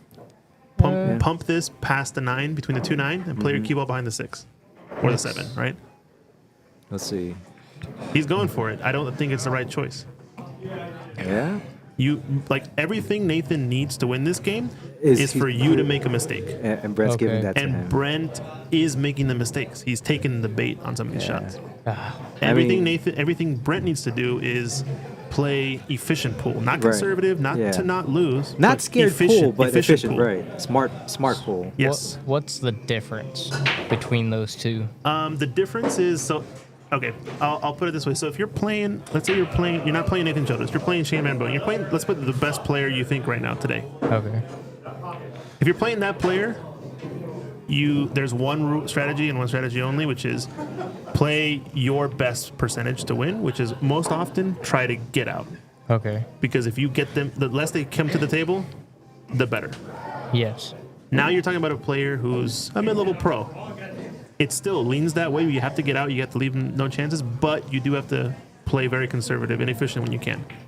If you're playing opposite side of the spectrum, you're playing a really low-level player, you're going to play the simplest safeties. You're going to leave him a weird bank shot. You're going to let him try to bank it. He's not going to get out. Then you run 3 balls and you're done.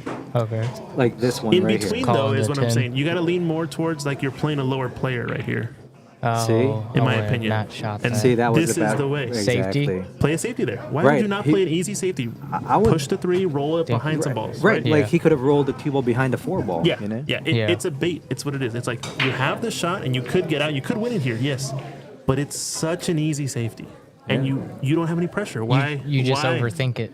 Yeah, and that's what he's saying. He's like, oh, I see the finish line. I see the finish line. I gotta get out. I gotta get out. I Yeah. have the shot. I have this bank, whatever. And it's like, no, just play the simple safe. Yeah. Your opponent has everything to lose right now. I get that thought process sometimes Yeah. when I'm playing and I'm up by a big margin. But don't get me then- wrong. You're playing Shane Van Boning on that.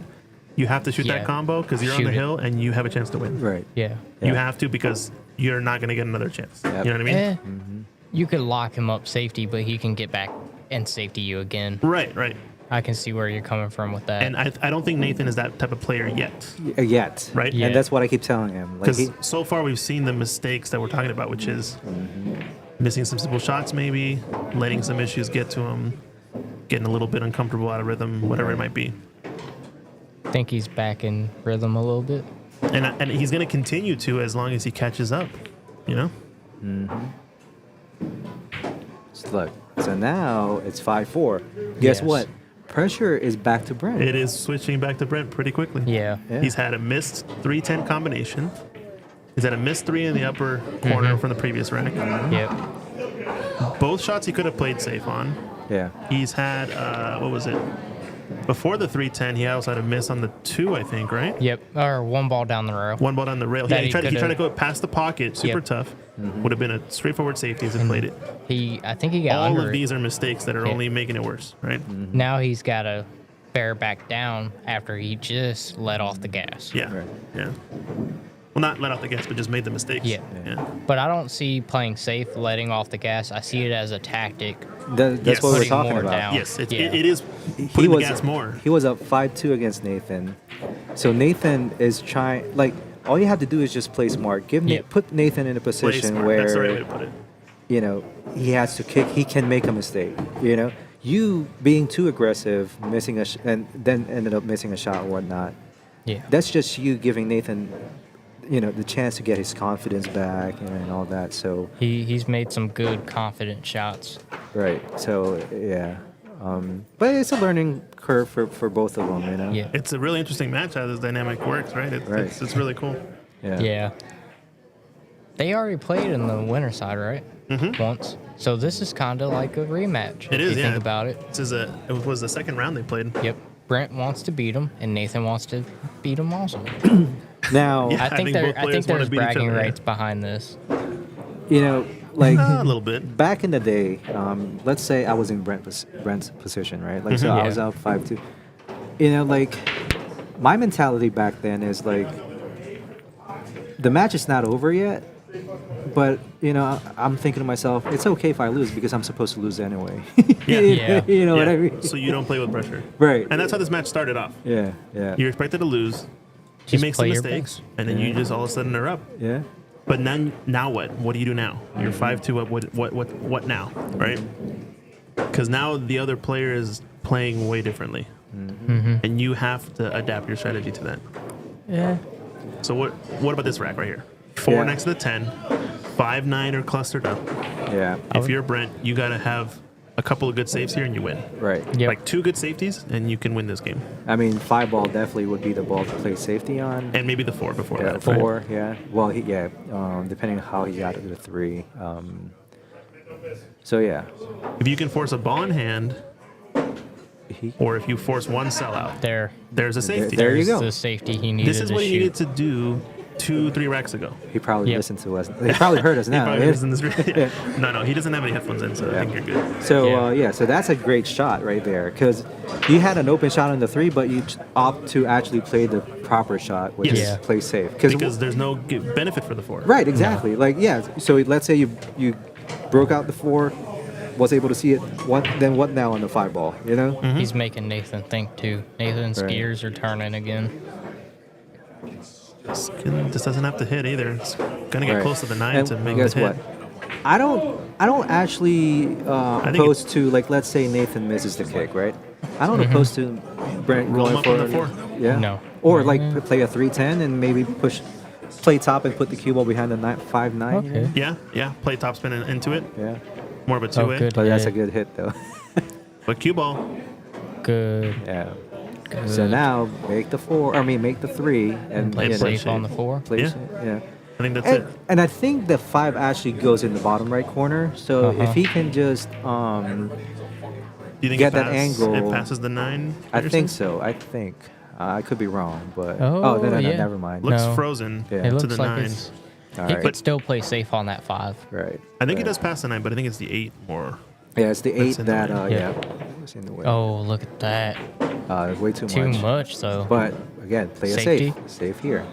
What would you do here for Just safety? send the 4 ball to the bottom rail, and then Okay. depends on what the angle is, because he might yeah. scratch in the side. But if he He's- can avoid a scratch, He's a little weird for a save. He's trying to shoot it. no, I wouldn't go for the shot. Oh, there you he's- go. Where yeah. he pointed, Yeah. I think Yeah. that would be the That's a perfect- good place, and yeah. put the cue Send the ball cue ball under the behind 7. the 7. Yeah. Yeah, Okay. there you go. This is the right way. This is the way. This is the way. Nathan can see it It's okay. to play It's safe all right. back. you know? He's got the pressure on him though. Yeah.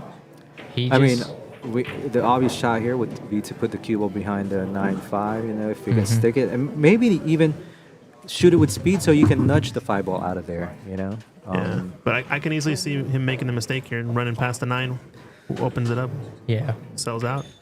look, There. Oh my It's gosh. still good. Yeah, but I mean, You're playing the right game if you're Brent, though, I This is think. This is the good. right decisions. Kick at this 4 ball. I think it's just a It's little calling bit in the late. side. It's going 2 rails at this. Yep. Just got to get the hit, and that's kind of it. yeah, Oh, because the worst thing you can do is, you know, get angry. break up those 2 balls. Like Yeah, don't break up those balls, yeah. let him get ball in hand, because it's still not a guarantee that. I mean, yeah. he's maybe going to try to 3-foul at this point, but you got to just trust your kicking game. You shouldn't get 3-fouled here if you're Brent. Yeah, No. because that's just a So- blow. No, but I mean, I think his kicking is good enough that he should be able to get out of Right. most Yeah. of the safeties that would be left here. I think you just missed it. So if you're Nathan, where would Misjudged you it. put the cue ball? So it's an interesting dynamic here. Like, Yep. I feel Yeah. that what I would do is actually play it safe here. Okay. Push the 4 ball near the 9-5 and put the cue ball behind the 10. Oh. Because guess what's gonna happen? Brent Never will thought probably about that. Brent will probably hit it, but he might actually break those 2 balls up too, the 5-9. You know? Thanks for putting that in perspective for me. Yeah, because like, yeah, he might hit the shot, but you know, there's a chance that he might break up those 2 balls too. I think he's called a 10 into the lower right corner in case it hits it off of this. He's playing in behind the 8, Yeah, right? it's just gonna stop the ball here. But it could hit and cannon the 10. There you go, perfect shot. There it is. There you go.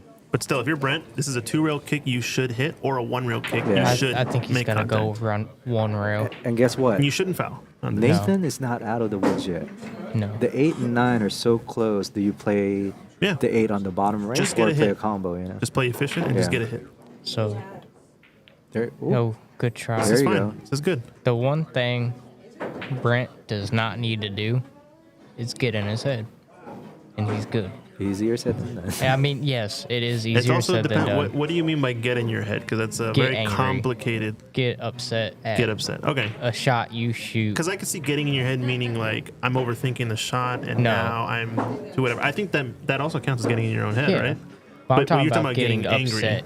Getting upset at yourself for a Is- shot you shot that you so- should have shot different. Is Brent a player that happens to typically? Like, will Yeah. he tend to get upset at himself? He has Does that some disrupt temper his issues game every or now and no? then, but It's- he's improved a lot when it Yes. comes to that. But that can still happen. That's a tendency. Yeah, It's- there's a tendency. Okay. You- But I think in this case, I think he'll be calm because they're good, really good friends, you Yep. know.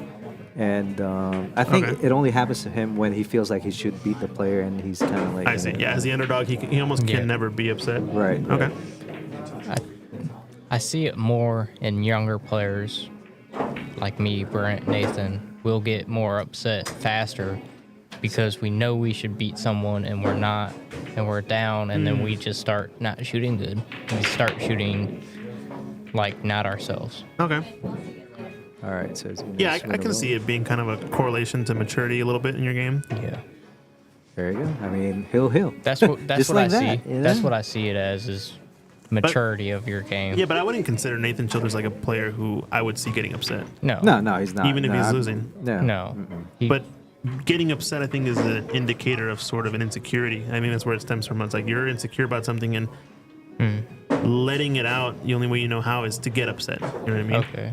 As opposed to being more mature about the situation, understanding what's happening, and just moving on, because that's the only thing you can do. If you want to keep playing, obviously. If you Yeah. want to lose, then go ahead and get upset. You've already lost, in my book, right? This, this is a little tricky here. Do you go around or do you just kind of hold the cue ball? I think he has to go I around now. let it loose. He held it. He held Oh, it. wow. Actually, nicely. I would have let it go just to open my stroke up one That actually time. confirms from earlier. I think Nathan Childress, inside spin machine. He likes to shoot with inside spin a lot. Notice that kind of throughout this tournament. He shoots a lot of inside spin shots when it's pretty full. Ne- There you go. You know what I mean? When it's really thin, he'll shoot the outside spin. Taking But when a it's like break. pretty full, Yeah. inside spin, throw it into the rail, inside spin, 2 rails and out, that kind of thing. Yeah. All right. We have a hill match over here, guys. Yowza. Taking a break. You're in for a treat. Yeah, we'll take a quick break too, and be right back. Oh.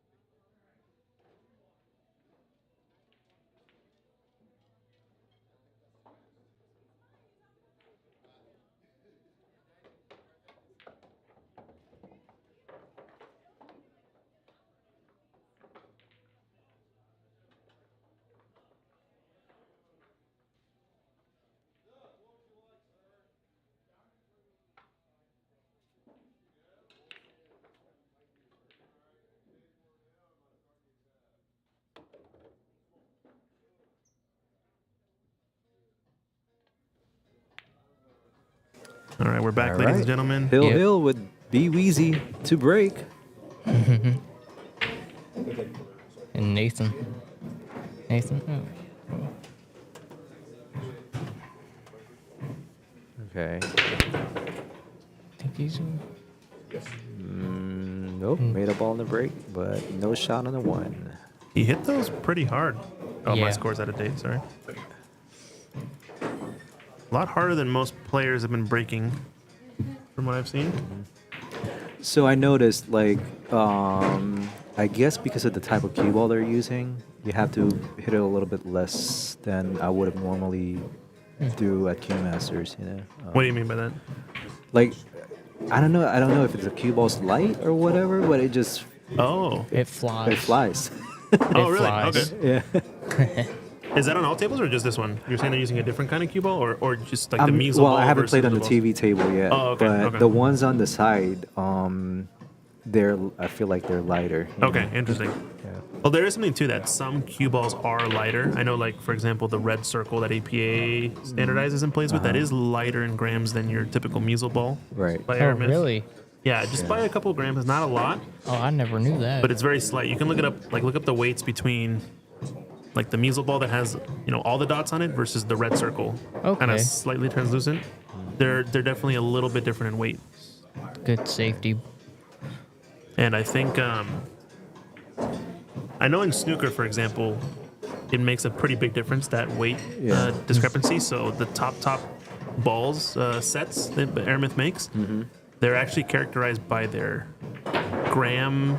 They're called 1G balls. By 1G, they mean 1 gram of error between all the balls match within a gram of weight to each Wow. other, because they're like a full set and they're perfectly balanced to each other. So that makes it guaranteed that every ball's kind of the same. Right. So if you start mix matching balls and ball sets, it's like the worst thing you could do for snooker balls Yeah, when you're yeah. playing really high level equipment, right? Right. Pool balls, because they're higher weight, it's a little bit less relevant. Yeah. But try doing that. Try to do it either weighing it yourself or looking it up. The weight amongst the cue ball, it definitely makes a difference. Well, so look. Was an error. Do you go for a 3 foul here now? Since Brent actually. I mean, you were talking about him getting in his own head earlier, right? Yeah. Yeah, that's how it starts, man. I'm telling you. But it happens. I might go for put him Yeah. back to where he was earlier, because Yeah. Yeah. it seemed like. He missed it once. But then again, the 10 ball wasn't there, or was in the way of like a possible kick here. This you have to freeze. If you freeze Oh, him here, wow. There you go. That's a great shot. Good shot.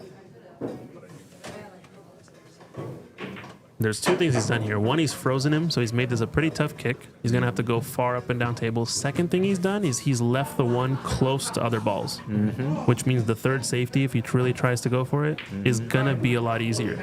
Yeah. He called it down in the bottom left corner. Bottom left corner? Yep. Oh, wow. Oh, Still missed. Look, there you go.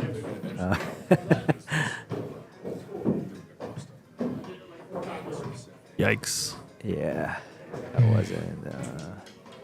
It's on 2, but how do you play the third foul here? I mean- because you can't do the same thing that's been working for you, because you push that one ball deep enough to where. Now it's on this side of it, but still, it being close to other balls makes a huge difference, I think, Right. still. You have a couple options of maybe trying to stun in behind those balls. You can still thin off it. Or this would be a good one where he's trying to do. Maybe he's trying to put the cue ball behind the 3 as well, so you're cutting off that one Oh, rail kick wow. on the long rail. Oh, so push the one into the 6? Yeah, push the 1 into this. Oh, sorry. 4. 4 was that or 2? 2? The 2. I can't And tell. then put the cue ball. Behind the 3. Behind the one 3. rail? 2 Yep. rails? Okay. That's not bad. If he can glue him to this 3 ball, frustration might settle, and this could be GG's. See, okay, so that wasn't what I was talking about. Okay. What were you saying? Like behind the 3, so you're cutting off that long rail Long kick rail. on the left so side. leave him near the corner pocket or Right, something. right. So he's got to kick short Because now rail again. you're giving Brent, the a easy fairly one rail. easy kick. Yeah. I mean, if you leave him in the corner pocket here, you cut off this rail. He has to go the same route he's taken twice now. Right. Up yeah. table. Yeah. It's not. I mean, this is not automatic either. You've missed 2. Yeah, especially the pressure. All right, Good made a good hit. Now, let's see how Nathan will respond to this one. Almost a 3 foul win, but narrowly escapes. Because He broke the 2 out. mentally that can be exhausting. Oh, you yeah. know, Oh, you yeah. saw the finish line. I mean, and do you then- think Brent's able right now to run all these balls in this moment if he Nah, had I the don't open think table? so. No. Well, He's- especially the 6 and 7 are tied up too. Yeah, you yeah. know? I don't think so either. But But Nathan's, you better know he's juiced up, ready to go, right? Like he's Right. he's on this. He's gonna try to Right. swarm on this, right? yeah, Sorry. if he ever gets to the 6 ball, I actually like banking the 6 ball to the side pocket. Okay, yeah, that's not bad. Never thought of that. Huh? And you know that pushes the 7 ball to the corner. You know, but like what I said, if he gets to the 6 ball, Yeah. now if you're Nathan, well, there's no way he could. You're gonna have to play a safety. But this is the here. difference. Nathan will play the efficient pool when it matters most. Yeah. He's gonna play the safety here. Mhm. He's not gonna do anything crazy. Just play like an awkward leave. Nothing too wild. Right.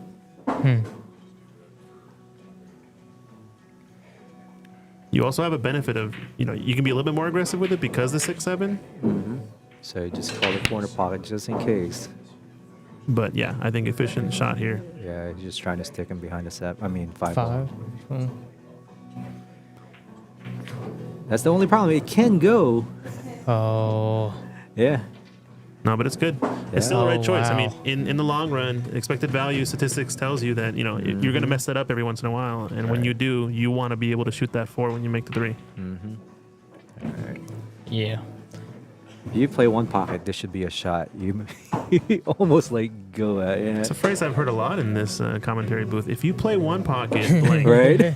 it seems very common. Yeah. If you, Yeah. But there's a. I mean, they're all interconnected in a way or another. You know. Yep. They kind of help each other out. Are you looking at this combination with the 6 where it is? Yeah, Yeah. definitely. I mean, I take mean, a swing it's at it. tied You up. know. As long Is as it a two-way, you. though? No, I don't think there's a 2-way because that cue ball is definitely going to hit the 4 ball. Okay.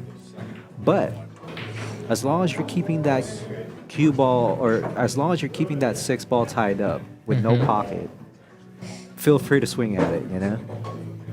Yeah. Worst thing you can do, break that 6 ball up, miss the combo, and break that 6 ball up. And that's kind of where it's tracking, though, right? A little bit. Oh. It's tracking that way a little Good bit. try. But see, no Left harm it done. tough. Yeah. Now he's gonna this game's gonna take a while. Yes, it Yeah. is. All right. I see a safety. It's not the best. Okay. Oh. He broke the 6 out. He did. I think it does pass the 7 ball now. Yeah, it looks like it does, but it's close. I think he has a ball and a quarter to get that Right. 6 ball pass. But as long as he gets a nice enough angle on it, he can pop back out for the 7. But you got the 5 ball tied up with the 10 now. I mean, 5-10 combo might be available in the opposite corner pocket, but that's only if you're being too aggressive. Yeah. Obviously, not the result he wanted out of that safety, but still, you know, as long as you're keeping that 5-10 tied up right now, that's more than okay. Yep. So I would have said earlier, like we said, 5-2 up. Brent is happy to play this safety type game. Oh, Yeah. look at that. In this scenario, he wants to stay away from the safety type game as much as possible. You know what I mean? He's got to just get a chance. That's all he's got to do. He might have the angle here to either like One rail off Break for the it. bottom. break it up, or Okay. maybe Get just under it. get under, play the 5 on the left side pocket. I don't think you can play both. I think you have to pick one. Yeah, Because if you're playing the breakout, you're going to sail past it if you miss. Right? If you play off one rail. yeah. So you kind of have to make a Pick do and an choose, ultimatum you know? here. Yeah. Which shot are you more comfortable with? You know, Right. obviously you got to make the 4 ball first. So Yeah, but this should be fairly automatic to make the Okay. 4. okay, let's. I thought he was just gonna. The bank. He's going for the bank. He's going for the win. Oh, Oh, safety? Oh, Oh, get behind That's the 7. a good there shot. you go. There you go. Get Nathan uncomfortable. You know. Yep. Even better if he cannot see that. Well, it looks like he can actually see it if he's not looking at any other angle. He might be able to thin it. And Yeah. keep Problem it- with that is sometimes you run into the 10 ball coming back. You know. Oh, he kicked at it. kicked at it. And Did he made it. call it? Nope. No. But look at this sleeve. This goes. Wow. I'll tell you right now. These This cameras maybe looks like it doesn't go. It's close. I'm gonna err on the side of it goes. I think he's grabbing the jump cue. Oh, Yeah, he's because looking at it if again. Brent's looking where the 6 ball, yeah, so it definitely goes. It goes. He's just looking at the shape on the 6 he wants. Yeah. Yeah. It's still a tough shot because you're dead frozen on the rail on the cue ball, on the Yeah. cue ball. Have and you you're ever- almost straight on the Put a 5 little ball. less spin on You it. ever practice a shot where you're in the Oh, jaws? miss cube. He did. Got a good Oh hit my out of it, gosh. though. No way. Yeah. He miscued. Yeah. Yeah. he missed Yeah. it. Wow. So what did you say about? What were you saying? I mean, I was gonna say, sounds like Brent might need to practice these shots that I was about to describe. But you ever set the ball up dead, like in the jaws of the pocket, glued to the inner jaw, and object ball in the jaws of the side pocket, and try to make it into the opposite corner, just like roll it straight in? No. Probably one of the hardest shots I've ever tried in my life. It's Really? insane how difficult it is because you're going past the side. Your aim is just completely all over the place. Like you don't even know Yeah. kind of where you're aiming. That Yeah. miscue situation happens so often, more than you might think, Right. because I think there's a bit of a different situation. When you're in the jaw, the way the cushion is, it's a little bit rounded, it's a Right. little bit down. When you're on the regular part of the table, though, and you're up against the rail, the edge of the cushion is touching the ball. When Right. you're in the jaw, it's more of like the inside of the cushion. That's a higher point on the ball. Yeah. Yeah. So you have to aim a Down. little down more, Yeah. like way more, Oh, and that really? messes with everything as you're trying to go down. Right. The aim is harder because you're almost like jacking up a little bit. It's Yeah. really like try it on a 9-footer. Just set it up like object ball on the side, your cue ball in the jaw, and try to make it down the rail. Crazy hard. I don't know why. To me, it was super hard at least. Wow. Only way I really found kind of how to consistently make it, and it's kind of a cheat code, just scratch with your cue ball. That's Dead it. hard of the That's pocket. right. If they're dead straight. You That's know, the only way to like really aim it. That's actually a technique that Warren Camco told me before. Yeah. He said if you're shooting a dead straight Sick. shot, it only applies to dead straight. Sometimes just try to scratch. Yeah, and you'll be there. Yeah. Yeah. But wow, that's definitely a breather for Nathan. You know? Yeah, huge match there. Yeah. Definitely, probably should have lost it, but Yeah. Wow. Yeah, what can you Wow. do? well, I think you might be up, Mr. Yeah. Hot Seat Match, sir. Probably. Go ahead. Mr. Nilbert Lim, it was a pleasure having you in the booth, and as we're always. gonna see you later. Yeah.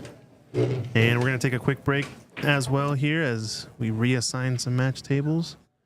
Stay tuned. I know we got a few viewers in the chat. Like and subscribe, share the stream out. We got hot seat match coming up. Mike Davis versus Nilbert Lim. It's gonna be a good one.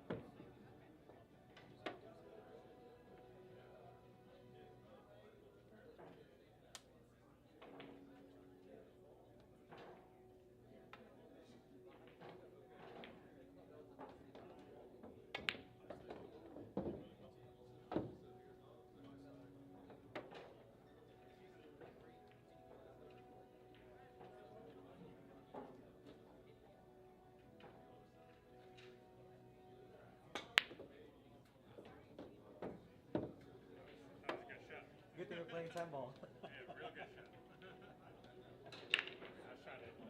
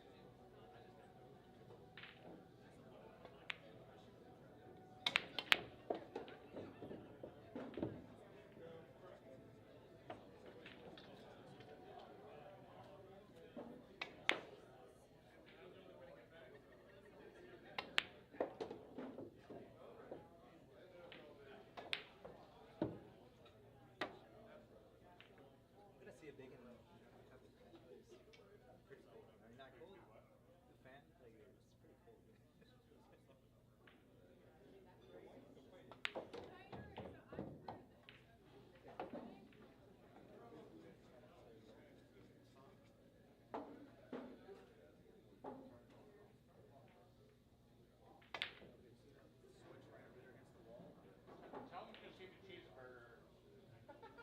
I'll get that too. Like, I'm not cold.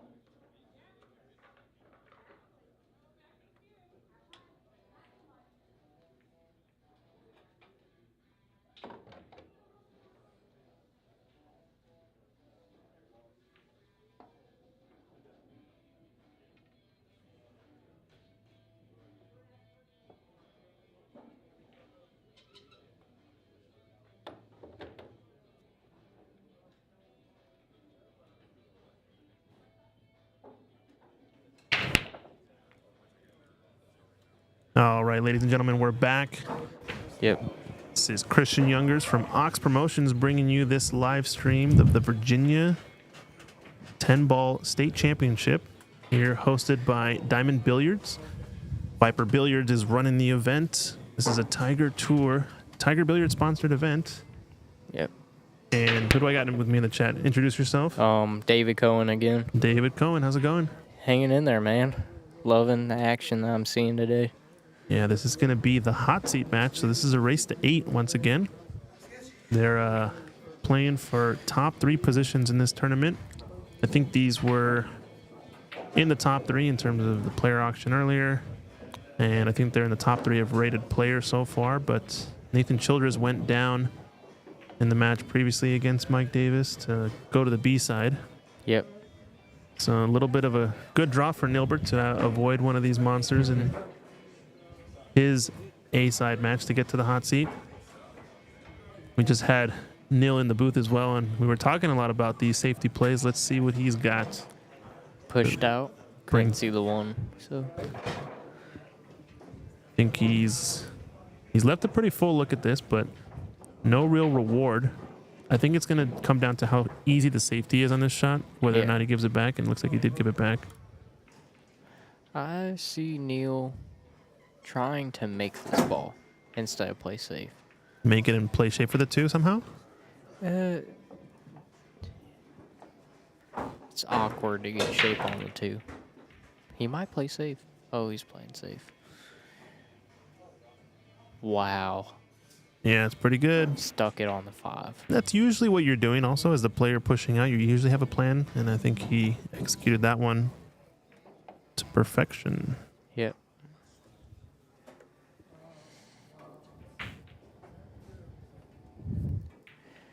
Oh, Mike Davis going 1 rail. Oh. Yeah, and 2. he's got it. Shot. But no reward.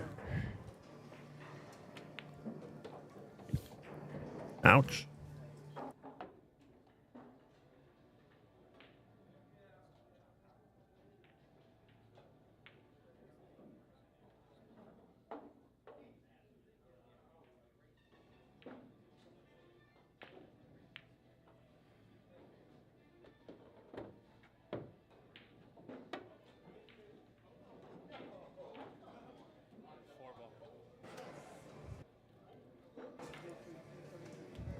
Sorry. Kick the 2 in the side. It's on 3 ball now.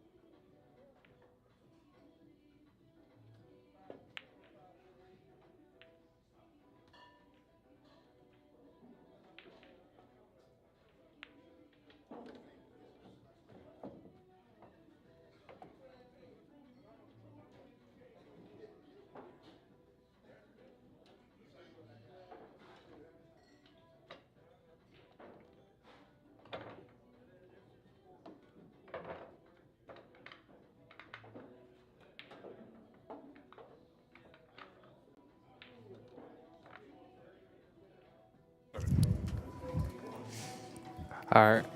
Back. All righty. We got Justin Page back in the booth. Thank you. Thank you.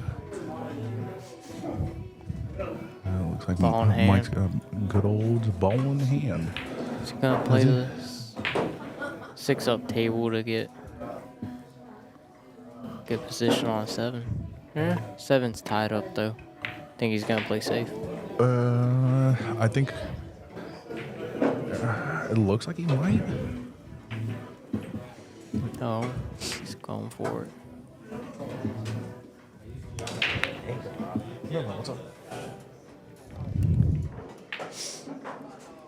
Just gonna roll forward, try to break. Oh, put a little power on it.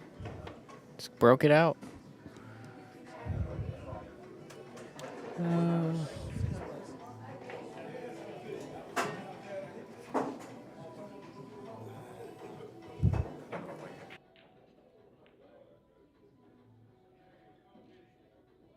No, but we need to fix the bracket.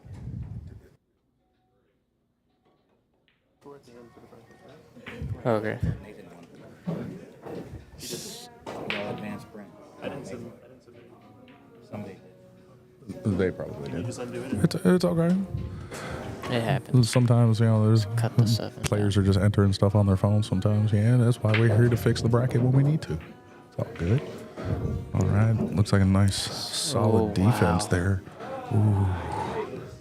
Completely took away coming up that rail on him. Neil's on 1. Yeah. I see. I don't anticipate him getting stuck on 2. Neil actually kicks really well.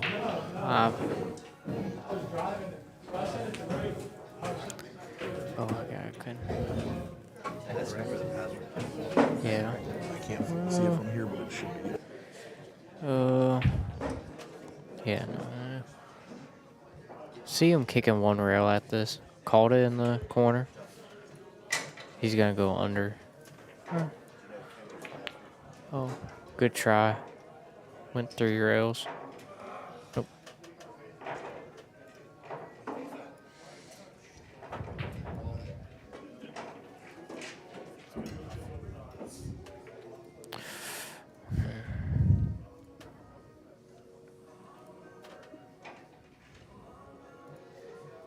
A little bit bottom. Hold the cue ball under the 8. Play the 8 on. Oh wow. Came back and hit into the 8. That works. Yeah. I see him going around table, opening his stroke up a little bit.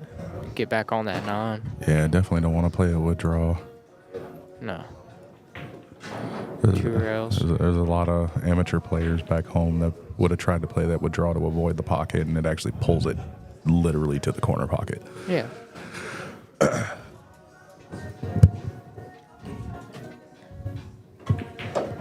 I don't really pause.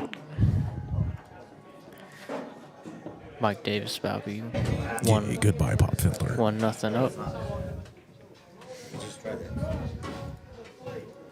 Yes. Yep. Good finish there by Mike. Neil's break. That it is. Reset. And then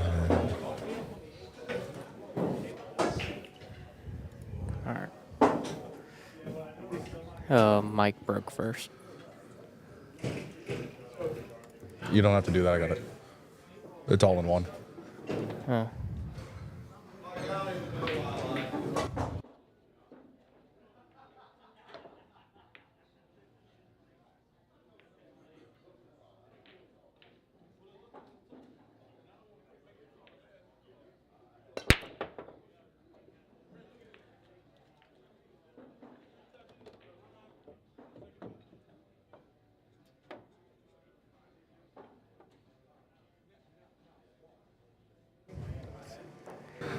So, What did he make? yeah, made the 2. Already marked it. We're good. Yep. Don't Can't- tell them our secrets. Doesn't have a look at the 1 though. He doesn't have a look at the 1? Oh, No, man. I think he can hit it. Are you sure? I can't tell from the camera angle. I'm gonna be honest with you, I can't. I'm just It joking. just I'm looks just like joking you with you. can't see No, it. I'm just Yeah, he's joking. jumping at it. Can we make our view screen bigger? No. Yes. Yes. Jumping.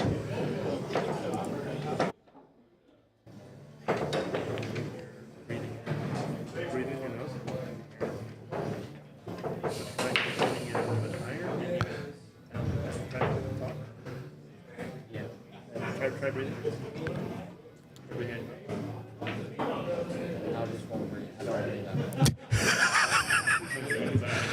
Yeah, you kind of need to breathe.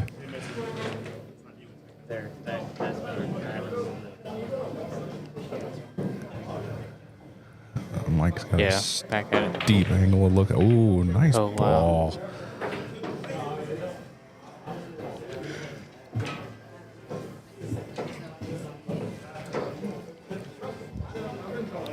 All right, 3 ball down the rail.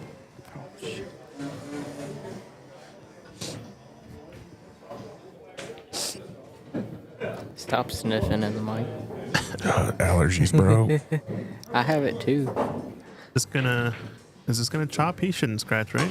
No, he should not scratch the with 7 ball. especially with it being off the rail. 7 ball keeps him from scratching. Wow, what a shot. Wow. I didn't actually expect it to travel that far down table on that, though. Figured he would have tried to hold it a little bit more since he no. had the 7 to save him. He wanted to give himself an angle to go 2 rails around that 7-9, so he wasn't going to get caught up under Oh, I'd mistaken the 6 for the 8 ball. Or the 8's yeah, under the 6. Yeah. So combination up into the right corner is probably the most logical route. Yep. Yeah, after the 5. Because the 7's hanging also. Yeah. And that 7-9 is just nice because you just play a stop shot on the 7, shoot the 9 down, I would say. What do you think? Just a touch of outside, get it to flatten out coming off the rail for the combo? Center, I would say. Oh, Yeah. This is always interesting to me playing that shot 1 or 2 rails. I think any thinner, or sorry, I was noticing earlier, Nathan Childress shooting that shot. Usually when it's thinner like that, he'll come 2 rails across. Yeah. But when it's a little bit thicker, he'll kind of just float it with some outside. Okay. Notice Mike Davis doing the same thing in this scenario. That's the only reason why I was thinking he might have used a touch outside was the ability to play that top inside on the Multi-rail. 6 Yeah. to come back for it, to not have to touch it as hard. Again, because he wanted that Little 6 to draw just shot. sit there in front of the pocket like that. Oh. It's tidy.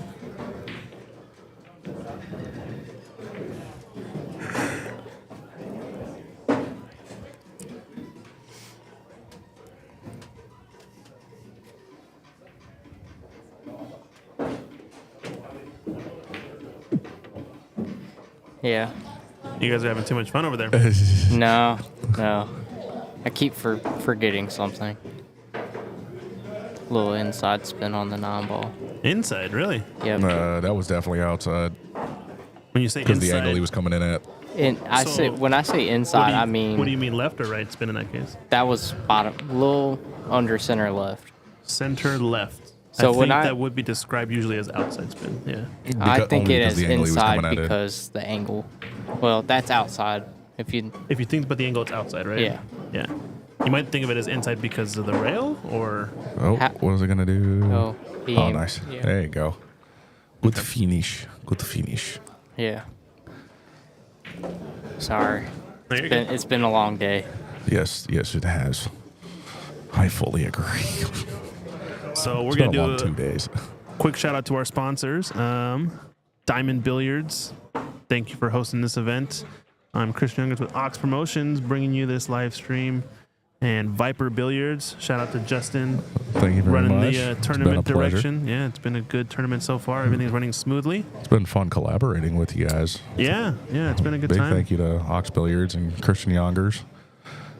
And Tiger Tour, our sponsor for the Tiger Pool Tour as well. They're helping us yeah. out. Digital Pools helping make the tournament run smoothly as well. The fancy text message feature and everything working well. Oh, yeah. Love using digital pool. It makes life so much easier when it comes to running a tournament. Yeah. Yeah. I've used it a handful of times, and it makes it a lot easier. Not screaming over everyone, trying to get them to know who's up next. This is true. This is true. Good break. He's back to his center break. That's right. Yeah. He changed it back up. He was playing. Wasn't he making balls on the other one? No, that's No. the thing. No. He switched to okay, it so he because is moving around he a wasn't. bunch to try and find that sweet spot. I And think. still, it's dry. Yeah. I think he's been moving around the whole tournament. I think the one that found probably the sweet break was actually Nathan, because I've been Yep. consistently seeing the 2 and 3 coming back around the table to make that X.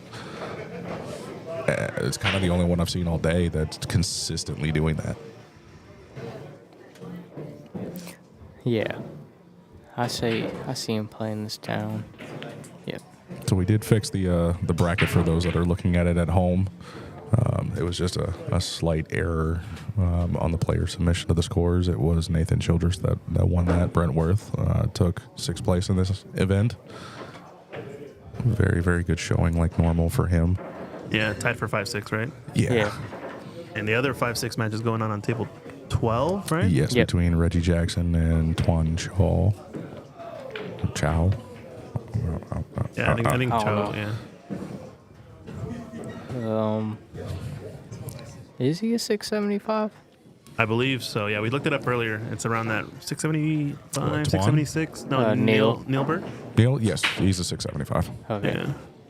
This is why he definitely comes up here and gives it everything he's got, because being one of those players that's over 650, there's not a whole lot of tournaments available in this No. area for guys of that caliber and above. So they definitely come and show out for sure.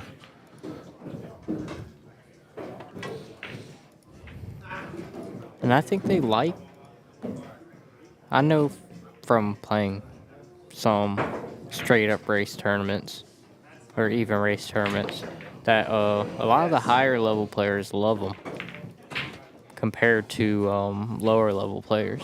But I think it's better for lower level players to play in them to get better. Yeah.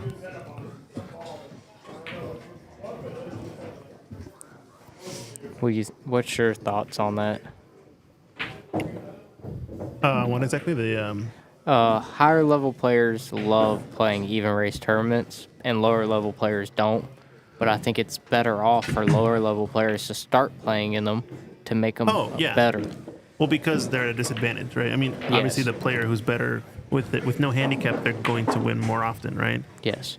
Yeah. So yeah, they're more incentivized to want the higher level tournaments. I agree with you that lower level players should not get in the range of like expecting handicap tournaments or player cap tournaments, because they're trying to do it just to win the event, not necessarily to play better and be a better player, right? Yes.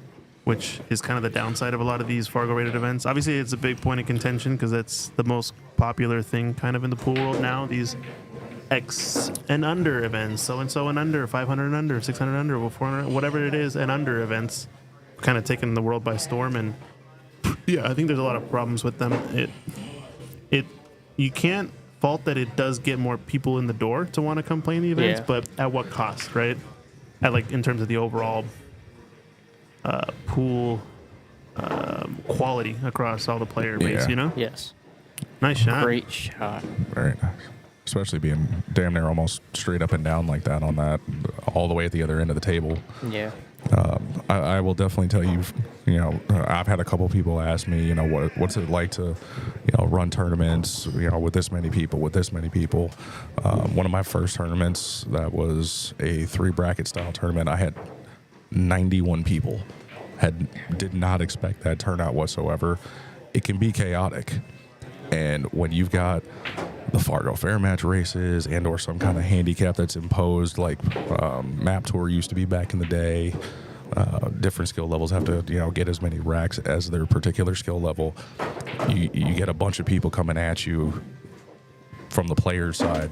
Yeah. As the TD, now you're like, well, why is my handicap like this? Because you shoot like this. Yeah. It's so much easier as a TD to provide a quality tournament and a smooth tournament with no handicap. It's Yeah. so much easier. Now, to interrupt for 1 second, speaking about break shots, I think that might be one of the best breaks we've seen so far in the last few matches here from Nilbert. Made the 8. But just looking at how he spread the balls, if you look at where the 10 is, I don't think I've seen many of the breaks on this TV table Where the 10 leave squats. the 10 dead center in the rack where it lies. And that just Yep. tells you he's got a pretty darn tight rack. I mean, compared to everything else from what I've seen, Yeah. like I said. The spreading the balls, if you go back and rewind, you'll see the second row get close to the side. One of the balls went into the side pocket, I think this right side, and that's what gave him the shot. I think the black To be 8 ball, honest, right? Yeah. I would expect now that we're 3 racks deep. That was obviously the 4th rack break. From here on out, I would expect Neil to actually make a ball in the break because he's probably figured out the table by now. Yeah. Mainly because usually in my 10-ball break pod on Friday nights, he buys so many tickets that he's breaking 3 times, and usually by the 3rd time, he's dropping 2 balls Yeah. on a 10-foot table, and this is only a 9. I think he's okay. It changes. It changes from each table. It does. Like that diamond might break different from that diamond and that diamond, but they got it so. How they make them is so consistent with the slates and stuff Oh, yeah. that it's almost even. They For the most part, break there's a almost little- exactly little the tweaks. same. Yeah, but there's always going to be little tweaks here and there because they have to level it for. Wow, Nice. Yep, pretty pretty clear shot. Dang. That's That's one thing that I've also noticed is a lot of 10-ball tournaments, including this one. They've gotten away from what I had previously read in like the original 10-ball rules, Yeah. where if you ever made the 10 early, it spots. it's spotted and you continued as long as it went in. Yeah. And you had called that ball. Yeah, I think the world championship 10 ball still plays with that at the pro level. Yeah. It usually is, I think, the BCA standard that early 10s do count. I don't know if there was an older rule that used to be the case, but I know definitely at the tippity top, like pro level world championship WPA rules, the 10 ball doesn't count on the break, or as an early 10, excuse me. Yeah. So we have an update on that Twan-Reggie match. Reggie is moving on to play Mr. Nathan Childers. So he beats him, Yeah. takes him down. Yeah. So congratulations to Twan for making it to 5th, 6th place. Oh, yeah. He does cash in That's good. the prize pool. A little more effort than he had to put in when he came to my Friday night tournament and swept the whole thing.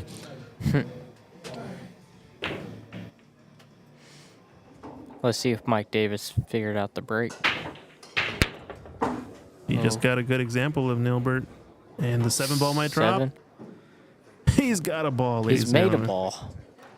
He's made a ball. But I noticed the 2 balls behind the 1 ball, one's going high and one's going low. The 2 and the what? The 6 and 8, the Oh. 2 balls behind the head ball, Oh, he's missing both. One up and one low. one's Okay. up, one's down. So that normally probably, what, it tells you got to go closer to center? tilted rack. That could be a tilted rack. Like not straight rack. Because normally they'll break out even, or there might be a gap in the rack too. I kind of doubt that it's tilted rack just because there is a line drawn in the center of the table right where the spot is. Okay. So pretty unlikely, I would assume these players have a tilted rack. I No. think what's more likely is that he's a little bit too far out away from center, because as you get farther away from center, the one that's going high continues to go higher, and the one that goes low keeps going lower. And as you go closer to center, they get more symmetrical, and they both typically go low slightly. So Okay. that's why you see them go about somewhere between about a ball off center to all the way around the 1 diamond off center. Yeah. In that range. That's typically at least what I've learned in terms of the breaking style and format. Okay. But yeah, but I could be wrong. I'm not sure. I think he was breaking from like between the middle and part diamond to It the looked left. like yeah, somewhere around close to the 1 diamond off or so, right? Yep. So to give you the most accurate information that's out there from the 15th of March 2016, rules of play from the World Pool Billiard Association. Yeah, so WPA rules, Yep. World Championship. Yeah, that's what I'm talking about. Right? Section 9 9.8. If the 10 ball is actually, it's still in here. If the 10 ball is actually potted and is not the last remaining ball, the 10 ball is respotted and the shooter continues. Yeah, so Okay. WPA rules, which is the pro level Correct. for WPA sanctioned events, which we don't use the W word in this stream, but that's okay. Those rules, say that the early 10 does not count, even if you call it, you just keep shooting. Yeah. But the BCA rules, Billiard Congress of America, and BCAPL rules all usually stipulate that the ball does count if it's called early 10. Which I think it should be. Yeah, whether it should or not is a different question. I personally probably prefer the one where it doesn't count, because the big difference I find between 9 and 10 ball is that 10 ball has to be fully driven to its completion, whereas 9 ball is a bit more random in spirit, etc. But it's up for discussion whether it should or should not. That's it's more like a philosophical question than like a objective fact or whatever. But yeah, it's interesting knowing the rule sets. It definitely throws some people off. I remember seeing some pros play on the Pro Billiard Series where they're in the Vegas event and playing World 10 Ball Championship, and they'll shoot the ball expecting to just win the rack and then not realize, I got to shoot the next ball, and then they never played shape for it, or they got a little weird, or they got lucky and they still have a shot. These kind of things all intermix, and it's just an interesting rule. Yeah, and that's why they have those players meetings for no matter what level you play at, just to go over the rules with the players. Wow.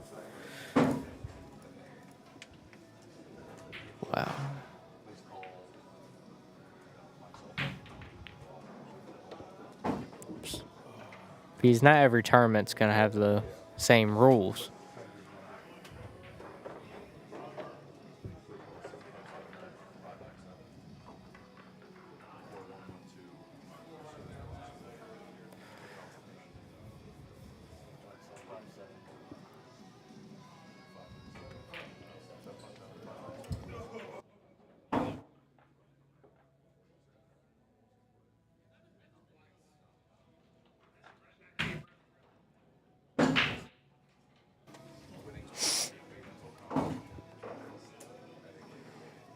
Okay.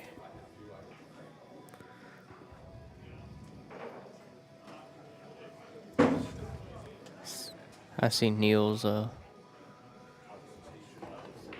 he's checking the rack every time he racks.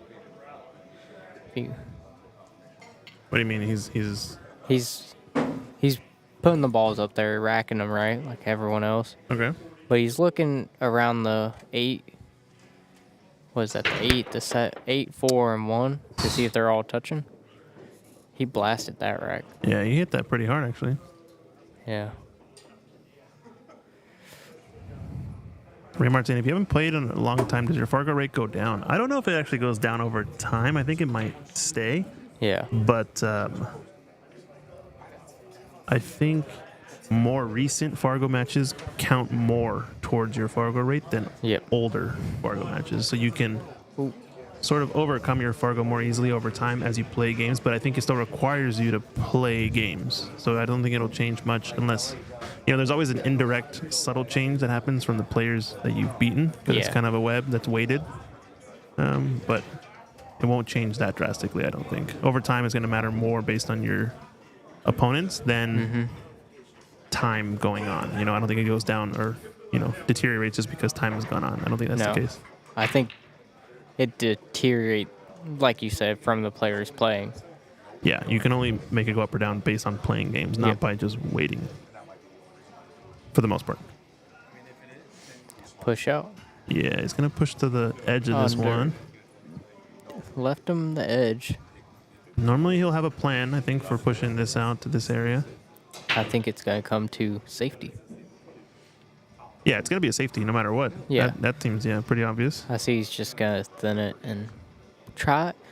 He gave it back. I don't mind giving it back just because of how close the 1 is to the pocket and the 3 being in that area. Difficult not to at least sell out a somewhat straightforward kick. Okay. So you don't mind actually having a tough shot here. Wow. Did pretty well to avoid the traffic there, but still going to leave an edge of the 1. Yeah. Really just has to avoid The 4. I think he's laughing on the side saying, man, I don't know why I gave those back. You played a better safe than I did. Or than I would have. Yeah.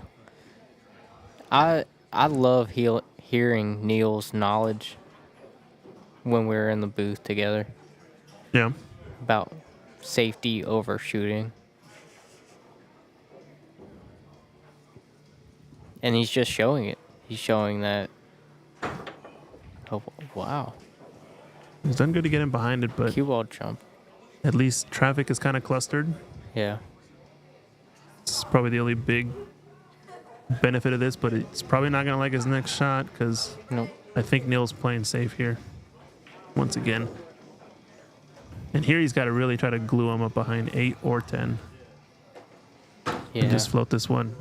And if you can avoid it, he'll avoid getting the 1 too close to the corner. Mm-hmm. But it really, as long as he takes away the 1 rail kick to the right side of the table, he should be fine. Okay. Oh, he tried to make it. Yeah, I don't know. I'm not sure. I don't know if he could run out from there either. Or maybe he's taking the risk because of the cluster. You know, it's like Yeah. if he Biscuit for the biscuit. misses and leaves a shot, he can let Mike sort of deal with the nonsense and difficulty of the rack.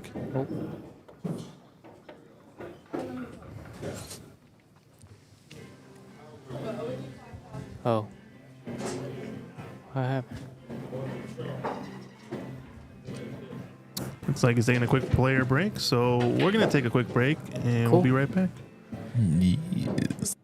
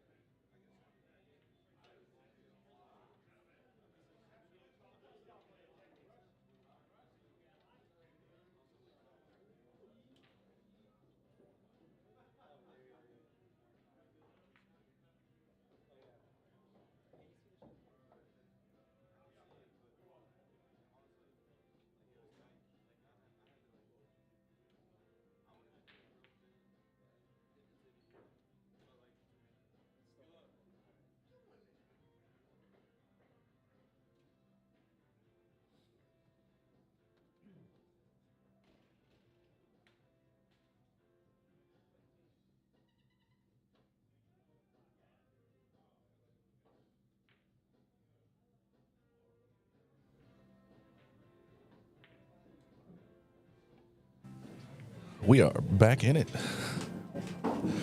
In it to win it. And enjoying this highly.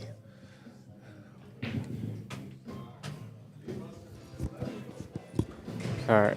We're back. He made the 3. All right. Thank you, Captain Obvious. Well, Just yeah. hit the button. Calm yourself. Rolled out. Bye-bye, Kool-Aid ball.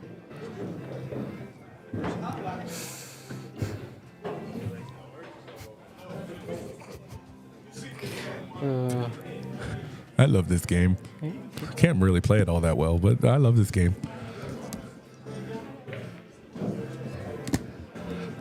Fargo went down. Oh, we already. What's up, Ray Mark? Very nice pocket speed on that one for control. I see him playing a safe, locking up under on the 8-10, playing the 6 above it. Yeah, I don't see him trying to go either cross side or cross corner. No. Like maybe pushing, cross corner for the safety and leaving the cue ball there, but not like trying to pot it. No. Just play it like that. Yeah, literally just get it to go cross corner for the defense, yeah. See, I'm the one that like tries that kind of a defense and somehow I make the ball and kind of... You're not hitting it right. No, I did hit it right, No, just you not didn't right hit for it that right. moment. No. You got...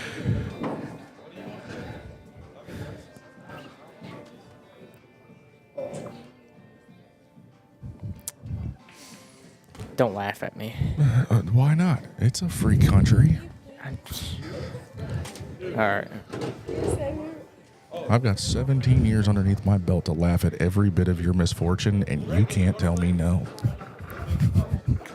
Focus on the match. I am Neil's focused on thinking, the match. There hasn't been a ball made yet.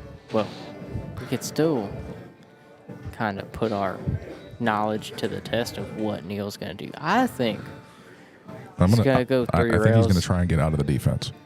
I'm just saying. You're no help.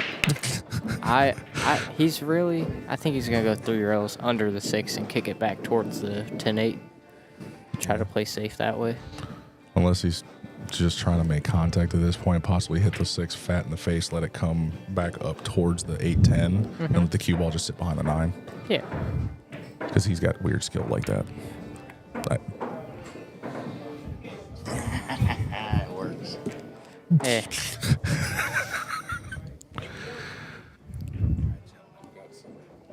I've got some of my fellow staff members here checking on me to make sure I'm okay. I've been a little sleep deprived the past couple of days, so Yeah. they're just kind of keeping an eye on me. Christians. I always keep an eye on you. Christian's back. Time for me to jump in. We're doing it. Oh, he's going. Whoa. I didn't think about that. I thought he was going to go 3 rails that way, but he's going to go 4 rails? Interesting. I don't know. I'm wanting to see. Yeah. Hit the point of the pocket. Caught the titty. Ooh, he still almost got that, even with catching that a little bit wrong. I think he would have hit the 9 first, right, on the way in if he didn't catch the point. Would it have gone? It would have gotten closer to the 9 maybe, but it would have gone past the 6 for sure. It just shows you how tough the safety was, right? Yeah. Yeah. And then on top of it, unfortunately, the level of difficulty left the breakout of that 10 and 8. Yeah. So with ball in hand, it should be a pretty quick finish for Mr. Davis. I think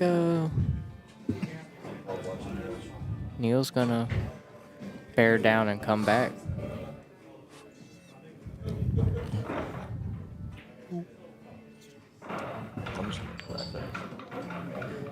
Oh, wow.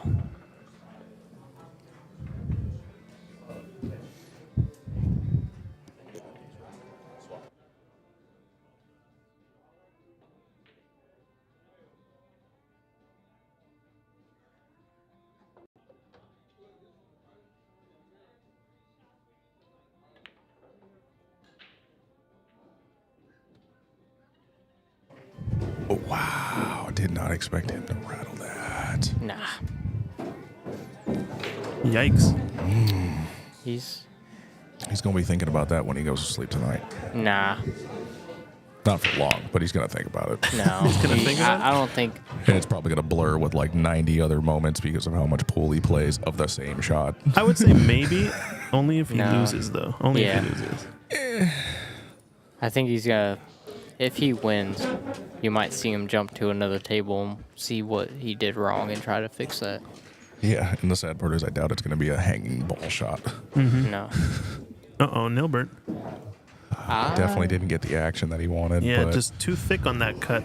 Got too close, maybe not wanting to risk missing the ball together, right? On that rail first. Oh, right yeah. shot? I thought he was gonna go ball first. I still have a lot Yeah. of confidence in him to actually make this shot because, to be honest, this is actually like the standard 2 or 3 ball shot that he takes in my tournaments. This is not automatic though. Not it's against not Mike automatic, Davis but 4-1 down in the hot seat. Yeah, right? No, it's definitely not automatic. But what actually kind of helps is the fact it's so close to the short rail. He doesn't have to worry about the scratch. I don't think he's So it's cutting just this cutting. ball. I think he's playing safe. Is he putting some right spin on that? No, just separating on the 2 rails. Oh. He's trying to get tied up on the rail. Yeah, he wants to get him close. I think it's close, but that's still very, very cuttable. Luckily, he got the cue ball to the long rail, but definitely, I don't think that's where he wanted that to end up.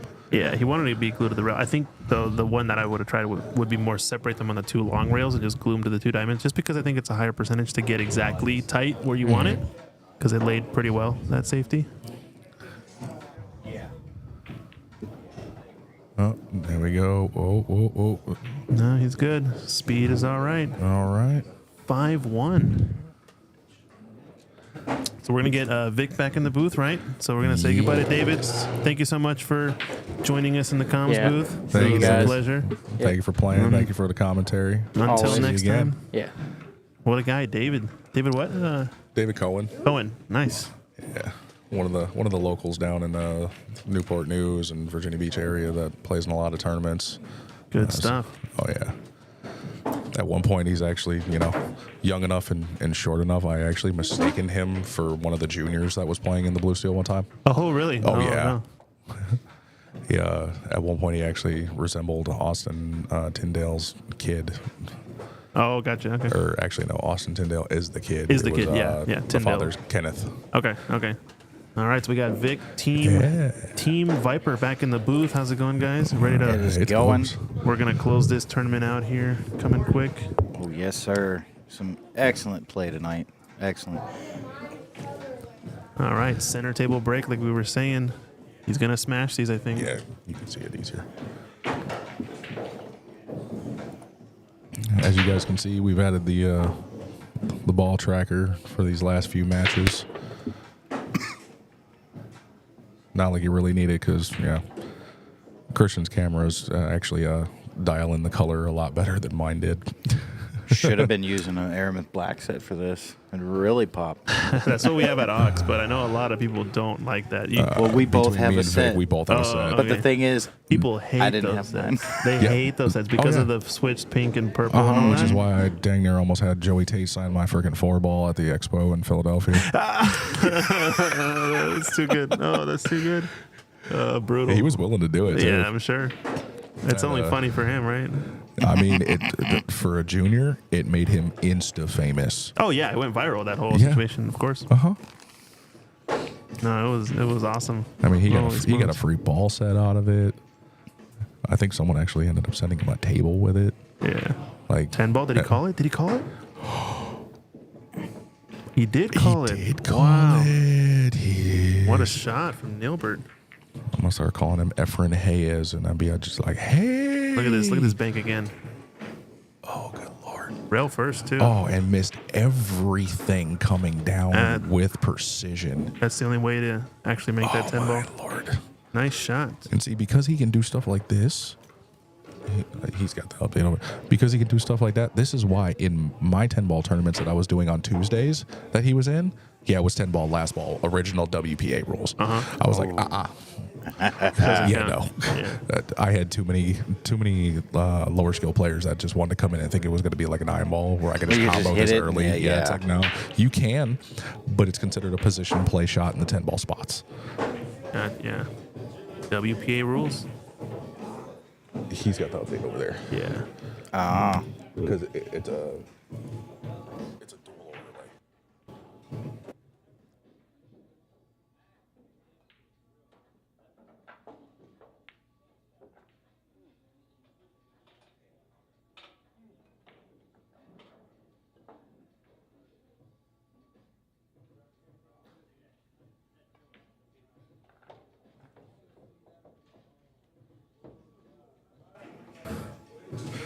He's doing this little technique wheel too. You can see he's rubbing the one ball to try to get him really tight. So I know some of you viewers out there have some of those like side apps that can like download YouTube videos. You can like download, some of this stuff later if you want. Clip the portions where you see Mike Davis racking, because that's a rare occasion for him. Right?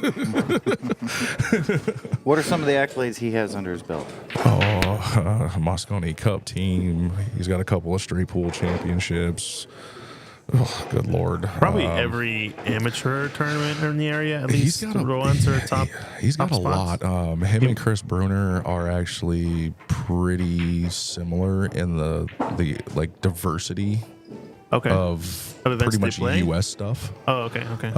The U.S. Amateur. Pretty sure he's placed multiple times in the U.S. Open. Obviously, I don't think he's fully won it. Okay. Mainly because I don't have his stats in front of me, but he has definitely won a lot. I know he won, I forget if it was the 8 or the 9 ball tournament for the Valley Pro Cat unveiling inaugural tournament I did down in Surf City. Okay. Him and I have been kind of reminiscing about that throughout the day as well. Yeah. You can actually see that video on the Viper Billiards channel. Oh, nice. With him actually commentating on one of Derek Leonard's matches, and then in turn I had Derek Leonard commenting on one of his matches later on. Like, those two love each other. They play a lot, and they actually play heads up with each other. Yeah, and Derek's never been on the pro circuit. It's a really nice soft kick here from Mike Davis to leave an awkward kind of situation. I don't know if the carom is on. It looks kind of close. What do you think? You make this 3-ball off the 2? It's possible. If it's off the rail, I'd literally just bump it. I mean, I would maybe thin it and try to get behind some traffic. Yeah, I like that shot more. Just I leave think it offset. The bumpage shot, I love to call that shot or see it when it plays against me because Ooh, did that leave the 3 far enough out for a travel path? now the carom is on. Yeah, don't think the cut is on. The ticky might be on. Go 2-ball rail off the 3 into the corner. That might be there if there's a gap big enough. I don't think it goes directly, but definitely the carom is on, or close at least. Yeah, but you mentioned the roll-up shot or the tap shot. Probably one of my favorite shots for APA players to do because I call it the APA safety. Most often they don't leave you frozen to the rail, and you can just thin off that ball and just separate it, especially on a 9-footer. Super, super useful. But I had that bite me in the butt in a previous tournament. A player played that against me, and I just took the more aggressive safety and just messed it up. Yeah, it happened. Yeah. Nice shot, though. It was there, the carom. The crazy thing is actually how illegally most APA players actually play that tap safe. Yeah. They try to, raise the cue from underneath. Oh, it's really? Actually Like they double hit it or something? Or no, what? it's considered an illegal shot because it's not a stroke. You're just lifting up your stick. You're miscuing intentionally. Essentially, yeah. Yeah. Okay. I've also seen quite a few where they don't understand that frozen to the rail means something has to hit a rail after you make contact. Yes. So they just tap it and double kiss it, but nothing traveled to a rail. Yeah. So you got to go at an angle. Yeah, and then there you just got to call them, hey, this ball is frozen, right? And then you'll get that foul call every time from a high-level player on their team, hopefully, right? Well, that's the downside to APA is either they don't understand or take the time to read the rules. Or they just want to take advantage of the fact someone else doesn't know. Yes. Because for some weird reason, somehow a social league became all about Vegas. It's kind of fun, I guess, though, right? It's definitely something to pass the time. I mean, the handicaps are aggressive enough where, you can be a 7 and get walloped by somebody who just picked up a cue for the first time. Ooh, little un poquito type shot there. He actually needed to catch that a little bit thicker to get it to settle for the safety. So I don't know if he was going for the shot or not. By the way, we are going to have to reset the stream in a little bit for the YouTube folks since we do lose the VOD after 12 hours. Oh, Lord. Have we been going that long? We got 20 minutes until then, so we geez. probably will finish this match before then, but just to keep a heads up, we might just have to do a quick refresh of the stream, and you guys should still be able to watch live. It shouldn't be a big issue. Might just pause your video and do a quick refresh. No big deal. Awesome. Yeah. Or just click the live, I guess, link for the channel you're on. Just a heads up.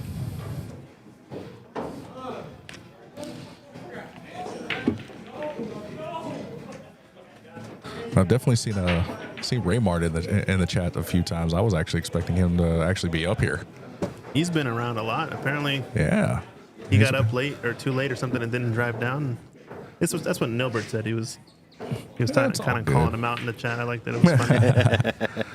Sad part is I'll probably see him on Friday. He'll come out and be like, "Oh, you placed this in the 10 ball? All right, cool. Let's play for that money." Right.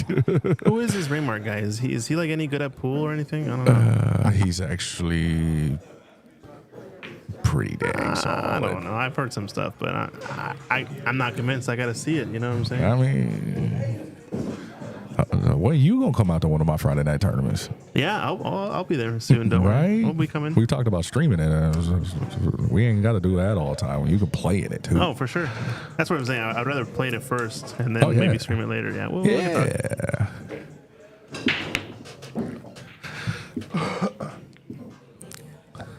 Is he going for this cut inside? It does go, but it's super touchy. Yeah. In this level in the match. The weird thing is that I don't know that was 100% bad, depending on whether or not Mike can get past the 10 on this all the way down to the corner. No, I think unless he goes side pocket. I think he's sold out here technically, but I think that is the right speed to play that shot at, what Nilbert shot. A lot of people would say, oh, he shot that too hard. I actually don't think, I think that's the exact right speed you shoot at because that angle still drops the pocket and it also makes you a lot more accurate. The worst way to shoot that shot when it's that far away and that thin is to slow roll it because you introduce so many things that slight, a little bit of throw, a little bit of table roll off. You never know something on the way. But that's actually surprisingly nothing that I've heard the players complain about for, in particular, the stream table and stuff like that. Asking for some feedback. Tables have been level. Nothing's really rolling off today. I'm not saying there is a table roll on this table. I'm just saying, like in general, that type of tendency, you subject yourself to those conditions if they exist when you slow roll it. Those cases, right? Yep. You kind of want to be down the. I mean, something as simple as just like a hair falling off your head on the table and the ball's going slow enough right at the pocket can change the trajectory. Might not seem like much, but it actually matters. A piece of chalk, like a little bit of dust from the chalk. One of the bristles left over from the brush that they cleaned it the with. Horsehair, yeah. Even just that horsehair being thin enough to actually do something when you slow rolling. Well, it's like the only complaint you ever really hear about a template rack as well is if you slow roll anything and the template rack's still on the table. Yeah. We got Childress on the hill here, so we're gonna have to take a quick look. Luckily, we have oh, jeez. I didn't realize how fast that match was going. Yeah, Nathan's just cruising. Oh, he is. It's kind of a surprising one because Reggie's been playing really solid.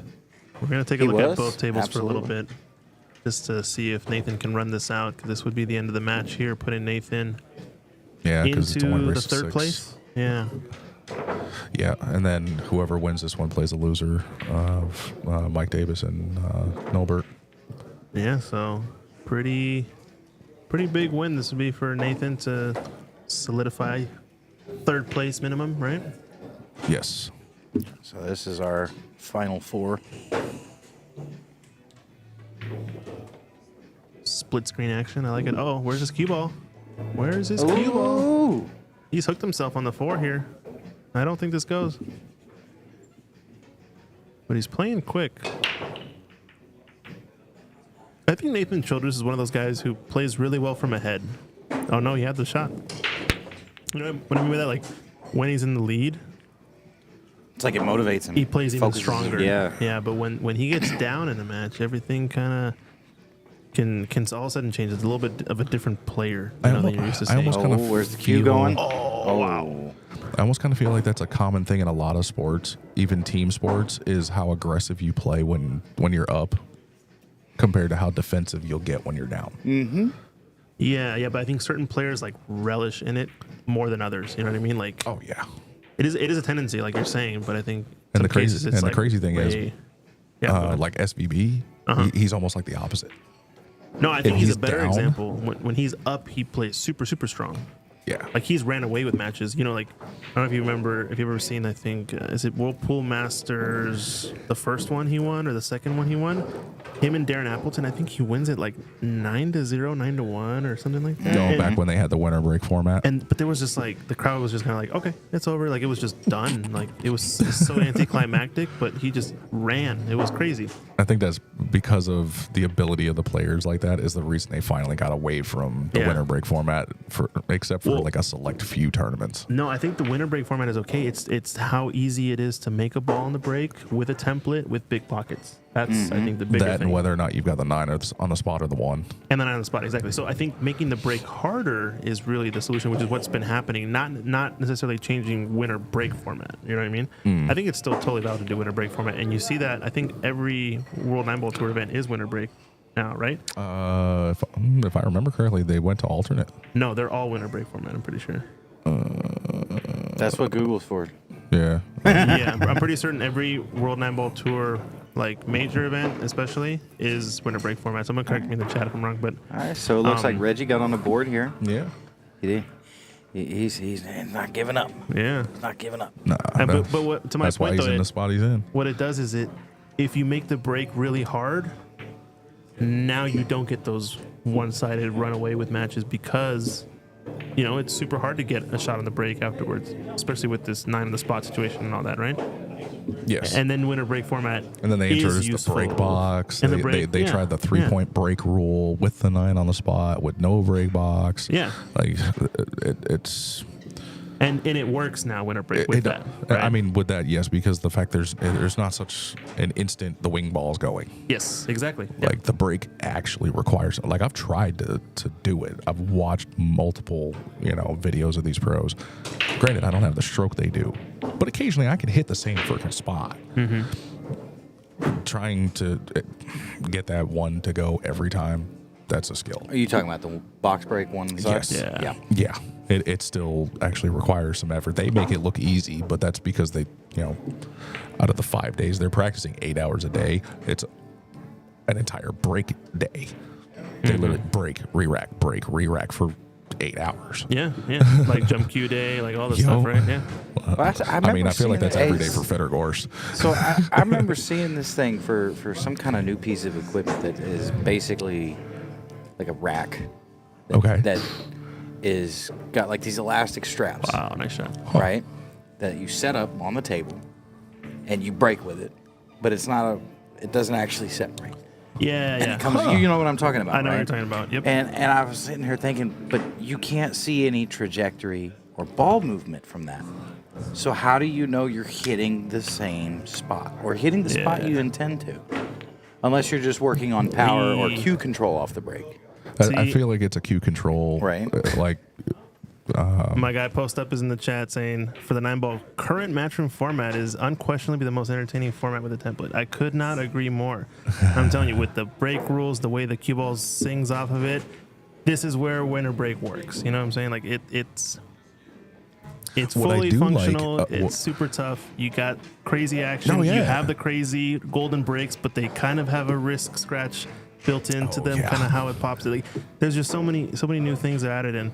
Well, the other thing that I liked, which I haven't really seen in a long time, is, and it's the reason why I could have sworn it was alternate break, is when they run a 6, 7-pack, and that is the win, they actually give the other player the chance, if they can run it back and put a 7-pack together, then they go to a shootout afterwards. Oh yeah. Like old school games, especially on the bar box, right? This is a rule that always they would let the person respond.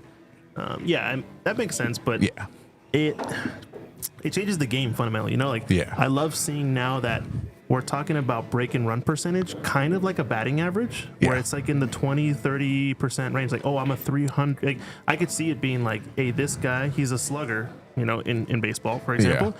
He's a 300 break and run average, like across all his, right? I could see that sort of developing the game as kind of like a stat or like a thing to look at. TPA percentage they put in the corner. Yeah, kind of like that, but a little bit simpler than TPA, because TPA has this whole thing going on with whatever. I don't want to get into the whole TPA thing. But on that one. Yeah, you know what I mean. Like it's really interesting, and and it makes performances like that match between who was it? Was it the U.S. Open semifinals the year that Middle Ko Ping Chung won it? Yep. When he played against MVP of Reyes Cup. What's his name? He just won MVP in the Reyes Cup. Oh God. Singapore player. Someone help me out. Aloysius Yap. Oh yeah. And it was, I think, so it was a race to 11, excuse me, because there's 9 balls in every rack. And it was 99 balls made by Ko Ping Chung with like a 30 to 40% rack break and run percentage. It was something ridiculous like that. But you look at that match, and that is almost the equivalent of like a perfect run. You know, it's like the closest thing we've seen with the new break format, with the new rules, to like, you know, a no-hitter. You know what I mean? Yeah. Equivalent. And I just wonder because snooker has the 147. Oh my gosh. Didn't expect that. What? Definitely juiced it up a little bit, but I almost kind of feel like he had to, like, No, with the way thought he was this trying to go. I don't know, man. I'm not sure. I think there was a little bit of pressure. Yeah. That was Neilbert's feeling definitely the heat. not a super powered shot required there. It was soft roll, come back, one rail from the other side, position on the 9. But this is a thing that I don't know. I feel like pool has yet to achieve whatever this thing is, and I'm trying to equate it. You know, people talk about the hole-in-one in golf. It's not quite the same. People talk about the 9-darter in darts. I think that's pretty close to what I'm getting at. I think the 147 is the ultimate version of this, which is kind of the perfect game. I think a no-hitter in baseball is probably pretty close because that shows you like a perfect defensive match or whatever. But yeah, something along the lines of like a perfect game. I don't know if it means like, you know, making every single ball in the match. Is that like a perfect game in pool? Like, what would you call that? It's the closest we've seen, you know? The closest term I've ever heard of is just perfect pool. That's literally it. I think we can come up with a better name than that. I'm sure there is. Yeah. Wow, Mike, you saw a lot of that wobble too. That was pretty. Oh yeah. Fortunate for him. He's on the hill, right? What you call it? I guess you could probably call it a strikeout. Yeah, but a strikeout's been taken. That's baseball, you know. Like we got to come up with a new name for a pool, whatever. Hey, shout out to my guy Post Up though. We gotta catch up on some stuff. Heard anything from Steve? Hope you're liking the stream. Switching things up here, doing an East Coast stream as well on the road. And we're going to give a quick shout out to our sponsors as well. Diamond Billiards hosting us here in Richmond area. That's Justin and Vic over there on the mic. Part of Viper Billiards doing the tournament directing for this event. And I'm Christian Youngers here with Ox Promotions, bringing you a Tiger sponsored event.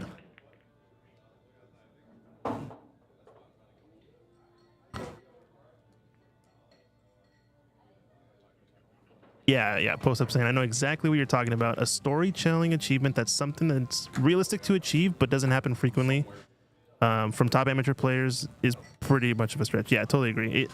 For the pros, it has to be kind of that upper echelon of like momentous thing where everybody stands up and no matter who's playing in the building, they all look up and, you know, just appreciate. Because this is what happens. I kid you not. Going to the Snooker World Championships in Sheffield, I was able to witness the 147 from Mark Selby when he and Luca Brissell were in the final of the World Championship a couple years ago. And Mark Selby hits a 147 on the first day late night session. And I kid you not, I'm in like, you know, middle row or something. And the entire building is just on its feet. You can hear a pin drop. And it's just like this epic moment where you hear JV on the mic. He comes up and he says, something along the lines of like, yeah, most people have not, you know, experienced the 147, especially not at the Crucible, but, you know, it's a very special, momentous occasion and blah, blah, blah. And he goes off and to say it.